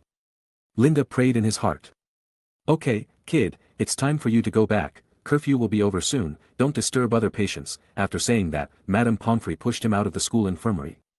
When he walked out, he also saw Qiu Zhang. She was lying on the bed and copying notes. She seemed to be catching up on the lessons she missed today. Linda's hand was broken, so he didn't miss classes after wearing a cast for a while. She had a broken leg and was asked to lie down on the bed by Madame Pomfrey. At least a week. This is quite torture for a Ravenclaw. Thinking about it, Linda figured out when he should come here tomorrow. The school infirmary is open between 7 and 8 o'clock. The time is not specific. Then come here at 7 o'clock tomorrow to keep watch. Anyway, Lockhart's class tomorrow morning was skipped, and he stayed with Jane the whole time. She must not be allowed to tell anyone what she just saw. As he said that, he glanced at Anderson on his shoulder again. The scene where he swallowed his eyes just now scared Jane into a coma. And he said something like, "Too much. Come on, tell me what you are eating, and why you still have such a complete eyeball that is no different from a human eyeball, and it is still alive and squirming." Thinking about it, Linda hurried back to the lounge and informed Jian about being hospitalized. Said that Madame Pomfrey asked her to stay and observe the wound tonight, because it was a head injury, possibly involving the brain or something. Then he felt Hermione's resentment towards him and Anderson. Well, after all, in her opinion, it was Anderson's joke that put Jane in the hospital. There is no need to wash this matter, and it cannot be washed. If you try to explain it, it will only become darker and darker. Afterwards, Linda ran out of the lounge and came to the 6th floor. This is a somewhat remote place on the 6th floor. Linda has never been here before. So he could only walk slowly here, turning left and right, led by Anderson. Finally, after searching for a long time, Anderson stopped at the entrance of an upward spiral staircase. Just go up. Linda looked up and saw that the spiral staircase was only 1 or 2 stories high. After one glance, Linda walked up. There is nothing extra above, and there is only an old wooden door after walking up the stairs. There was no handle or keyhole on the door, just an old, bare wooden board with an eagle-shaped bronze knocker on it.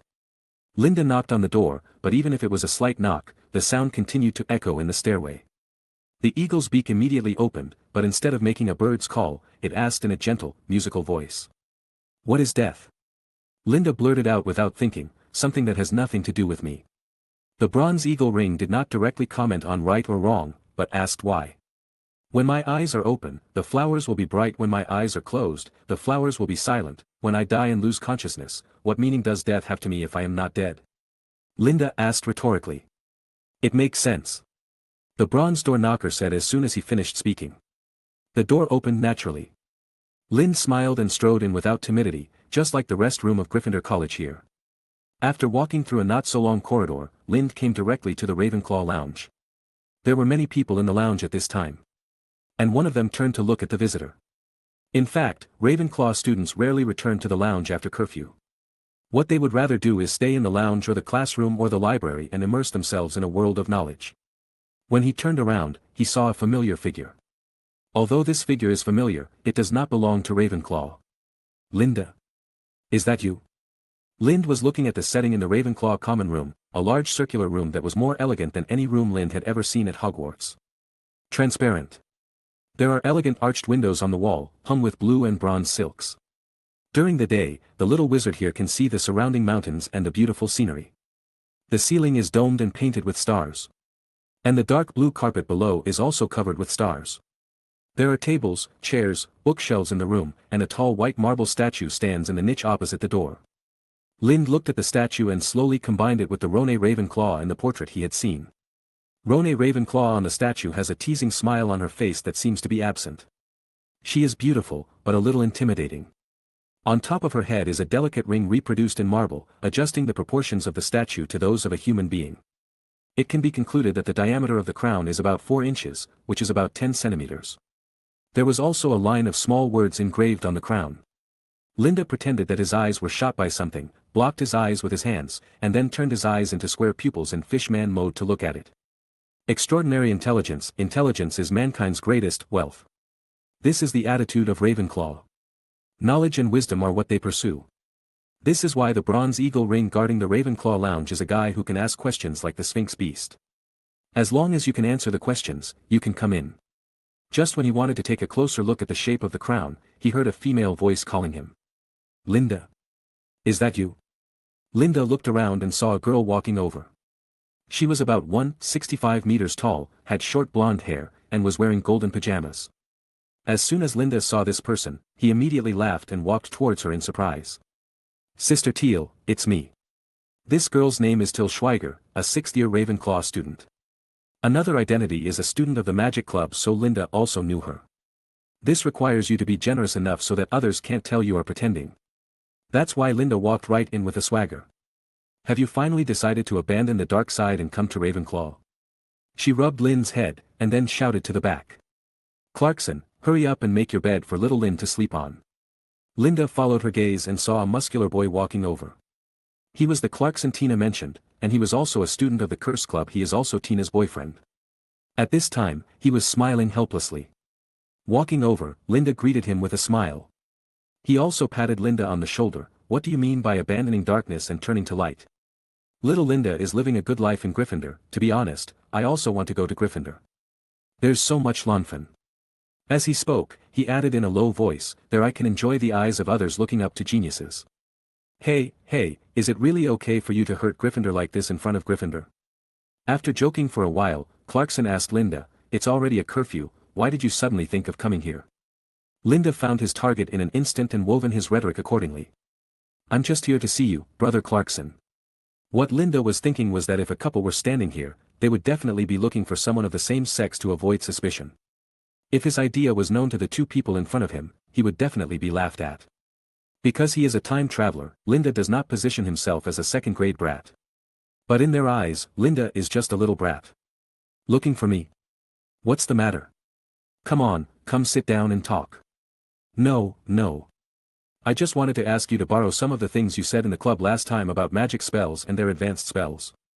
I didn't seem to remember everything in my notebook. I don't know if it's possible. As he said that, Linda also showed an expression of being a little embarrassed to ask for help, afraid of rejection but wanting it very much. What do I think? It's like this even after curfew, it's true, just sit down and I'll get it for you right away, and then you hurry back to the lounge.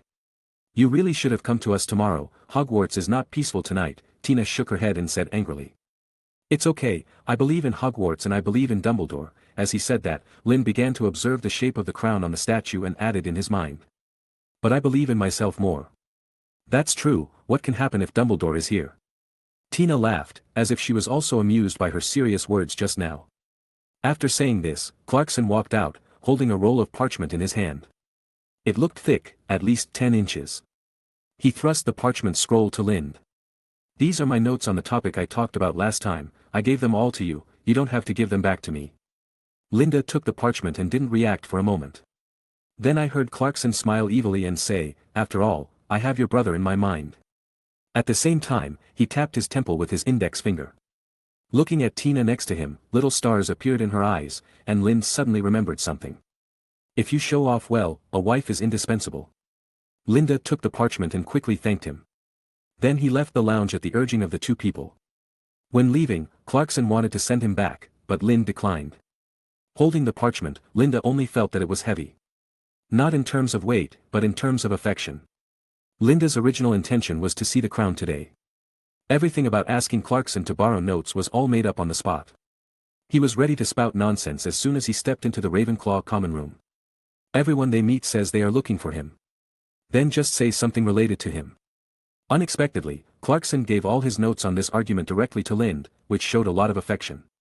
He was afraid of owing favors to others. Thinking of this, Lind came to the 8th floor of the castle. Chapter 144. I need a room to hide my stuff. 3. Linda stood alone in front of the tapestry of the giant beating Barnabas with a stick, pacing back and forth, while Anderson was far away. In order to prevent his thoughts from interfering with the choice of the room of requirement. A large copper handle appeared on the wall, and Linda pulled it at first, but it didn't open. Then he pushed it in. The difference between the doors that appear in the room of requirement each time is not only the handle, but also the shape of the door, the design style, the inside and outside opening, etc. Once you push it in, you will see a towering ceiling, about 4 or 5 stories high. As for the scope, because there are many piles of various miscellaneous garbage inside, Linda can't see how big it is at once. But from what he saw, it should be the same as the one in the movie version of the previous life, spacious enough to fly on a magic broom for a long time. By the way, what is that eyeball you spit out? Linda stepped in and closed the door behind him. It's an eyeball. Anderson replied. I know it's an eyeball, what I'm asking is what it is. It's an eyeball. It's just an eyeball. What I'm asking is, what's its use, is there anything special about it? Linda looked at Anderson with a dark face. This, Anderson realized what Linda wanted to ask about. I feel like it's my new skin. New skin. Are you sure? Try it on. Anderson shook his head, I can't do it yet, it seems that it will take some time to nurture. Yeah. Linda nodded and didn't ask any more questions. Then what are we doing here? Anderson saw Linda standing at the door in a daze and couldn't help asking. Looking for something, Linda recalled the memory deep in his mind. Looking for a bust. A bust? Anderson was a little confused. Well, let's look for it separately first, and call me when you find it, Linda nodded.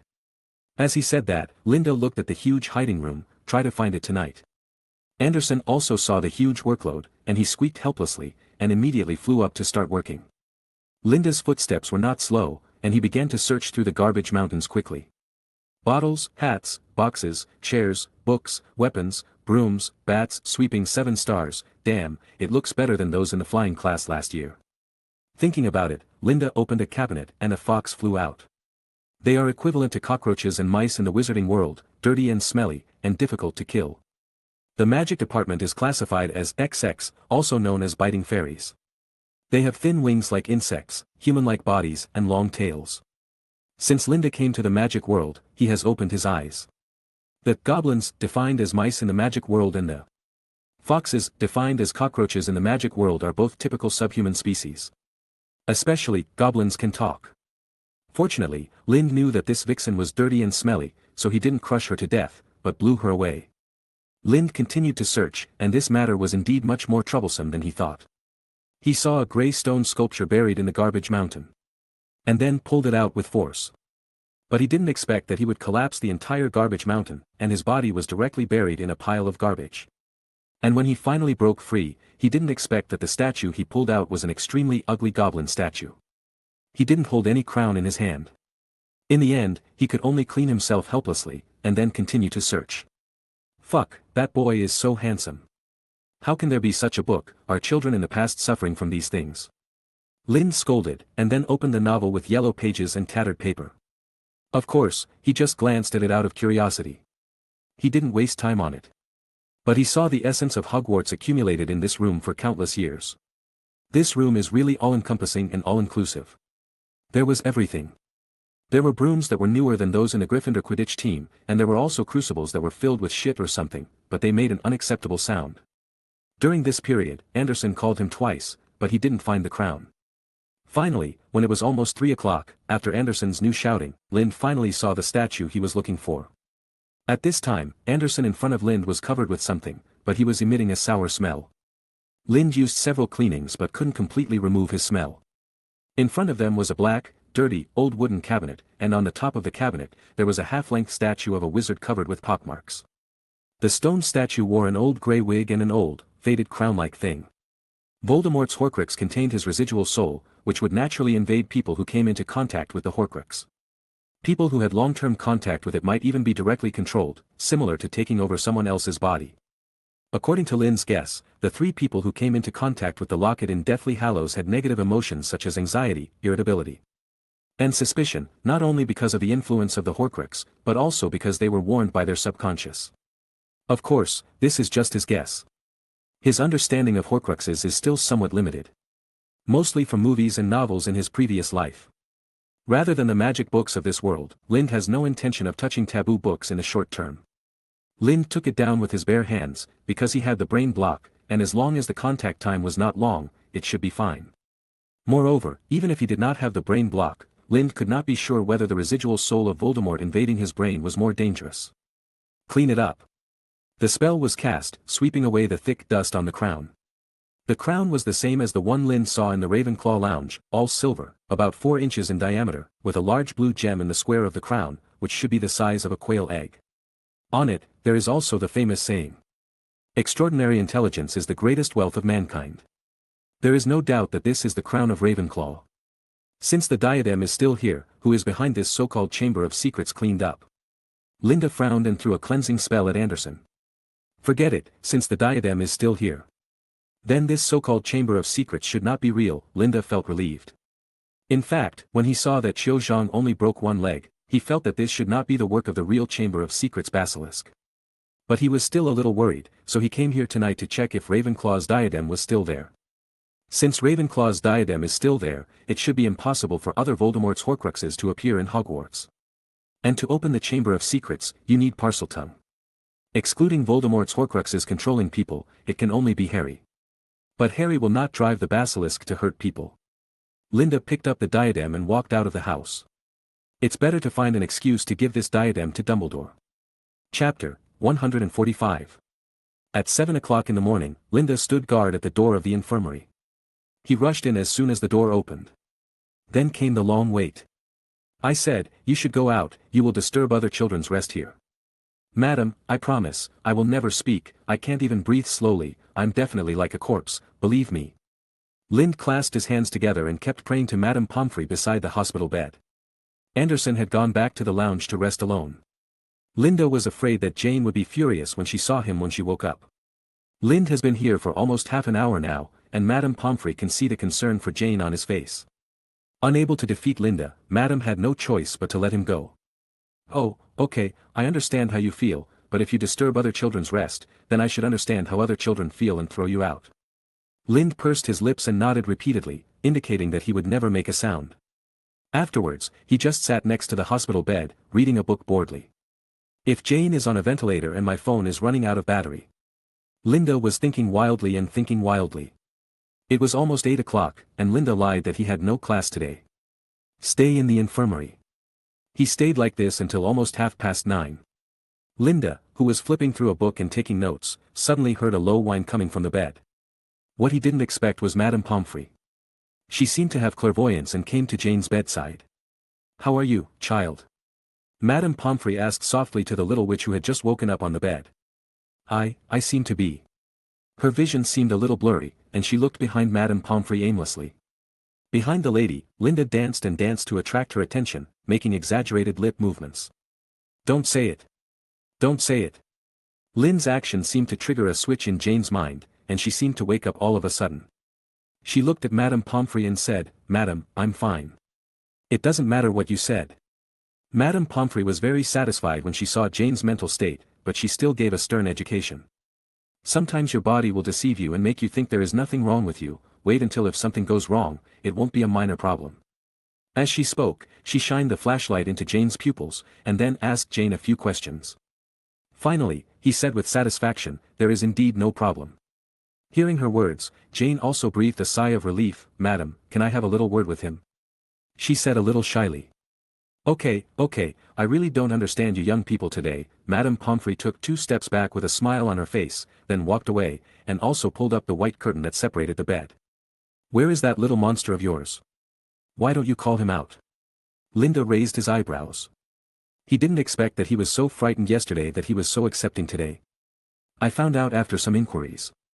After she fainted, she kept dreaming about that scene. Now the threshold for that terrifying scene is already very high.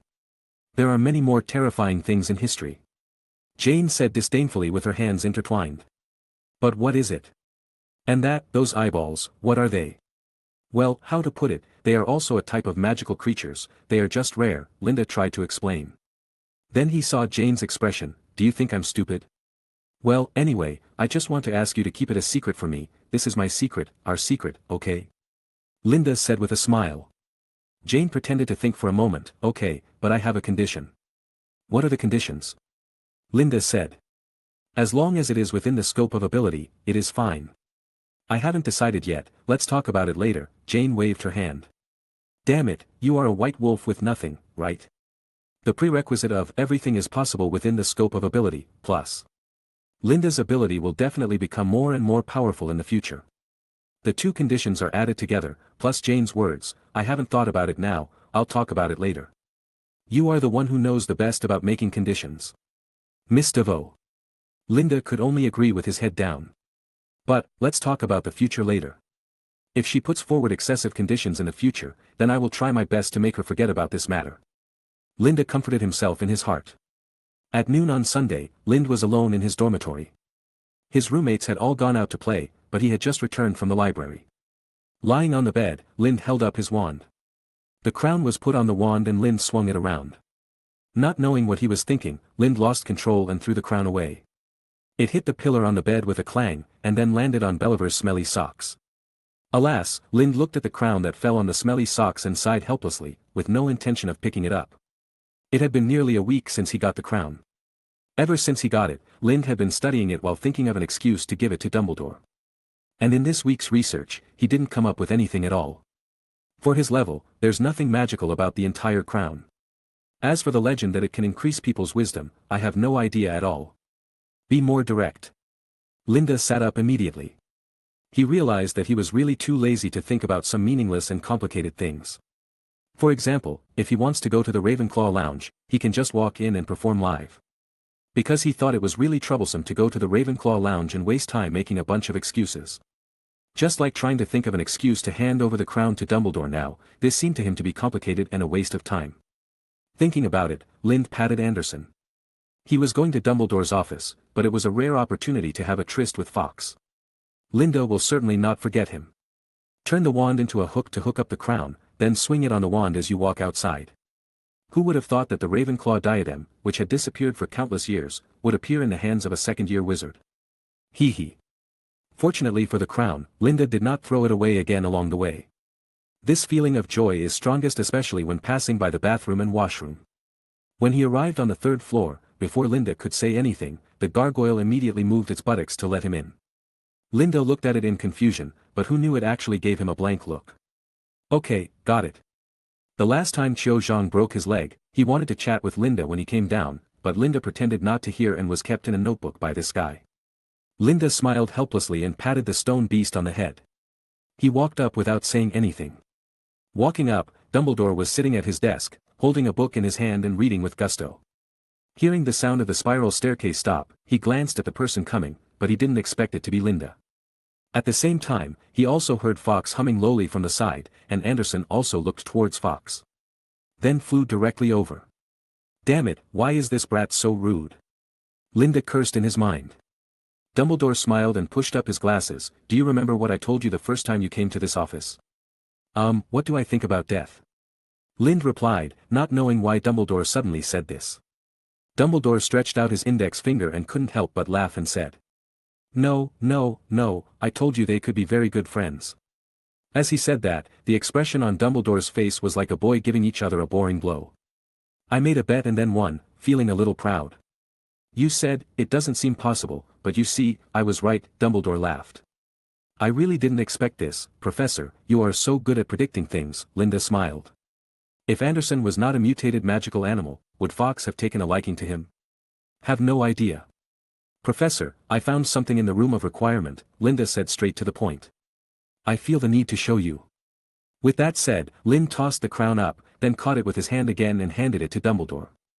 Dumbledore put down the book and looked at the crown, with indelible surprise and imperceptible doubt in his eyes.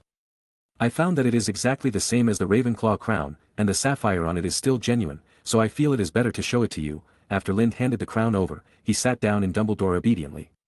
Opposite of Leto. Dumbledore took the crown and felt as if he was electrocuted.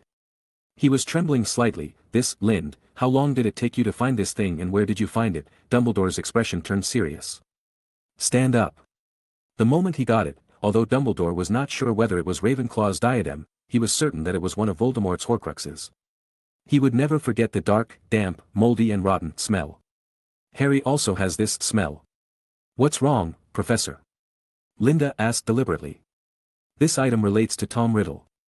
Tom. That's Voldemort, Dumbledore said. Likewise, as he expected, there was no fearful expression on Lind's face. Oh, it turns out to be him. So, this is a black magic prop. Dumbledore nodded. Every mistake, this is an extremely evil black magic item. Well, but you have a clemency, so I guess it won't have any effect on you. Linda nodded. I found it in the room of requirement about a week ago. I had taken a fancy to this gem before, and I thought it should be worth a lot of money. As a result, I got it, and the more I thought about it, the more I felt something was wrong. It looks exactly like the Ravenclaw diadem I saw in the book. After saying that, Linda waved his hand. So I came to see you, Professor. Dumbledore opened his mouth, feeling extremely surprised. Why is this boy so lucky? Is he Tom's evil star? One catch at a time. You did a good job, but it's a pity. Hearing Dumbledore's regret behind him, Lynn's heart suddenly lifted. Is there something wrong? It's a pity that you can't get this big sapphire, Dumbledore laughed. Oh, that's okay, I thought it was something. It's okay, money is something external to the body. Linda laughed. This was his true thought. It shouldn't be too difficult for him to make money. Of course, that's just what he should do, but it doesn't stop him from having confidence in making money now that he has money to spend. Dumbledore seemed to be satisfied with what Lind said. He stood up and walked to the cabinet nearby. While looking for something, he said slowly, as for what you said, is this the diadem of Ravenclaw? As he spoke, Linda took out a book from the cabinet and said, I've only seen it in books, so I'm not sure. Dumbledore came back with the book and sat down, then started flipping through the pages quickly. Ah, I found it, let me take a look. As he spoke, he spread the book on the table so that Lind could see the pictures on it. They look the same, Dumbledore said in admiration. Oh, by the way, why don't I ask the ghost of Ravenclaw? Dumbledore patted his head, as if he had a bad memory due to his age. The way he said, "I remember every child that day in the infirmary is completely gone." "Which ghost?" Linda asked with a smile. "Ms. Grey, maybe you don't know, but her full name is Grey Ravenclaw," Dumbledore explained carefully, and Lind also appropriately showed a surprised expression, but quickly took it back. Dumbledore closed the book and stood up. "No matter what, Lind, your discovery of the dark magic items made by Voldemort is a big thing worthy of praise. If you want to inform the whole school and get extra points, then forget it." Linda refused with some embarrassment. "Well, let's do that. What do you want?" "I think," Linda thought in his heart. Suddenly, he remembered the spell that could turn his body into black mist and then fly. He wanted to learn that spell the first time he fought with Quirrell. "Professor, I think the Death Eaters have a spell that turns their bodies into black mist and flies. I want to learn that." "Death Eater's spell, you are so bold." Dumbledore looked at Lind with unclear meaning and said, but Lind could tell that his tone did not become unhappy. "It's just a spell, it has nothing to do with Death Eaters or anything like that," Linda expressed his opinion. Dumbledore smiled. "You make sense, I have no reason to refute you. Let me think about how you feel about Severus being able to teach you this spell." "Of course, the specific time has to wait for him to arrange." Linda nodded. "Of course. Poor jobber Severus Snape." Afterwards, Lind said goodbye to Dumbledore and walked out of the office, taking away Anderson who didn't want to leave at all. Then we chatted with the gargoyle on the 3rd floor for a while. Later, on his way back to the lounge, Lind unexpectedly met Colin. In other words, Colin has been looking for him. "Professor Lockhart asked me to give him the photos from this period tonight." Colin lowered his head and whispered as he walked behind Lind. Even after so long, he still did not dare to look directly at Lind. "Specific time and place," Linda walked in front and said nonchalantly while reading a book. "At 8 o'clock in the evening, in the Defense Against the Dark Arts classroom," Colin whispered. "Face to face?" "Yes, every time it's a face-to-face encounter." "Oh, how dare you be so bold?" Linda was calculating in his mind. Linda nodded and motioned for him to go about his business. Then he and Anderson walked away. Chapter 146. At night, Linda stood in the dark corridor on the 3rd floor and looked up at the tall man in front of him. Then he looked at his pocket watch again. 7:50. "What do you want to do?" Brat, Flint, captain of the Slytherin Quidditch team, looked at Lind with a mocking look on his face. "What do you want to do? Can you be more direct? Anyway, I saw you when you were following me in the auditorium. Why did you deliberately take a detour to find trouble?" "Looking for trouble? Have you forgotten that you humiliated Slytherin's honor? Glory? How can there be any glory in Slytherin? Stop joking. I don't have time to play boring house with you, okay?" Then, he took a step sideways and wanted to walk over. But he didn't expect Flint to move again and stand in front of him. "I don't understand why you still dare to be so arrogant when Oliver and Cedric are not here." Flint took out his wand. "It seems it's time for you to know what respect is." "Alas." Linda slowly raised his head. "I don't understand." Flint saw Lind's smiling face. "Since you don't want to communicate with me on an equal footing." Lind did not pull out the wand, but slowly raised his hand and put it on Flint's shoulder. "Mudblood, let go of your dog's paws." Flint wanted to take away Lind's hand in disgust and anger. He reached out and pinched Lind's wrist to shake him off. Small arms and legs, Flint thought. As long as you exert a little force. Click. Ah. The next second, a horrific scream came from his mouth. The severe pain was like a flood, directly disrupting his consciousness. "The collarbone is broken." At the same time, an extremely huge force came from his shoulders. Under the pressure of this huge force, his knees shook uncontrollably. "Can't resist, can't resist." The warnings from his body kept echoing in his mind. At this time, all dignity and lessons were forgotten by him. Bang! Flint knelt in front of Lind uncontrollably. It was also accompanied by the sound of bone cracking. "If you don't want to communicate with me as an equal, then kneel down." The wand fell to the ground and slowly rolled away. He looked at Flint, who was looking at him condescendingly, now kneeling on the ground. His hands hanging limply, his left shoulder weirdly twisted, his face bloodless, and his pupils dilated but clearly dilated. The mouth opened weakly. This scene. Very beautiful. Linda nodded and walked away. Snap. Stepping on his wand, with a little force, the wand broke. At the break, golden smoke representing magic slowly floated. Why? What kind of monster is this? Flint reluctantly looked at the ceiling. He didn't dare to move at all now. He only felt that every time he moved, he would touch the nerves in his knees and shoulders. Ho, ho. After barely hearing the footsteps behind him, he hoarse his throat and wanted to call someone to save him. Call. Suddenly there was a weak wind on the left side of my face. He's right next to me. Flint suddenly realized, and his inner unhappiness and resentment suddenly turned into panic and despair, and tears flowed down uncontrollably. Does it have anything to do with me that you are hurt here? That emotionless but soft voice sounded in his ears. I didn't. It doesn't matter. Flint said with a cry. And how did you get hurt, kid? I threw it myself, Flint roared loudly, which seemed to make him more powerful. I hope that the facts your friends said are really like this. Lind patted Flint on the shoulder with satisfaction. After that, Flint finally heard the footsteps that were getting further away. The sound that represented the departure of the demon was like a hymn in his mind, like the sound of nature. Before arriving at Lockhart's defense against the dark arts office, Lind deliberately knocked on the door. Boom. No one responded, and then Linda looked at the time again. 1 minute to 8 o'clock. Lockhart should be in the defense against the dark arts classroom, directly below the office in front of him. After glancing around to see no one, Lind whipped out his wand and pointed it at the keyhole. Open the alloho hole. Squeezing the door handle, Linda gently pushed out a gap. Aiming the wand at the gap in front of his mouth, he chanted softly. Misty and Misty. Call. Large clouds of mist quickly spurted out from the tip of the stick, and as he blew, almost all of the mist was blown into the office by Linda. After the spell was cast, Lind put away his wand and pushed the door open. At the same time, his left hand quickly reached into his waist bag and took out a hockey mask and put it on. As he walked in, the office door was closed. Linda's entire body looked much stronger. What's going on? Why is there suddenly so much fog? Lind's eyes were already flashing with a faint blue light at this time. As he moved, the blue light drew different trajectories in the fog. It can't be that someone broke in. Lockhart, who was sitting on the desk, had just thought of this when he felt himself being lifted up, with the picture pointed at the sharp corner of the desk. Bang!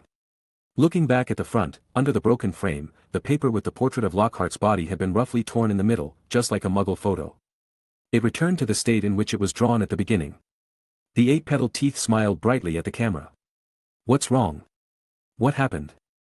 Throwing the already dead magic painting on the desk, Lind began to search quickly.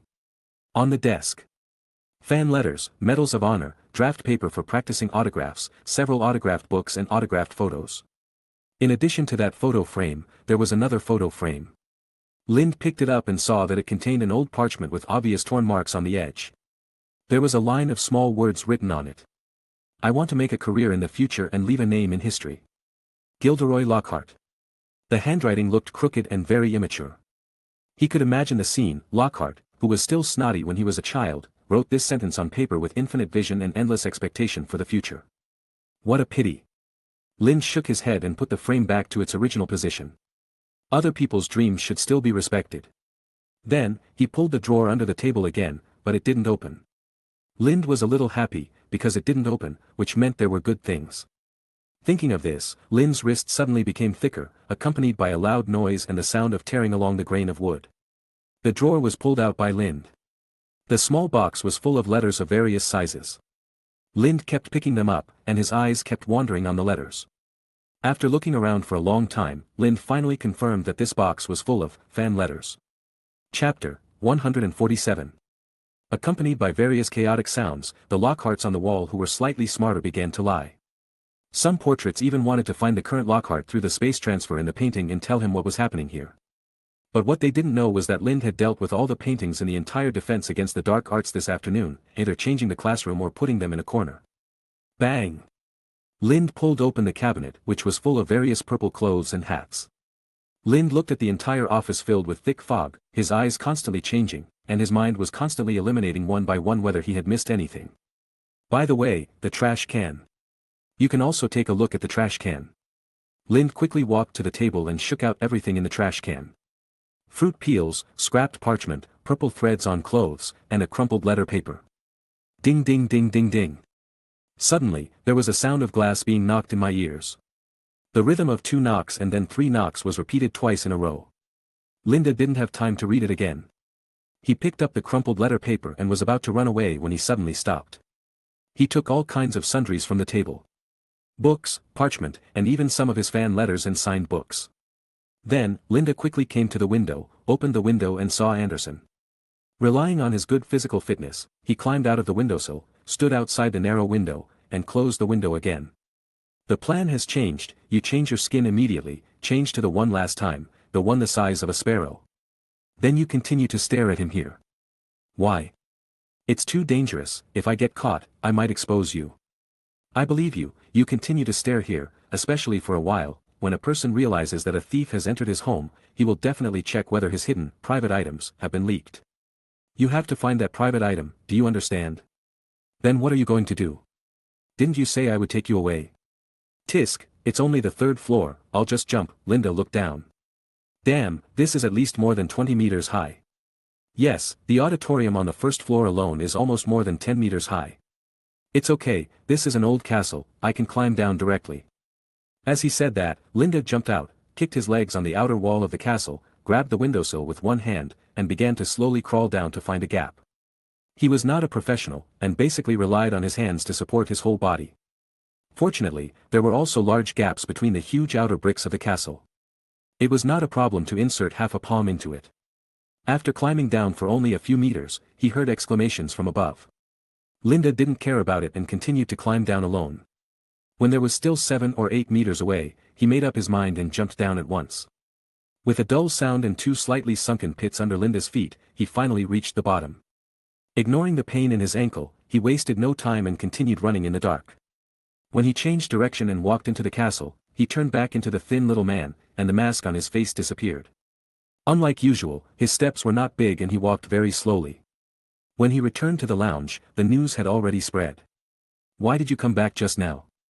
As soon as he entered the lounge, he saw Jane walking towards him. What's wrong? Lind was a little confused.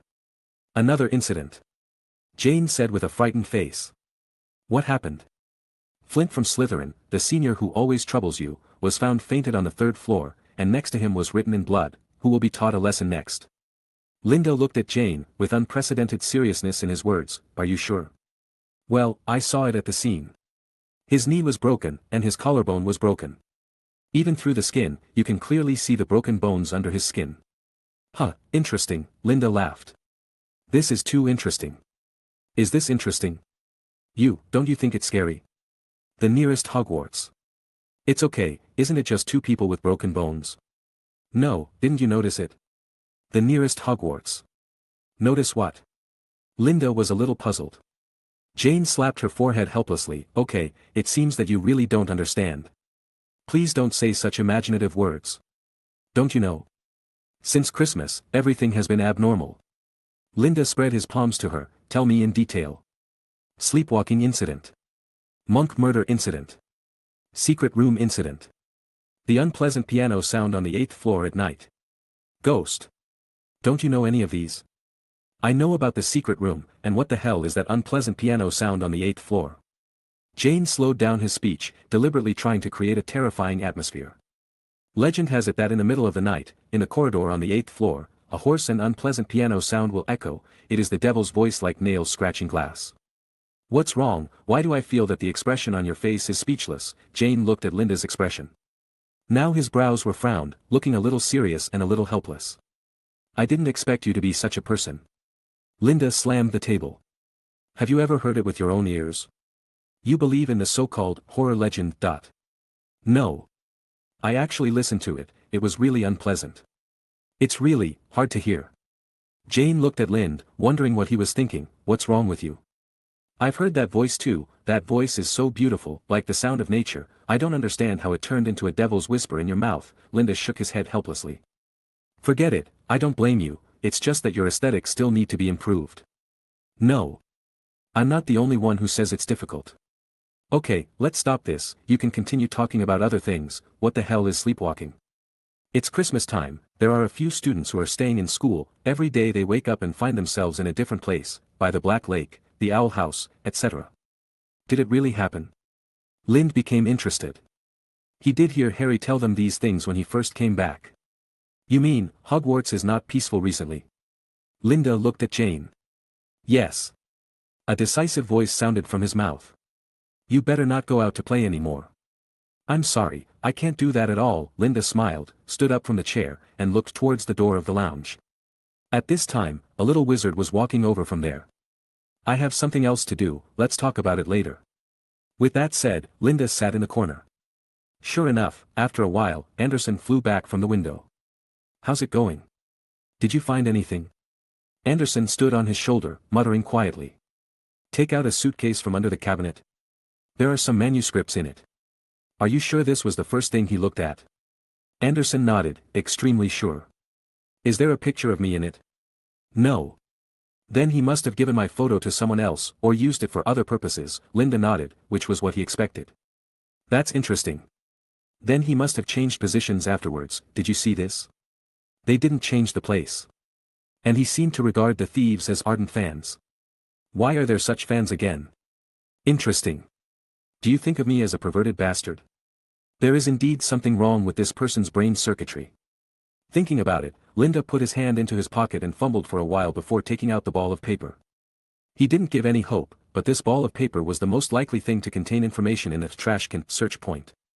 But unexpectedly, this paper ball actually gave him a surprise.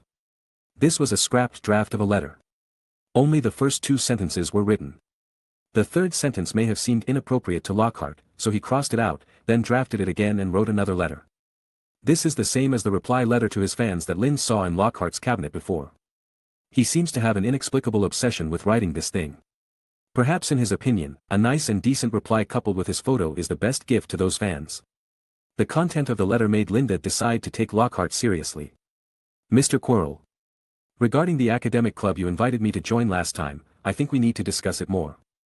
After all, if my academic results are released and the club I belong to is mentioned. Quirrell.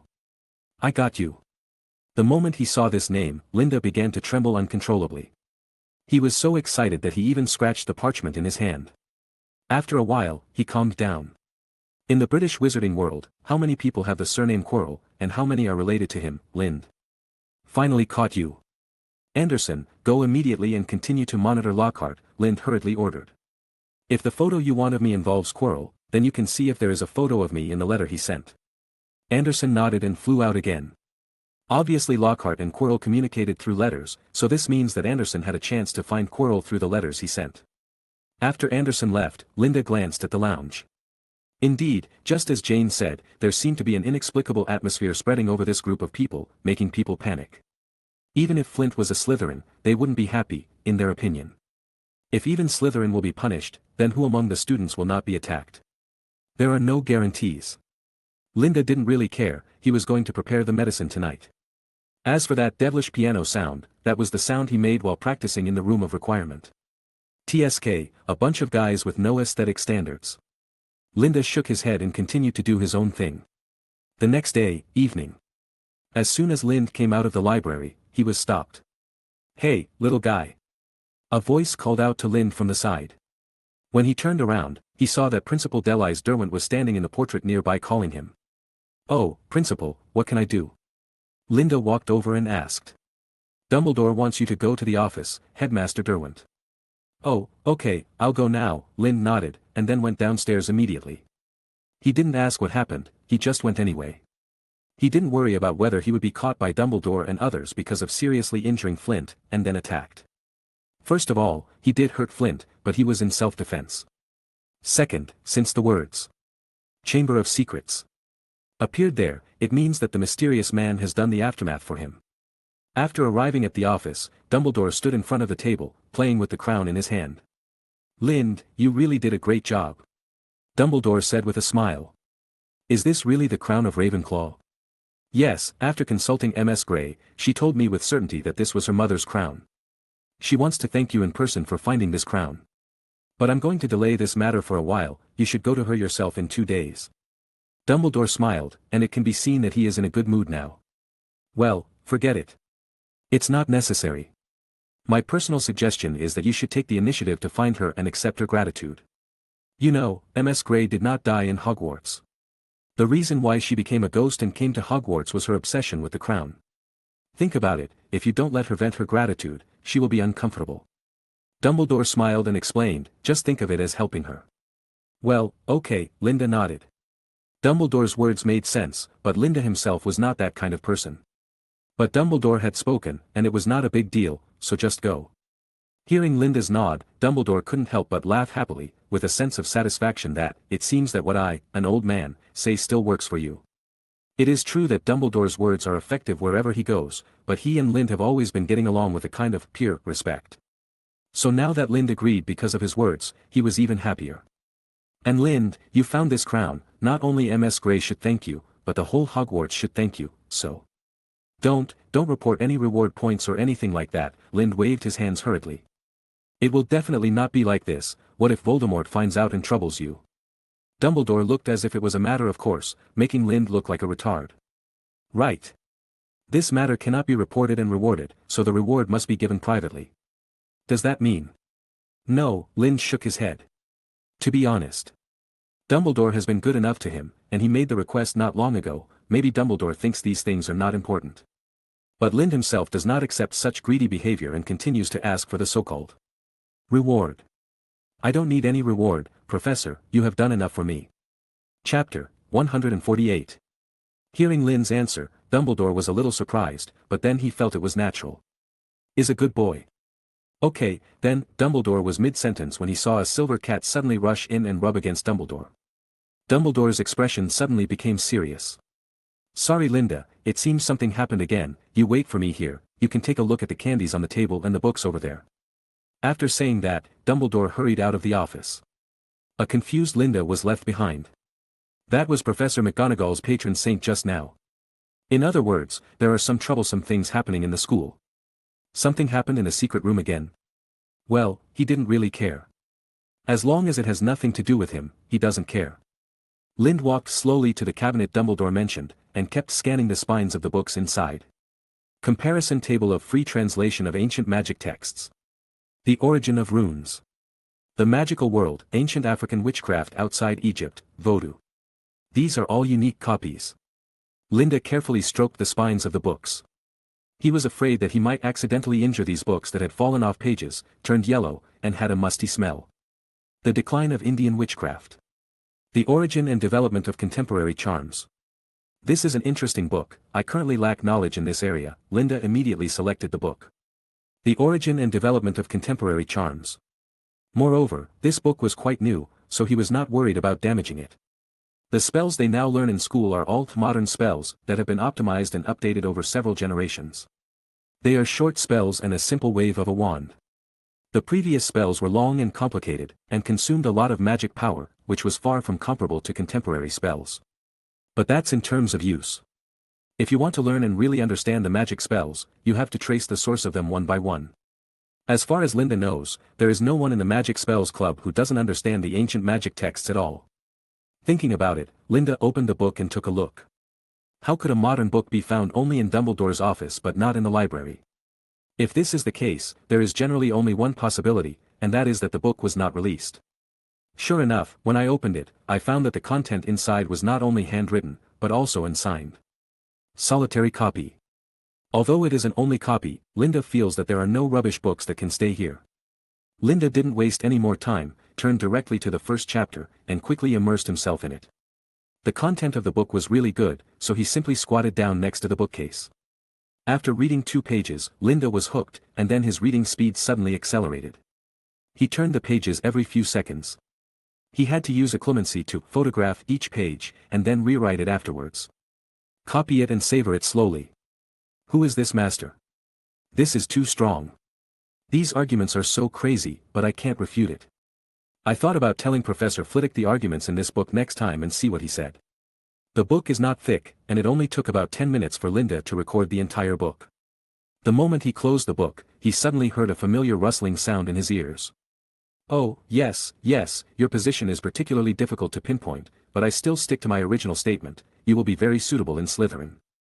As soon as Lynn stood up, he saw that Harry's entire head was covered by the old sorting hat, as if someone had covered it with blood, and it looked like his head would be separated in the next second. Harry? What are you doing here? Harry was frightened and trembled. He raised his hat and looked at the source of the sound. Lind? Why are you here? I've been here all the time, but you didn't see what I was squatting on just now. It's normal. What are you doing? Lind continued to look at these books, his mind filled with the same thoughts as the thief. Okay, I really didn't see it, it scared me, Harry raised the sorting hat and said. I want to ask where I would be if I were sorted again. Oh. After hearing his words, Lind also became interested. What does it say? Harry was a little disappointed, he said I was suitable for being in Slytherin, he put the hat back on. But I think it's wrong. As he said that, he looked at Lind again, it's possible to make mistakes, right, just like those machines. Linda smiled and said, maybe, after all, nothing in this world is absolute. As he said that, he also walked over and picked up the sorting hat. The mouth on the hat said disdainfully, I never make mistakes, it's just you who haven't seen yourself clearly. You should trust my professionalism. Linda patted his hat, what's the fuss about? Could it be that he can change colleges? As he said, Linda put it on his head, tell me the real answer this time. The first time I put it on, you said, don't worry, I won't take your advice at all, but I still remember it clearly. By the way, a clemency won't affect your work, right? It doesn't matter. I won't enter your brain, and I don't have that ability. I will just analyze what kind of person you are through basic observation of your soul. And that's only roughly. After all, people are multifaceted. So the brain is closed, oh my god, why do you smell so salty now, the sorting hat said with some disgust. Are you sure? Did you have it last year? Then the sorting hat can only talk about the taste at the soul level. Plus it says salty. Does it mean that Cthulhu's influence on him has deepened? Last year? The sorting hat thought for a moment. No, or just a little bit, so little that I didn't notice. Okay, Linda sighed. Let's sort them into different hospitals first. Azkaban. Not satisfied? Then you'll be in Slytherin first, and then sooner or later you'll go to Azkaban for further training, are you satisfied? Satisfied. Lind took off his hat. Then he threw it back on the cabinet and said, hey, be friendly to the elderly, considering your age, I'm your great-great-great-grandfather. It's a pity that you are just a dirty and smelly old hat, you can feel that those little wizards disliked wearing you when they were sorted. Lind said unceremoniously. The sorting hat was a little angry, but couldn't think of anything to say to refute it. You, ask yourself, am I wrong in my evaluation of you? Well, Lind asked himself, not only was he Slytherin in character, but he should also be grateful to the sorting hat for not sorting him into Slytherin. If he were divided into Slytherin, he would definitely have greater conflicts and more troubles with those self-righteous idiots. No. Linda shook his head, then straightened it up and patted it again. But let me tell you the truth. Say, the sorting hat said angrily. You really should take a shower. You will go to Azkaban in the future. The sorting hat shouted angrily, and then his mouth stopped for a moment, giving the impression that it had turned back into an ordinary hat. What's wrong with it? Harry asked worriedly. It's broken. Linda waved his hand, and then began to play with the naughty little silverware on the table. Oh, okay, although he didn't quite understand what breaking the defense meant, it didn't mean he couldn't understand the atmosphere. Where is Azkaban it's talking about? Azkaban? That's the Hogwarts branch. Every year, many students who graduate from Hogwarts go there to learn advanced skills. There is nothing wrong with saying that. Hogwarts is the only wizarding school in the UK, and Azkaban is the British wizarding prison. So I said there's nothing wrong with most of the people who go to Azkaban having attended Hogwarts. Chapter 149. By the way, why did you come here?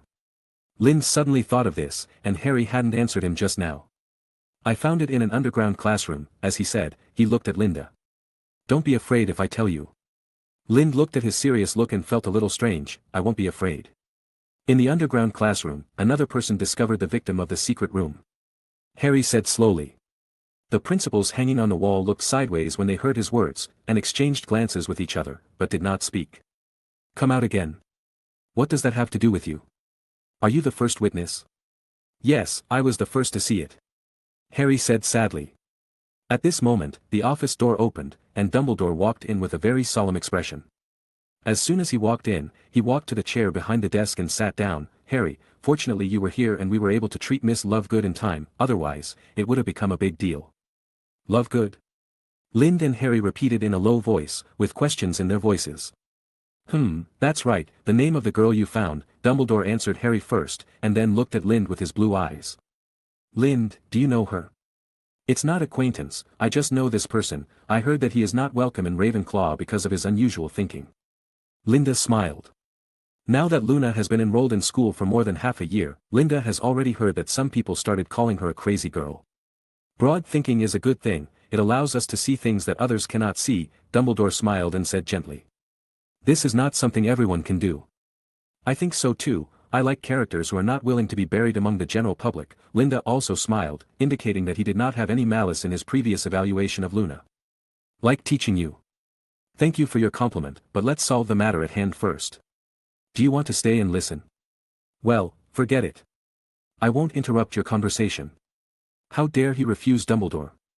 Why is he in this office? But Dumbledore didn't want to say in a low voice, but in this case, the night at Hogwarts, maybe, of course, I mean maybe, there may be a lot of dangers. Lind heard the previous words and was about to say goodbye before turning around and leaving. Professor. Suddenly he realized the meaning of Dumbledore's next words. That's not right. You won't stop me from going out at night, right? But my potion is still boiling. What are you? Dumbledore looked at Lind and asked, pretending not to understand.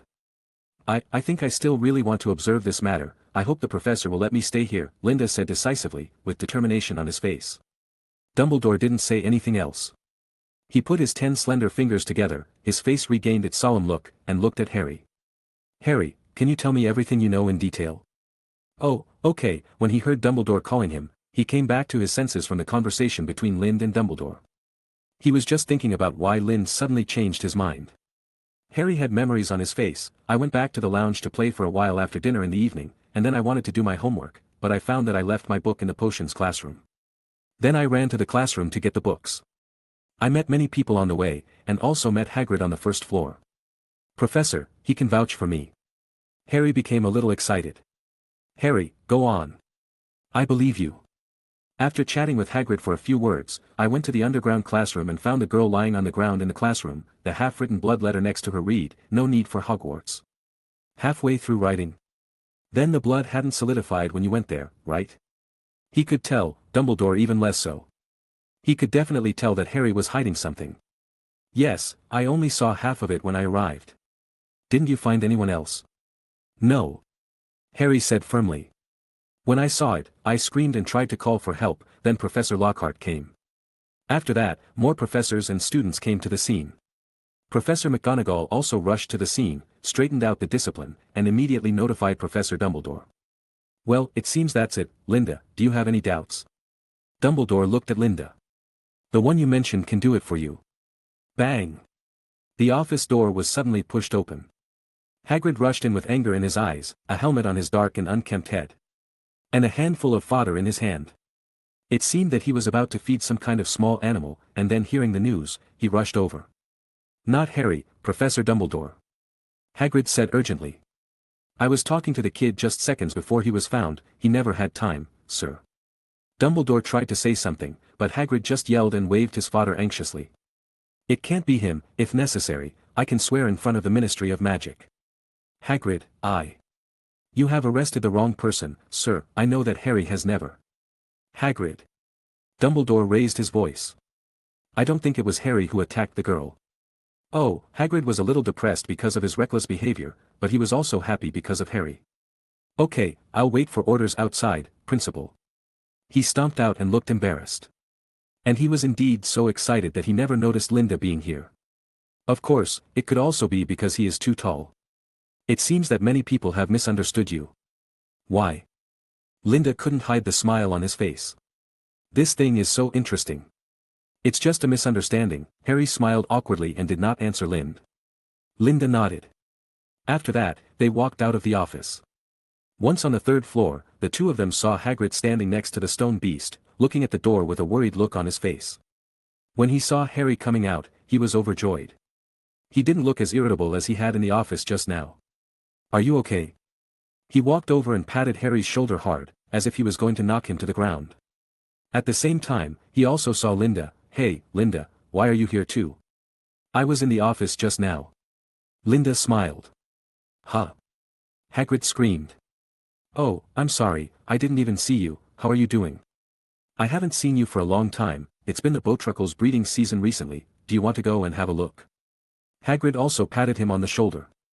That strength was even greater than when he turned into a fishman. However, considering his size, Lind should cause higher damage to people and objects, but his destructiveness is definitely not comparable to Hagrid. I haven't had time recently and have been studying, I'm really too busy, I can come and play with you later, okay? Linda replied. Of course, no problem, Hagrid laughed, and then hugged Harry. I knew that Lockhart was unreliable, why did he directly say that this matter must have something to do with you, this is not what a teacher should do things to do. Chapter 150. Harry, I really didn't expect it to be you. Lockhart grabbed Harry's shoulders tightly with both hands. It was as if he was a fugitive, and he was holding him to prevent him from escaping, and it was as if he was holding him to question him. Lockhart deliberately spoke loudly, attracting many passing Hufflepuff wizards, whose lounge was also underground. No, it's not me, Harry said loudly, and Lockhart's grip hurt him. His words were so insignificant in the bustling crowd that gradually gathered. Two brave wizards walked into the classroom and immediately staggered out with exclamations. Kill, kill, someone was killed again. The crowd became restless, and Lockhart hurriedly released his hands holding Harry. Don't worry, I'm here, I will investigate it clearly. But no one paid attention to him at the scene. A third-year Hufflepuff pointed at Harry. I just heard what Professor Lockhart said, it was you, right? I said it wasn't me. Harry explained palely. I just happened to see it. Why did you happen to come here? Someone else questioned. I just came back to get a book. Harry defended. Lockhart tried his best to make everyone listen to him, but no one paid attention to him. I won't believe what a Parseltongue said. A boy pointed at him. The Chamber of Secrets was built by Slytherin. As he said that, he also saw the scene in the classroom, the blood hasn't dried yet, you can't run away. His words made the crowd more and more confused. Everyone remembered that Harry had a Parseltongue, so he was also a genuine descendant of Slytherin, and the Chamber of Secrets was built by Slytherin.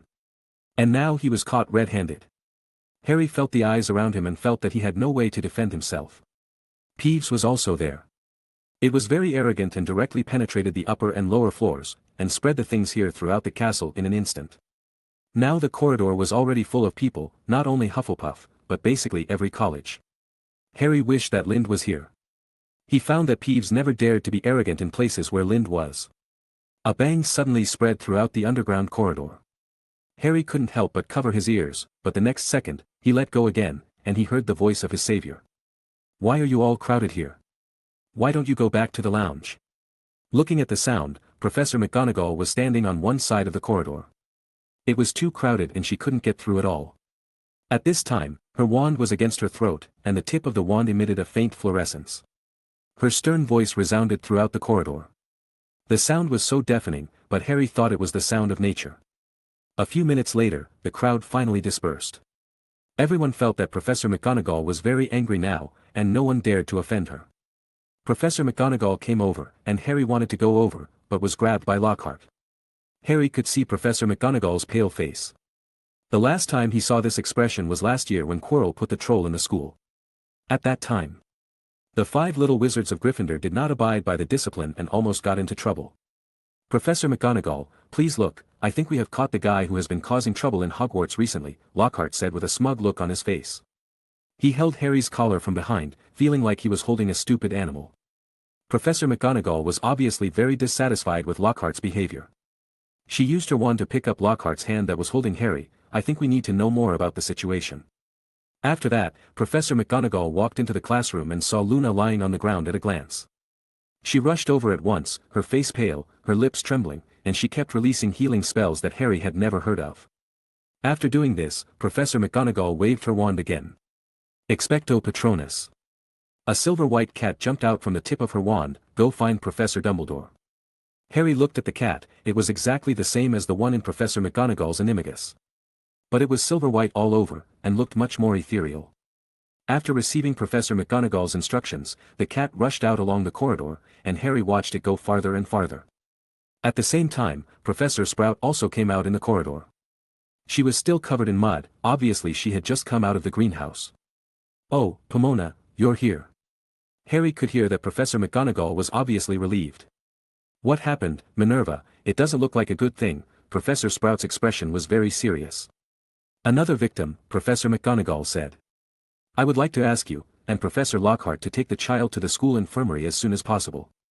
As she said this, Professor McGonagall turned her back to Lockhart and said silently, keep an eye on Lockhart. Professor Sprout obviously read the meaning of Professor McGonagall's words and nodded seriously. What about you? I'm waiting for Dumbledore to come here with Harry, I've already informed him, and Harry. Professor McGonagall thought about the wording before saying, he should have discovered something. Okay, after saying this, Professor Sprout hurried into the potions classroom without even looking at Lockhart. Obviously, she was also shocked when she saw Luna's appearance. At the same time, Professor McGonagall also walked in. Then she urgently turned a table into a stretcher and carefully moved Luna on it. After putting her down, Professor Sprout signaled Lockhart to help carry the stretcher. To be honest, she was not sure if Lockhart could do this well. How should I put it? I think I should investigate this place properly. After all, this is my strength. When it comes to anything related to Hogwarts, Albus Dumbledore is our strength, Professor McGonagall said calmly, with unquestionable certainty in her tone. Harry also agreed with Professor McGonagall's words in his heart. At the same time, he hoped that Lockhart would be more generous and continue to compare himself with Dumbledore. Lockhart smiled sarcastically and hurriedly helped carry the stretcher. After watching the two people walk over, Professor McGonagall patted Harry on the head and said, "It's okay, the kid wasn't hurt at all." "Professor, you don't think it's me, do you?" Harry asked hurriedly. He wished he could find someone who supported him and believed in him. "Kid, I believe you." Professor McGonagall did not answer his question directly, but gave him a gentle smile, indicating that he should not worry too much. While he was happy to be recognized, Harry could still see the seriousness on Professor McGonagall's face. Not long after, he saw Dumbledore rushing over. "So, the students all think it was you?" After hearing everything Harry said, Lind asked doubtfully. They were now on their way back to the common room, and Hagrid had already gone back to the hut. Harry was very depressed. "Yes, they all thought it was me." After saying that, Harry sighed heavily again. "Parseltongue, Slytherin, I really don't understand." Pulling out a handful of messy hair, Harry said with some frustration, "The Sorting Hat also said I was a Slytherin, but why are you thinking about these things? Slytherin is not bad either. It is indeed synonymous with being noble, ambitious, shrewd, honorable, sizing up the situation, being prudent and protective, and winning first." After saying that, Lind added, "It's just that there are a lot of idiots inside now. But the Sorting Hat is divided according to Slytherin standards, not based on the idiots inside. And you're in Gryffindor now, so you don't have to worry about this. Besides, whoever is clean in this matter will be clean himself. You have to believe in yourself first, whatever others say is their business." Lind comforted Harry, and in the blink of an eye, they were outside the common room. "Monk." The fat lady opened the passage to the lounge. "Oh, no, I have to go to the infirmary." Linda patted his head and forgot about it. "You go back first." With that, he said goodbye to Harry, turned around and left. Harry looked at Lind's back and wanted to say, "Thank you," but he still didn't say it. He remembered what he had said to Ron and the others about Lind. He is very indifferent to the outside world and will not be easily affected by other people's words. At that time, everyone said, "It would be great if I could be as cool as him." I saw Linda's back disappearing around the corner. Harry clenched his fists and twisted into the passageway of the lounge. His eyes were as determined as when he ran away from the Dursleys. He had already sensed the rumors about him in the lounge. "When the time comes, I will tell them with a disdainful smile that it was a misunderstanding. I don't care about the rumors. Become a person like Linda from now on," Harry whispered, and then stepped into the lounge. And with his arrival, the lounge suddenly became quiet. Lind naturally didn't know that Harry had so many thoughts behind his back. He just listened to Harry's detailed explanation of those things. So he followed him to the lounge without knowing it, forgetting that he planned to go to the school infirmary. And he also learned the reason why Harry appeared in the underground classroom. It wasn't because he didn't have a book at all. After all, he didn't have a so-called book along the way. The reason why Harry went to the potions classroom was entirely because he heard the voice of the serpent Thad and followed the sound to the underground classroom. Then Luna was found in an accident. It's just such a coincidence. All the way to the school infirmary, Lind knocked on the door and was rejected by Madame Pomfrey as expected. However, after Linda's persuasion, he still managed to get 5 minutes of visiting time. As soon as he walked in, Lind saw Flint. He looked at Lind with an unkind expression. "Are you here to see my joke too?" "I see you. You really know how to put gold on your face," Linda smiled disdainfully. Sure enough, Flint couldn't remember who caused the injuries on his body. The guy who led the secret room incident had already dealt with the aftermath for himself. "You'd better pray that you meet the mysterious man in the secret room earlier. After all, he can make your death easier. If nothing happens to you by the time I get out, then I will personally make it happen to you." Flynn tilted his head and spoke shamelessly. Idiot. Linda cursed lightly and walked past him. Luna's bed was exactly where Jane stayed a few days ago. Linda went over to take a look. At this time, she was holding a copy of The Quibbler magazine and looking at it. But she seemed to be holding the book backwards. How? Linda walked over and asked like an old friend or a familiar elder. Luna looked up at him with some surprise on her face. She didn't expect Linda to come see her. What's wrong? Are you surprised? Didn't you say we were friends? Luna came over, her nose twitching. You smell. Huh? What smell? The smell of the sea, Luna said. And it's the smell of a very violent sea. Well, I can probably understand what you mean, Linda smiled. This was not the first time he had heard such an evaluation today. He had just heard the Sorting Hat say this to him in the principal's office. Since Luna could see the shadow of Cthulhu on him, it seemed normal to smell the fishy smell on him. What about you? How are you? Where are you injured? Luna smiled and pulled off the quilt covering her body. Her tightly wrapped belly was exposed. It could be seen that a lot of blood had seeped out, staining the gauze red. Madame Pomfrey's skills are very good. I think he will be discharged from the hospital soon. Luna smiled. It was hard for Linda to believe that there was someone in the world who could still laugh after suffering such an unexpected disaster. But the man in front of him did it. How are the organs? Is there any problem? No, it's just that the stomach was cut open, Luna said with a smile, indicating that Linda didn't need to worry. Linda's fingers slid over the gauze carefully. It's really interesting. I guessed you would say that, Luna said, looking at Linda with a cunning face. I said that? What do you think I meant by this? You think this is too much, then you start to look forward to that guy coming to you. Luna's face has understood. Lynn nodded. Indeed, do you remember what happened to you?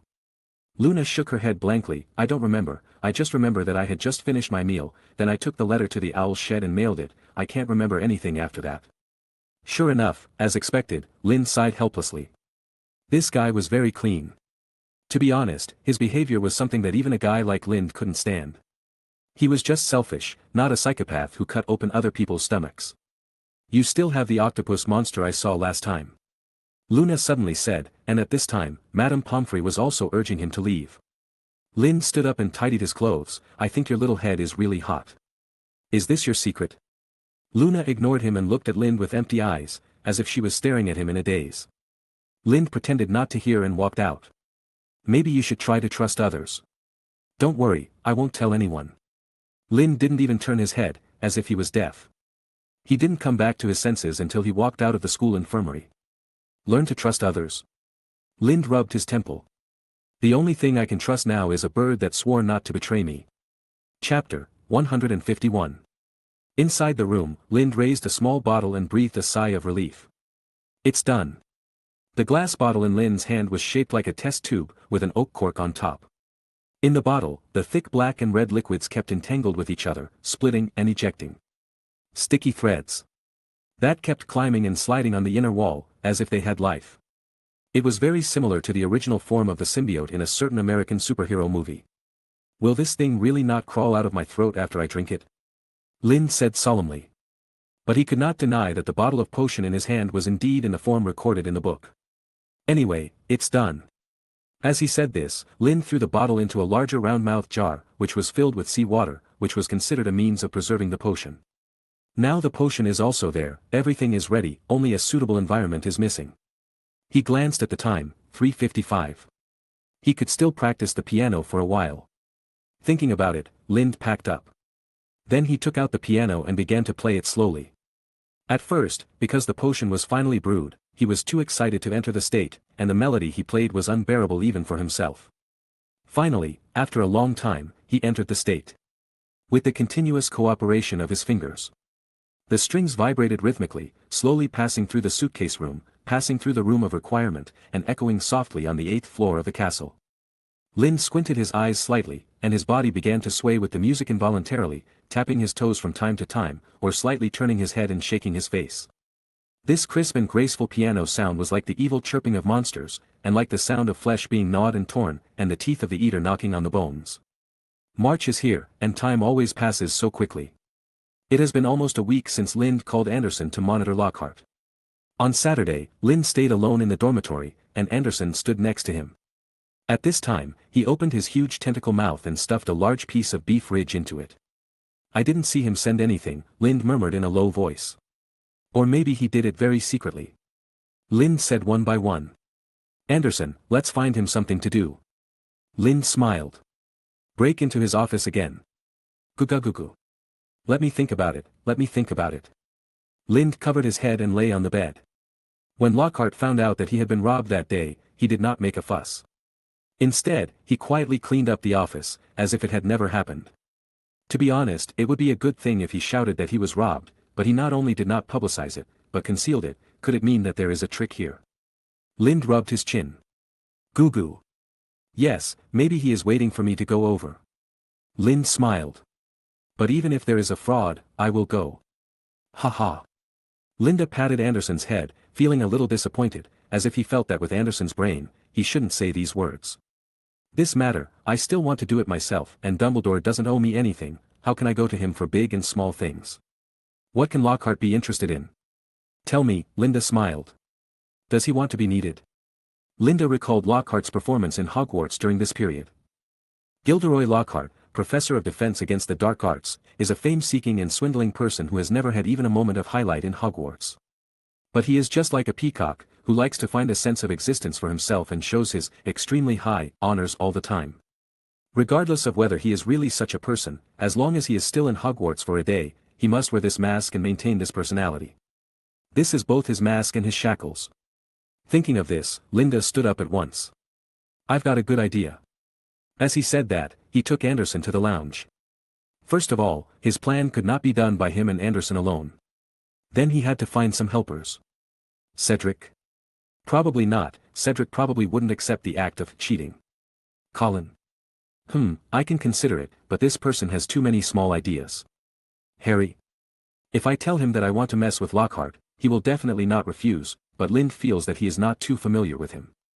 Then there is only one person, a person who is extremely deceptive because his appearance and heart are extremely inconsistent. And this person likes to make trouble and will never refuse me. At dinner time, Lind walked through the hall leisurely, without the idea of eating. Except when there is a banquet, teachers rarely gather in the hall to eat at the same time. But Lockhart is an exception. He always spends some time to join in the fun with the students. Lind was staring at the book in his hand, but when he walked through the auditorium, he heard Anderson's cooing and ran away. Because he was worried that his vision would be exposed, he deliberately walked through the auditorium at this time, and then Anderson came to see if Lockhart was eating. After walking through the auditorium, Anderson said, "Just started eating." In order to buy time, Lind started running non-stop. When he passed an empty corner, he pulled out a silver robe from his waist bag. He put it on his body without stopping, and Lind's body disappeared into the corridor. This is the invisibility cloak that Lind borrowed from Harry. Oh, praise Harry! Lind said with a smile in his heart. After putting on the invisibility cloak, out of caution, Lind still put on a hockey mask, and then headed towards Lockhart's office. Every step he took was a quick heel touch to the ground, and then the body moved forward, the soles and toes pressed the ground in turn. Then the toes of the back step were slowly retracted. He walked all the way without making a sound. Arriving at Lockhart's office, Lind took out his wand, lowered his throat, and chanted the spell softly. Allaho open. The door lock did not move at all. Obviously, Lockhart had made a lot of preparations here. And he didn't know the advanced spell of the unlocking spell, open quickly. Then he could only try some violent means. Linda thought, took off the mask. And tentacles began to burst out on his face. Now the tentacles on his face were not only on his chin, but also began to grow upwards gradually. It seemed that the entire lower half of his face would be covered by tentacles. Linda clenched his fists, and a strong sense of power came. Linda put away the magic wand, first put both hands on the gap of the door, and began to push forward slowly. This way the sound is smaller. If it can be opened in this way, it would be the best. However, after pushing for a long time, Linda felt that his strength was almost used up, but only the upper and lower ends of the door were deformed, and the lock behind the door was still connected to the door frame. Swish! Linda retracted his strength, took 2 steps back and jumped twice lightly. Are you sure it's under the cabinet? Anderson nodded. Well, you go out first and wait for me at the window. Since Lockhart has dealt with the door lock, there may be some alarm spells or tracking spells in the room, or even on the suitcase. This time we can't even open the door, let alone cast a spell to cover the magic paintings inside, so we have to make a quick decision.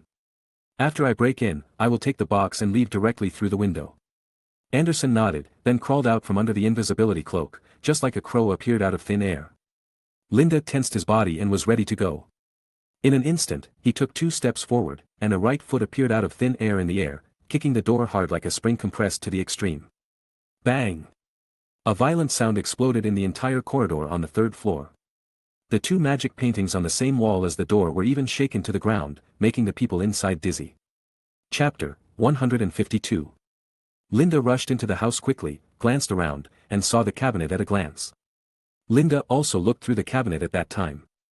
There were many things in it, including his medals, certificates, and other honors. At this time, the Lockhart in some magic paintings who realized that outsiders were intruding had begun to shout for help. There's been a burglar. There's been a burglar in Professor Lockhart's office. Someone come quickly. Linda came to the cabinet, squatted down and dragged the suitcase out. As soon as he took it, Linda felt something was wrong. When he tried to let go, he found a strong resistance. His palm was now firmly stuck to the handle of the box. The box seemed to be entangled with something. It was only halfway out of the bottom of the cabinet when I felt a strong resistance. But these are still nothing in the face of power. Linda exerted great force and heard the sound of something being broken from below. As for the grip that stuck to Linda's hand, the amount of force a person exerts when shaking hands is different from the amount of force a person exerts when trying to open their hand. The structure of human beings does not require people to open their hands excessively. However, I am not human. Linda snorted lightly, grabbed the box with his left hand, pulled it hard, and freed his right hand. At the same time, a stinging pain also came from his palm. On the handle, there were many small and dense scales stuck to it, with Linda's blood spots on it. Lind grabbed the box and tried to violently dismantle it while walking to the door. Malfoy? Lind was obviously stunned when he saw the first person to arrive here. At this time, Malfoy had a happy expression on his face, and it was obvious that he simply wanted to come and see the fun. Since Lind was wearing an invisibility cloak, there was no one in the room within Malfoy's field of vision, and the noise caused by Lind was far less loud than the noise in these photos. There's no one around, come in and take a look. Malfoy shouted excitedly to the 2 followers behind him, Crabbe and Goyle. This is not good, in case there is any danger, Gore said a little timidly. Malfoy looked disdainful and walked towards it, don't you have eyes? In here. Bang! The door was slammed shut, hitting Malfoy's face at the same time. Ah, my nose. Malfoy fell backwards. Before he could exclaim, a loud noise sounded from the office again. At this time, Lindy Gang in the room pushed the table against the door. Click. With the snapping sound caused by the deformation of the machine, the box was violently torn open by Linda. Inside there is a manuscript, some photos of Linda, and one more, a pottery statue. The moment he saw this pottery statue, Linda's brain exploded, as if countless mosquitoes had penetrated into his brain, buzzing and flying inside without restraint. Linda hurriedly activated a clemency, but the effect was minimal. Under this situation, Linda began to take the initiative to calm down. In a daze, those buzzing sounds seemed to turn into the sound of waves, prayers, painful hoarseness, etc. Even if it was just the sound, Lind could think of a huge and evil pagan sacrificial ceremony in his mind. A group of pagans stood in the middle of the wild waves in the dark night. They formed a circle, each person carrying a living fish head lantern. The fish head opened its mouth, and its brain had been half hollowed out. Inside was the flesh and blood of an unknown creature. In the middle of the pile of flesh and blood stood candle wicks, which formed a bloody and weird fish head lantern. This kind of lantern exudes a faint black and blue halo, a color that Lind has only seen in the depths of the sea. They chanted prayers in an unknown language, and the sound seemed to combine with the waves to form a song that was weird, crazy, and that made people want to stop and get addicted to it even if they only listened to it once. Who are they praying for? They're praying to me. No, it's not me, it's him. Linda's eyes were filled with tears and bloodshot eyes. Can't continue, divergent thinking. He covered his head with trembling hands and slammed it on the ground, barely bringing his thoughts back to reality. Holding on to the desk, he felt the violent shaking on the desk. That was the vibration caused by people outside banging on the door. Linda put away the manuscript, closed his eyes and picked up the pottery statue. He put both of them in his pocket, then staggered towards the window, swinging out his wand and suppressing his voice as he ran. The flames are blazing. The spell hit the suitcase accurately, and a large burst of flames burst out from the top of the suitcase, accompanied by bursts of black smoke. With one jump, Lynn jumped out of the window without looking, and directly took off the invisibility cloak. The feeling of being stuck in the air only lasted for a moment. The next second, a pair of huge claws grabbed his shoulders. The powerful claws staggered his body, clasped together from the armpits, and tightly held him. The man in black robes and the huge crow flew straight towards the forbidden forest under the cover of darkness. Anderson tried his best to place Linda steadily in the forbidden forest, and then began to change his skin again. When Lind landed, he staggered and then scratched his back fiercely. Goo goo. Itchy, very itchy. Linda took off his robe in one go and then pulled open his clothes. Continuously grabbing his back, he could clearly feel that there were two bulging meat bags on his back between the shoulder blades, as if something was gestating inside. Itchy, damn, what the hell, ugh. A tearing sensation came, and the itching was replaced by the severe pain of skin tearing. The severe pain rushed to his brain, and he couldn't help but stagger and half-kneel, bending his waist. Swish. The continuous tearing sound made Lind feel what pain was.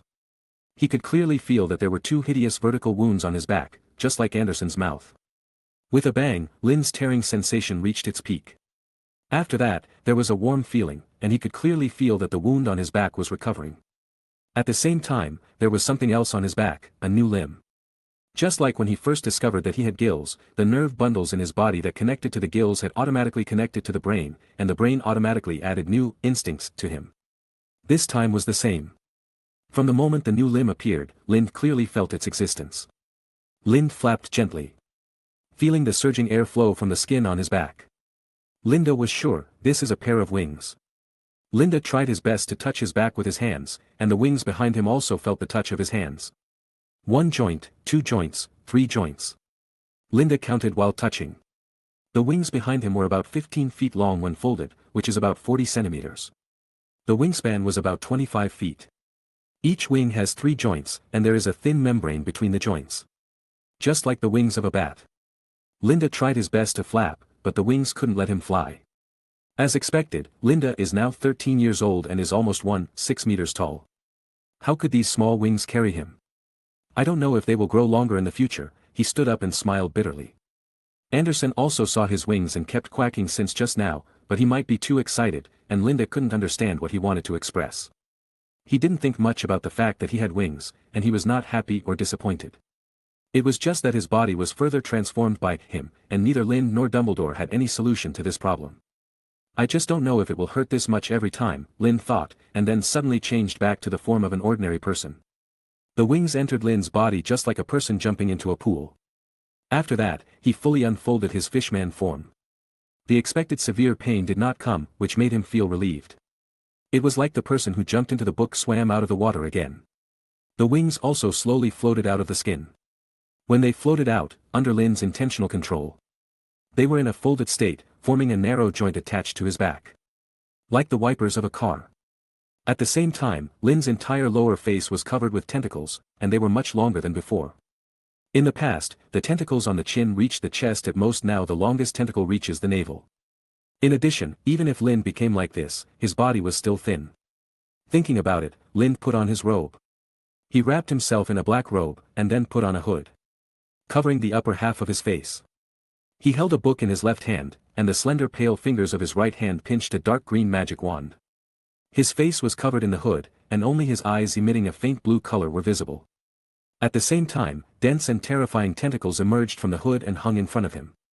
He looked like an evil god caster. No, I shouldn't say this is a fishman form in the future. It should be. Lind thought about the little understanding of Cthulhu in his previous life, and wanted to give this look a name. Deep Diver, Star Clan. No, how can I name it after this low-level group that is obviously a vassal? Lind patted his head and deliberately muttered in a low voice. However, no sound rang in his mind. Then this posture is called, the Old One. No, it's too long, Linda continued to provoke. He felt that if Mr. Cool was awake in his body now, he would never allow a low-level life to claim to be on the same level as him. Still talking. Then it's called, the Old One's posture. You don't mind, right?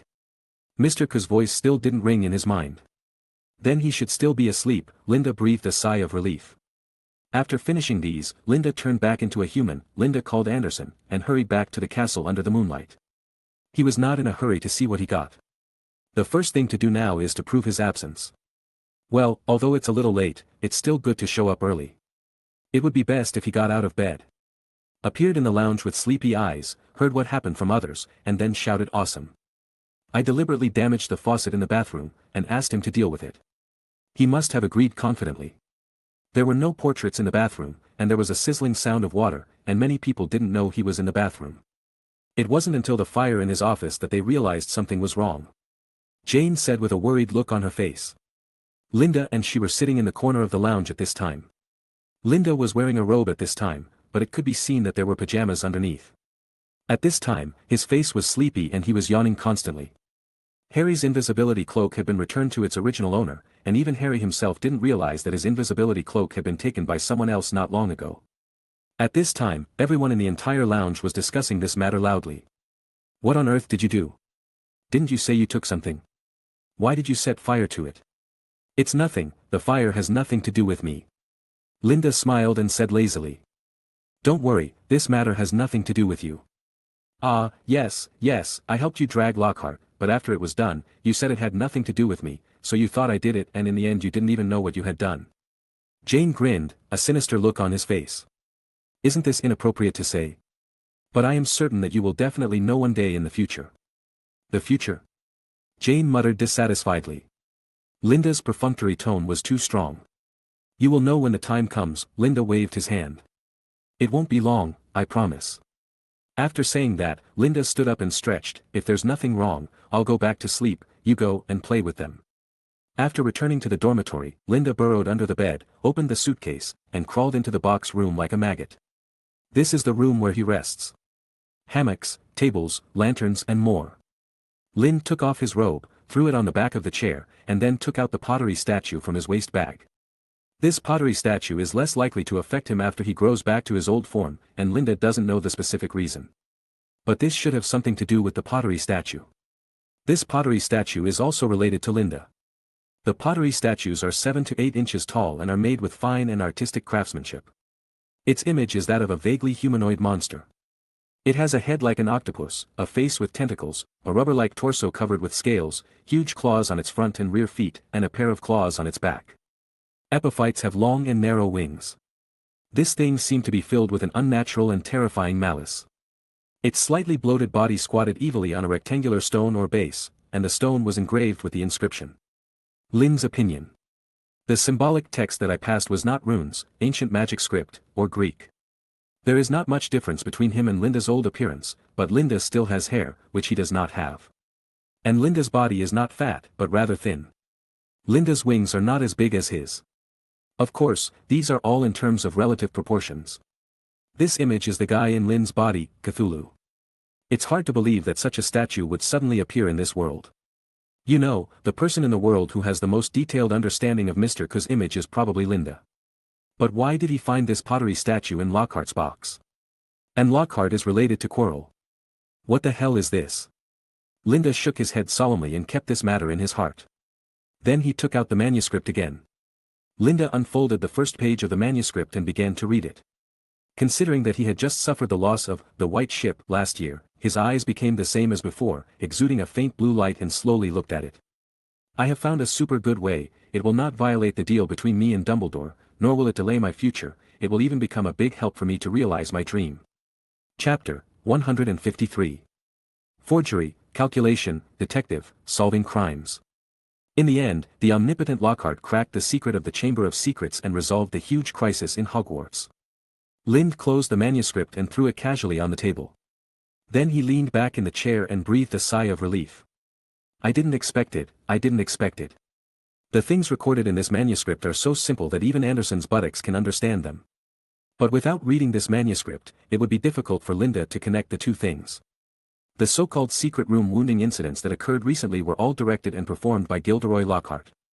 According to records in the manuscript, Lockhart learned about the ancient Chamber of Secrets legend in Hogwarts during an exchange with Quirrell. At that time, Lockhart's reputation at Hogwarts was seriously damaged, and the British wizarding community was not big, and Lockhart was a well-known star in the streets. So after he learned about the legend of the Chamber of Secrets, Lockhart decided that he could maintain his star life after finishing teaching. He decided to do something big. He first obtained an invisibility cloak through channels. Of course, it's definitely not the invisibility cloak from Harry's Deathly Hallows. Lind estimated that it was an invisibility cloak made from the hair of a magical department level 4X invisible beast. Linda also knew that this creature was a gentle-tempered herbivore that liked quietness. It looked like an elegant ape man, with big round eyes often buried in its hair. Their bodies are covered with silky, silvery fur, which possesses magical powers that make them invisible. The conventional invisibility cloak is made of the fur of invisible beasts. However, as time goes by, the invisibility cloak made of invisible animal hair will eventually lose its effectiveness and become opaque. Lind recalled what Jane told him about the ghosts in Hogwarts' recent spooky stories. And Linda did see a fleeting white shadow outside the room of requirement one night after returning from the Christmas vacation. I guess it was Lockhart. In addition to these, many things that have happened in Hogwarts recently are related to Lockhart, or were caused by him wearing the invisibility cloak.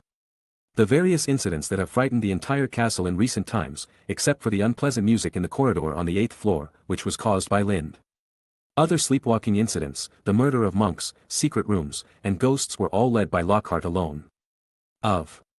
What Lockhart wants to do is to make the entire Hogwarts shrouded in fear of the Chamber of Secrets. Then he planned to suddenly descend from the sky one day in the future, direct and act on his own to unlock the secret of the secret room, and then protect the entire school's teachers and students. Finally, in his vision, Lockhart, beaming with joy, would walk to the center of the auditorium under the grateful and adoring eyes of all the teachers and students in the school. He would first bow to the people around him and then start talking about how he solved the secret room incident. He would describe himself as letting his enemies in the dark relax their vigilance, so he deliberately acted ugly and deliberately embarrassed himself in front of the students, making everyone think that he was a fake trash. He even deliberately misunderstood Harry, all so that he could catch the real culprit behind the scenes. You really directed and acted in a great drama, Lockhart. Lind murmured softly. From the beginning, it was just to take people out of the lounge, then erase their memories and fake sleepwalking. Go to the back and kill the blind monk in the painting. Later, he pushed Qiu Zhang down the stairs and broke her leg. Although Lockhart's methods became more and more cruel, they were still within Lind's acceptance range. First of all, Qiu Chang has nothing to do with him. Secondly, he has caused much harm to Flint. But in the end, Luna was disemboweled. This was a bit unacceptable to Linda. It is worth mentioning that when Lockhart met Flint, he actually thought that Flint had fallen by himself, and then he thought that he could pick it up off the shelf and erase Flint's memory along the way. Looking at the pottery statue on the table, Linda's eyes changed for a while, but he decided to take it with him. Climbing out of the suitcase, I took a look under the bed and saw that they hadn't returned to the dormitory yet. Lind climbed out, sorted out the dust on his body, then walked out of the dormitory and went through the spiral staircase to the common room below. It was unbelievable that even though it was almost 11 o'clock, the entire lounge was still crowded. Lind saw Harry and the others at a glance. At this time, they were surrounding the small corner where Lind usually stayed, and Jane's position had not moved. What happened? Why are they still human now? What are they discussing? Well, everyone thinks that what happened in Lockhart's office was done by the person who led the Chamber of Secrets. Jane smiled and looked at Linda with ulterior motives. Linda waved his hand. It's just a farce and it's about to end. Is it almost over? Hermione asked with some confusion. Probably. This matter must have made Professor Dumbledore very angry now. When Professor Dumbledore is angry, that guy will naturally have nowhere to hide. It turns out it was just a guess, not interesting. Jane tilted her mouth, and the interest she had just raised suddenly disappeared. Anyway, don't go out recently. She had forgotten how many times this was the first time she had reminded Lind like this. Linda nodded. Now Lockhart must be wandering around like a madman outside. Before he can come up with a suitable solution to this problem, he doesn't plan to go out for a night walk. He doesn't plan to tell Dumbledore about this directly. Although Lind asks himself that his behavior is not wrong, that is only relative to himself. Dumbledore is too upright, so he may not accept Lind's approach. Jane stood up and looked at Lind in disbelief. My God, I didn't expect you to agree, this is the first time. Lind smiled awkwardly and said nothing. At this time, the door of the lounge was opened. Lind turned his head and saw Lockhart, dressed in bright clothes, jumping out with a standard smile showing 8 petals of teeth. Children. Look, I knew you didn't sleep. Hermione stood up and looked at Professor Lockhart, who suddenly came in with surprise. Oh, why is the professor here? Lockhart stood at the door, enjoying the surprised eyes around him, and continued to talk to himself. Alas, it's just as I expected. Lockhart said while taking steps forward quietly, but he seemed to have no direction. I think I must be the center of your topic again tonight. Oh, you are all worried about me. I understand. Lockhart laughed and continued to walk around the lounge. But it's too bad that you don't sleep so late. I think I need to tell you, I'm fine. Lockhart walked and suddenly glanced at the corner where Lind and his group were. Lind had retreated to the corner at this time, but he was sure that Lockhart was looking at him. His smile twitched unintentionally, and it can be clearly felt that he changed from a formal smile to a smile from the heart. Lind's expression suddenly became serious, and Lockhart was obviously staring at him. It's crazy, he won't check every lounge one by one. However, after thinking about it, Lind was relieved. He didn't reveal his true colors, but he did underestimate Lockhart's importance to the manuscript. Indeed, if the manuscript was exposed, his future and his dreams would be shattered, and he might even have to go to Azkaban. Although he didn't know how Lockhart found out about him, it was already done. If anything unusual happens later, go find Dumbledore immediately. Lind saw his gaze and whispered to the people around him. What's wrong? Harry asked somewhat confused. What happened? Jane also asked solemnly. Lind didn't answer him. At this time, Lockhart was looking at this side unintentionally, and then he put his arm around Wood's shoulders and said, I'm fine. Kids. Under his sleeves, he could clearly see a stick pointing at Wood's throat. Madman. Lind said lightly. The pottery statue of the evil god and a madman like you are indeed quite a match. What on earth are you talking about? Don't scare me. He can't help it, I can smell the morbid fanaticism on him. Lind patted Jane's back of the hand and continued. Oh, by the way, Augustus, you haven't slept yet? That's great, I don't know where the things you kept with me before are. Can you please check with me? Because of the office problem, it may be treated as garbage tonight if you don't take it. Lockhart walked towards him with a smile. It can be noticed that the wand hidden in his sleeve seems to be pointing at someone intentionally or unintentionally. Professor, forget it. Just treat it as a gift to you. Lind, it's okay, Professor Lockhart is here, Hermione said in a low voice. She felt that Lind was too rude to talk to the professor like this. And with Professor Lockhart here, he didn't need to worry about whether it was dangerous to go out now. He thought Lind was worried that it was too late and it would be dangerous to go out. But that's Professor Lockhart. Hermione thought. Shut up. Jane whispered. Take a good look at Lockhart's expression now. The few people began to look at Lockhart carefully. At this time, his eyes were wide open, staring at Lind motionlessly, without blinking. The corners of his mouth seemed to be grinning to his ears, and his white teeth were all exposed. At first glance, there was nothing wrong with this expression. Just like them just now, they didn't think it was strange for Lockhart to make such an expression. But when they looked closely, they felt that Lockhart's smile was unreasonably creepy. Harry's back had begun to sweat finely. To be honest, he was a little scared now, but he didn't know why he was scared. Afraid of that smile? Although he was reluctant to admit it, it was the fact that his smile was no longer normal when Jane reminded them to look at Lockhart's expression. Harry wished Lockhart could still show that cocky smile that made people want to punch him like before. He wanted to shout out loud to let them notice Lockhart's abnormality, but his throat seemed to be stuck and he couldn't breathe out. However, Harry, Hermione, Ron and others were also like this. Ron even began to tremble. He couldn't help but think of the dead man with a smile on his face. Ron thought of something he had heard before. There was a man who was tickled and no one helped him to remove the curse. He died of laughter. Will that man die like this? The more he thought about it, the more terrifying Lockhart seemed to Ron. Among the 5 people who faced Lockhart's smile, except for Lind, only Jane, who was fearless, was calmer in this situation. Oh, stop it, I'll be back soon, okay? Lockhart walked over with his back to most people in the lounge. It was hard to imagine that a person would force his teeth to speak while making a hideous smile with the corners of his mouth stretched to the maximum. This made his saliva drip from the side, and then he wiped it off belatedly. I said, he couldn't help it. Lind smiled bitterly. Then he stood up. Professor, it's too late. Forget it. After hearing Jane's words, Lockhart was stunned for a moment, opened his mouth, but only made a hoarse sound. At the same time, his arms slowly raised. Linda pressed Jane down. Professor, can you wait for me to put on a robe? Linda said loudly. It's still a bit cold to go out like this. After saying that, he turned his head and looked at Jane and others. He has no patience, do you think he is not a fanatical evil pagan now? Linda said in a low voice. Even though Lockhart was closer to Linda, he could no longer hear what Linda and others whispered. Because at this time, after the awkward period of Lockhart's sudden visit, the lounge began to talk about their own things again, and obviously no one took him seriously. Like Very much like. Several people unanimously confirmed Linda's statement, even Hermione was no exception. But they didn't say it now. Don't joke at this time, okay? Ron looked at Linda worriedly. Don't go, we are all here. Can he force you to go? Harry and Hermione also nodded. Linda looked at them and shook his head helplessly. Yes. He is forcing me to go now. Linda glanced at the wand under his sleeve again. Use you to force me. Linda was the one who made this trouble. If he didn't go, Lockhart would ask other little wizards in Gryffindor to pay for him. He couldn't do such a thing. Harry, can you give me your robe?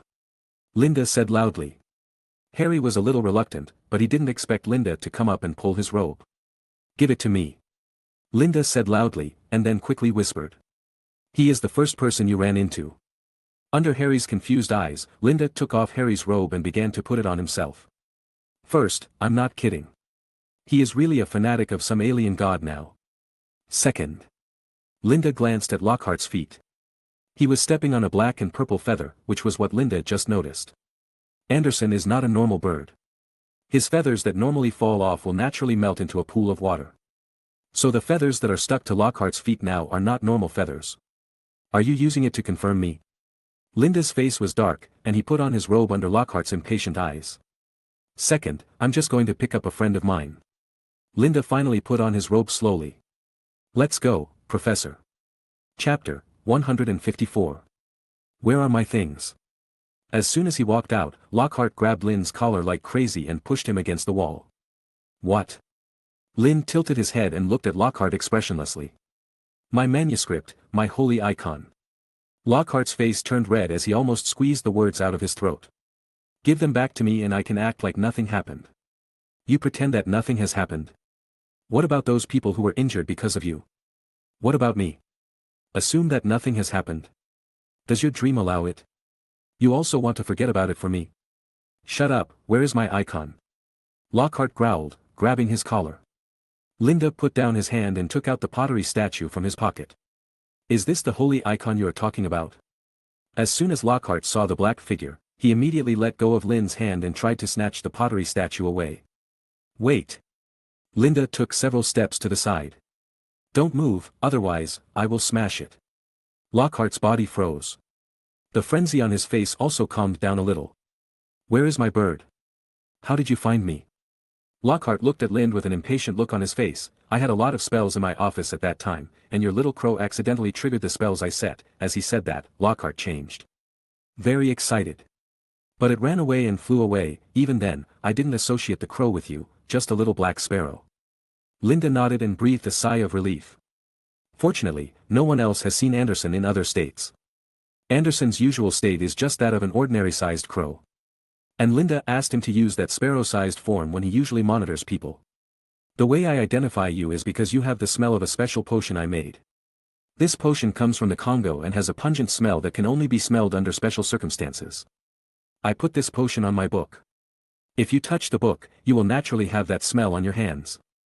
Lockhart was afraid that Linda would smash the icon, so he explained carefully. Linda nodded. If that's the case, then I'll give it back to you. Lynn threw the pottery statue into the air and was about to draw out his wand to attack, but found that Lockhart flew towards it with a strange speed like a wild beast, with a ferocious look on his face. This doesn't seem like something humans should do. Lockhart hugged the pottery statue respectfully with both hands, then dropped it to the ground.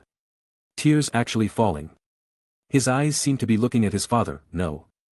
The emotion contained in it is even higher than the love for the closest relatives and elders. The look in Lockhart's eyes now is a kind of extreme, crazy worship, a kind of morbid love for his god that is willing to sacrifice everything for it. If Lockhart were asked to choose between killing his father or throwing away the statue, he would definitely choose to kill his father. Lind looked at Lockhart's current enthusiastic appearance and suddenly came to an idea. The reason why Lockhart is getting more and more crazy at Hogwarts where Dumbledore is sitting is definitely inseparable from this thing. Because he worshipped the gods for a long time. He became more and more irrational and his mind became more and more confused. Even if he didn't hesitate to expose himself tonight, he would come to find Linda and get the pottery statue back.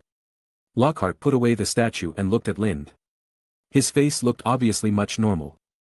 Okay, now give me my book. Lockhart's tone was obviously much gentler now, and he didn't care about Lind's attempt to throw the pottery statue away just now. He even felt that Linda's behavior of throwing the statue further proved his loyalty to God, because he did not hesitate to catch the holy statue.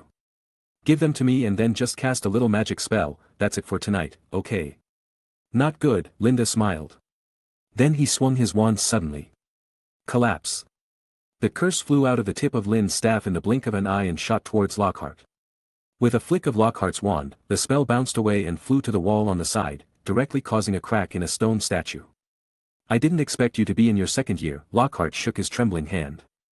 Stop it. I don't want to hurt you, but there are people out there who are still looking forward to your well-being. Wish me good. Who?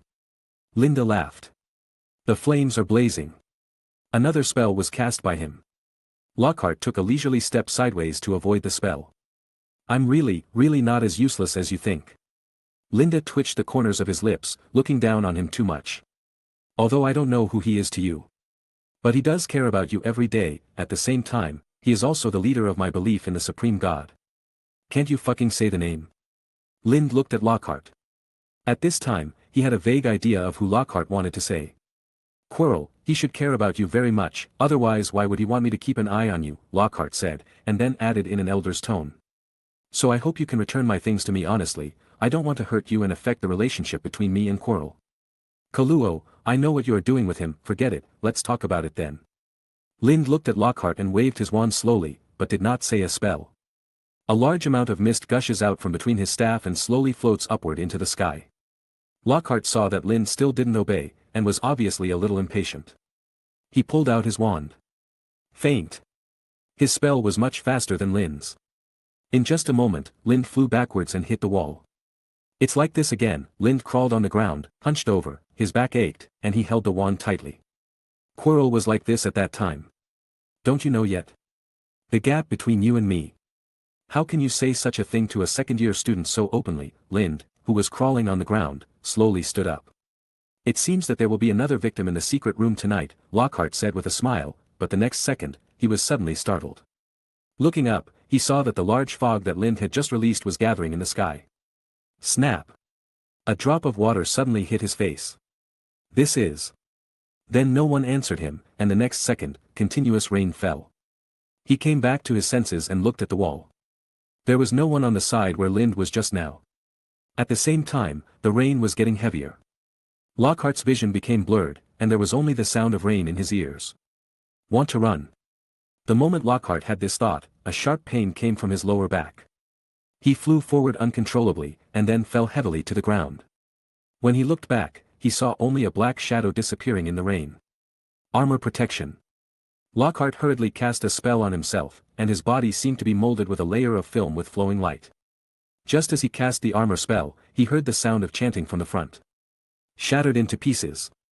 The spell hit Lockhart's armor spell, but it did not directly break his armor spell, but only made the halo covering Lockhart's body dim a little. At this age, it's great to know such a spell, unfortunately, the power is too weak. Expelliarmus. Petrify all. As he spoke, 2 more spells were cast from different directions. Lockhart didn't even look at them. The 2 spells hit him directly, but he just barely broke them. He raised his wand high, stopped the spell. A thick white beam of light shot out from Lockhart's wand. The power of this termination spell was something Lind had never achieved. The beam of light poured into the clouds in the sky and broke through the rainy clouds. The clouds melted quickly like ice under the scorching sun. Unfortunately, for many spells, you are still only at the level of usable. Lockhart laughed. Indeed, he was right. The spell that Lind just cast was either too slow or not powerful enough for Lockhart. This is the difference between him and senior wizards.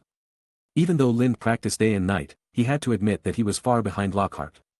When he and Quirrell fought in the Forbidden Forest last year, Quirrell had Voldemort as a burden, and he had just fought a battle with the unicorn before he fought Lind. Moreover, Lind attacked by surprise at that time and made many preparations. But he still almost died in the Forbidden Forest. This is just the gap between him and Quirrell and Lockhart. Not to mention the gap with the old professors of Hogwarts, the gap will only be bigger. He is still too young. But the reason why Lind dared to come out is that he had the confidence to dare to come out. Lockhart was right, he only knew how to use most of the spells. But in terms of power, it was indeed the level of a little kid. He also had an abnormal spell. This spell was different from all the spells he knew, and Lind felt that he had half of his magic power left. This spell would drain his remaining magic power in an instant.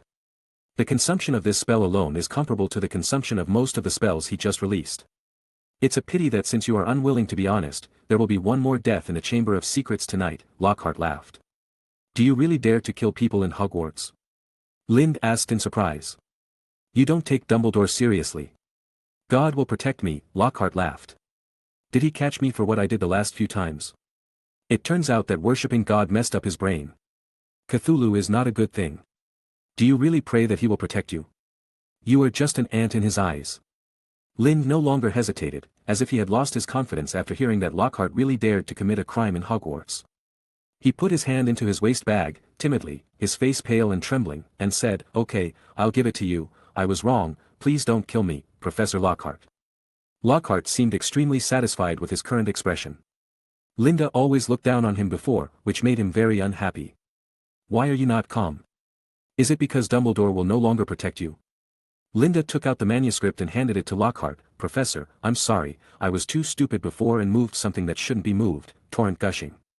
Lockhart, who was enjoying Linda's words of begging for mercy, suddenly heard a slightly unfamiliar spell coming into his ears. A year and a half ago, Linda used the basic spell of this spell, Clear Water Like a Spring, to beat the troll back step by step. And today, Linda can barely control this, torrent gushing, called the water gun spell. As for its power, Linda estimated that killing one person would be enough. Lockhart understood immediately that he had been tricked, and that Lind's timidity just now was just an act. He naturally wanted to avoid it. But two big snakes suddenly shot out and bit him. He reacted extremely quickly. He waved his wand and cast two silent spells in succession. One big snake was broken into several pieces, and the other turned into a puff of black smoke. But enough. Lind had no hope that they could actually harm Lockhart. Now Lockhart looked at the ferocious water hitting his eyes, but he did not panic, but smiled disdainfully. He knew he had no time to dodge, so he lit the wand on himself, armor protection. That's enough armor charm. Bang! The water hit him at a very fast speed, and the armor charm on Lockhart that had been able to withstand several spells was shattered in an instant. With Lockhart's horrified eyes, he flew into the wall. This is, Lockhart cracked his voice, looking at the low figure in front of him in disbelief. Linda walked over tremblingly. This spell was too heavy on his body. That's it. Lind frowned as he looked at Lockhart's out-of-breath appearance. He didn't expect that his spell hadn't even hurt Lockhart before, but now he was just hit like this. He was half dead in an instant. Am I too fierce? Lind looked at Lockhart's appearance and felt a little embarrassed. If he died, it would be difficult to obtain the information he wanted. Moreover, one has to ask Lockhart what situation Anderson is in now. Linda has a premonition that Anderson is not so prone to misfortune, and he is not that stupid. At this moment, a cry sounded in the corridor, and a fiery red figure flew over. It's Fawkes. Behind it, Dumbledore hurried over. And several small figures followed him closely. Fawkes flew over first. Fawkes, use your tears to save him, don't let him die. Linda hurriedly looked at the flying phoenix. Fawkes was unwilling to listen to him, but looked at his tears. Thinking again that he was Anderson's good big brother, he reluctantly flew to Lockhart's side. Lind walked over and knocked down Lockhart, who was leaning against the wall. He wanted to kick Lockhart's chest, but Lockhart's chest was completely deflated. Sure enough, I'm too fierce. After knocking him down, Lockhart could only make a whooshing sound in front of him, and thick plasma kept coming out of his nose and mouth. It wasn't that kind of bland blood. The outpouring of plasma meant that his internal organs were severely damaged. Fawkes stood on Lockhart's forehead, looked at Lockhart with disgust, reluctantly squeezed out a tear and dropped it into his mouth. Seeing tears fall into Lockhart's mouth, but Lockhart showed no change, Lind couldn't help but feel a little embarrassed. The sound of tapping figures kept coming, which was the sound of heavy footsteps stepping on the stagnant water. At this time, Dumbledore had already arrived, with Harry and the others behind him, who were panting. Dumbledore had a dark face. Lind had never seen him with such an expression before. Even when Hogwarts was shrouded in the haze of Lockhart's Chamber of Secrets some time ago, he was still smiling. At best, he only looked serious occasionally. But never this angry. Yes, that was the emotion he felt from Dumbledore's face. However, part of this emotion turned into surprise when he saw Lockhart's miserable condition. Linda, what's the matter with you? What happened? There's nothing wrong with me. Lockhart didn't pay attention to me, so he didn't use any dangerous spells on me. Lind calmly shook his head, indicating that he was fine. On the contrary, he didn't take me seriously, so I used some dangerous spells that were beyond his imagination. As he said that, everyone present saw Lockhart's current miserable state. This. Dumbledore said hesitantly. Behind him, several little wizards couldn't help but open their mouths and their faces turned red. They really wanted to say something. But because of Dumbledore's presence and Lockhart's current sad and slightly bloody appearance, they couldn't say anything. Professor, please see if you can treat him. I found that he and Quirrell have some connections, Linda said quickly. He can't just die like this. Dumbledore nodded, took out the Elder Wand and squatted down. Healed as before. The water gun spell itself is a physical attack spell, coupled with factors such as the Elder Wand, the first person in the magic world to cast spells. Lockhart's wounds were visibly healed, and his chest slowly expanded again. But Linda seemed to see two ribs growing crookedly. This is the troublesome point of using spells directly to treat problems. It would be okay if it was a simple superficial skin injury, but if it was a bone injury, internal organ wound, or a deep stab wound with a foreign body, no one could guarantee that there would be any accidents. After all, the function of this spell is very simple. Heal. Healing is enough, other things are beyond the scope of this spell that requires attention. Perhaps Dumbledore could control the direction of healing, but judging from his appearance, he had no intention of properly healing Lockhart. Looking at Lockhart gradually recovering, Lind clenched his fists. Chapter 155. In the headmaster's office, Lockhart sat across from Dumbledore. He no longer had the bright smile he once had, nor the eye-catching and ostentatious clothes. On the contrary, he was pale and terrified, looking around like a thief. Around him, Harry and his party of four, Lind, Snape, and Professor Dumbledore, who was opposite him. On the wall, many former headmasters were also watching the scene with interest. Facing the gazes of these people, Lockhart couldn't help swallowing his saliva, feeling a little scared. Dumbledore, you asked me to come so late, just to see this guy lingering here like a rat? Snape said lightly, his low voice with obvious impatience. According to his plan, he should be in his office now to deal with the medicinal material. Dumbledore raised his hand and slowly pressed it down, signaling Snape to be patient, and then looked at Lind. Linda, can you tell me what happened now? Linda glanced at Harry and the others, nodded helplessly, and then stepped forward. Professor, let's talk while interrogating. Interrogation. This word aroused Snape's interest. He smiled darkly and playfully, then stepped back to let Linda get closer to Lockhart. Linda picked up a wand and swung it. It was Lockhart's wand, and now it was in Linda's hand. In the past 2 months, I found something very interesting. Someone in this school is collecting my photos. I noticed something wrong at the time. I am a lone man, not a big celebrity like Harry. How could anyone want to investigate me? If someone really wants to investigate me, that person can only be Quirrell. Linda said firmly, and his words obviously aroused the doubts of Harry and the others. Quirrell? Professor Quirrell? Wasn't he chased away by Dumbledore? These details don't matter, it's just a personal grudge between Quirrell and me, Lind said lightly. He felt that there was no need to talk about these things. Dumbledore and Snape didn't say anything either. They just looked at Lind lightly. He said whatever he wanted to say. After some investigation, I found that the person who bought my photo was Lockhart. You, when? Lockhart asked in horror. Lind glanced at him and ignored him, but continued to talk to himself. After that, I investigated Professor Lockhart's office and found 2 small things. Lind did not shy away from the fact that he had been to Lockhart's office. Now that things have come to this, it is better to say it openly. As he said that, Lind took out Lockhart's manuscript and slapped it on the table. It records that Lockhart tried to stage a murder in the Chamber of Secrets at Hogwarts, so that he could keep his reputation after leaving here. Hearing about the Chamber of Secrets, Dumbledore looked solemn, picked up the manuscript that Lind had placed on the table, and read it at a glance. After a while, Dumbledore raised his head, his eyes full of anger. It seems that I will personally send a professor of Hogwarts to Azkaban. Harry was on the side, whispering, the first one I bumped into, turned out to be you. You wanted to kill Luna. Harry got excited and pointed at Lockhart and asked loudly. I didn't, Lockhart's voice trembled.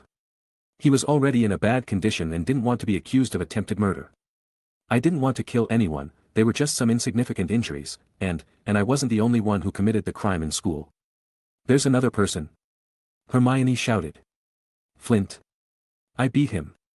I will tell you about these things in detail later. You don't need to ask too much now. Ron, Harry, and others nodded dully. Then Lind looked at Professor Dumbledore, took out his wand and put it against his temple. Memory separation. The wand slowly moved away, and a silver thread was connected to his temple at the tip of the wand. I will never deny what I did. Flint's injury was caused by my fist. As he said that, he took out a small bottle and put the memory of his grievances with Flint into it without reservation. This is the grudge between me and him. Professor Snape should have heard about it, or even, seen it with his own eyes. Dumbledore cast a puzzled look at Snape, and then saw Snape nodding slowly. I do know some things. The match between Gryffindor and Slytherin in the first half of the semester is also inseparable from him. You even wanted me to confront him head-on in the duel club at that time. Lind thought to himself.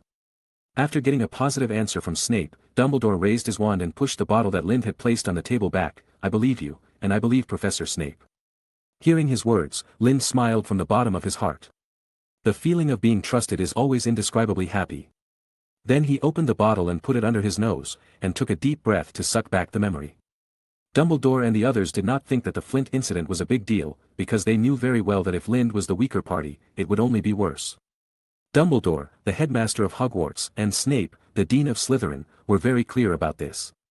People from Slytherin could indeed do such things. At this time, Snape had already picked up the manuscript of Lockhart and started reading it. As he read it, he smiled unconsciously.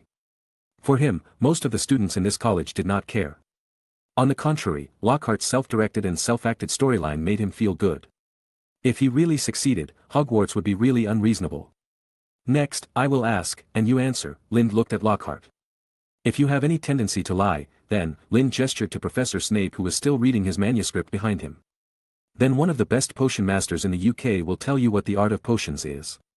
It is obvious that Lind is taking advantage of the power of others. But who told him to say that Snape was one of the best potion masters in Britain? Whether it was true or not is another matter, at least this remark touched Snape's heart. Snape simply kept silent, just taking it as tacit agreement. Lockhart looked at Snape and Dumbledore in despair. He knew that he was in trouble. He was in trouble at the hands of this second-year wizard. Ask. Lockhart stared at Lind angrily, but now he had no capital to resist. If anyone could save him, that person must be God. God. Chapter 156. Lockhart still remembered that day. It was Christmas night, and he suddenly received a package at home. To be honest, he was a little tired of unpacking. He had been unpacking packages for a day, and they were all trinkets sent by various fans. The items sent in by fans are either directly available for purchase, or they are homemade magical movable dolls of small snow monsters, werewolves, etc. There were also letters, and various books which they thought would be of interest to the learned Mr. Lockhart. Of course, as a big star, he will still open these packages and reply to fans one by one to express his gratitude. Only in this way will the stickiness of fans become stronger and stronger. He was half lying on the sofa, watching a new package arrive. The package was a rectangle about 10 inches high and 6 feet wide. Lockhart only took one look and knew that it must be some kind of doll statue or something.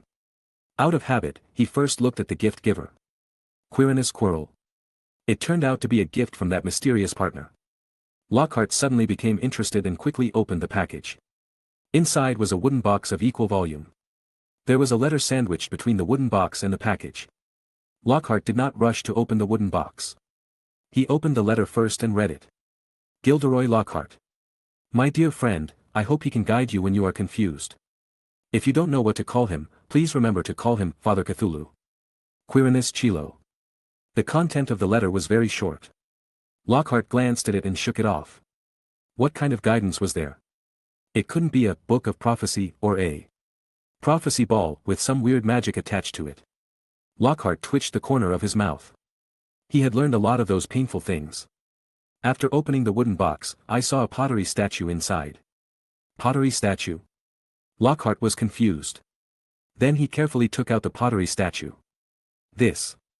Lockhart couldn't help feeling disgusted from the bottom of his heart just by looking at this pottery statue.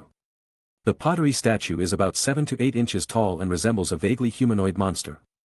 It has a head like an octopus, a face with tentacles, a rubbery torso covered in scales, and long and narrow wings attached to its back. This thing simply doesn't look like it was made by human hands. Why? Lockhart did not believe that the normal human mind could have thought of such an image and carved it out. Loving Father. What the hell? This thing can still guide me. Hey, that's not the joke. Lockhart lay on the sofa again. He couldn't help but feel queasy and sick from the first sight of the pottery statue. In addition, the too weird image also made him feel palpitated. Shaking his head, Lockhart stood up from the sofa. Fuck, this Quirrell thing has ruined my good mood all day, Lockhart roared in the empty room as if to cheer him up, and unknowingly walked upstairs. It's time to go to bed, really, let's get over this bad day. However, the next day, Lockhart glanced at the pottery statue uncontrollably. It's still ugly and disgusting. He locked the pottery statue in the cabinet. On the third day, he opened the cabinet uncontrollably. Holding the pottery statue, his fingers traced the streamlined octopus head on the pottery statue, all the way to the tentacles. It seems pretty good, Lockhart commented truthfully. It has an indescribable aesthetics. On the 6th day, Lockhart placed it on his desk. On the 12th day, Lockhart began to wipe it idly, humming a tune composed of the word Cthulhu unconsciously. On the 20th day, Lockhart felt that he should respect the statue and began to take the initiative to add "Father" to his title. On the 30th day, he began to complain to the statue and pour out his feelings. On the 50th day, he began to believe from the bottom of his heart. Today, in Dumbledore's office, when he had no way out, he suddenly thought of his God.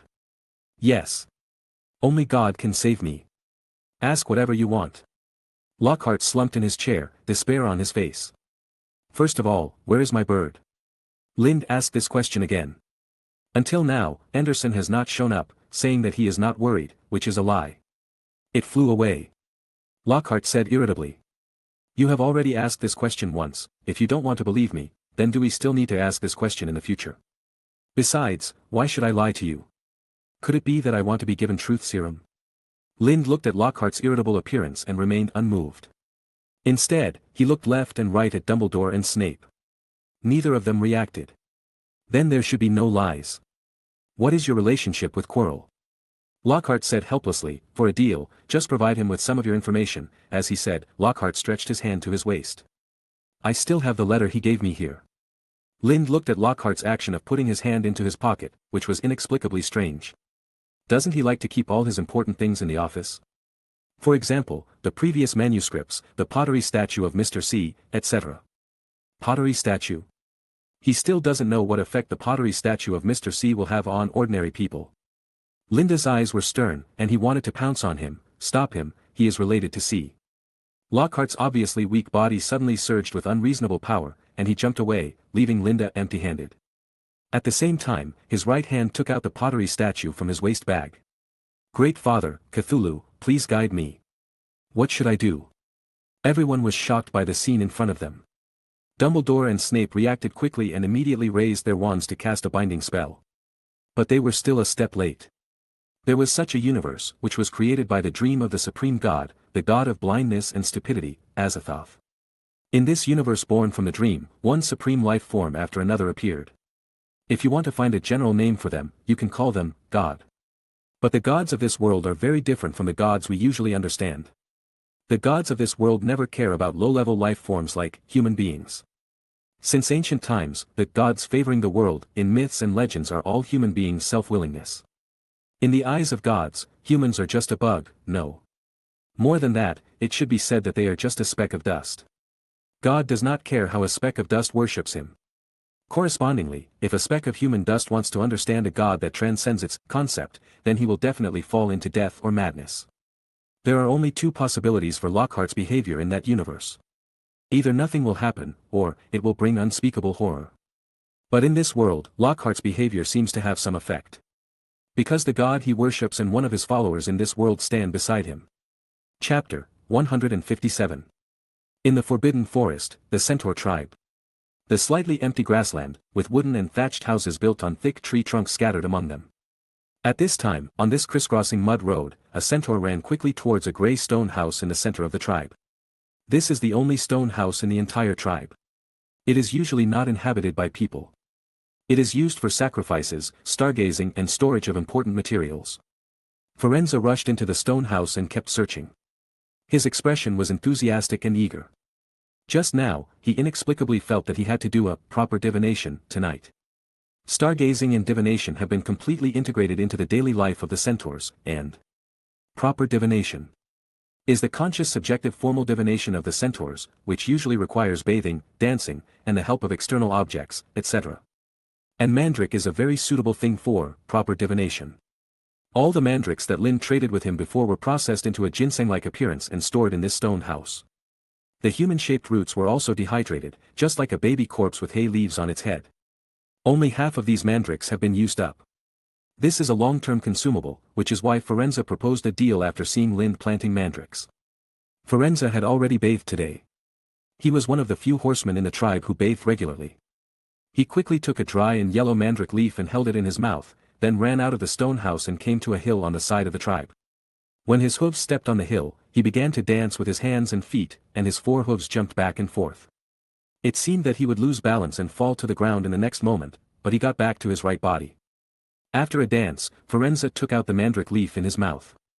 At this time, the originally dry grass leaf returned to green under the unknown effect, and his saliva was still attached to the leaf surface. Firenze took out the grass leaf, divided it into two halves and crushed it, and began to draw totems on his face with the help of the grass fragments and its juice. The totem was mainly drawn in the eye sockets of the eyes, and there was a vertical line in the middle of the eyebrows, as if the sky eye was opened. After the totem was finished, Firenze slowly looked up at the night sky. Seeing the scene in the night sky, he couldn't help but open his mouth wide, full of horror. With the totem on his face, he looked like a demon. Order falls into disorder, chaos brings new life. Professor, they don't have brain occlusion. Lind, who missed, suddenly shouted. At this time, Lockhart had already held up the pottery statue of Cthulhu. With his crazy and pious prayers, Lind's brain suddenly had an irrepressible impulse. Dumbledore and Snape had personally experienced the outbreak of the guy in Lind's body. He only took a look at the pottery statue and he immediately reacted to what Lind said. Turning his hand, the wand quickly pointed at Harry and his group. Children, the next one may not be suitable for you to watch. At this time, Harry and the others also saw the pottery statue. Except for Harry, the other three couldn't help but feel a chill in their hearts, and then they heard Dumbledore's words. With their puzzled eyes, the old wand suddenly split into 4 thin spells and hit the 4 people. The 3 people except Harry lost consciousness and collapsed to the ground. Ah! A heart-wrenching cry came from Harry's mouth. Potter! Snape stepped over the people who collapsed on the ground and hurried to walk over. Dumbledore showed a puzzled look. He controlled the sleeping spell very well and divided it equally into 4. Hermione, Ron and Jane who were hit fell asleep uncontrollably the moment they were cursed, except Harry. At this time, Lind was holding the desk. And an indescribable breath gradually emerged from his body. This breath was so strong that it was visible to the naked eye, forming some kind of visible illusory dark green tentacles. These tentacles surrounded Lind and continuously polluted the entire office. Dumbledore cast spells continuously, and covered the 3 people who fell to the ground with several protective spells again. At the same time, he also placed these spells on the cabinets with important objects such as the headmaster's portrait, the sorting hat, the Gryffindor sword, and the Ravenclaw crown to protect them. The silverware that was originally spitting mist on each other on the table has now turned into hideous containers of various shapes, constantly secreting sticky liquids. On the wall, strange anemones and shellfish have grown. Including Dumbledore's desk, it has been twisted into strange corals uncontrollably. At this time, in addition to the constantly changing scenes, Fawkes stood on the perch and blinked constantly, watching this scene curiously. Harry kept wailing on the ground, and Snape stood next to him, and Snape kept stomping his feet, unable to hide his inner anxiety. Dumbledore gave him a look not to act rashly. Lind supported himself on the table, his feet kept shaking, as if he would collapse to the ground in the next second. At this moment, in Lind's mind, the brain area that controls memory that Lind entered for the first time was visualized as a study room. And now Lind came to the living room. The living room corresponds to behavior. The decoration of Lind's living room is extremely simple, with gray and white multi-layer walls, and several thin and long light tubes hanging from the ceiling, which are arranged linearly in a pentahedron. There is no wall on the left, but a whole window covered by white curtains, and the view outside the window is chaotic. In the center of the living room, there is a coral ornament on the ordinary low-glass coffee table, and next to it is a linen sofa. At this time, the entire living room was filled with thick water that was enough to submerge the ankles, and there were seaweeds, anemones, etc. floating in it. At the same time, a figure sat on the gray linen sofa. The person was naked, or it could be said that he had no concept of clothes. Octopus head, wings. The one sitting on the sofa now was the great Cthulhu. Is it because there are believers outside that you can appear? It seems that the call of the believers seems to have given you some strength. Mr. Cthulhu did not answer him, but instead looked at the wall-mounted TV opposite him with interest. The TV kept playing the past that Linda remembered deeply, but it was just the blonde and white Linda. Linda also turned his head to look at the TV, as if the person sitting next to him was not an evil god, but an old friend. After watching the past when he broke his leg when he was a child, Linda smiled, and then spoke again in a relaxed and slow manner, as if chatting. Behavior is originally used by humans to carry out social activities. And the living room is used to entertain guests. The things in the living room are what I, the host, allow you, the guest, to know. So, behavior will be embodied as the living room. So what is played on this TV will only be what my world allows others to know, such as it will play Felix taking me racing, the first time I saw Big Bear and Little Bear, etc. But it will never play what I define as secrets. General Ko lay on the sofa, watching TV with interest, and did not answer Linda's words. He frowned, and with Linda's mind moving, the TV snapped shut. General Ko still did not move. At this time, the accumulated water in the living room had already flooded over his knees. It seems that he still cannot communicate. Why? Because he has not woken up yet. No, how can he break into the living room if he has not woken up? Is it because of disdain? Disdain to communicate with me? No, he is so bored that he can't possibly not communicate with me. Linda recalled the first time he was possessed by Mr. Ko. So, he has not fully awakened. A believer who has no sacrifices, no prayers, and only an ordinary pottery statue praying to him cannot wake him up. Thinking of this, Linda stood up and kept circling Mr. Ko who was sitting in front of him. But no matter what Linda did, Mr. Ko did not respond to him. Linda looked at him, and impatience gradually emerged in his heart. Originally, I had a piece of land. But unfortunately, this piece of land was just fenced off by me, and my things were all placed in a mess. Whether it was you, or legendary, oblivion, etc. You could come in and take a look. But now it's different. I practiced brain occlusion, which is equivalent to building a house on this land. Different things are placed in different rooms in different categories, and they are all equipped with door locks and keys. Linda looked at Mr. Ko, who was still motionless, with a cold face. So, I want you to leave my house now. As he said that, the whole living room began to change and wriggle, like a huge mouth. Last year, Mr. Ko still needed Linda's permission to gain control of his body even with the blessing of the stars. And today, Linda has successfully practiced brain occlusion, and he has not awakened, nor has the blessing of the stars. He is just a human believer praying in vain, which makes it even more impossible to gain control of Linda's body. But Linda was still using human thinking to guess his behavior.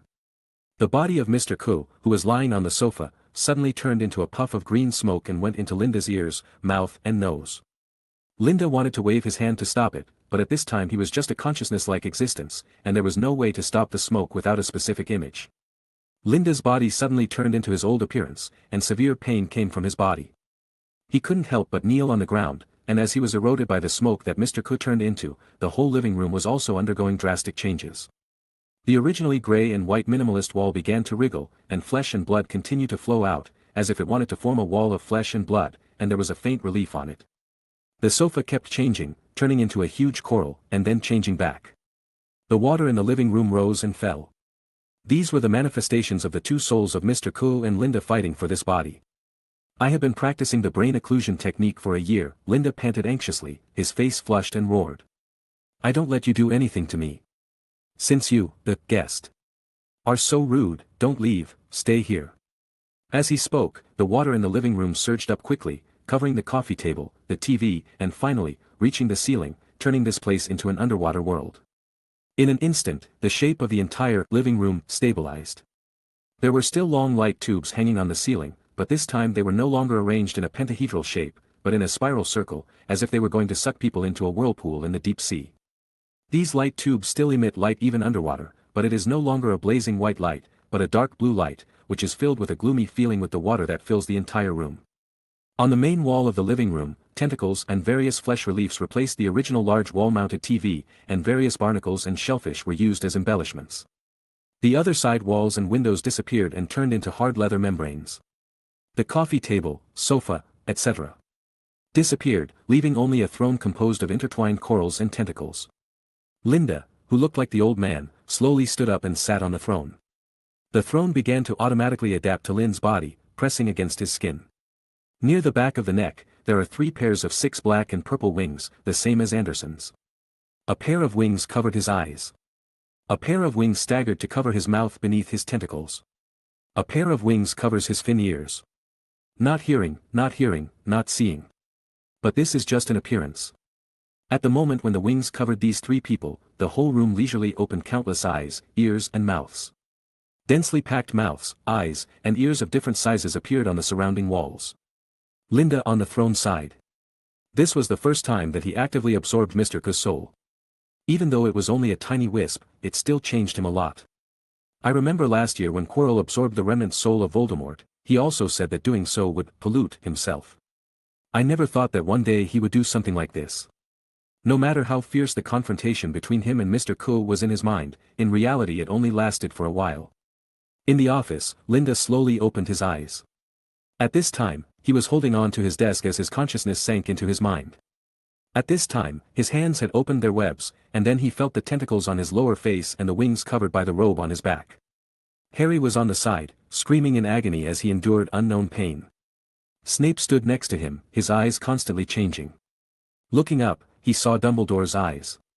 What happened? Linda nodded slightly, indicating that he was fine. He only regained a little consciousness because of Lockhart. Dumbledore looked at him worriedly. What then? I swallowed that ray of consciousness, Linda smiled. Hearing his words, Dumbledore looked at him in horror, clenching the Elder Wand slightly. Linda quickly explained.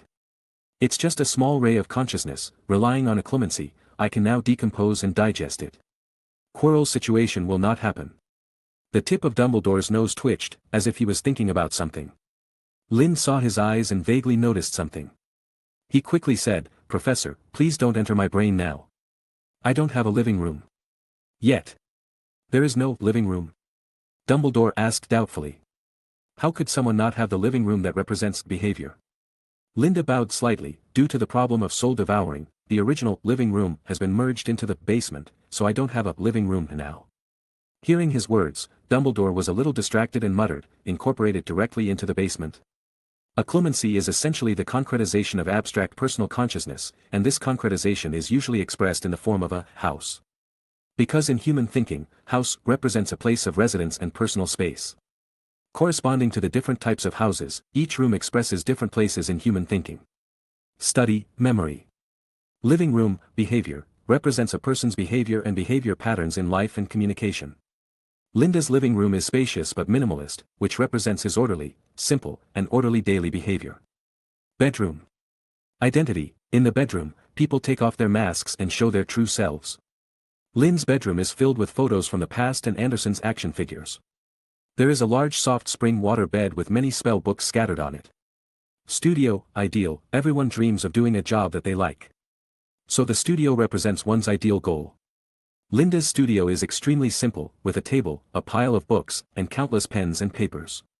Kitchen. Basement, bestiality. Everything in the basement is something that a person would not want outsiders to know until his death, and it is also a collection of the dark side of a person's heart. If the living room is the place where you can best open up to outsiders, then the basement is the place where you can never open up to outsiders. Everyone often has violent and evil garbage thoughts flashing through their minds, such as suddenly stabbing a passerby in front of them. Such as standing on the 5th floor and suddenly wanting to jump off, such as suddenly grabbing the head of the child in front of them and smashing it to the ground, or a loved one suddenly passing away. These meaningless thoughts filled with violence that could harm oneself or others are called intrusive thoughts. And this is only a small part of the basement. Chapter 158. Dumbledore nodded solemnly, and seeing him agree, Lynn breathed a sigh of relief. In fact, he knew very well that it would not be incorporated into the basement, but should be incorporated into the bedroom. But these words are not easy to say directly. Thinking, Lynn looked at the surrounding scenery and was stunned for a moment. At the same time, he also noticed the pollution that was as thick as substance spreading from his body. Recalling the things in the devoured soul fragments in his mind, he moved his mind and began to slowly withdraw his momentum. The small ornaments on the table turned silver again, and the anemone barnacles on the wall began to shrivel and fall off, then turned into mucus, and then turned into clear liquid and evaporated. But after a while, everything in the house returned to its original state. If this pollution state continues for a period of time, the changes in the house will be permanent, and will not disappear simply because Lynn took back the pollution. Turning his head to look at Lockhart, he was fixed like a stone statue at this time, keeping the backward jumping posture, with a crazy look on his face, and holding the pottery statue in his hands. Only his pupils, continuously trembling, containing disbelief and extreme fear. At the same time, the petrification spell on Lockhart was also exposed. Let's continue talking about what happened before, Dumbledore said lightly.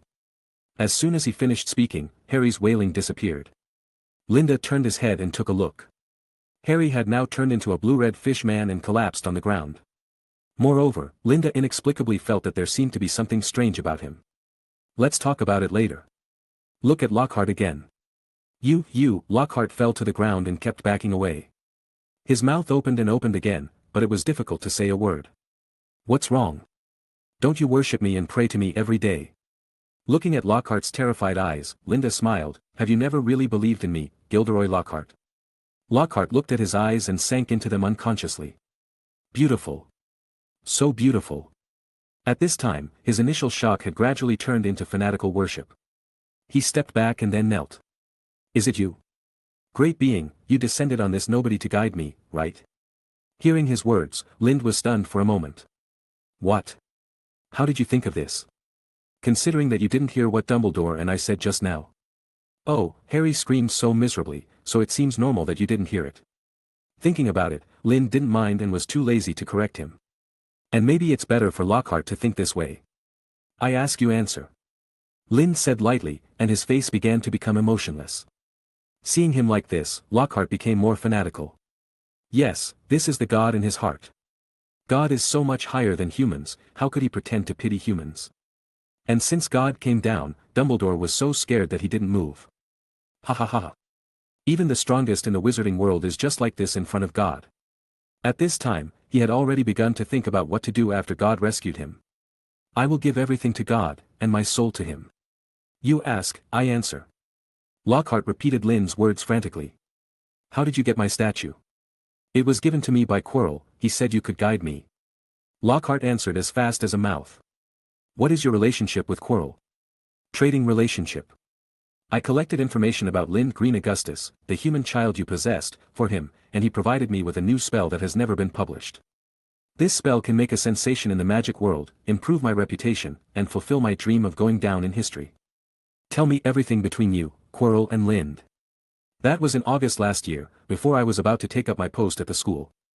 Lockhart kept talking without any pause in the middle, as if he wanted to show his best side in front of God. A quarter of an hour later, after listening to the whole story, Lind withdrew from his old form and turned back into a human. In other words, Quirrell has established a club outside. Lind stroked his chin, and then rubbed his temple. It should be the church that believes in a guy in your body. Quirrell must have some inexplicable connection with him. This is troublesome. Lind said lightly, and then sighed. Where is your God? Where is the loving Father? Well, this robe is still the one Harry wore before. Lind exerted force on his feet, and his legs that turned into the old god's form swung, and he threw him out. Since you don't want to believe it, then so be it. Your God has abandoned you. All petrified. Lockhart was fixed again. As for Snape, after confirming that Harry was fine, he came over again and looked at Lind with doubt, but didn't say anything. Professor, what should we do with Lockhart? Lind looked at Dumbledore. When this matter was mentioned, Dumbledore's face darkened again. The Chamber of Secrets incident at Hogwarts has caused panic in the entire magic world. Most of the British wizards have relatives studying here. This matter is too bad, and it can only be handed over to the Ministry of Magic. Snape also nodded, but Lind felt that even if Dumbledore said to hand Lind over to the Ministry of Magic, he would only nod and perfunctorily deal with it. Then, Lind said hesitantly, but was interrupted by Snape again. He especially likes to interrupt people. The main thing is that he says what you want to say, since the first time he took Lind to Diagon Alley. Of course we have to deal with it. Lind turned his head to look at Lockhart. At this time, his eyes were full of despair, as if the departure of God made him lose the desire to live. At this time, he didn't know what he was going to face. Poor Lockhart, who relied on the Oblivion spell to make his way in the world all his life, but now he also fell into this spell. Snape stood up, walked to Lockhart's side, and raised his wand to his head.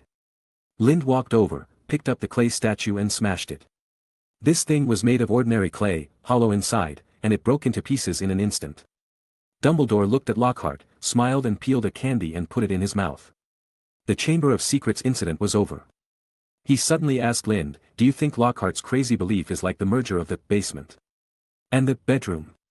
Lind looked at it and thought about the knowledge in this regard. If the basement and the bedroom are connected and merged, then there will generally be madmen, murderers, and perverts who put extremely evil ideas into action. Really, very similar. Lynn said. In fact, he knew that Dumbledore saw this point and deliberately reminded him. Is this the power of the indescribable God? Even an ordinary clay statue can achieve this kind of pollution at the level of thinking. Chapter 159. On Harry's part, when he saw Lockhart's abnormal behavior, he immediately wanted to rush over and stop him. However, before his body could move, Lockhart had already jumped away and took out something from the bag on his waist a second ago. Harry was still wondering how such a small bag could contain such a thing. Something big, and the next second he saw what Lockhart took out. That's a sculpture. When it was taken out, he heard the disgusted hissing sounds from his companions, and at the same time Linda's roar. Professor! They don't have a clemency. But none of this mattered. Harry stared straight at the pottery statue in Lockhart's hand. A strange emotion emerged from Harry's heart, and he felt that the pottery was something extremely important to him. Out of the corner of his eye, he saw Dumbledore facing them and raising his wand. Ron and the others fell to the ground before they could react. As for Harry, his mind was still immersed in the statue. Why do they make that weird noise? Isn't it beautiful? While he was still intoxicated by the beauty of the statue, suddenly, he felt a sharp pain in his heart. The slate of the abyss that had been sitting quietly in front of his heart began to tremble violently in his body, like a vibrating mobile phone. The severe pain came so suddenly that he could only fall to the ground uncontrollably, screaming in agony. It will be fine, just like the transformation, it will hurt after a while. Harry encouraged himself in his heart, Yusan would definitely not harm him. However, things did not develop as he expected. The vibrations of the stone became more and more exaggerated, as if they were being forced out of Harry's heart. Suddenly, countless spikes popped out of the smooth stone slab that was originally wrapped in flesh and blood. Ah! The spikes seemed to have pierced his heart directly. Harry's eyes were dazed, and he fell directly to the ground, as if all the muscles in his body were tense and broken due to the severe pain. What's going on? Harry couldn't help but think. Why? In a daze, he saw Linda's back as he lay on the ground, and saw Linda's slightly bulging backside. So strange. Thinking about it, Harry gradually lost consciousness in severe pain. Black Lake. A huge squid slowly floated up from the middle of the lake. Its turbid yellow eyes kept flashing high above the castle, and its tentacles waved happily, constantly flapping on the water. It can feel that it has an owner. But where the owner is, it can only roughly feel the direction. High up in the castle, this was its perceived location. After cheering for a while, it sank to the bottom of the water again, where it will quietly wait for the arrival of its owner. In the office, Snape was happily erasing Lockhart's memory. He looked excited, as if an evil dark wizard was doing something bad. Lockhart, on the other hand, looked up slightly as if his soul had been sucked out. The posture of the subrealistic version of the Scream. Linda and Dumbledore stood in front of Harry. At this time, Harry was crawling on the ground, still in a fishman posture, breathing steadily, and exuding an inexplicable ominous aura. But this kind of aura is extremely weak, far less than the aura on Linda's body. It probably only makes others feel an inexplicable sense of fear when they see him, and it is extremely weak.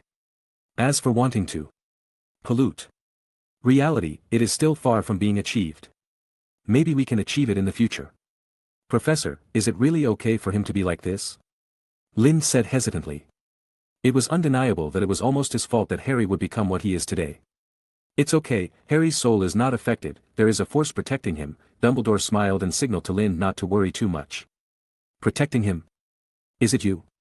No, Dumbledore shook his head, then showed a mysterious expression. It's love. Okay, Linda understood when Dumbledore said this.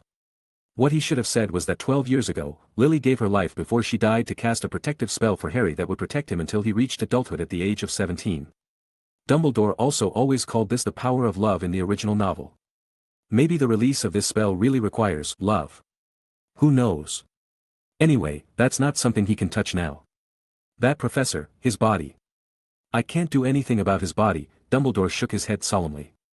But don't worry, in the magical world, having strange blood flowing through your body is considered a normal thing. After saying that, Dumbledore patted his head. His shoulders. For example, I, Hagrid, and Professor Flitwick all have the blood of other races in our blood more or less. It can even be said that most people in the entire magical world have it more or less.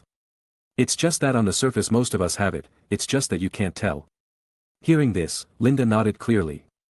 Dumbledore was right when he said that in the past, fusing the blood of aliens to gain powerful power was a routine operation. In the eyes of wizards at that time, there was no idea of whether human blood was pure or not. Not only wizards, but also some Muggle dignitaries who were friends with wizards also fused the blood of other creatures in order to obtain powerful potions. The most famous one is Richard the Lionheart, King II of the Plantagenet dynasty in medieval England.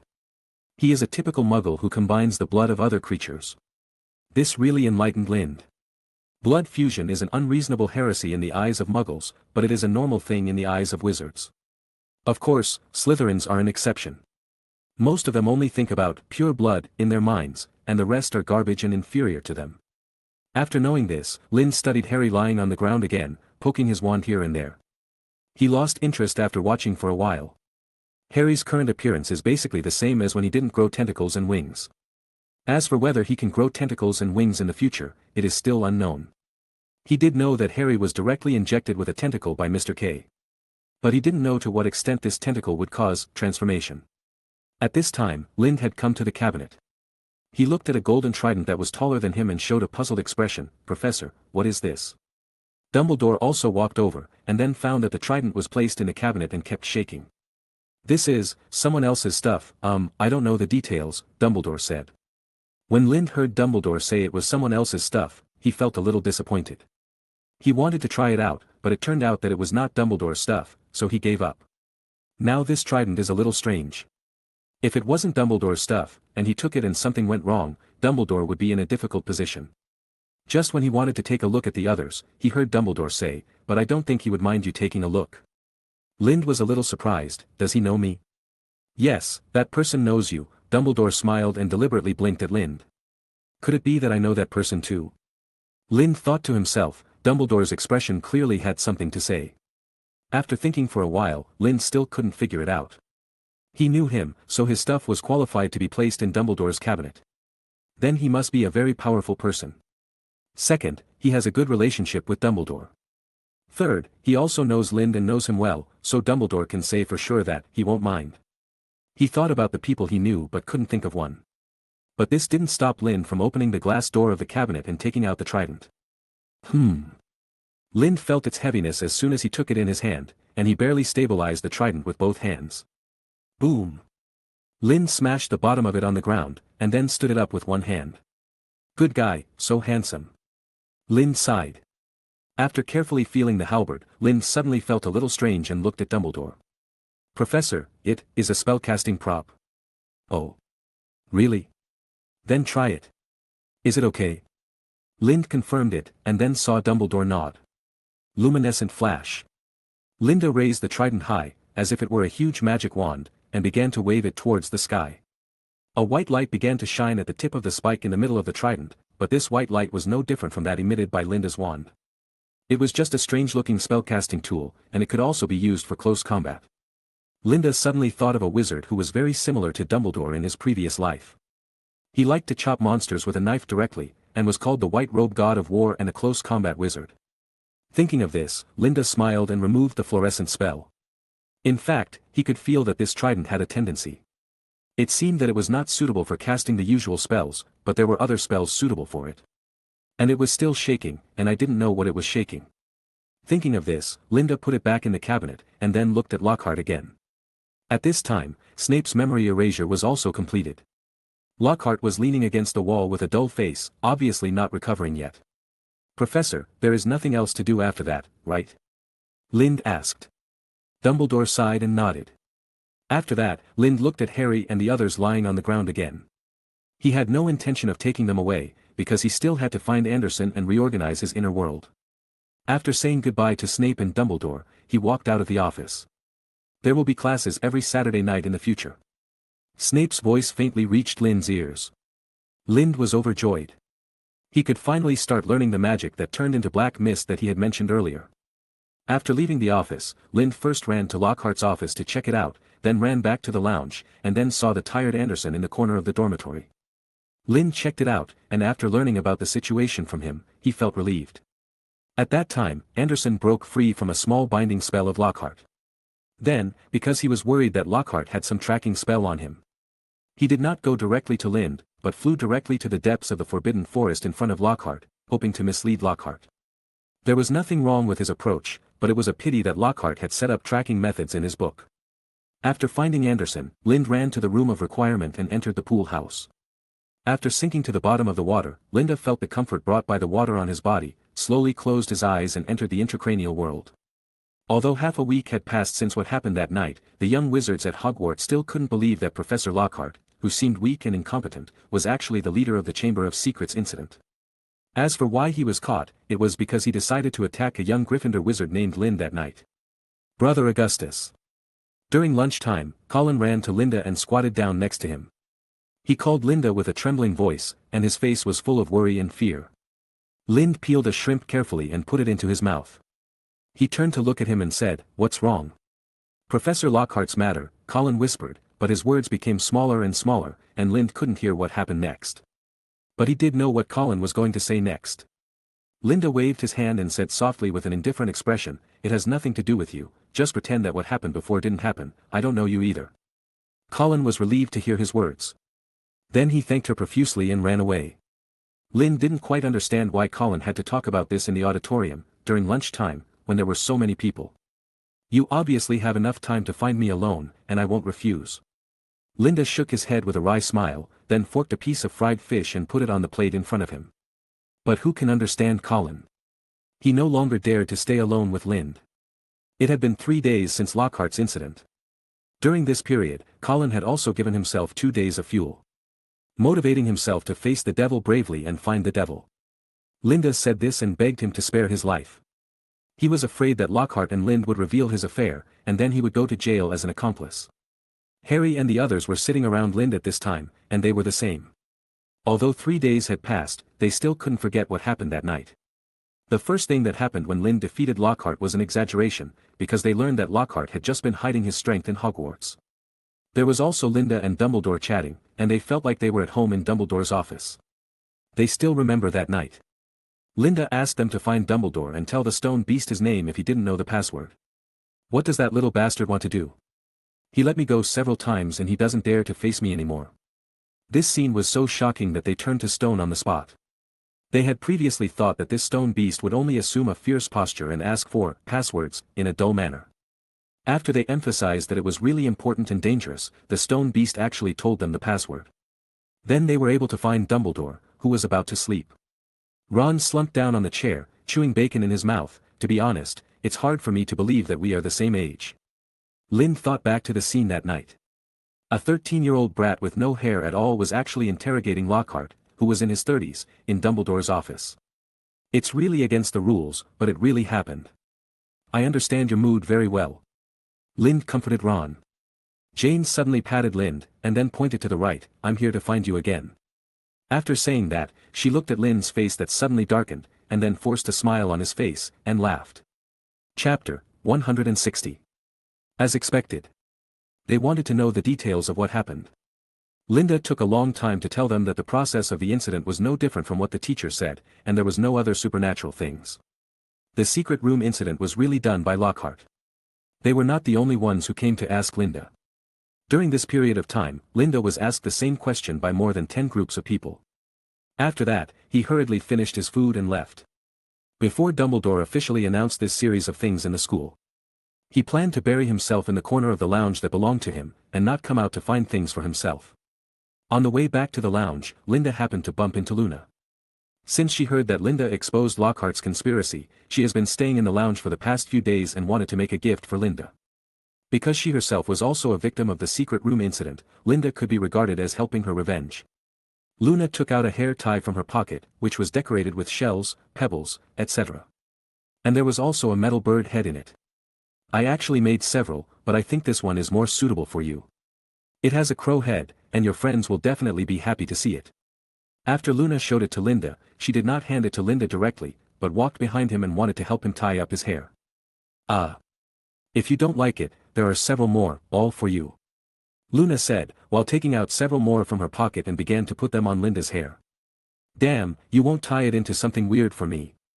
I can tolerate one, but I can't tolerate it if you want to tie more." Linda turned his head and pretended to touch the ponytail tied at the back. This one, I like it very much, thank you." Luna stared at Linda straight, making him a little hairy. What's wrong? Linda asked cautiously. You really can't lie. Luna said, and then chuckled. I really like it, this is a very good rope, but for personal reasons, I don't like to tie my hair, Linda explained awkwardly. Why? Luna asked curiously. Because it wastes time, well, this is also my rough part. Is this why you don't cut your hair?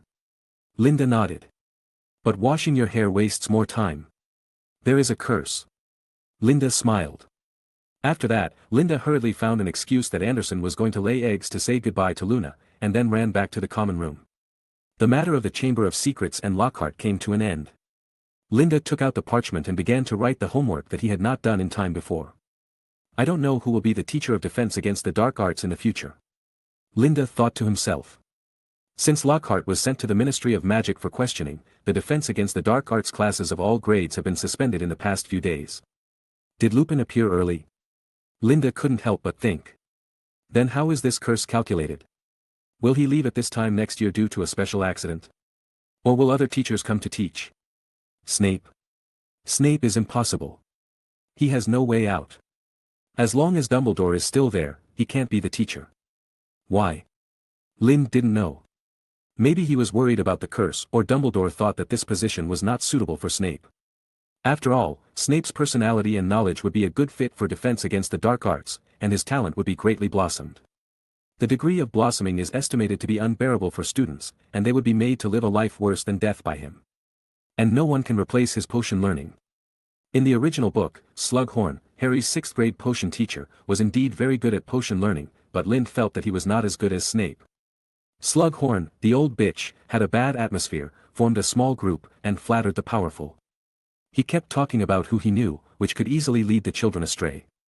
It is estimated that if there was really no one available in the original book at that time, he would not have been allowed to return to school. In short, the new defense against the dark arts teacher could not be Snape. So who would it be? Lind kept screening the right person in his memory in his mind, but unfortunately, he didn't find it. In the evening, Lind came to Snape's office after dinner.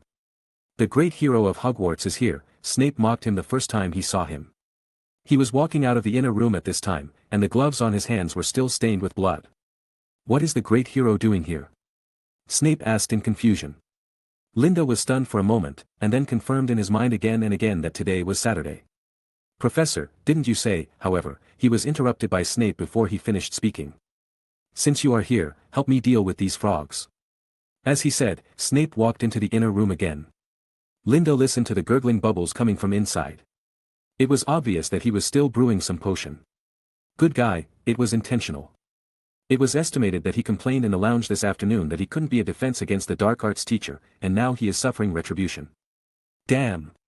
But he really couldn't have any rebellious psychology, no matter whether Dumbledore ordered Snape to teach him magic. Although Snape had a stinky face, a stinky mouth and oily hair, he really didn't owe him anything. If you want to learn something, you should pay the price. Thinking of this, Linda could only silently complain about Snape with tears in his eyes, and then followed him to the inner room. As soon as he walked in, he smelled an extremely strong and pungent smell before he saw anything. This smell was a mixture of crying, spicy, smelly, fishy, etc. And even made Linda's eyes a little spicy. After a while, Linda rubbed his eyes and the tears that were automatically secreted from the corners of his eyes, and he finally got used to it. The inner room was not big, and it looked only a circle larger than Linda's suitcase room. There were tall cabinets on all 4 walls, including the door, with different potion materials in them, including air-dried ones, soaked in jars, and everything else. It looked no less than the store in Diagon Alley, and the quality alone was much higher than those stores. For example, he saw a bunch of unicorn tail hair, and Linda also had a bunch of this thing. But he didn't see it in the Diagon Alley store. This thing is very precious. There were 2 tables in the middle of the room, one large and one small. There was a crucible on the small table, and Snape stood beside it, carefully boiling the medicine, and then writing and drawing to record something. What are you still standing there for? Listening to the frogs in the pond from your childhood? Linda looked carefully and saw a large basin on the large table, with dozens of big fat frogs densely stacked in it, and they were croaking weakly inside. There were 2 glass jars bigger than a human head next to it, half of which were filled with Erdo's oil for potion materials. Snape's oil looked much clearer than what Linda had used before, and it was estimated that he had mixed it himself. There were also a few dead frogs in the jars, but they all had no eyes. In the middle was a small table with a knife on it, and a pile of internal organs had been piled up next to it. Dig out the internal organs, separate the eyes from the body, Snape said lightly, then looked at the crucible in front of him and muttered.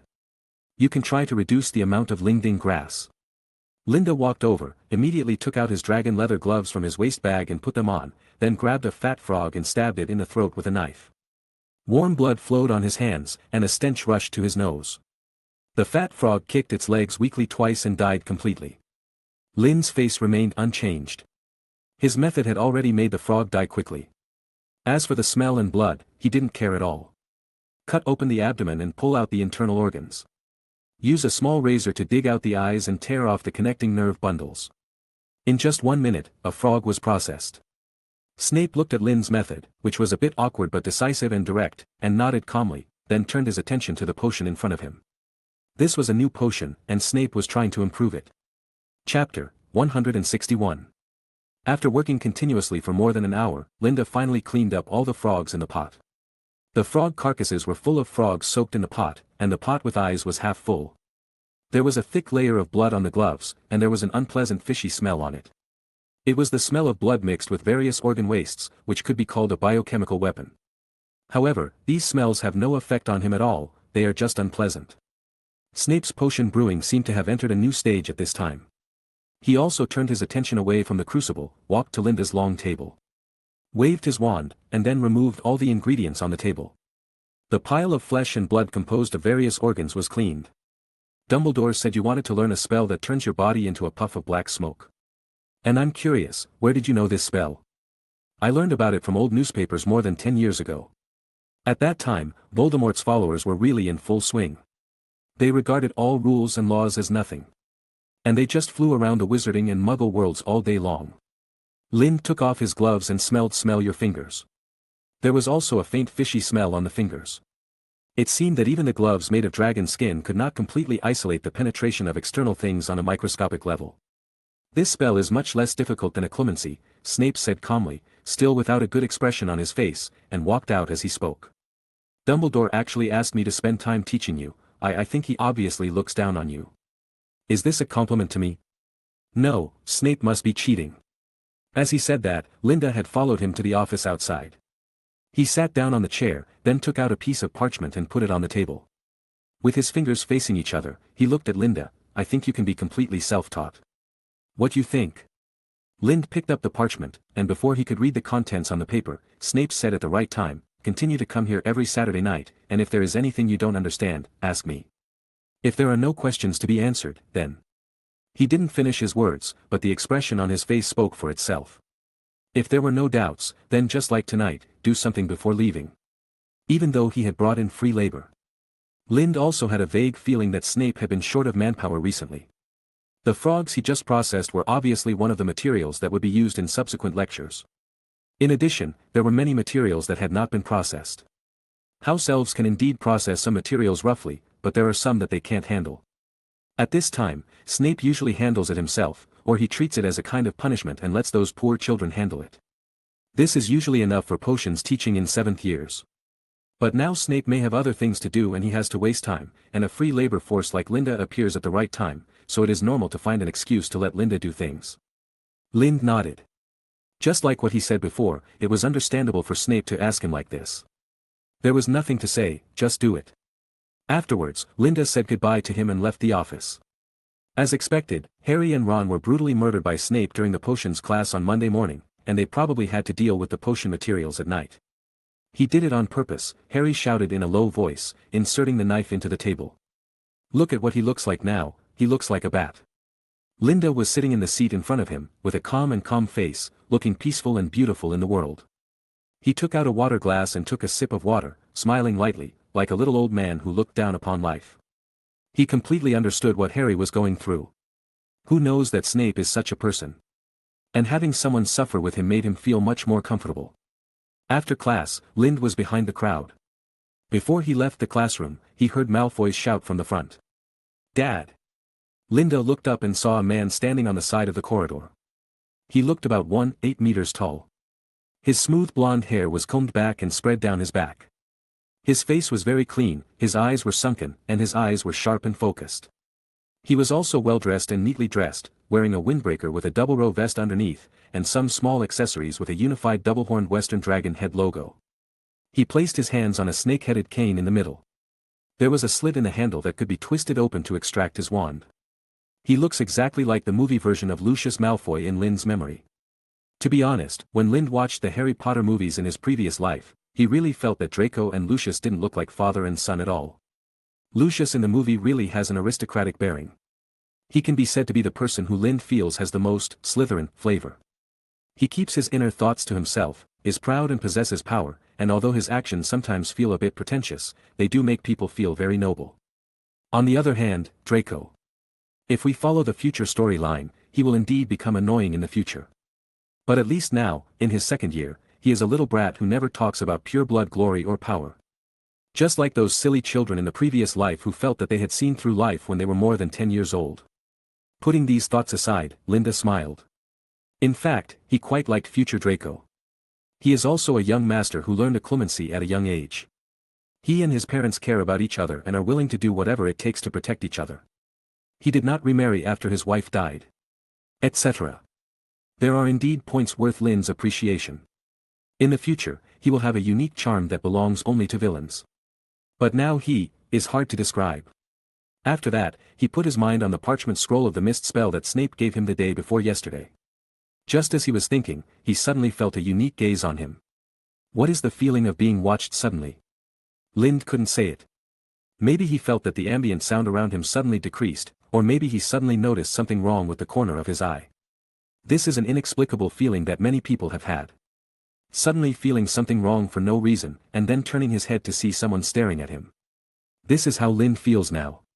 When he looked up, he saw Lucius looking at him, and Malfoy smiled at his side. Lynn pretended not to notice him.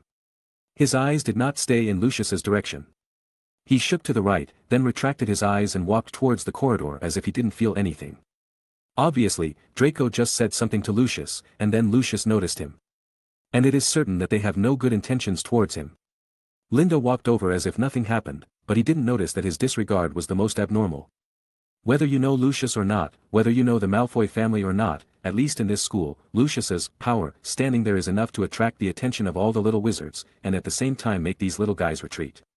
Even most of the students in this corridor have already trotted away, because they feel a little uncomfortable with Lucius here. On the other hand, Linda walked over slowly as if he didn't see them. Stop. Before Linda walked over, he heard Lucius's faint voice, and his tone naturally carried a kind of unquestionable tone. Linda continued to walk without looking. Snap. A big hand with distinct joints slapped his shoulder and held it hard. Lynn turned his head and saw the angry Lucius. Hello. Can you let go of my shoulder? Lucius turned Lynn's body around, then shook off his shoulder, and looked at him with a scrutinizing look. Draco? Are you sure he was the one who exposed Lockhart's behavior? Yes, Dad. Draco replied, looking at Lynn's current situation, he couldn't help wanting to laugh. But Dad said that nobles should remain calm and not laugh. Lynn glanced at Draco, his eyes were calm, and he couldn't tell whether he was happy or angry. Draco's heart skipped a beat. He couldn't laugh. Lynn's eyes made him a little scared. Lucius looked up and down for a while, then said nothing, and walked slowly past him with Draco. He came when he was called, and he left when he was waved away. Lucius felt that there was no need to pay attention to etiquette with Lynn. Just like for some guys, Lynn would only call them it instead of him. At least in this respect, they are the same kind of people. Lynn turned his head and looked at the backs of the two Malfoys leaving. There was also a house elf following behind them, which should be Dobby. Just now, because there were too many people, Lynn had not noticed the short one. Hee hee. Lynn's mouth unconsciously hung a smile. This Lucius really looked down on people. He couldn't tell what his mentality was now, but he was sure that he was not angry or furious now. Flint had provoked him in the same way before, and he felt very uncomfortable from the bottom of his heart. In addition to being delayed by Flint at that time, another reason was that Flint did not have the strength to provoke him and ignore him. Now that he was ignored by Lucius, he didn't feel angry or ashamed, because Lynn couldn't deny a fact he was not as good as Lucius now, and he didn't have the level to communicate with Lucius on an equal footing. As he said before, the reason why this happened was purely because he didn't have enough truth. After that, Lynn didn't care about these things. He didn't know what Lucius's purpose was, but it was definitely none of his business. He was more concerned about the defense against the dark arts class in the afternoon. Who is the new teacher? After eating something in the hall, Lynn didn't go back to the lounge. Defense against the dark arts was on the second floor. And it was too troublesome to go back to the lounge. And he couldn't just sit in the hall, otherwise someone would come to him and ask him questions. Thinking about it, Lynn came to an empty classroom on the third floor of the castle. Although there was nothing inside, it didn't stop him from sitting there and reading.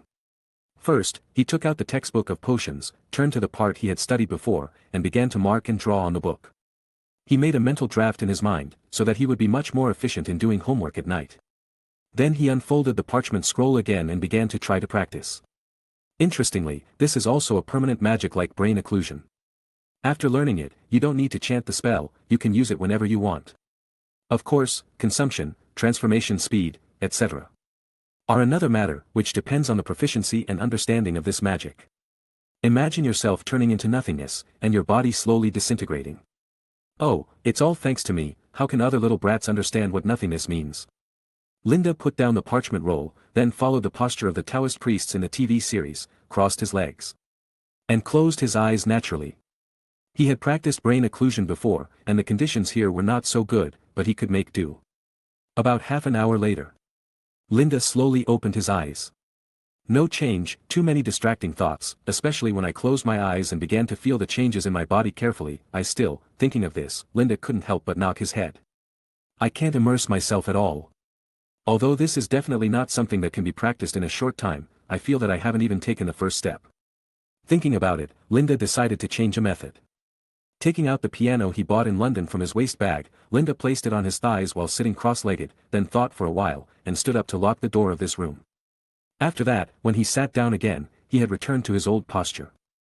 This posture is more comfortable. He now unconsciously feels a sense of restraint in his human form. Thinking about it, Lynn put the piano back on, first plucked it casually to find the feeling, and then slowly began to play with both hands. As the piano sounded melodiously, a strange and terrifying atmosphere spread throughout the house, and gradually echoed in the dark corridor.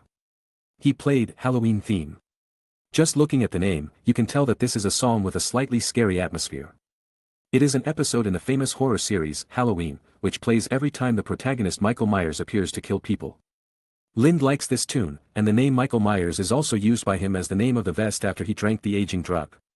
And Lynn himself slowly immersed himself in his own world. And this terrifying piano sound began to circulate again and again throughout the third floor. After the song, Lynn slowly opened his eyes, and it took a while before he recovered. He stretched his stiff joints with a click, and his fingers also felt swollen and painful. I seem to have found that feeling. Linda smiled and took out his pocket watch to check the time. The time was just right. After packing up his things, he stood up, patted his butt, and then turned into a human again and walked out of the room. The entire color tone of Hogwarts Castle is the same as in the movie, which is relatively dark overall. And the room where Linda stayed was in the corner of the third floor. There were no windows, and there were very few candles and wall lamps. Even if it was broad daylight, it was no different from night. At this time, he vaguely saw a group of figures huddled in the corner of the corridor. Who? Linda asked in a low voice. The man seemed to be startled by Linda's voice and trembled all over. Linda walked slowly over in the other person's horrified eyes. Then he saw a girl squatting in the corner with tears on her face.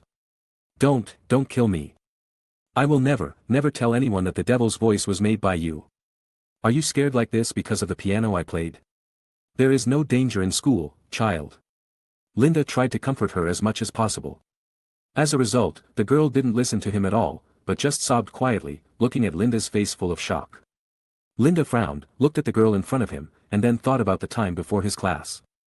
Pick up your wand. Linda suddenly said loudly. I don't want, if I pick up the wand, you will have an excuse to attack me. The girl said loudly. This sentence interrupted Linda's thoughts. This is not the United States, no one does this, okay? I mean, the wand will give you courage, and then let you walk out by yourself, instead of squatting in this corner and crying uselessly. After saying this with a tone of regret, Linda walked away without looking back. He was afraid that if he stayed here any longer, the child would be frightened and become sick. Chapter 162. Linda honestly didn't expect that he could have such a big influence even playing the piano now. After Lockhart's incident was exposed. The devil's music on the 8th floor of the castle should have become the most famous and terrifying castle legend in the entire Hogwarts. There are countless versions that have evolved. For example, someone said that the moment he heard the sound of the piano, the stairs of the castle disappeared, and then he could only be locked on the 8th floor and kept listening. Someone else said that he heard the sound of the piano on the 8th floor. And for some reason he was immediately attracted by the sound. Then when he came to his senses, he was already standing on the windowsill and was about to jump off the next second. There are also all kinds of miscellaneous things, including rumors of wandering evil spirits, demons from hell, and unknown terrifying existences. But obviously it was just a liar-lover practicing. Shouldn't it be the basis of a dream chaser story? In the middle of the night, I insisted on practicing piano and so on. Why did it become like this? It became a horror story. Thinking about this, Linda had already reached the 2nd floor. When he looked back, he saw a girl covering her ears and closing her eyes flying down from the 4th floor. She seemed worried that the terrifying sound would still come from the 3rd floor. The girl's feet staggered and she was about to fall, but Linda reached out to support her. "Thank you." The girl thanked her loudly. Why is it loud? Because she was still covering her ears even though she was about to fall just now, so her voice was unconsciously louder. The girl stood still and looked up. Such a handsome boy. But why is his expression so strange? "You're welcome," Linda waved his hand in despair, and said in a low voice. "It's just atonement." What?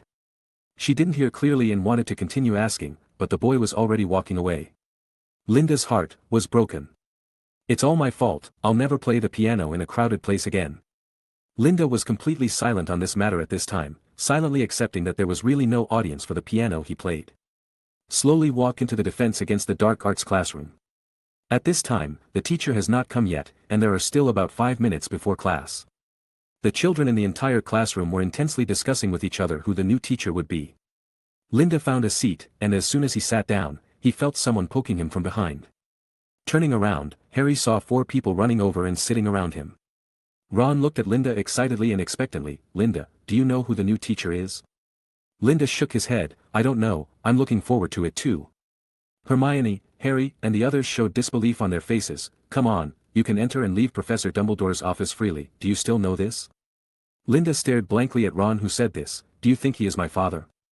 "Not really, hee." Ron laughed awkwardly, and Harry and the others also laughed when they heard it. "Then why are you so familiar with Professor Dumbledore?"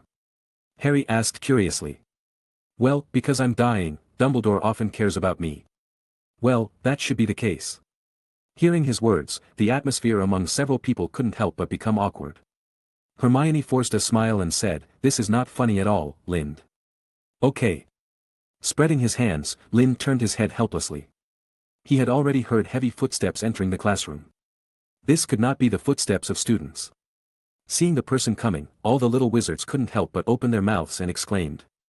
Linda was also stunned for a moment. The visitor was wearing a white-gray broad robe and a small hat, with his hair and beard covering his wrinkled head. There are also half-moon glasses with blue eyes inside. His eyes are profound, and people will spontaneously feel profound at the first glance. There is always a faint smile on the corner of his mouth, and it seems that nothing can affect his good mood.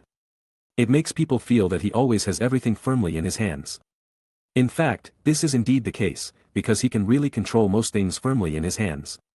And this relies on what Linda calls truth. The visitor is none other than Albus Dumbledore, the most powerful white wizard of our time and the current headmaster of Hogwarts School of Witchcraft and Wizardry. His appearance did not make the classroom quiet. On the contrary, the children became more excited. "Oh my God! Dumbledore, it's Dumbledore who came to teach us in person. I'm going to write to Charlie and say, my God, he definitely didn't enjoy Dumbledore's class," Ron also shouted excitedly. Linda was also surprised. He thought of many people, but he didn't think of Dumbledore. But there seems to be no problem. Newt Scamander, the protagonist of God 2, once took Dumbledore's defense against the dark arts class. Dumbledore walked up to the podium, stretched out his hand and coughed twice before the little wizards quieted down, staring at Dumbledore on the podium with excitement and red faces. "Well, children, I think everyone already knows that due to some special reasons, our original defense against the dark arts teacher left early," Dumbledore said facing down. Many young wizards turned to look at Lind with understanding expressions on their faces, and Dumbledore also paused at the right moment.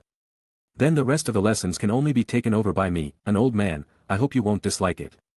Although I don't have much knowledge. As he spoke, Dumbledore rolled his eyes upwards and nodded slightly. But there is a little bit. Hearing his words, the little wizards laughed in unison. Such humble and conceited words would not be inconsistent with Dumbledore at all. He is such a humble person, but his strength is also convincing. Linda also sat upright at this time. There is no doubt that the defense against the dark arts class in the next period of time will be the best class he has ever taken. Next, Dumbledore began to explain to you a hateful little creature rated XX by the Ministry of Magic. People who don't know much about them often confuse imps and elves because there is generally not much difference in height between imps and elves, basically between 6 and 8 inches. As he spoke, Dumbledore used transfiguration to create a short demi-human creature on the desk, wearing a pointed hat and pointed boots. The limbs are small and the belly is swollen.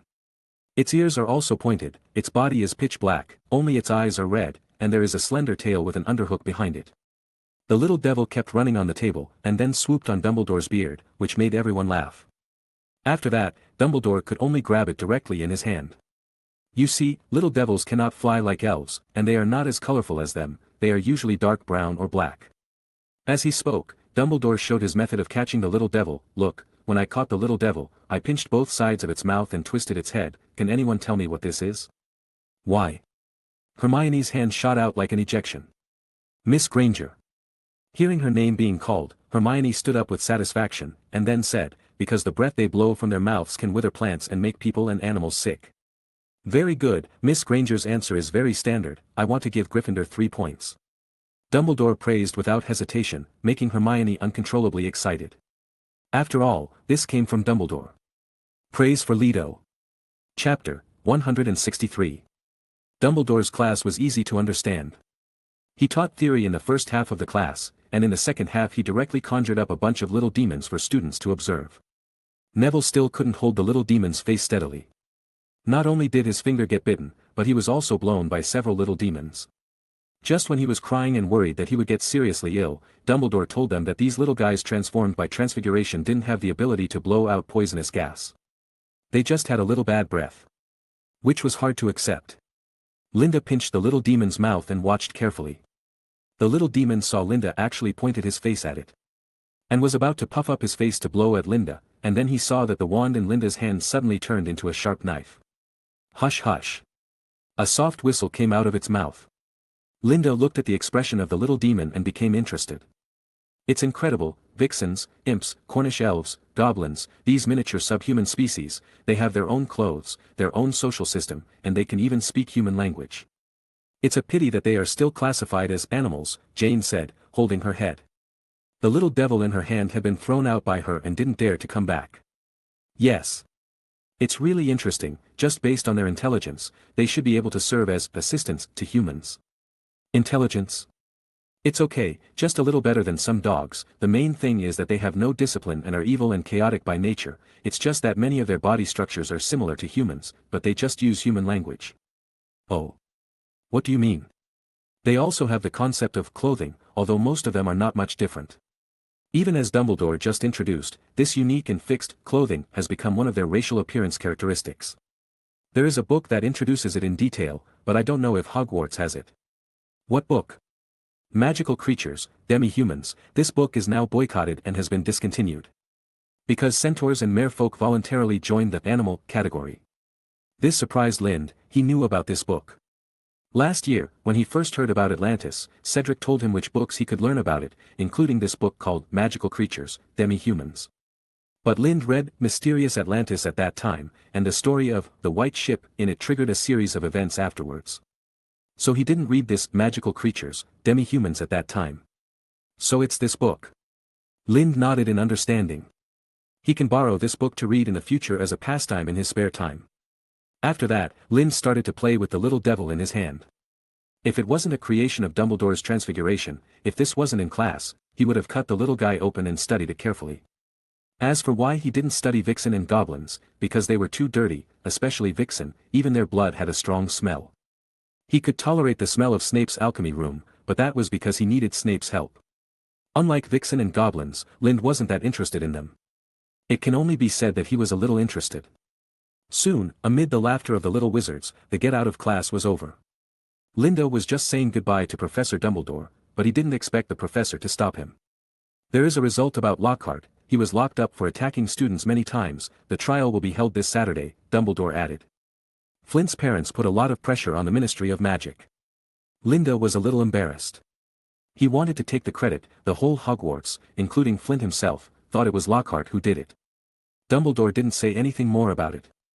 He waved his wand to clean up the classroom, and then walked out of the classroom with Linda.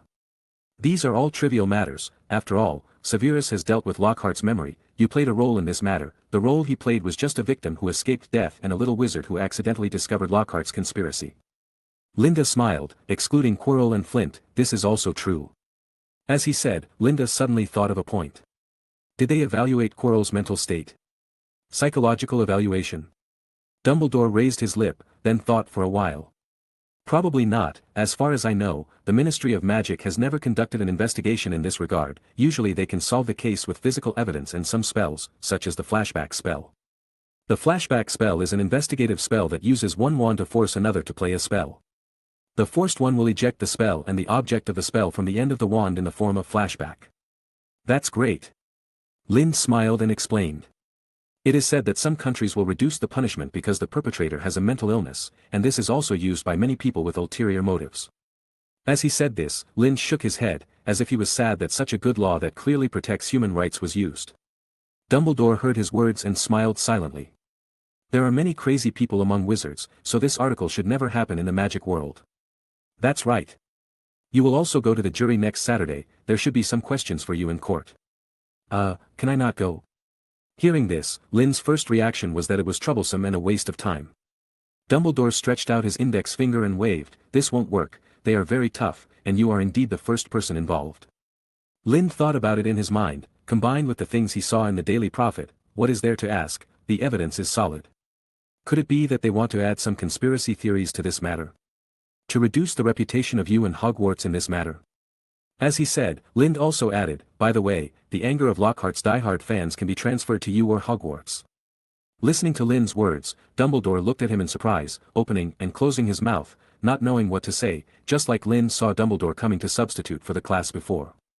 Dumbledore patted Lynn on the shoulder. I didn't expect you to think of so many things. That's right, basically. But you don't have to worry about these things. Dumbledore paused, his eyes looking out the window, his back straight. These things are done by adults. Lynn exhaled, and he realized at this time, yes, with Dumbledore here, what else can he say? Then Professor, when the trial comes, just like we agreed, I know this will be a piece of cake for you. After that, Dumbledore informed Lynn of the specific time and asked him to prepare in advance. There was nothing noteworthy this week. Since the threat of Lockhart was gone, Harry began to wander around the castle every night, trying to find the whereabouts of the basilisk. This made Lynn admire him a little. It was just a careless remark of his at the time. Harry has persisted until now. There is only one possibility. He felt that the basilisk was very pitiful from the bottom of his heart, and he really wanted to help the basilisk. He is a good boy. At 6 o'clock on Saturday morning, Lynn went back to the lounge for a while, then gave Anderson a day off, walked out of the lounge alone and came to the third floor of the castle. At this time, he was wearing a casual loose black coat, wide-leg pants, and a black robe with gold thread on the outside. Under the resentful gaze of the stone beast, Lynn came to Dumbledore's office. The trial started at 9 o'clock in the morning, and it was almost 7:30 now. For wizards who can apparition, this time is more than enough to travel. When he came to the office, Dumbledore had just brewed 2 cups of Ceylon black tea. Sit down and rest for a while. It's rush hour now, it's crowded. Lynn thanked him, then took a sip of the black tea. And read the newspaper with one hand in his right hand. The front page was a photo of Lockhart. Lynn was about to read the content, but he lost interest when he saw that the writer was Rita Skeeter. Lynn had read some of her articles before. They either arbitrarily replaced concepts and distorted facts, or they used some fictitious things to provoke conflicts and create confrontations. This person is exactly the same as described in the original book. Dumbledore suddenly said, this is a new product of the Duke of Bees. It is said that some secretions of unknown creatures are added to it. Puff. Lynn spit twice lightly, as if spitting tea leaves. But there is no tea leaves in it. I think it should be honey. Dumbledore suddenly whispered. Lynn thought of the day when Dumbledore took him to jump off Big Ben. This guy is completely a child. But it's okay. Laugh and you will be 10 years younger. With this mentality, you will live longer. Thinking of this, Lind also put down the newspaper and laughed with Dumbledore. After drinking tea, Dumbledore patted his thigh and stood up. Professor, how do we get there? Lind had never been to the Ministry of Magic before, and his concept of the Ministry of Magic was only that of his previous life. Well, considering that this is your first time, we'd better take the regular passage. That is, go to London first. Lind asked. Dumbledore nodded, and then motioned Lind to stand beside him. Fawkes also flew over and landed on Dumbledore's shoulder. Go to London, Fawkes. Lind turned slightly, and Dumbledore grabbed his wrist at this time. A line of fire suddenly surged out of Fawkes's body, and it began to surround Lind and Dumbledore's bodies at high speed, bringing bursts of flames. But in the blink of an eye, their bodies were completely wrapped in flames. With a bang, the bodies of the two people and the bird disappeared in the office. Unlike the spatial compression of human apparition, Lind was floating in a flame tunnel with Dumbledore at this time, but although it was a flame tunnel, Lind did not feel the high temperature at all. Fawkes, who was originally on Dumbledore's shoulder, now flew in front of the two of them like a pilot bird. Lindo was about to take a closer look when his eyes were suddenly covered with a completely golden red color. At the same time, he felt his feet landing on the ground, and Dumbledore also released his wrist. When he opened his eyes again, they had come to a desolate street with only a few shabby-looking offices, a tavern, and a dump truck that was almost overflowing. This is an alley on Baker Street, Dumbledore said. But, Baker Street is not very prosperous, how come? The Baker Street in Lind's memory is located in the west of London. It was paved in the 18th century and named Baker, in memory of the builder William Baker. This was once a residential area for upper-class residents, and finally became famous because of the Sherlock Holmes series of detective novels. 2 years ago, No. 221B here was also transformed into the Sherlock Holmes Museum. And thanks to the huge influence of Sherlock Holmes, this place is very prosperous. Just a little spell. Dumbledore smiled and motioned to Fawkes to let her go back by herself. Lind looked around. Sure enough, except for this place, many buildings on the side were much taller and more imposing, and the bustling office workers could be seen through the intersection. Is this considered a city surrounding the countryside? Let's go. Dumbledore called Lind, who was still looking around, to follow. Led by Dumbledore, the two came to a shabby red telephone booth. Several pieces of glass on the booth were missing, and behind it was a wall that was painted in a mess. You go in first, Dumbledore opened the crooked door of the booth. Lind stood in, and Dumbledore squeezed in and closed the door with his backhand. After entering, Dumbledore picked up the microphone with peeling paint. Watch it. Dumbledore said with a smile, and then began to dial the phone. What a long number. Lind muttered, and Dumbledore nodded. It's actually very easy to remember, as long as you find the secret of this string of numbers.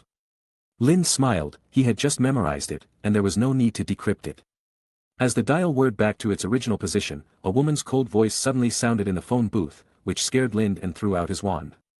Because the voice did not come from the microphone, it was loud and clear, as if an invisible woman was standing next to them. Welcome to the Ministry of Magic, please state your name and what you are here for. Lind shuddered awkwardly, and his wand fell back into his robe.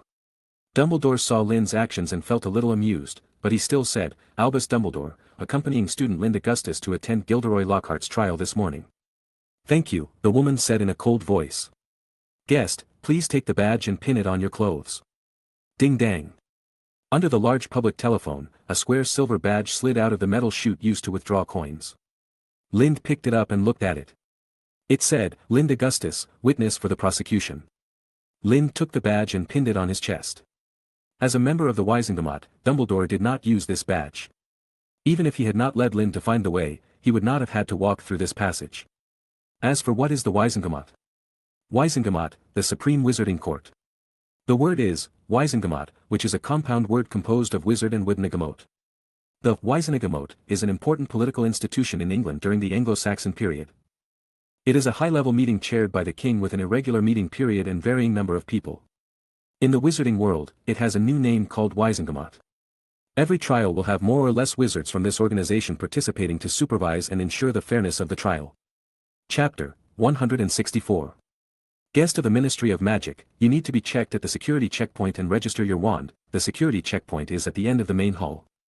The loud female voice sounded again, and at the same time, the floor of the telephone booth suddenly trembled. They slowly sank into the ground. The sidewalk outside the glass window of the telephone booth rose higher and higher, and finally there was darkness above their heads. When he got to the back, Lind could not see anything, and could only hear the monotonous and harsh friction sound of the telephone booth sinking into the ground. 1, 2, 3. A thin golden light shone on his feet, and then the golden light gradually widened, expanded to his body, and finally shone directly on his face. He had to blink hard to prevent tears from flowing out. 72, 73. Bang! The elevator touched the ground and stopped. "The Ministry of Magic hopes you have a good day," the woman's voice said. About 70 to 100 meters underground, Lind secretly calculated and followed Dumbledore out of the elevator. At this time, they were standing at one end of a long and magnificent hall, with a dark wooden floor that was polished to a brilliant shine. The peacock blue ceiling was inlaid with glittering golden symbols, which kept moving and changing, like a huge high-altitude bulletin board. The walls on all four sides were inlaid with dark wooden boards with shiny black paint, and many gilded fireplaces were embedded in the wooden boards. Every few seconds, with a light puff, a wizard suddenly appeared from a fireplace on the left. On the right, there were several people waiting in line in front of each fireplace waiting to leave. Lind continued to follow Dumbledore forward. Since he came down, Dumbledore had spoken less, but he deliberately walked very slowly so that Lind could watch while walking. Following him in, he saw a fountain in the middle of the entrance hall. A group of pure gold statues, larger than real people, stood in the circular pool. The tallest one was a noble wizard, holding his wand high and pointing it to the sky. Surrounding him were a beautiful witch, a centaur, a goblin and a house elf. The centaurs, goblins, and house elves all looked up at the two wizards with infinite admiration. Streams of shining water spurted out from the tops of wizards' wands, from the arrows of centaurs, from the tips of goblins' hats, and from the ears of house elves. There were ding-dong, gurgling sounds of water, the puffs and snaps of people who were operating, and the chaotic footsteps of hundreds of wizards and witches.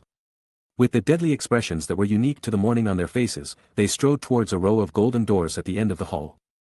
Lind thought that Dumbledore's appearance might attract frequent glances from passers-by, but after some observation, he found that no one noticed them. This was obviously not in line with common sense.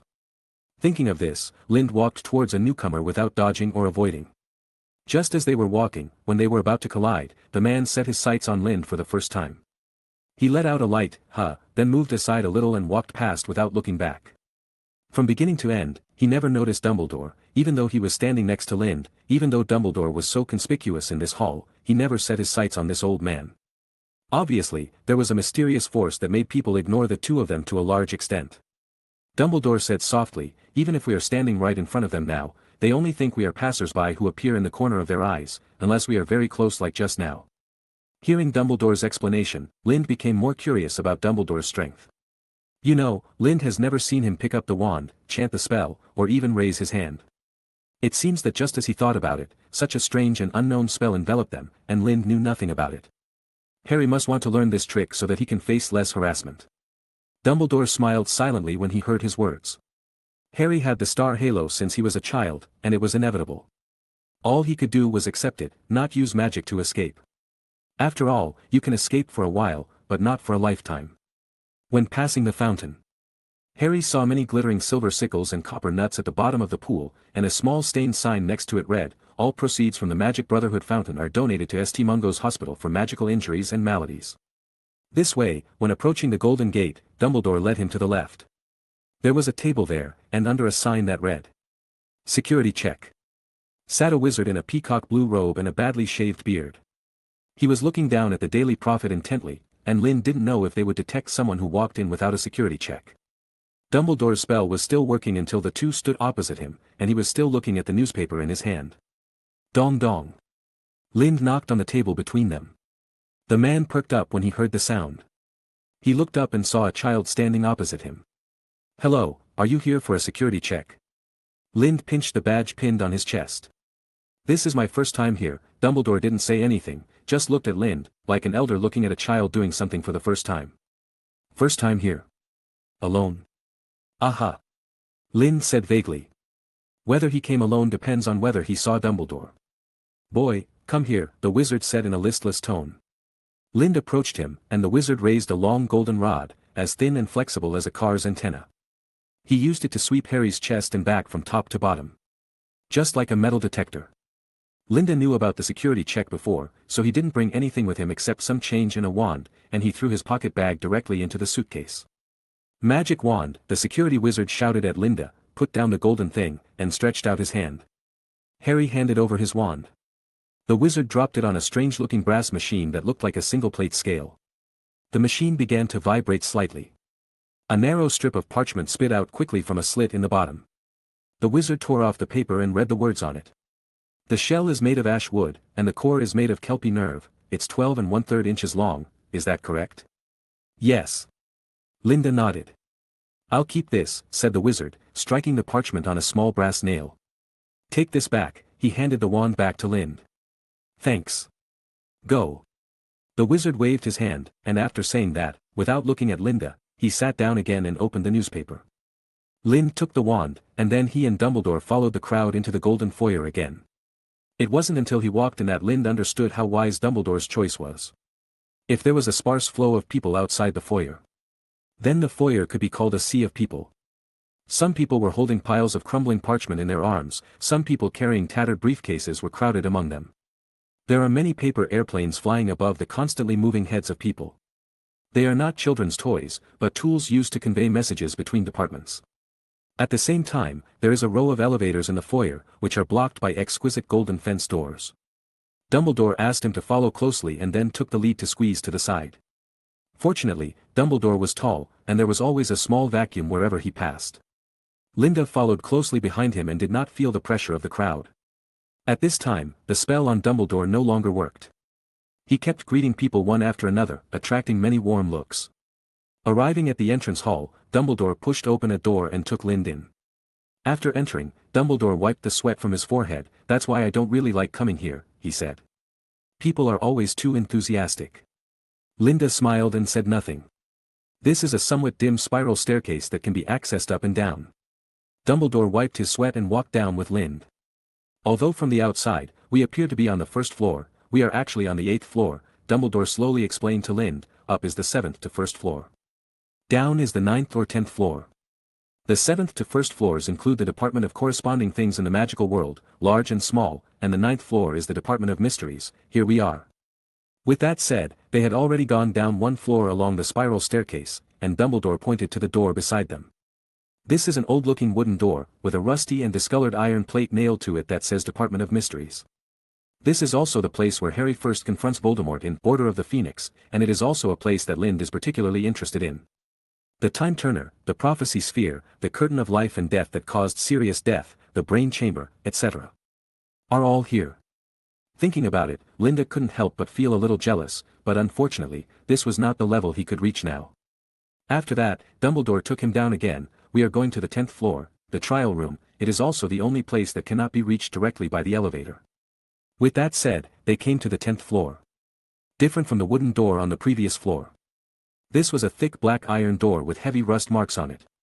There was a window in the center of the door, and the window was made of thick iron bars.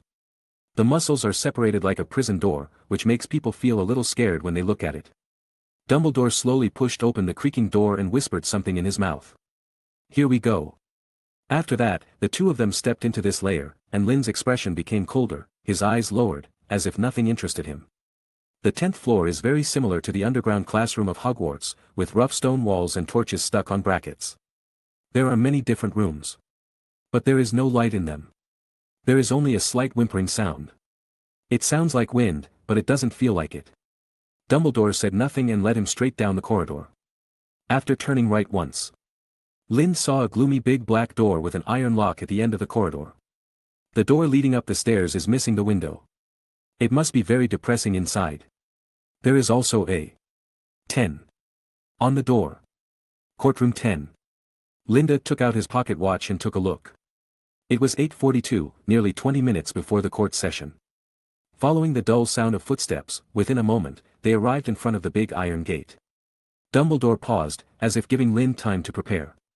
After a while, Dumbledore stretched out his hand to unscrew the iron handle and led Lind inside. The overwhelming sense of oppression made Lind pause for a moment. He looked carefully and saw that he and Dumbledore were standing on the bottom floor of a small dark room. There were gradually rising chairs around the dark room. The walls around were made of black stone, and the light from the torches was dim and gloomy. On both sides were rows of empty benches that gradually rose. And in front of him, there were 3 highest benches, which seemed to be where the judge sat. In the center of the dark room, there was a chair with iron chains on the armrests. They would not directly tie up the person under trial, but would immediately suppress and restrain the person under trial when he wanted to make an extreme move. At the moment when Lind and Dumbledore stepped in, many condescending eyes came from the chairs around them. Among these eyes, there were joy, anger, fear, and admiration. Dumbledore nodded to those who maintained a friendly attitude one by one, and some even stood up and bowed to him. Lind unconsciously stepped aside. He didn't want to be bowed to by others for no reason. Afterwards, Dumbledore took Lind to a chair on the side and sat down. After sitting down, Lind had time to observe those people carefully. Most of these people were older, and there were also many old men like Dumbledore. Among the people sitting now, he estimated that the youngest should be over 40 years old. They all wore purple robes with an exquisite silver W embroidered on the left chest. This means that they are all members of the Wisengamot. When Lind observed them, they all looked down at him, some with stern expressions, some did not hide their inner curiosity, and some yawned out of boredom. Some of them came here to see if they could help or to watch the fun because the case today was related to Dumbledore. As time went by, a large number of people began to come in slowly, but Lind had not seen anyone familiar. Until one person came into his sight. She was bloated and short, with an old-fashioned short curly hairstyle. And her cheeks were obviously sagging, making her look like a toad. She was wearing an ill-fitting and tight pink work suit, and the top button of her shirt was so tight that Lind doubted whether she could breathe normally. The first person Lind thought of when he saw her was Dolores Umbridge, a disgusting politician. Behind him, followed Fudge, the current Minister of Magic, a guy who did nothing. All he thought about was how to maintain his current position. Since he took office, various rules have been added or deleted, which makes people feel that he is very busy and working hard for the development of the wizarding world. However, these rules are all insignificant things. They are of no benefit to the development of the Ministry of Magic, but they may make the minority feel more comfortable. After Fudge, followed another witch with a wide figure and a square chin, with short gray hair, wearing a pair of monocles, and a serious face. Lind had learned about her in the newspaper, the director of the Department of Magical Law Enforcement, Amelia Susan Bones. She is the aunt of Susan Bones in Hogwarts. The appearance of the 3 of them quieted the slightly noisy darkroom, and everyone's eyes were focused on the 3 of them. As they sat down on the 3 highest chairs in front of the door, the time came to 8:59. Fudge spoke slowly. The defendant, Gilderoy Lockhart, hasn't come yet. At the same time, the iron door was opened again, and Lockhart walked in. 2 black-robed men stood behind him to take the responsibility of escorting. It seems that everything was planned. Yes, Lockhart was locked up, so how could there be a saying of, "Why hasn't he come yet?" Chapter 165. Lockhart has long lost the proud look he once had. At this time, his face is tired, his body is dirty, his hair is as messy as a chicken coop, and he looks even oilier than Snape. You must know that he has his own of shampoo endorsers. He was still wearing the nightgown from the night of the incident, which was already mixed with yellow sweat stains and ground dust. It seemed like he was not having a good time during this time. But his eyes, his expression. There is nothing dark and depressing to match this image. On the contrary, although Lockhart looked tired now, it could be seen that he was calm now, and under that calmness, there was a hint of excitement. Lockhart sat obediently on the seat in the center of the courtroom, and then looked around. Bang bang. Fudge, who was in a high position, clapped his hands. Looking at Lockhart, "Are you ready?" "I'm ready, Mr. Minister," Lockhart said. "The trial on August 12th, Fudge said in a booming voice, and a clerk opposite Linda hurriedly started taking notes. "The trial of Gilderoy Lockhart's case of deliberately injuring a student at the British Wizarding School, Hogwarts. Interrogator, Minister for Magic, Cornelius Oswald Fudge. Head of the Department of Magical Law Enforcement, Amelia Susan Bones. Senior Undersecretary, Dolores Jane Umbridge. Recorder of the trial, Kagari Eula Esker. Plaintiff and witness, Headmaster of Hogwarts School of Witchcraft and Wizardry, Albus Percival Wulfric Brian Dumbledore. Lind Green Augustus, a second-year student of Gryffindor House at Hogwarts." After reading the long names, the formal trial officially began. However, Lockhart suddenly raised his hand. "Dear Minister, it seems that my notary has not come yet." "Your notary?" Fudge looked at him angrily. "What you did as Lockhart is already a certainty, so why don't you need a notary? The reason why you still need to be tried is because I want to use you to suppress Dumbledore's power. Tool people must have the attitude of tool people. For example, whether you have a notary or not, it's already court time." A high-pitched, breathy little girl's voice suddenly sounded in the quiet dark room. It was Umbridge speaking. There was an indescribable contrast between her deliberately suppressed voice and the wrinkles on her face that looked like they could squeeze out oil. Many people outside her line of sight showed expressions of disgust. To use a word from Lynn's previous life to describe Umbridge's speech, it would be, clip. You must speak in a contrived voice, which makes people feel very uncomfortable. I'm so sorry, dear Deputy Minister. Lockhart first emphasized Umbridge's status as a high-ranking official and lowered his posture very low. However, the next second he arrogantly took out a golden medal and a somewhat dirty white ribbon. The exaggeration of his movements made the two iron chains come to life like snakes, trying to entangle him. Dear Undersecretary, I think I need some time with my notary. Fortunately, he made no other moves after taking the medal and ribbon, otherwise he would definitely be tied up with chains. Linda looked around and saw the Greek number 2 on the front of the golden medal, and the white ribbon also corresponded to this level. It's the third-level chapter of the Jazz Order. Why is he still carrying it? This cannot be confiscated until the case is resolved, and... trouble. The sound of small exchanges continued to come from the Wisengamot table. At this time, Fudge and Umbridge's expressions also became very exciting, their eyes kept meeting and they frowned without saying a word. Linda continued to capture the messages coming from above, and soon figured out the matter. The case is now in the trial stage, and Lockhart has not yet been convicted, so he is still the third-level medalist of the Order of Merlin. This medal represents that under some circumstances, he can have some privileges even now, no exception. As minister, Fudge certainly had the right not to give Sir Merlin face. But he couldn't. Because politicians like them all have a fascination for the medal of the Order of Merlin. In universal values, it is one of the highest honors that a wizard can receive. Therefore, they will definitely give face to the Sir Merlin Order at this time, because they themselves also want to join the Sir Merlin Order, so at this time they must maintain the authority of the Sir Merlin Order. After sorting out the ins and outs, Lind muttered softly, this is not something Lockhart would have thought of. Just by looking at his clothes, you can imagine how desperate and downcast Lockhart was a few days ago. But now, he has a calm expression and bright eyes. He even uses regulations, honors, and the little ideas of the upper class to fight for his rights at this time to a certain extent. It was probably the idea that Lockhart's so-called notary came up with. In the high position, Fudge and the others finally came to a unified point of view, and then he coughed twice, bringing back the swirling thoughts in the entire courtroom. Umbridge continued to say in her ugly voice, before Gilderoy Lockhart, the recipient of the Order of Merlin, 3rd class, is not convicted, for your contribution to the wizarding world, we will give you additional of 20 minutes. As she said this, she looked at Lockhart with pity, as if these 20 minutes were given to him by them. They envied Lockhart's medal and wanted it themselves. At this time, he pretended to be giving alms again. In this regard, Linda can only comment, he is both responsible and upright. Do you accept it? Fudge raised his round head and looked at Lockhart. Thank you Minister, Senior Deputy Minister and Director for your generosity. Lockhart stood up and bowed, making Lynn's teeth itch. Lockhart's changes were somewhat drastic. Thinking about it, Linda glanced at the time. It's 5 minutes past 9. I hope Lockhart's notary, the defense lawyer, can come quickly. At this time, Lockhart was sitting in his chair without saying a word, looking straight ahead, as if he was sure that this late guy would be able to arrive within 20 minutes. The guy did not take long to arrive. When the minute hand jumped to 11, the door was pushed open and a man with a mustache hurried in. He was wearing a casual suit that didn't fit very well, and he was carrying a worn but clean briefcase that was somewhat faded. After walking in, he first greeted and apologized to everyone, including Lind and Dumbledore. And then stood next to Lockhart. There were no empty chairs around, and he had not shown any intention of asking for a seat, even though Lind and Dumbledore were sitting together. Then, let's officially begin. Fudge said, and then began to rummage through the pile of parchment in front of him. After rummaging for a while, he found the parchment on which the accusation against Lockhart was written. After taking a deep breath, he read aloud, Gilderoy Lockhart, you are accused of causing multiple injuries to students. Spreading fear and other vicious behaviors during the time you were teaching at Hogwarts.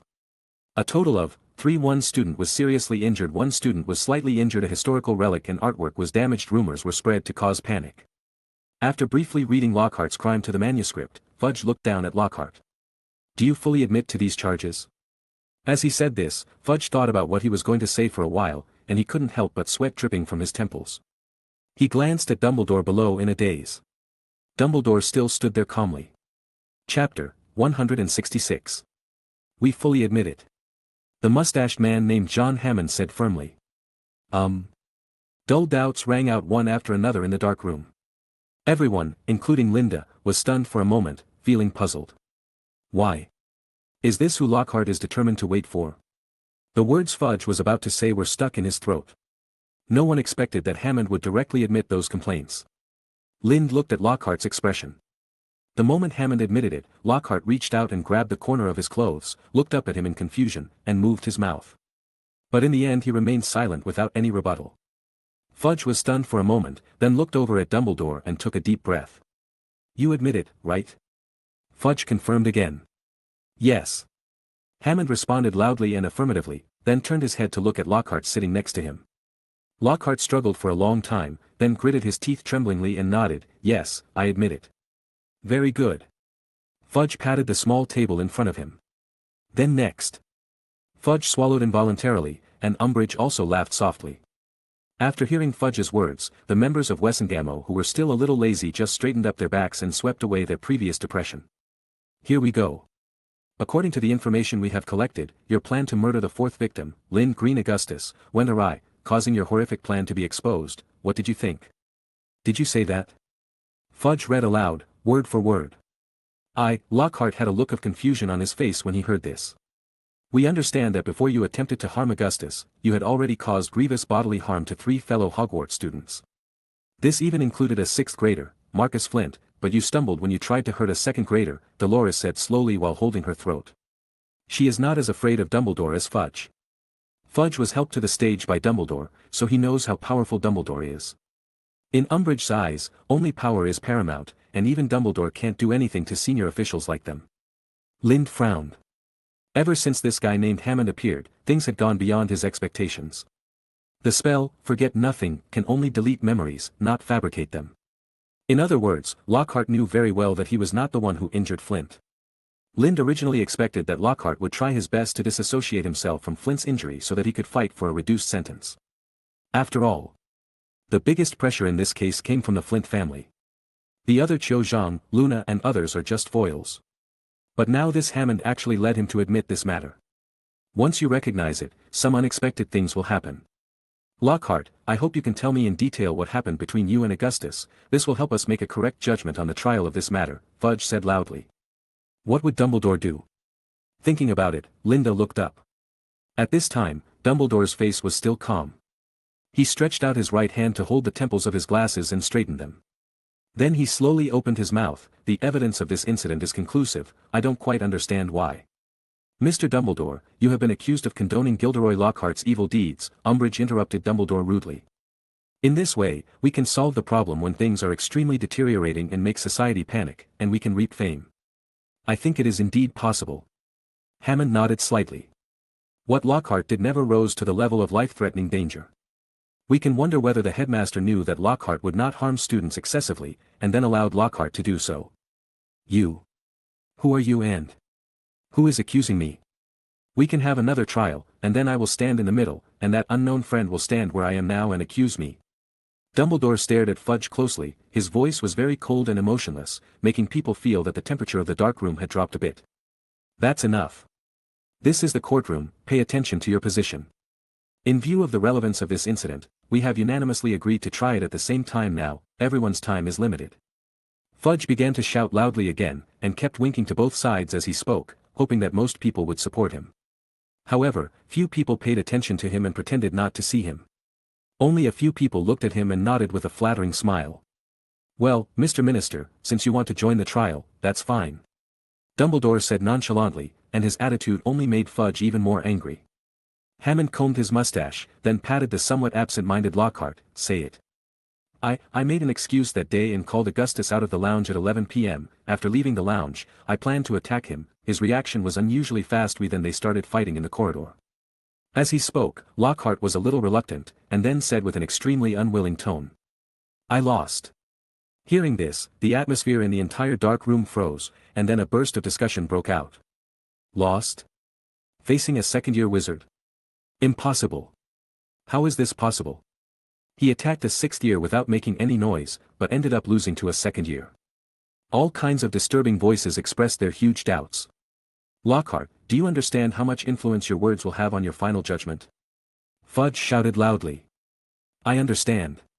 Very good. Very good. Why can a second-year wizard defeat an adult wizard?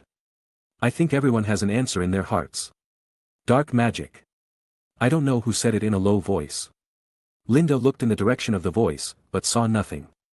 The man was buried in the shadows, and it was inconvenient for him to open his eyes in this situation. Oh, yes, yes. Hogwarts has the world's largest magic library, so the accusation against Mr. Dumbledore may have changed from indulging Lockhart to indulging students to learn the dark arts. No, that's not right. It should be allowing or even teaching students to learn the dark arts in private. Because a second-grade child cannot successfully learn the dark arts alone. For Britain, which has experienced the Grindelwald War and the Voldemort Rebellion in half a century, practicing the dark arts is a very taboo behavior on the surface. If this hat is put on Dumbledore's head, don't mention how happy Fudge will be. He doesn't even need to really put it on him, just express this point of view and let those magazines play it. It can be said that when Fudge said this, his plan to disgust Dumbledore was 99% successful. Linda frowned.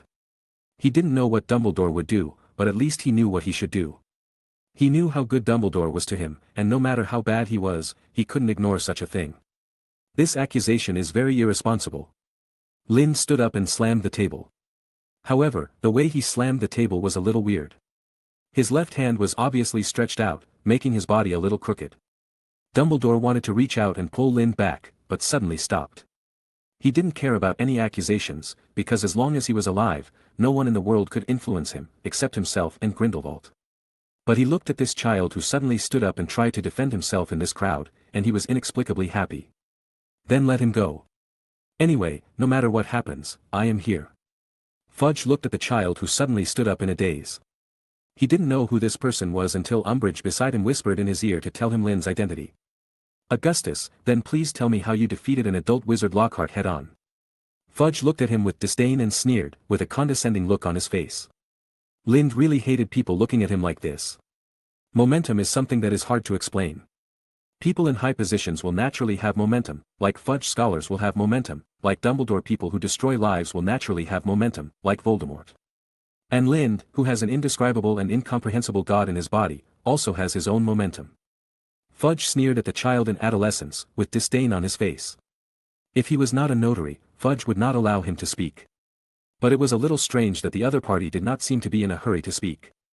The dark room was briefly quiet again. Fudge suddenly shuddered, feeling that someone was staring at him from behind, turned his head and looked, but there was nothing. Looking back again, he had goosebumps on his body without knowing when.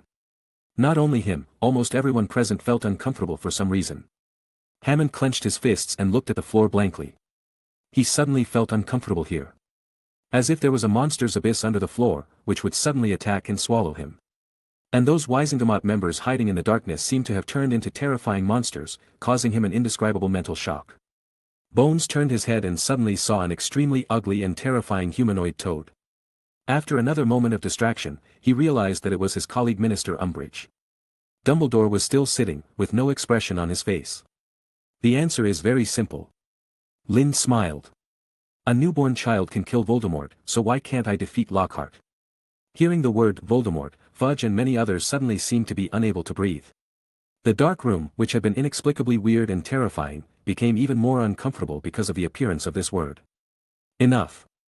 Stop saying that name. Linda raised his eyebrows and grinned disdainfully. In fact, the answer is very simple. Lockhart is just a liar who is seeking fame and reputation and has no magic skills. And I am a genius. Hearing his words, some smiles came from the parliamentary seats. Some of these parliamentarians got their parliamentary status because of their political status, while others were genuine experts of various kinds. It seemed that in their eyes, Lynn's joke effectively dispelled some of the horror atmosphere in the dark room.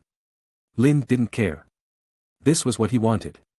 Thinking about it, he took out his wand and put it on the table, and spread his right hand. You can check the pre-flashback spell casually, or ask me to perform some spells. Besides, Lockhart naturally knows whether I have used any dark magic in the battle with him. Lynn asked himself.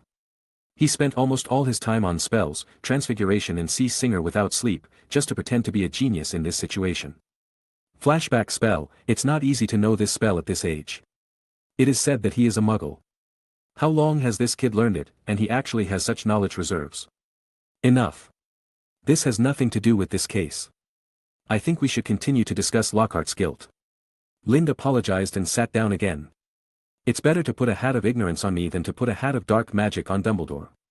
Dumbledore doesn't care about what others say, but that doesn't mean he won't be affected by it. When rumors get big enough, they become facts, and Dumbledore could be impeached. This actually happened in the original book. But Lind is different. He doesn't care what others think of him, whether he is a genius, ignorant, or stupid. He wants this group of people to think of him first after the trial, not Dumbledore. But this is only temporary. He has indeed overshadowed Dumbledore now, but it doesn't mean that the comments about Dumbledore just now will disappear. Therefore, in order to prevent the comments about Dumbledore from continuing to ferment endlessly after the trial, some other means are needed. The subsequent trials were disrupted by him. Fudge's many accusations against Dumbledore were never raised again.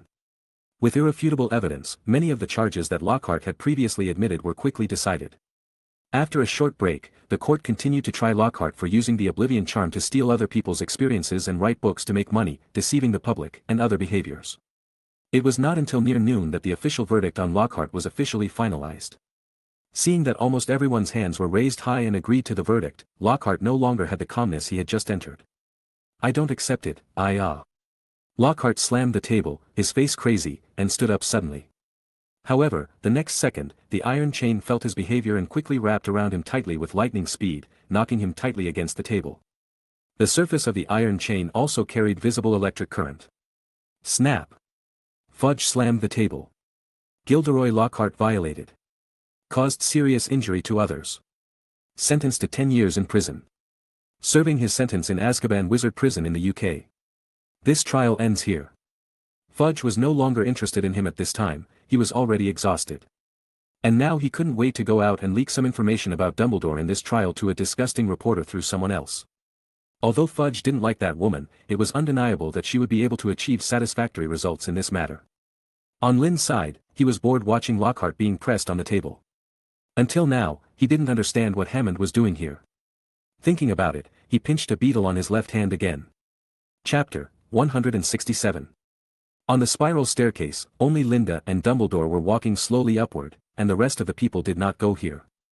Lind held the beetle in his left hand, and Dumbledore walked slowly in the outer circle, taking every step he took as Lind.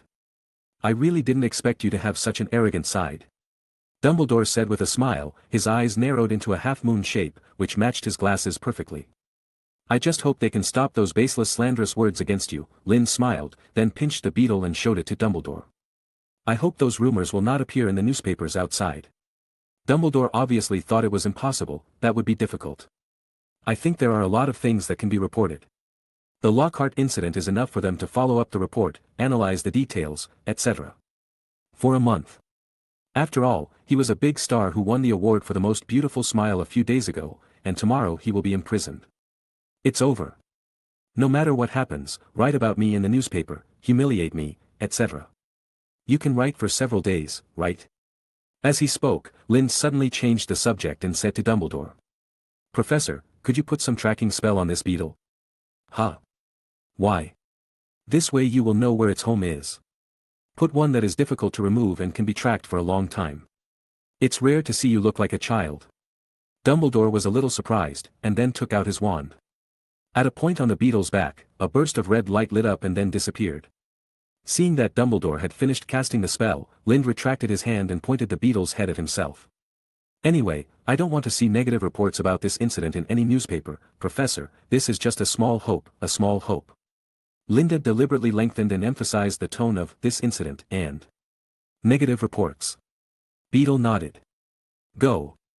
Linda raised his hand slightly and spread the beetle on his hand. The next second, the beetle couldn't wait to spread its elytra and fly away staggeringly. Professor? Shall we go back to school now? I remember I said that every time I come to London, I have to visit somewhere, not to mention that I have to finish my snacks, Dumbledore said with a smile. Deep in an alley in London. A woman suddenly appears out of thin air. Her hair was disheveled, but it could be seen that it was not messy in the first place. But messed up. She was wearing a pair of glasses studded with jewels, and she was holding a crocodile leather handbag with her fat fingers, and her nails were about 2 inches long and painted red. At this time, her face was full of anger, she kicked the trash can with her high heels in the alley, and screamed hysterically.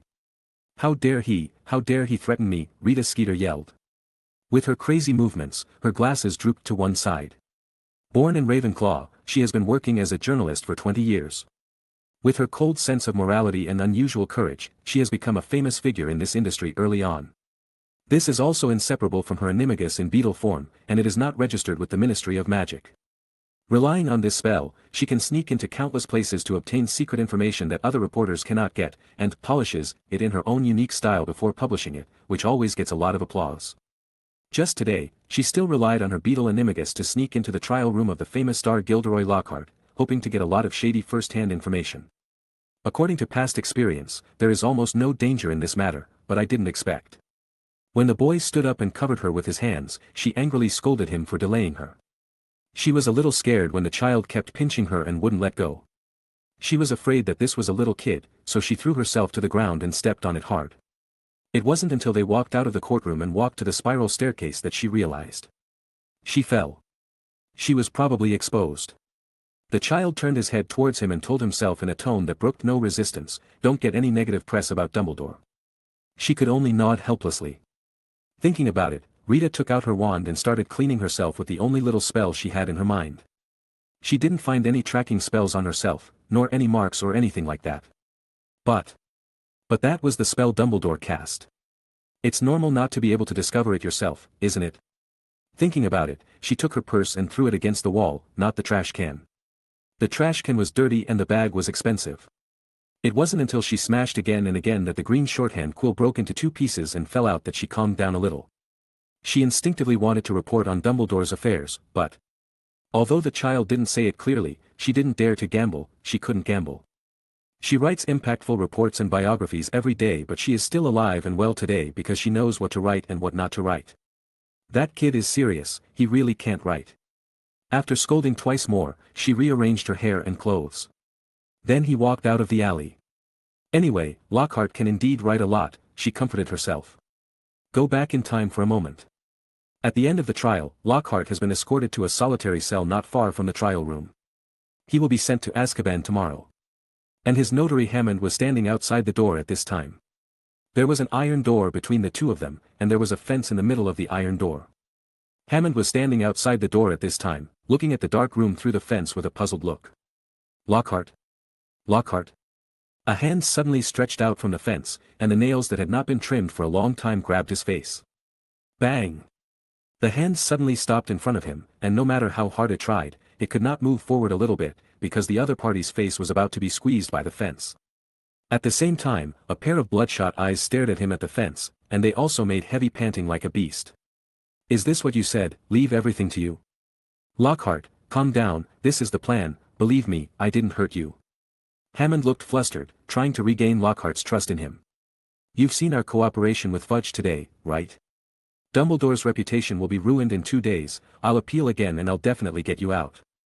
Lockhart still stretched out his hand straight, staring at him with a fierce look. Believe me, I told you today to use the badge to make them wait for me to come before the trial, they agreed, didn't they? I know these politicians too well, Hammond grabbed Lockhart's hand, pleading. What's the benefit for me to put you in jail? Lockhart's hand was grabbed by him, and he seemed to calm down a little. Are you telling the truth? It must be true, what nonsense are you talking about? At most 1 week, I will appeal again and get you out, Hammond whispered. Hold on, no matter what, hold on and wait for me to pick you up, Hammond said. Lockhart retracted his hand, okay, I believe you. It won't take long. That day will come soon. Walked out of the Ministry of Magic and came to the ground. Hammond put on a bowler hat and chuckled. His body collapsed inwards and the space twisted. But in the blink of an eye, he disappeared. Manchester. In an apartment. The space twisted, and a person seemed to appear out of thin air and landed lightly on the wooden floor of the bedroom. He looked around and put down his briefcase. Then he walked to the living room. The living room was extremely spacious. Except for a single sofa placed on the side, there was nothing else that other family living rooms had. But he also had other living rooms. A 1-meter-high statue of General K was placed in the middle of the living room. Hammond walked over and came to the front of the single sofa. A man was sitting on it. He was barefoot, wearing only a cloak on his body, and nothing else, and his head was completely covered in the hood, so his face could not be seen clearly. How did it go? The hooded man said slowly. Hammond took off his hat, knelt on one knee in front of him, lowered his head, and said respectfully, "Mr. Quirrell, it's almost done." "Almost?" Quirrell's tone became dangerous, but he still managed to restrain himself. "Tell me in detail." "After I got your instructions, I immediately found a way to meet with the imprisoned Lockhart. I said that I was his fan and I would always support him and believe in him. I said that for 2 days and I gained his trust. After that, I volunteered to be his notary. After many exchanges, I instructed him to take all the responsibilities. These went smoothly. So even in the end, he still didn't expose your existence in the Ministry of Magic. What happened next? He certainly couldn't give in like this. He might grab everything he could, such as me. Please rest assured, I went to him again after the verdict." Hammond showed an expression that everything was under control. "I told him that I would continue to appeal to help him, so that he would not dare to act alone, but would grab me as a lifeline. However, he did not know that my promise was just a blank check, in order to delay his last days. When he arrived in Azkaban, he was devoured by the Dementors with hope every day. It would not be long before he would have no chance to expose you and us in front of the Ministry of Magic." After saying that, he lowered his head again. Quirrell nodded after listening to him. "Is there anything special?" "There are some interesting things. I wonder if you are interested, sir." "Go ahead." "First, the Ministry of Magic and Dumbledore are not in harmony, especially the current Minister Fudge, who seems to be very afraid of Dumbledore and tries every means to find fault with him. Second, Lockhart was arrested because of a second-year student. The Ministry of Magic's reports on Lockhart during this period only have a general direction, and did not specifically mention the circumstances of the incident. So this is also a hot news." Quirrell was still lazily leaning on the sofa after hearing the first point, but when he heard that Lockhart was arrested because of a second-year wizard, he straightened up. Propped up his right knee with his right hand, held a wand in his left hand, and leaned his elbow on his thigh. "Tell me more." "Yes." Hammond was delighted to see Quirrell's intense reaction. Fudge repeatedly. "Stop." Quirrell interrupted him rudely. Hammond looked at him in confusion. "I'm talking about the incident where Lockhart was beaten by a second-year wizard," Quirrell said lightly. "Ah. Okay. The little wizard was called Lind Green Augustus, and he defeated Lockhart head-on, so." Hammond was halfway through his speech when Quirrell fell back on the sofa. "Ha ha ha, ah ha ha ha." Undisguised crazy laughter came out of his mouth. Hammond didn't know what happened, so he could only shut up and wait for Quirrell to laugh. After a long while, Quirrell recovered, then looked up at Hammond. "Come here." Hammond stood up and walked to Quirrell's sofa. Quirrell raised his wand and waved it in the air. "Soul out of body." Hammond's eyes suddenly became dazed, his pupils were dilated, and his head drooped weakly. Then after a while, he raised his head again. "Sir. Go, continue to contact Lockhart, even if he is sent to Azkaban tomorrow, we can't take it lightly." "Yes." Hammond nodded, then returned to the bedroom and returned to London. "Augustus, you are really good." Quirrell's voice echoed in the empty living room. After a while, he stood up, then knelt devoutly in front of the statue, his eyes closed, and said nothing. Chapter 168. In the dark midnight, the moon was covered by thick clouds, and the sky was constantly drizzling. Hogwarts, in the middle of the Black Lake. Most of the giant squid's head floated on the water, and several tentacles kept waving in the air, ready to go. If there was enough light, you could see a figure squatting on the giant squid's head. He looked like a fishman, with webbed hands and feet, fins on his ears and joints. And slender pupils like cat's eyes. His whole body was covered with fine scales, and if it was exposed to sunlight, you could see the blue and red gradient on the scales and fins. At the same time, there was a lightning-shaped scar on his forehead. This person was Harry Potter. At this time, Harry looked nervous, holding his wand tightly, and staring at the top of him. In between, at a 45-degree angle above him, about 100 meters away, a ball of blue mist was quietly floating in the sky. The blue mist did not spread out, but gathered there in a stable manner. No matter how much rain fell, it did not disperse. Just one look at it, people can't help but think of ghosts, monsters, and the like. Harry also saw blue-purple square pupils above the mist. After the mist stayed for about 1 or 2 seconds, it flew straight into the castle. Its speed was very fast, not much slower than Harry's Nimbus 200. "Stop!" Harry shouted, but because of the rain, his voice could not be heard at all.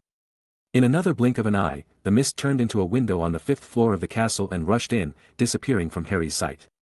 "Damn, what the hell is this?" Harry growled, and then the giant squid under his feet seemed to feel the needs of its master and swam towards the shore at a rapid speed. However, when it approached the shore, the squid began to move inconveniently. Harry whispered, "Go back by yourself." Then he dived into the water and began to swim towards the shore like a torpedo. Before leaving, Harry called back, "I'll come and play with you later, thank you." Then, he jumped out of the water, landed steadily on the grass, picked up his shoes, and ran towards the castle. What on earth is that? Harry was worried and suddenly became very interested in it. However, what he didn't know was that not long after the blue fog rushed into the window on the 5th floor, a head popped out of the window, looking at him running barefoot in the grass with a half-smile on his face. Lynn smiled, retracted his gaze, and then began to walk up. He never thought that tonight, the first night he practiced the fog spell, he would meet Harry. It was already the end of May, and more than 2 months had passed since Lockhart's trial. There were not many comments about Dumbledore in the newspapers. The British magic news industry basically only has paper media. And the paper media is divided into 3 major sections. The official Daily Prophet. Rita Skeeter's self-media, such as her future masterpiece, The Life and Lies of Dumbledore. The third party is a niche magazine like The Quibbler. Rita Skeeter has a great influence on the first 2 sections. Lynn forced her to ban reports about Dumbledore, so even if 80 of the reports were stopped, the remaining niche reports could not arouse public opinion at all, but they would be washed away by the torrent of time in an instant, and it would be difficult to leave a mark in people's hearts. During this period, Lynn had no complicated things to do, so he could finally focus on his study plan. In addition, there were many reports about him in the newspapers, which made him voluntarily enforced to start a secluded life. And today was the first time he successfully cast the mist spell. Just when he wanted to fly out of the castle to test it, he met Harry. Harry was actually mixed with the giant squid in the Black Lake. Moreover, Lynn did not find them at the first time. At that time, Harry and the giant squid were playing under the Black Lake, while Lind was testing the changes of releasing spells after turning into mist in the air. At that time, he was torn into pieces and hit the water surface. At that time, Harry and the others seemed to be just about to surface. Then the 2 of them were embarrassed. After carefully observing Harry's changes, he flew back to the castle. Putting these aside, Lind thought about the release of spells after the previous test of the mist spell. After turning the body into a ball of mist, perhaps because of the loss of the concept of body, the flow of magic power will become extremely obscure, and he can't even release some spells at all, and even if he releases them, the power will be very small. And this kind of mist is not like the devil fruit elementalization as Lind thought. After turning into mist, the edge of his body can indeed be like complete mist, showing a gradual dissipation state, but the body itself has not changed at all. And in the center of his body, that is, the torso and head, they are just a state similar to fog, or they are extremely dense and non-dispersible fog. And this extremely dense fog is essentially still his body and head, and he cannot dodge attacks like the elemental transformation in One Piece. On the contrary, the consequences of injuries to these parts after the fog transformation will be worse than in his physical state. In essence, it is a spell used to move. The speed is very satisfactory, just like what is described in the movie, not inferior to common magical transportation tools such as flying brooms if he flies at full speed. He can probably reach 100 km per hour, but considering that it consumes too much energy for a second-grade kid, he can only last for more than 10 minutes. As for magic power, this has become a very serious problem for him at this stage. He has basically mastered all the basic spells. When learning advanced spells, he can often only practice 3 or 4 times before he is exhausted. This also makes his theoretical knowledge higher than his actual ability. In other words, he has high expectations but low skills. It is good to have high expectations, but it is very troublesome to have low skills. Continuously squeezing magic power until it is exhausted and then waiting for it to recover is indeed helpful for the growth of magic power, but it is not very helpful. Most wizards' magic power is basically innate. The main period of magic power surge is during adolescence, which is basically concentrated during this period of time in school. This restricts his current development. Another point is that he still doesn't know what level he can reach when he fully explodes. The full explosion here refers to the situation when he uses the old form. He himself doesn't know how strong he is in that situation. He doesn't want to use that kind of power, including in the battle with Quirrell. He has never transformed into the old form to fight. The old form, in terms of physical strength and some water element spells, has indeed increased his strength incomparably. If others knew his thoughts, they would probably say, "Do you learn magic just to fight and fight?" Yes. This is Lind's answer. I cannot fight, but I can't not fight. Thinking of this, Lind quickly came to the room of requirement and began to prepare for the review. In the original book, the final exam was forced to be cancelled because of the secret room incident caused by the notebook. But now it is different, the final exam still has to be taken. Chapter 169. Now he rarely returns to the lounge near daytime. And even rarely appears in the lounge. He usually goes in and out of the dormitory at a fixed time every day to change clothes and so on.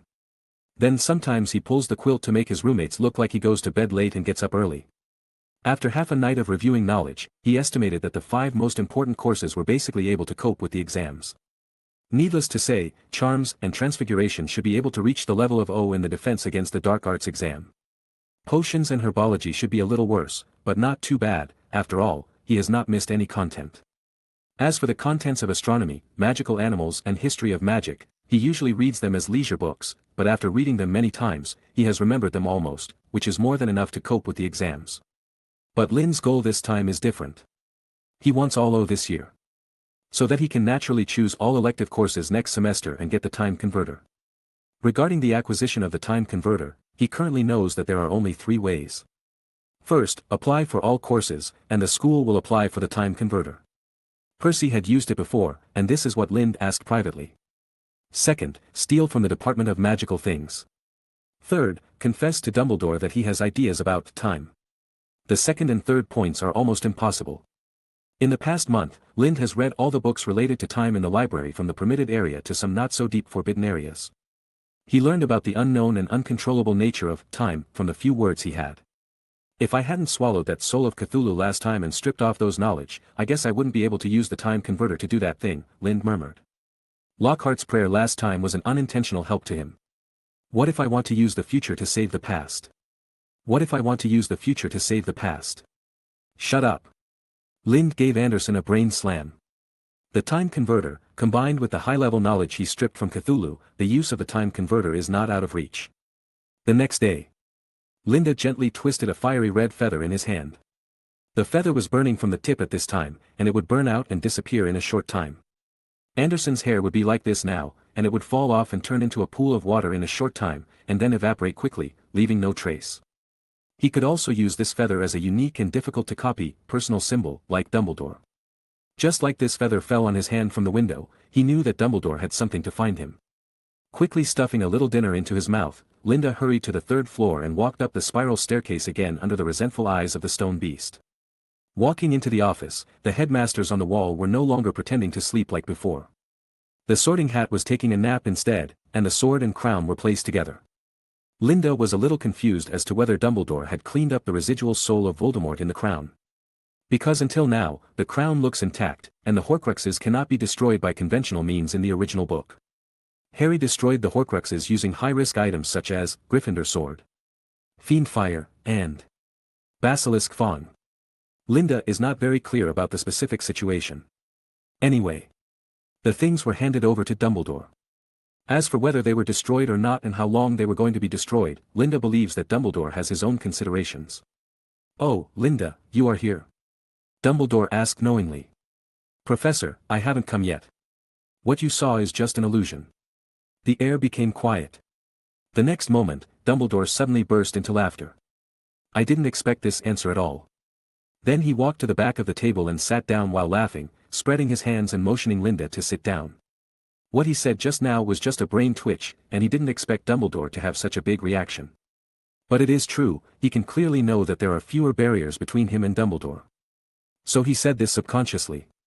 I still remember that when he first came to this office, he was still trembling with fear, and he kept speculating on Dumbledore's purpose in his mind. "What are your plans for the holiday?" Dumbledore said. Dumbledore also knew that Lind was homeless and wandering around the world. If there were no accidents, he would probably be active in Diagon Alley and various sea areas. "Well, I don't know, but I feel that there are still many things I need to face and deal with now." Lind thought about it. "For example, what do you think is the first thing you want to do now?" "Deal with this guy in my body. Although no one has been able to solve the blood curse so far, I think there is still a way, but the predecessors have not found it," Lind said affirmatively. "But I don't think you have taken the initiative to learn about this knowledge. On the contrary, you have read a lot of other miscellaneous books." Dumbledore stared at Lind, looking at him with a teasing look. Lind opened his mouth awkwardly, and then Dumbledore said, "Forget it, you are a very mature child, I believe you know what you are doing." Dumbledore knocked on the table and changed the subject. "But what I want to ask is, do you have any plans for the holiday?" Dumbledore asked. No, I don't know, maybe I'll stay at the Leaky Cauldron. That way it'll be closer to Flourish and Blots. That's not right, Lynn suddenly remembered that he had to prepare for the promotion of the Sea Singer during this holiday. Maybe I'll go back to the town, after all, that's where I grew up, Lynn said. That means there are no plans, Dumbledore spread his hands. If you want to study, I know a better place than Flourish and Blots. Oh. Could it be that apart from libraries and those big families, where else can there be more books than Flourish and Blots? I have an old friend who has many books that Hogwarts doesn't have. If you want, I can recommend you to go and have a look. The hymn of mankind is the hymn of knowledge and courage. Lind nodded slightly. Professor, you also know how to seduce people. I like this sentence very much. You have perfectly integrated Ravenclaw and Gryffindor together. Dumbledore was surprised. It seems that you also know that it is temptation. His pronunciation was gentle and powerful, as if it was a magic sound that seduced people. Then there must be effort before there is reward. Linda smiled. That's right. What do you want me to do? You will know when the time comes. Dumbledore deliberately kept it a secret. Anyway, it will definitely not be a difficult thing for you. Linda nodded and agreed to this inconclusive matter. Although he didn't know what Dumbledore wanted him to do, Linda relied on his trust in Dumbledore and the knowledge, he said, that was hard to refuse. These 2 points combined, he couldn't find any reason to refuse. After leaving the office, Linda was pestered by the stone beast on the 3rd floor and talked about school gossips for a long time before he was able to return to the room of requirement. Chapter 170. I really don't understand why Dumbledore insisted that I go back to that disgusting place. London, in front of platform 9 and 34. Harry said with a depressed look, carrying a large box. The professor must have his reasons for doing this. Hermione said. Besides, no matter how bad they are to you, they are still your family. Family? It depends on how you define it. If you just use blood relationship to say whether it is family, it is correct. At least I think it is more accurate to define whether it is family by emotion. For example, Ron's mother must be like family to Harry, and his uncle and aunt. That's right, they are not family, Harry said, and Hedwig kept nodding in the cage to agree. Suddenly, Harry saw a figure walking out of the platform alone. By the way, have you seen Lynn's parents? Harry suddenly asked. No, I don't know, he doesn't tell us about these things. Hermione shook her head. You must not talk about this, Jane said seriously. He has no parents. Hey, what are you doing? Harry simply wanted to stop her from making such a joke, but suddenly saw her serious expression. You are not joking. Of course not, would I joke about such a thing? Jane said in a low voice. He told me himself when we talked last time. What about him? Hermione looked at the platform passage where Lynn disappeared. I don't know, he just smiled and said that although he was an orphan, he had an incomparable happy childhood. Jane spread her hands. After that, he didn't say anything again. As she said that, she saw a short figure walking from the platform in her peripheral vision. Oh, Lorik is here. Lorik is a house elf in Jane's family. It is said that he has been working in her family for nearly 30 years. The house elf squeezed through the crowd humbly and pulled Jane's box. Hermione saw its cramped eyes and always felt a little uncomfortable. This was the first time she saw a house elf. Miss, shall we go home now? I'll talk to my friends again, Jane said. You can take your luggage back first. Okay. The next second, Jane's luggage disappeared with Lorik. But to be honest, Lind never told us about himself. You know, from what I've observed, he rarely appears in the lounge, and only changes clothes occasionally. Harry nodded and said. After walking out of platform 934, Lind first went to the public toilet in the station. After a while, when he came out again, he had turned into Michael Miles.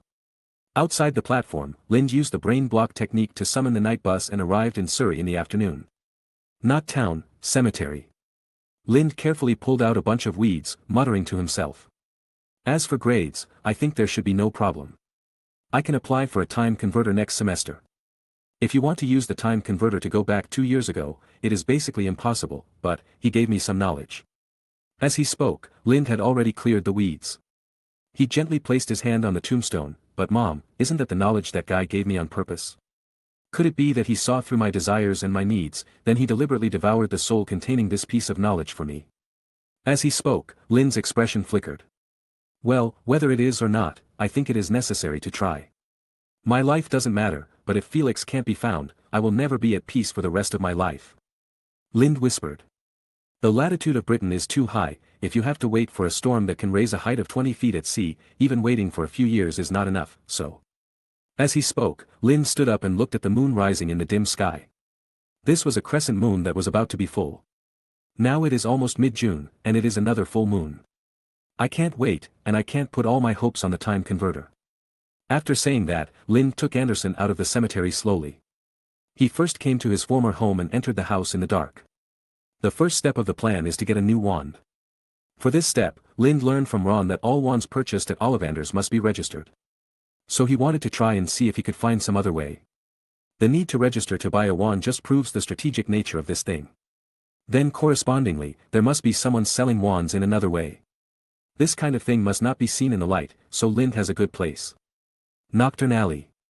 It is adjacent to Diagon Alley, and it is mixed with good and bad people, and is despised by most wizards. This alley is full of dark magic shops, the largest of which is Borgin and Burke's Magic Shop. And the Malfoy family is often a distinguished guest there. One of them was Harry, who went in when he used Floo powder for the first time. Fortunately, he met Hagrid at that time, otherwise he might not be able to come out healthy.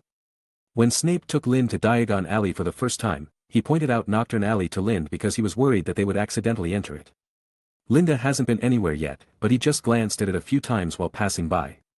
He didn't have that need at the time, so he didn't go in. As for the reason why he didn't go there right away, it was because he wanted to see Mrs. Evelyn first when he came back. What is it like for a child not to visit his parents as soon as possible after school? That's what he thinks. Early the next morning, Linda packed up. He didn't bring a suitcase, but just a pocket bag and traveled lightly. Mr. Miles. I didn't expect it was you again. Linda smiled and said, yes, it's still Diagon Alley, it's really troublesome. It's just work. Stan said. Seeing that Lynn had no luggage, he hurriedly brought him up. Do you hear that? Mr. Miles. Got it. Let's go to Diagon Alley. As soon as the car started, Lynn held on to the pillar of the bed next to him to maintain his balance. He took out the change he had prepared from his pocket and handed it to Stan. It seems you haven't gotten used to the style of our night bus yet. Linda quickly found an empty bed and sat down, looking sad. I guess I will never be able to get used to your style. Just do it a few more times, Stan laughed. Linda didn't speak any more and pretended to have a sad expression. He himself rides in the sea every day, and the shaking of the night bus is incomparable to those undercurrents on the seabed. His current discomfort was just an act. After all, he is not Lynn now, but a respectable wizard from out of town. It's normal to not get used to the night bus. As for apparition, not every wizard can do it. In the magic world, there are many wizards who don't understand apparition. Some wizards may have forgotten how to use it. Some people may have made a mistake during a certain apparition, leaving an indelible shadow in their hearts and never daring to use it again. Some people never learn it at all. Various situations may arise. Disapparition is an extremely high-end spell. Even if Hogwarts organizes unified learning, there are no hard requirements. There is no way that everyone can know it.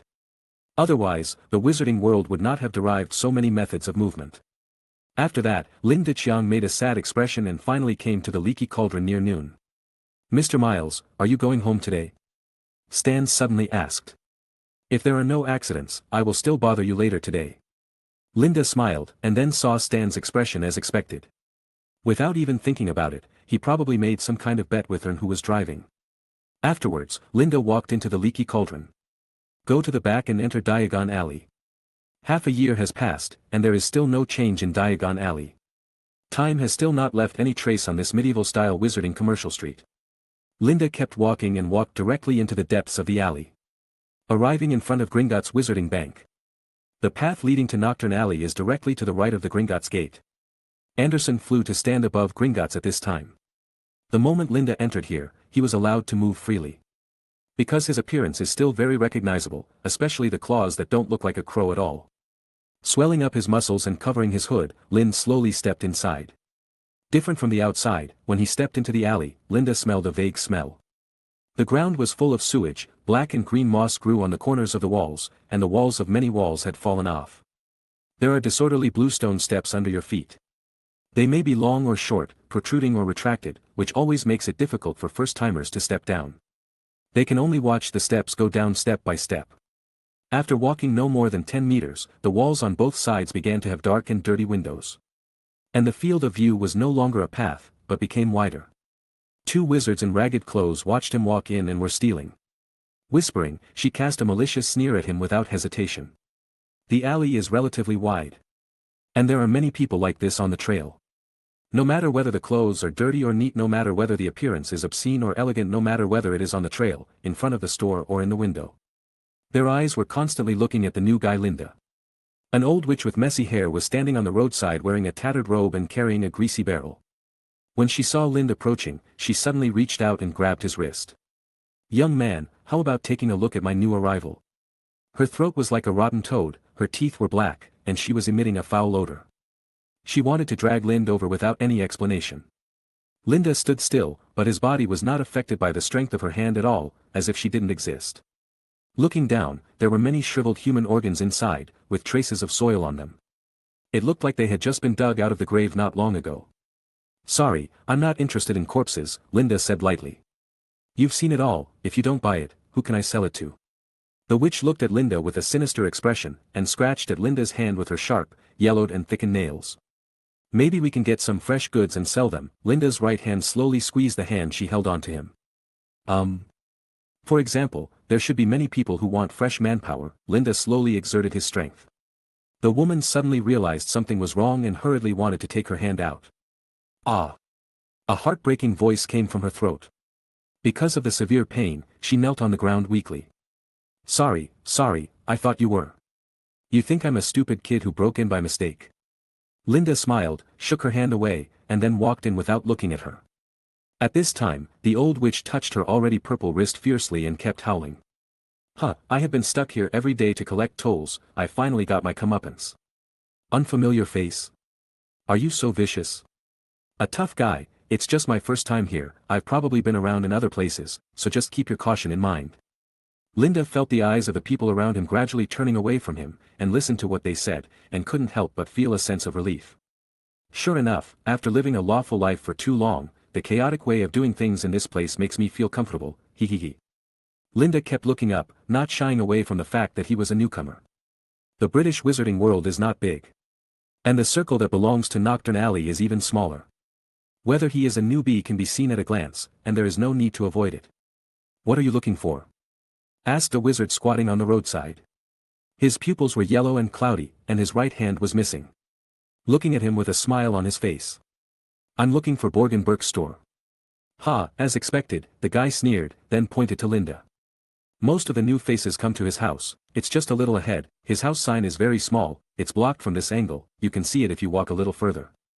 Linda nodded, "Thank you." Then pops a gold galleon at him. "You are very generous." The guy laughed, and then jumped up. He was completely different from the decadent beggar squatting on the roadside just now. "If you are destined, see you at the bar." Linda watched him running away speechlessly, then shook his head and walked towards the person he pointed at. In his memory, Borkin U0026 Burke's store was an illegal department store, and as the largest store in Fango Alley, Lind believed that even if Borgin didn't have a wand, he would definitely have a way. Anyway, it would definitely be much better than searching like a headless fly by himself. I took 2 steps forward, and as expected I saw a wooden sign across the top of the store, which said, Wojinbacher. In the opposite window of this store, there are several human heads eerily displayed. These heads are obviously processed, with shriveled skin and protruding eyeballs. Their hair is hung up, and their eyes are constantly scanning Lin's body. This is not a formal decoration, but it has a certain intelligence. It is probably similar to the magic painting and the stone beast at the door of Dumbledore's office. There is also such a decorative head on the front of the night bus, which is often used as a source of admiration between Stan and Ern. Linda glanced at it, and then pushed open the wooden door of Borgenbach's store. Chapter 171. Ding ding. The blackened brass bell brought a hint of life to the dark and silent store. The moment Lynn stepped in, a flame suddenly rose in the stone fireplace, bringing up a cloud of coal ash. The candles on the candlesticks made of human skulls hanging on the wall also rose. They brought a little light here. At this time, he was standing in the store. On the mat in a glass box next to him, there was a withered human hand, a stack of blood-stained cards and a stagnant glass eyeball. The hideous mask looked down on the wall, various human bones were placed on the counter, and rusty sharp-toothed instruments hung from the ceiling. However, the most conspicuous thing here was not them, but an iron cabinet standing next to the door. The cabinet was about 2 meters high and had a human-like proportion. There was even an iron statue of a woman's face right above the cabinet, and many round-headed rivets and hinges were decorated on the 2 door covers. Iron Maiden. The first time Lynn saw it, this word popped up in his mind. This cabinet is exactly the same as the famous torture device in history. That is a vanishing cabinet. It was originally a pair. A two-way passage can be established between the 2 cabinets. Unfortunately, one is broken, and the other one is gone. A hoarse voice with greasy emphasis came from the depths of the store. Lynn turned his head and saw a hunched man behind the counter. He looked no more than 40 or 50 years old, but he stroked back a few strands of greasy hair with his hands. "Welcome, what is this gentleman's name?" Michael Miles," Lynn said. "Oh, Mr. Miles, it looks like you are here for the first time. What can I do for you?" "I heard that your store has the best and most complete goods in London," Linda said. "And I came here to buy a wand." "Your choice is very wise. The wand, yes, it is stupid to register to buy a wand from those guys." As he said, he walked inside. "Please wait a moment." When Linda saw him go in, he also cast a curious look at the surrounding items. "Put aside those miscellaneous things that look scary, dirty and mysterious." Linda finally set his eyes on the human hand protected by the glass box he saw before. It was placed on the mat and was a dried human left hand. When he saw it, Linda thought of what it was. Hand of Glory. Linda had the honor of reading some related articles in the restricted area of Hogwarts some time ago. It is a dried, pickled hand of a hanged person, usually designated as the left hand. If the person was hanged for murder, the hand of the murderer was pickled. A hand of glory and a candle made from the fat of the body of the criminal who died on the gallows. The candle made in this way is lit and held in the hand with the hand of glory as a candlestick, which will make all those facing it motionless or open any door it encounters. Usually, thieves use it in a completely dark environment to see the outside world in a different way, open locked doors, and make guards unable to move. In some black magic rituals, the hand of glory is also praised as a source of illumination. Of course, if there is no corresponding candle, but an ordinary candle, then the hand of glory will emit a light that can only be seen by the person holding it. It is also a very useful prop. And the method of making the hand of glory is described in detail in an 18th century magic book, Little Albert. Lind also saw this magic book in the forbidden book area, but for safety reasons, he did not read it. But he still didn't pick it up to look at it. In order to avoid unnecessary trouble, he didn't intend to touch anything that appeared in this store. At this time, Borgin also came out from the back room, holding a wand of different appearances in his hand. He put these wands on the counter. This is the only stock. In fact, not many people buy this thing. After all, most wizards' wands often accompany them throughout their lives. Lind nodded and looked at the counter. There were 5 wands on the cabinet. He noticed one of them at first glance.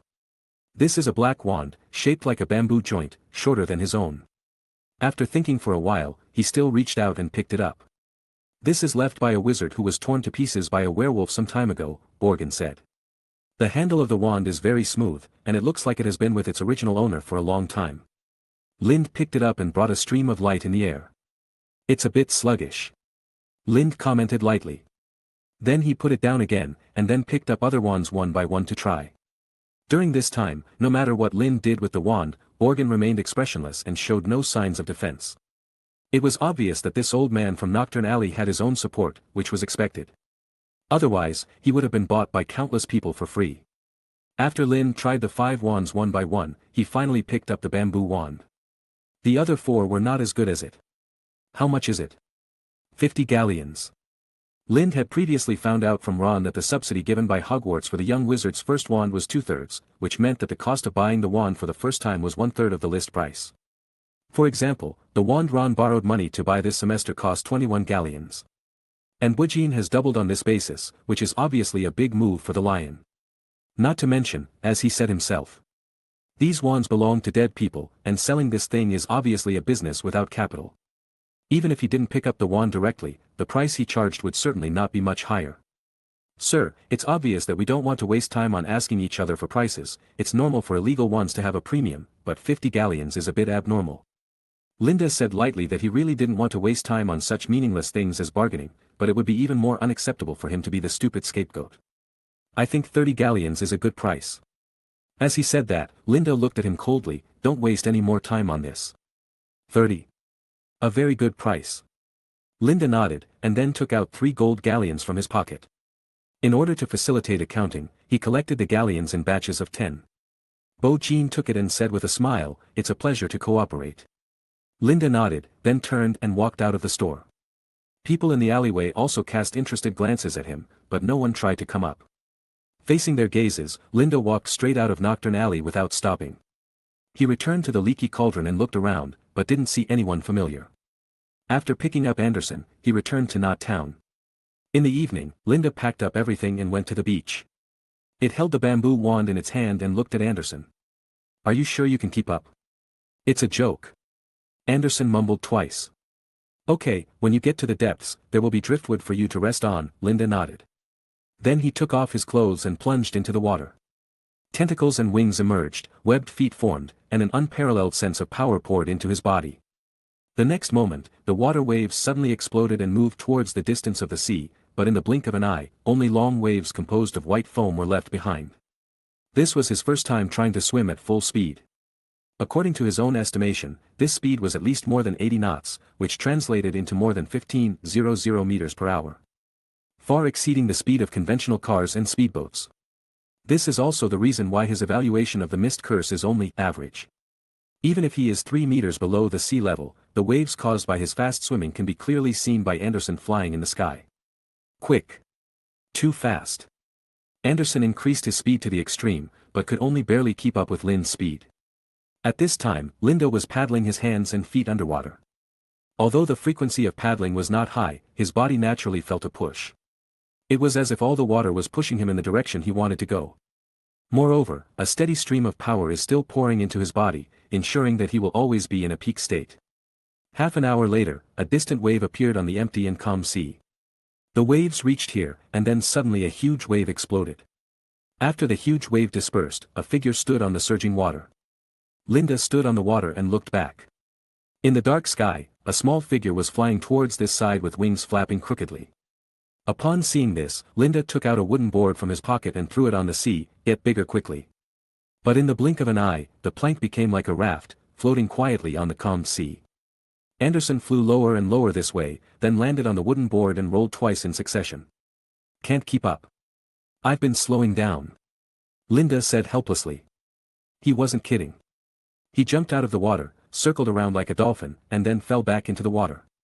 By then he was watching Anderson fall behind him, having slowed down several times. "Alas. You are still too young, take a rest. I don't know if I can successfully trigger a storm, but I think with the blessing of the sea, it should be possible.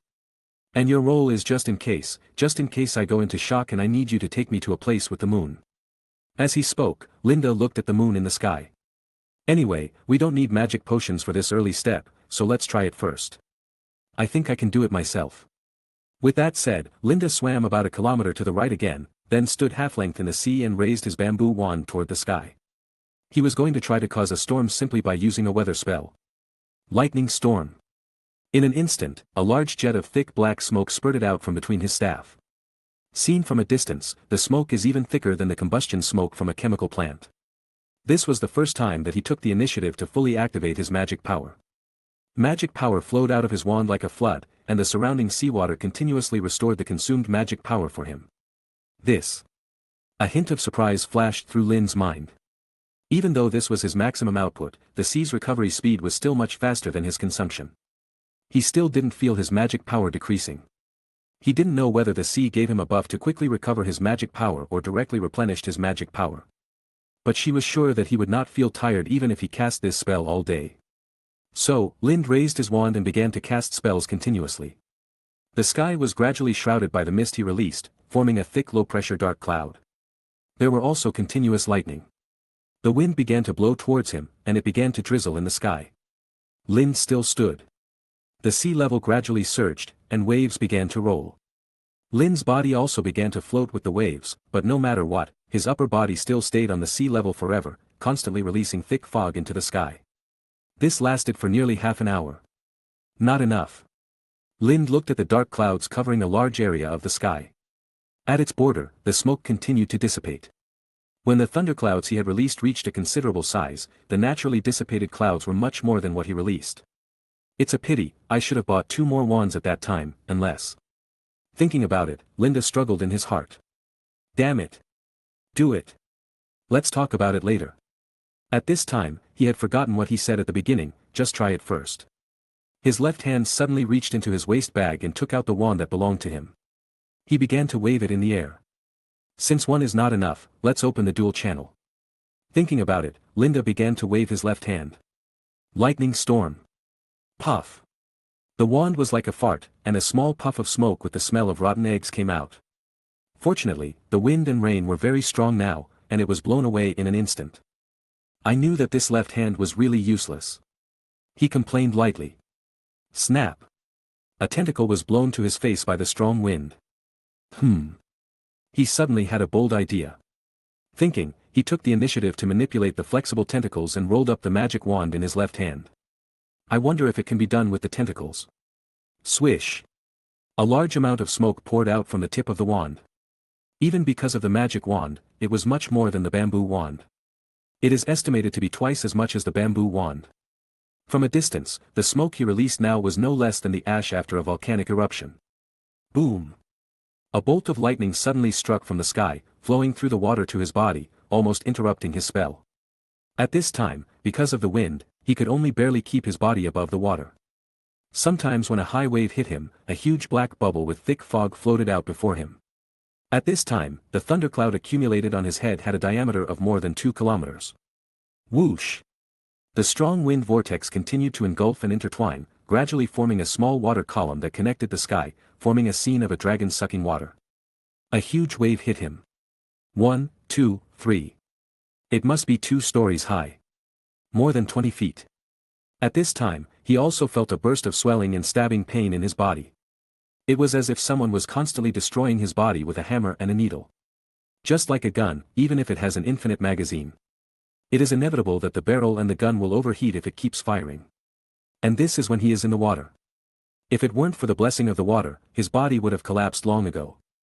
Chapter 172. Strong wind, heavy rain. Turbulent waves, rough waves.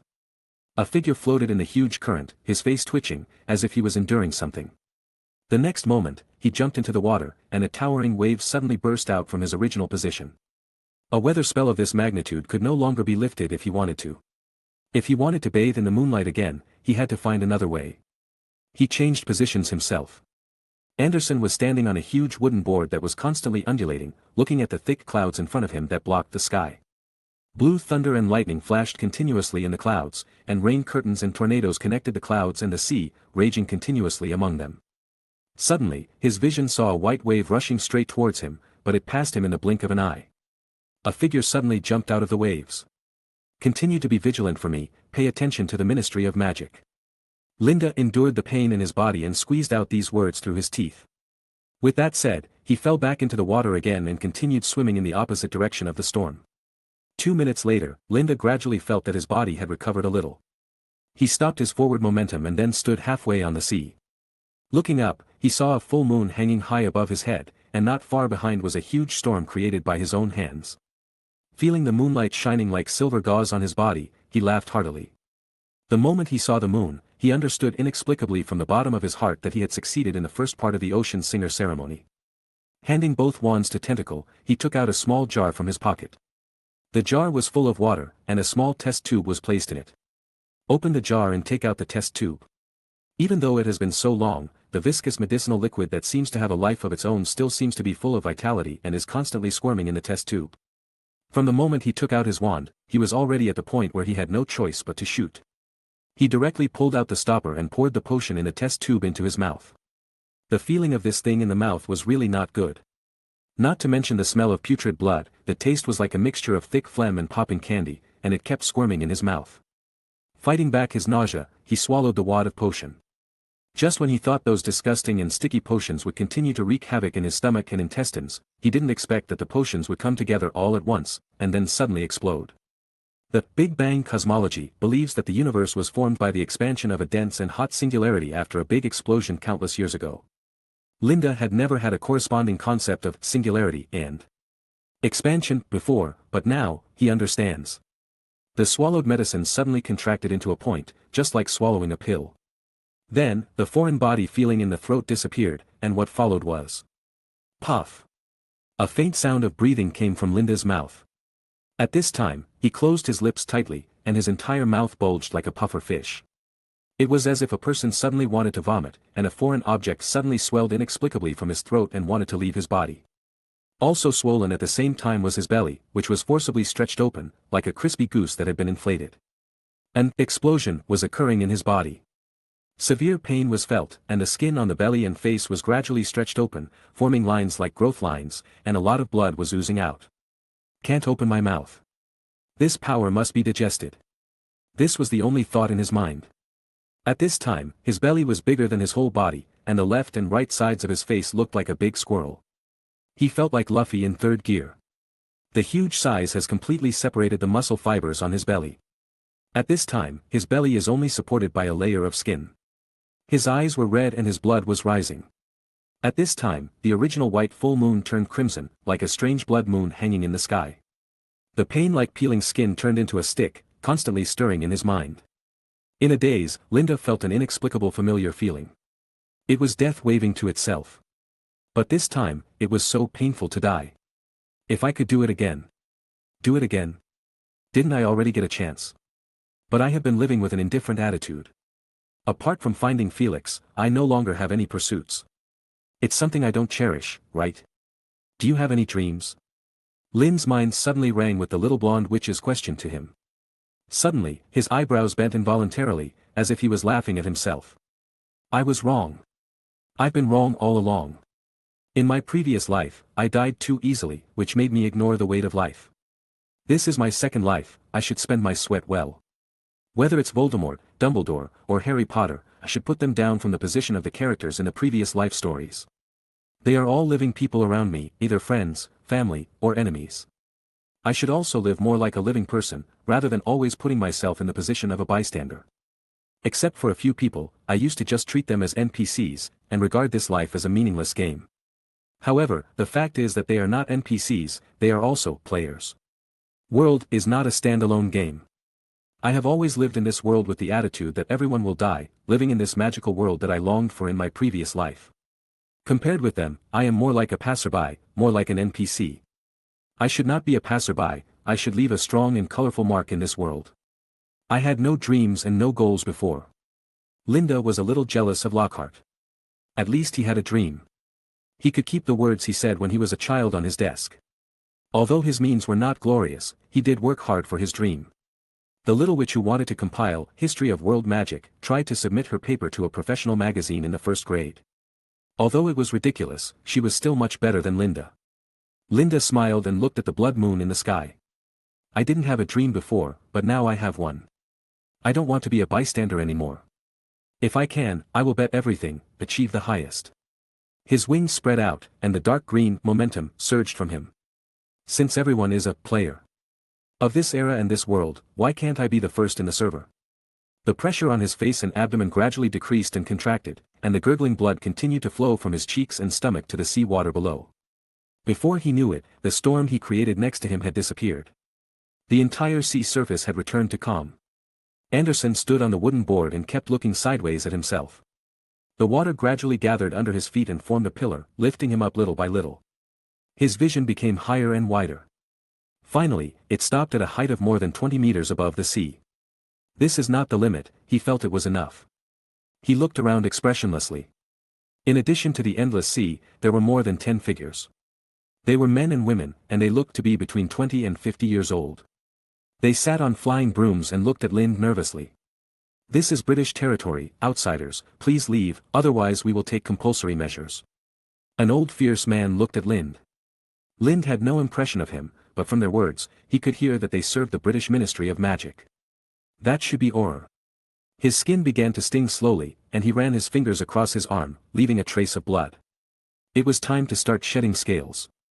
He opened his mouth, ignoring the wound on his face, and began to declare loudly. I will achieve the Supreme. And now, it is a trial on my way to the Supreme. As he said that, he glanced around again. I have no intention of being an enemy of you, nor do I want to do anything to harm the British people. If you still want to stay here, then, why not listen to me play a song? As he said that, he ignored the surprised eyes around him, and the water column under his feet also raised a chair for him to sit down. He took out a strange harp. Please leave immediately, or we will. Ding. Lind began to pluck the first string. At this time, the stinging pain in his body had gradually become more intense. Blood began to flow out of his body again, gradually dyeing it into a bloody man. Captain, what should we do now? A witch who looked to be in her 30s looked at the man who had just shouted. The man's face was blue with veins, but his slightly trembling hands exposed his nervousness. He looked at the guy sitting on the high water column in front of him and playing the hoarse and unpleasant harp leisurely. At this time, in his sight, there seemed to be a huge monster as high as 100 meters behind the guy. The monster's eyes were fixed on them, as if they would die immediately if they made a slight move. It was faster than being hit by the Avada Kedavra curse. Wait. Hearing his words, the rest of the people couldn't help but breathe a sigh of relief. They were really afraid that their captain would say to take action directly. Linda played leisurely, and an eyeball that swam in the sky like a jellyfish flew over from nowhere and floated beside him. Those Ao Luo saw this strange creature and couldn't help sweating. Linda glanced at the guy and raised the corner of his mouth. This jellyfish-like eyeball monster is the new skin of Anderson before. Appearing in the eyes of these Ao Luos in this image, it effectively reduced the risk of his original body being exposed. Thinking of it, Linda began to continue playing. At this time, the prelude was almost over. However, he still didn't find 3 points of resonance. Biological rhythm, musical rhythm, and rhythm of the tide. Unify the three. The record in The Revelation of Tide Calling is that at this time, you should use your heartbeat and musical rhythm to cater to the fluctuations of the tide. But Linda remembered when he played the piano on the beach that day. That was the sea catering to himself. And his own piano rhythm will cater to his heartbeat. I didn't expect that this most difficult step would be so easy for me. Thinking, Lind began to play again with trembling fingers. At this time, scales began to fall off his body. Physically, it hurts a lot more than before. But psychologically, at this time, he could accept this pain contentedly. As he said, "This is a trial." Thinking about it, the originally calm sea began to ripple without wind. Linda's fingers slid faster and faster. Let's go, towards the unknown distance. Follow the waves. Follow the sun. His music is so strange, yet so harmonious. Fish one by one suddenly jumped up from the sea. The wave is getting bigger and bigger. Send more manpower, the captain suddenly said. Then he looked at the man behind him and said, "Go back to headquarters immediately and ask for reinforcements." The man's face turned red, he turned a deaf ear to the captain's words, and continued to look at the dumbfounded Linda. The captain bumped into him, "I order you to return to headquarters immediately, Kazakh." The man was interrupted and stared at the captain whom he respected so much. Go on your own." Hearing his words, the captain was stunned and then looked around. At this time, no one of the team members who loved each other and had gone through countless hardships together looked sideways because of the noise, but looked at the weird guy who was playing in a daze. When you walk on earth, it is as if you were walking in your kingdom. You enlighten the world with your holy voice and educate all things. God. I also want to take a walk in your country. A man suddenly shouted, then jumped off his broomstick and hit it hard into the sea water. His leg was obviously broken, but he seemed not to feel the pain and swam frantically towards Linda. He swam all the way under the water column, and then danced his hands wildly, trying to climb up the water column. A witch tried to fly past the captain on a broomstick, trying to fly to Lind. The captain grabbed her and said, "What are you doing, Gwen?" When the woman saw her captain yelling at her, she suddenly woke up. "What am I doing?" She looked at her trembling hands. "It seems that you have woken up, the situation now is too weird, let's wake him up quickly." How could I have such thoughts? The witch didn't listen to him at all, but kept talking to herself. This is simply disrespectful to him. As she said this, she jumped off the broom. Oh God. Please forgive me for my disrespectful thoughts towards you. Snap. She also hit the water hard, and then swam towards Linda frantically. He didn't care at all about the harm those strange waves would do to him. Following her, people fell into the water one after another and swam frantically towards Linda. Devil. After the attempt to wake up Kazakh failed, the captain looked helplessly at the falling figure and howled loudly, helplessly. He looked at Linda and couldn't help but feel boundless fear. He wanted to escape immediately. His body suddenly twisted and then returned to its original state. Anti-apparition. Desperation welled up in his mind. He began to ride his broom backwards, but his speed became slower and slower. An idea popped into his head for no reason. Could it be, I'm the one with the problem? He wanted to escape, but he wanted to get closer. He felt that it was magic sound, but it also seemed like sacred music. Gradually, he couldn't help but get closer to Linda again. Traveler. The last and last. Return to your hometown. Don't ask where your hometown is. Hometown is the ocean. Bang! The captain also fell into the water.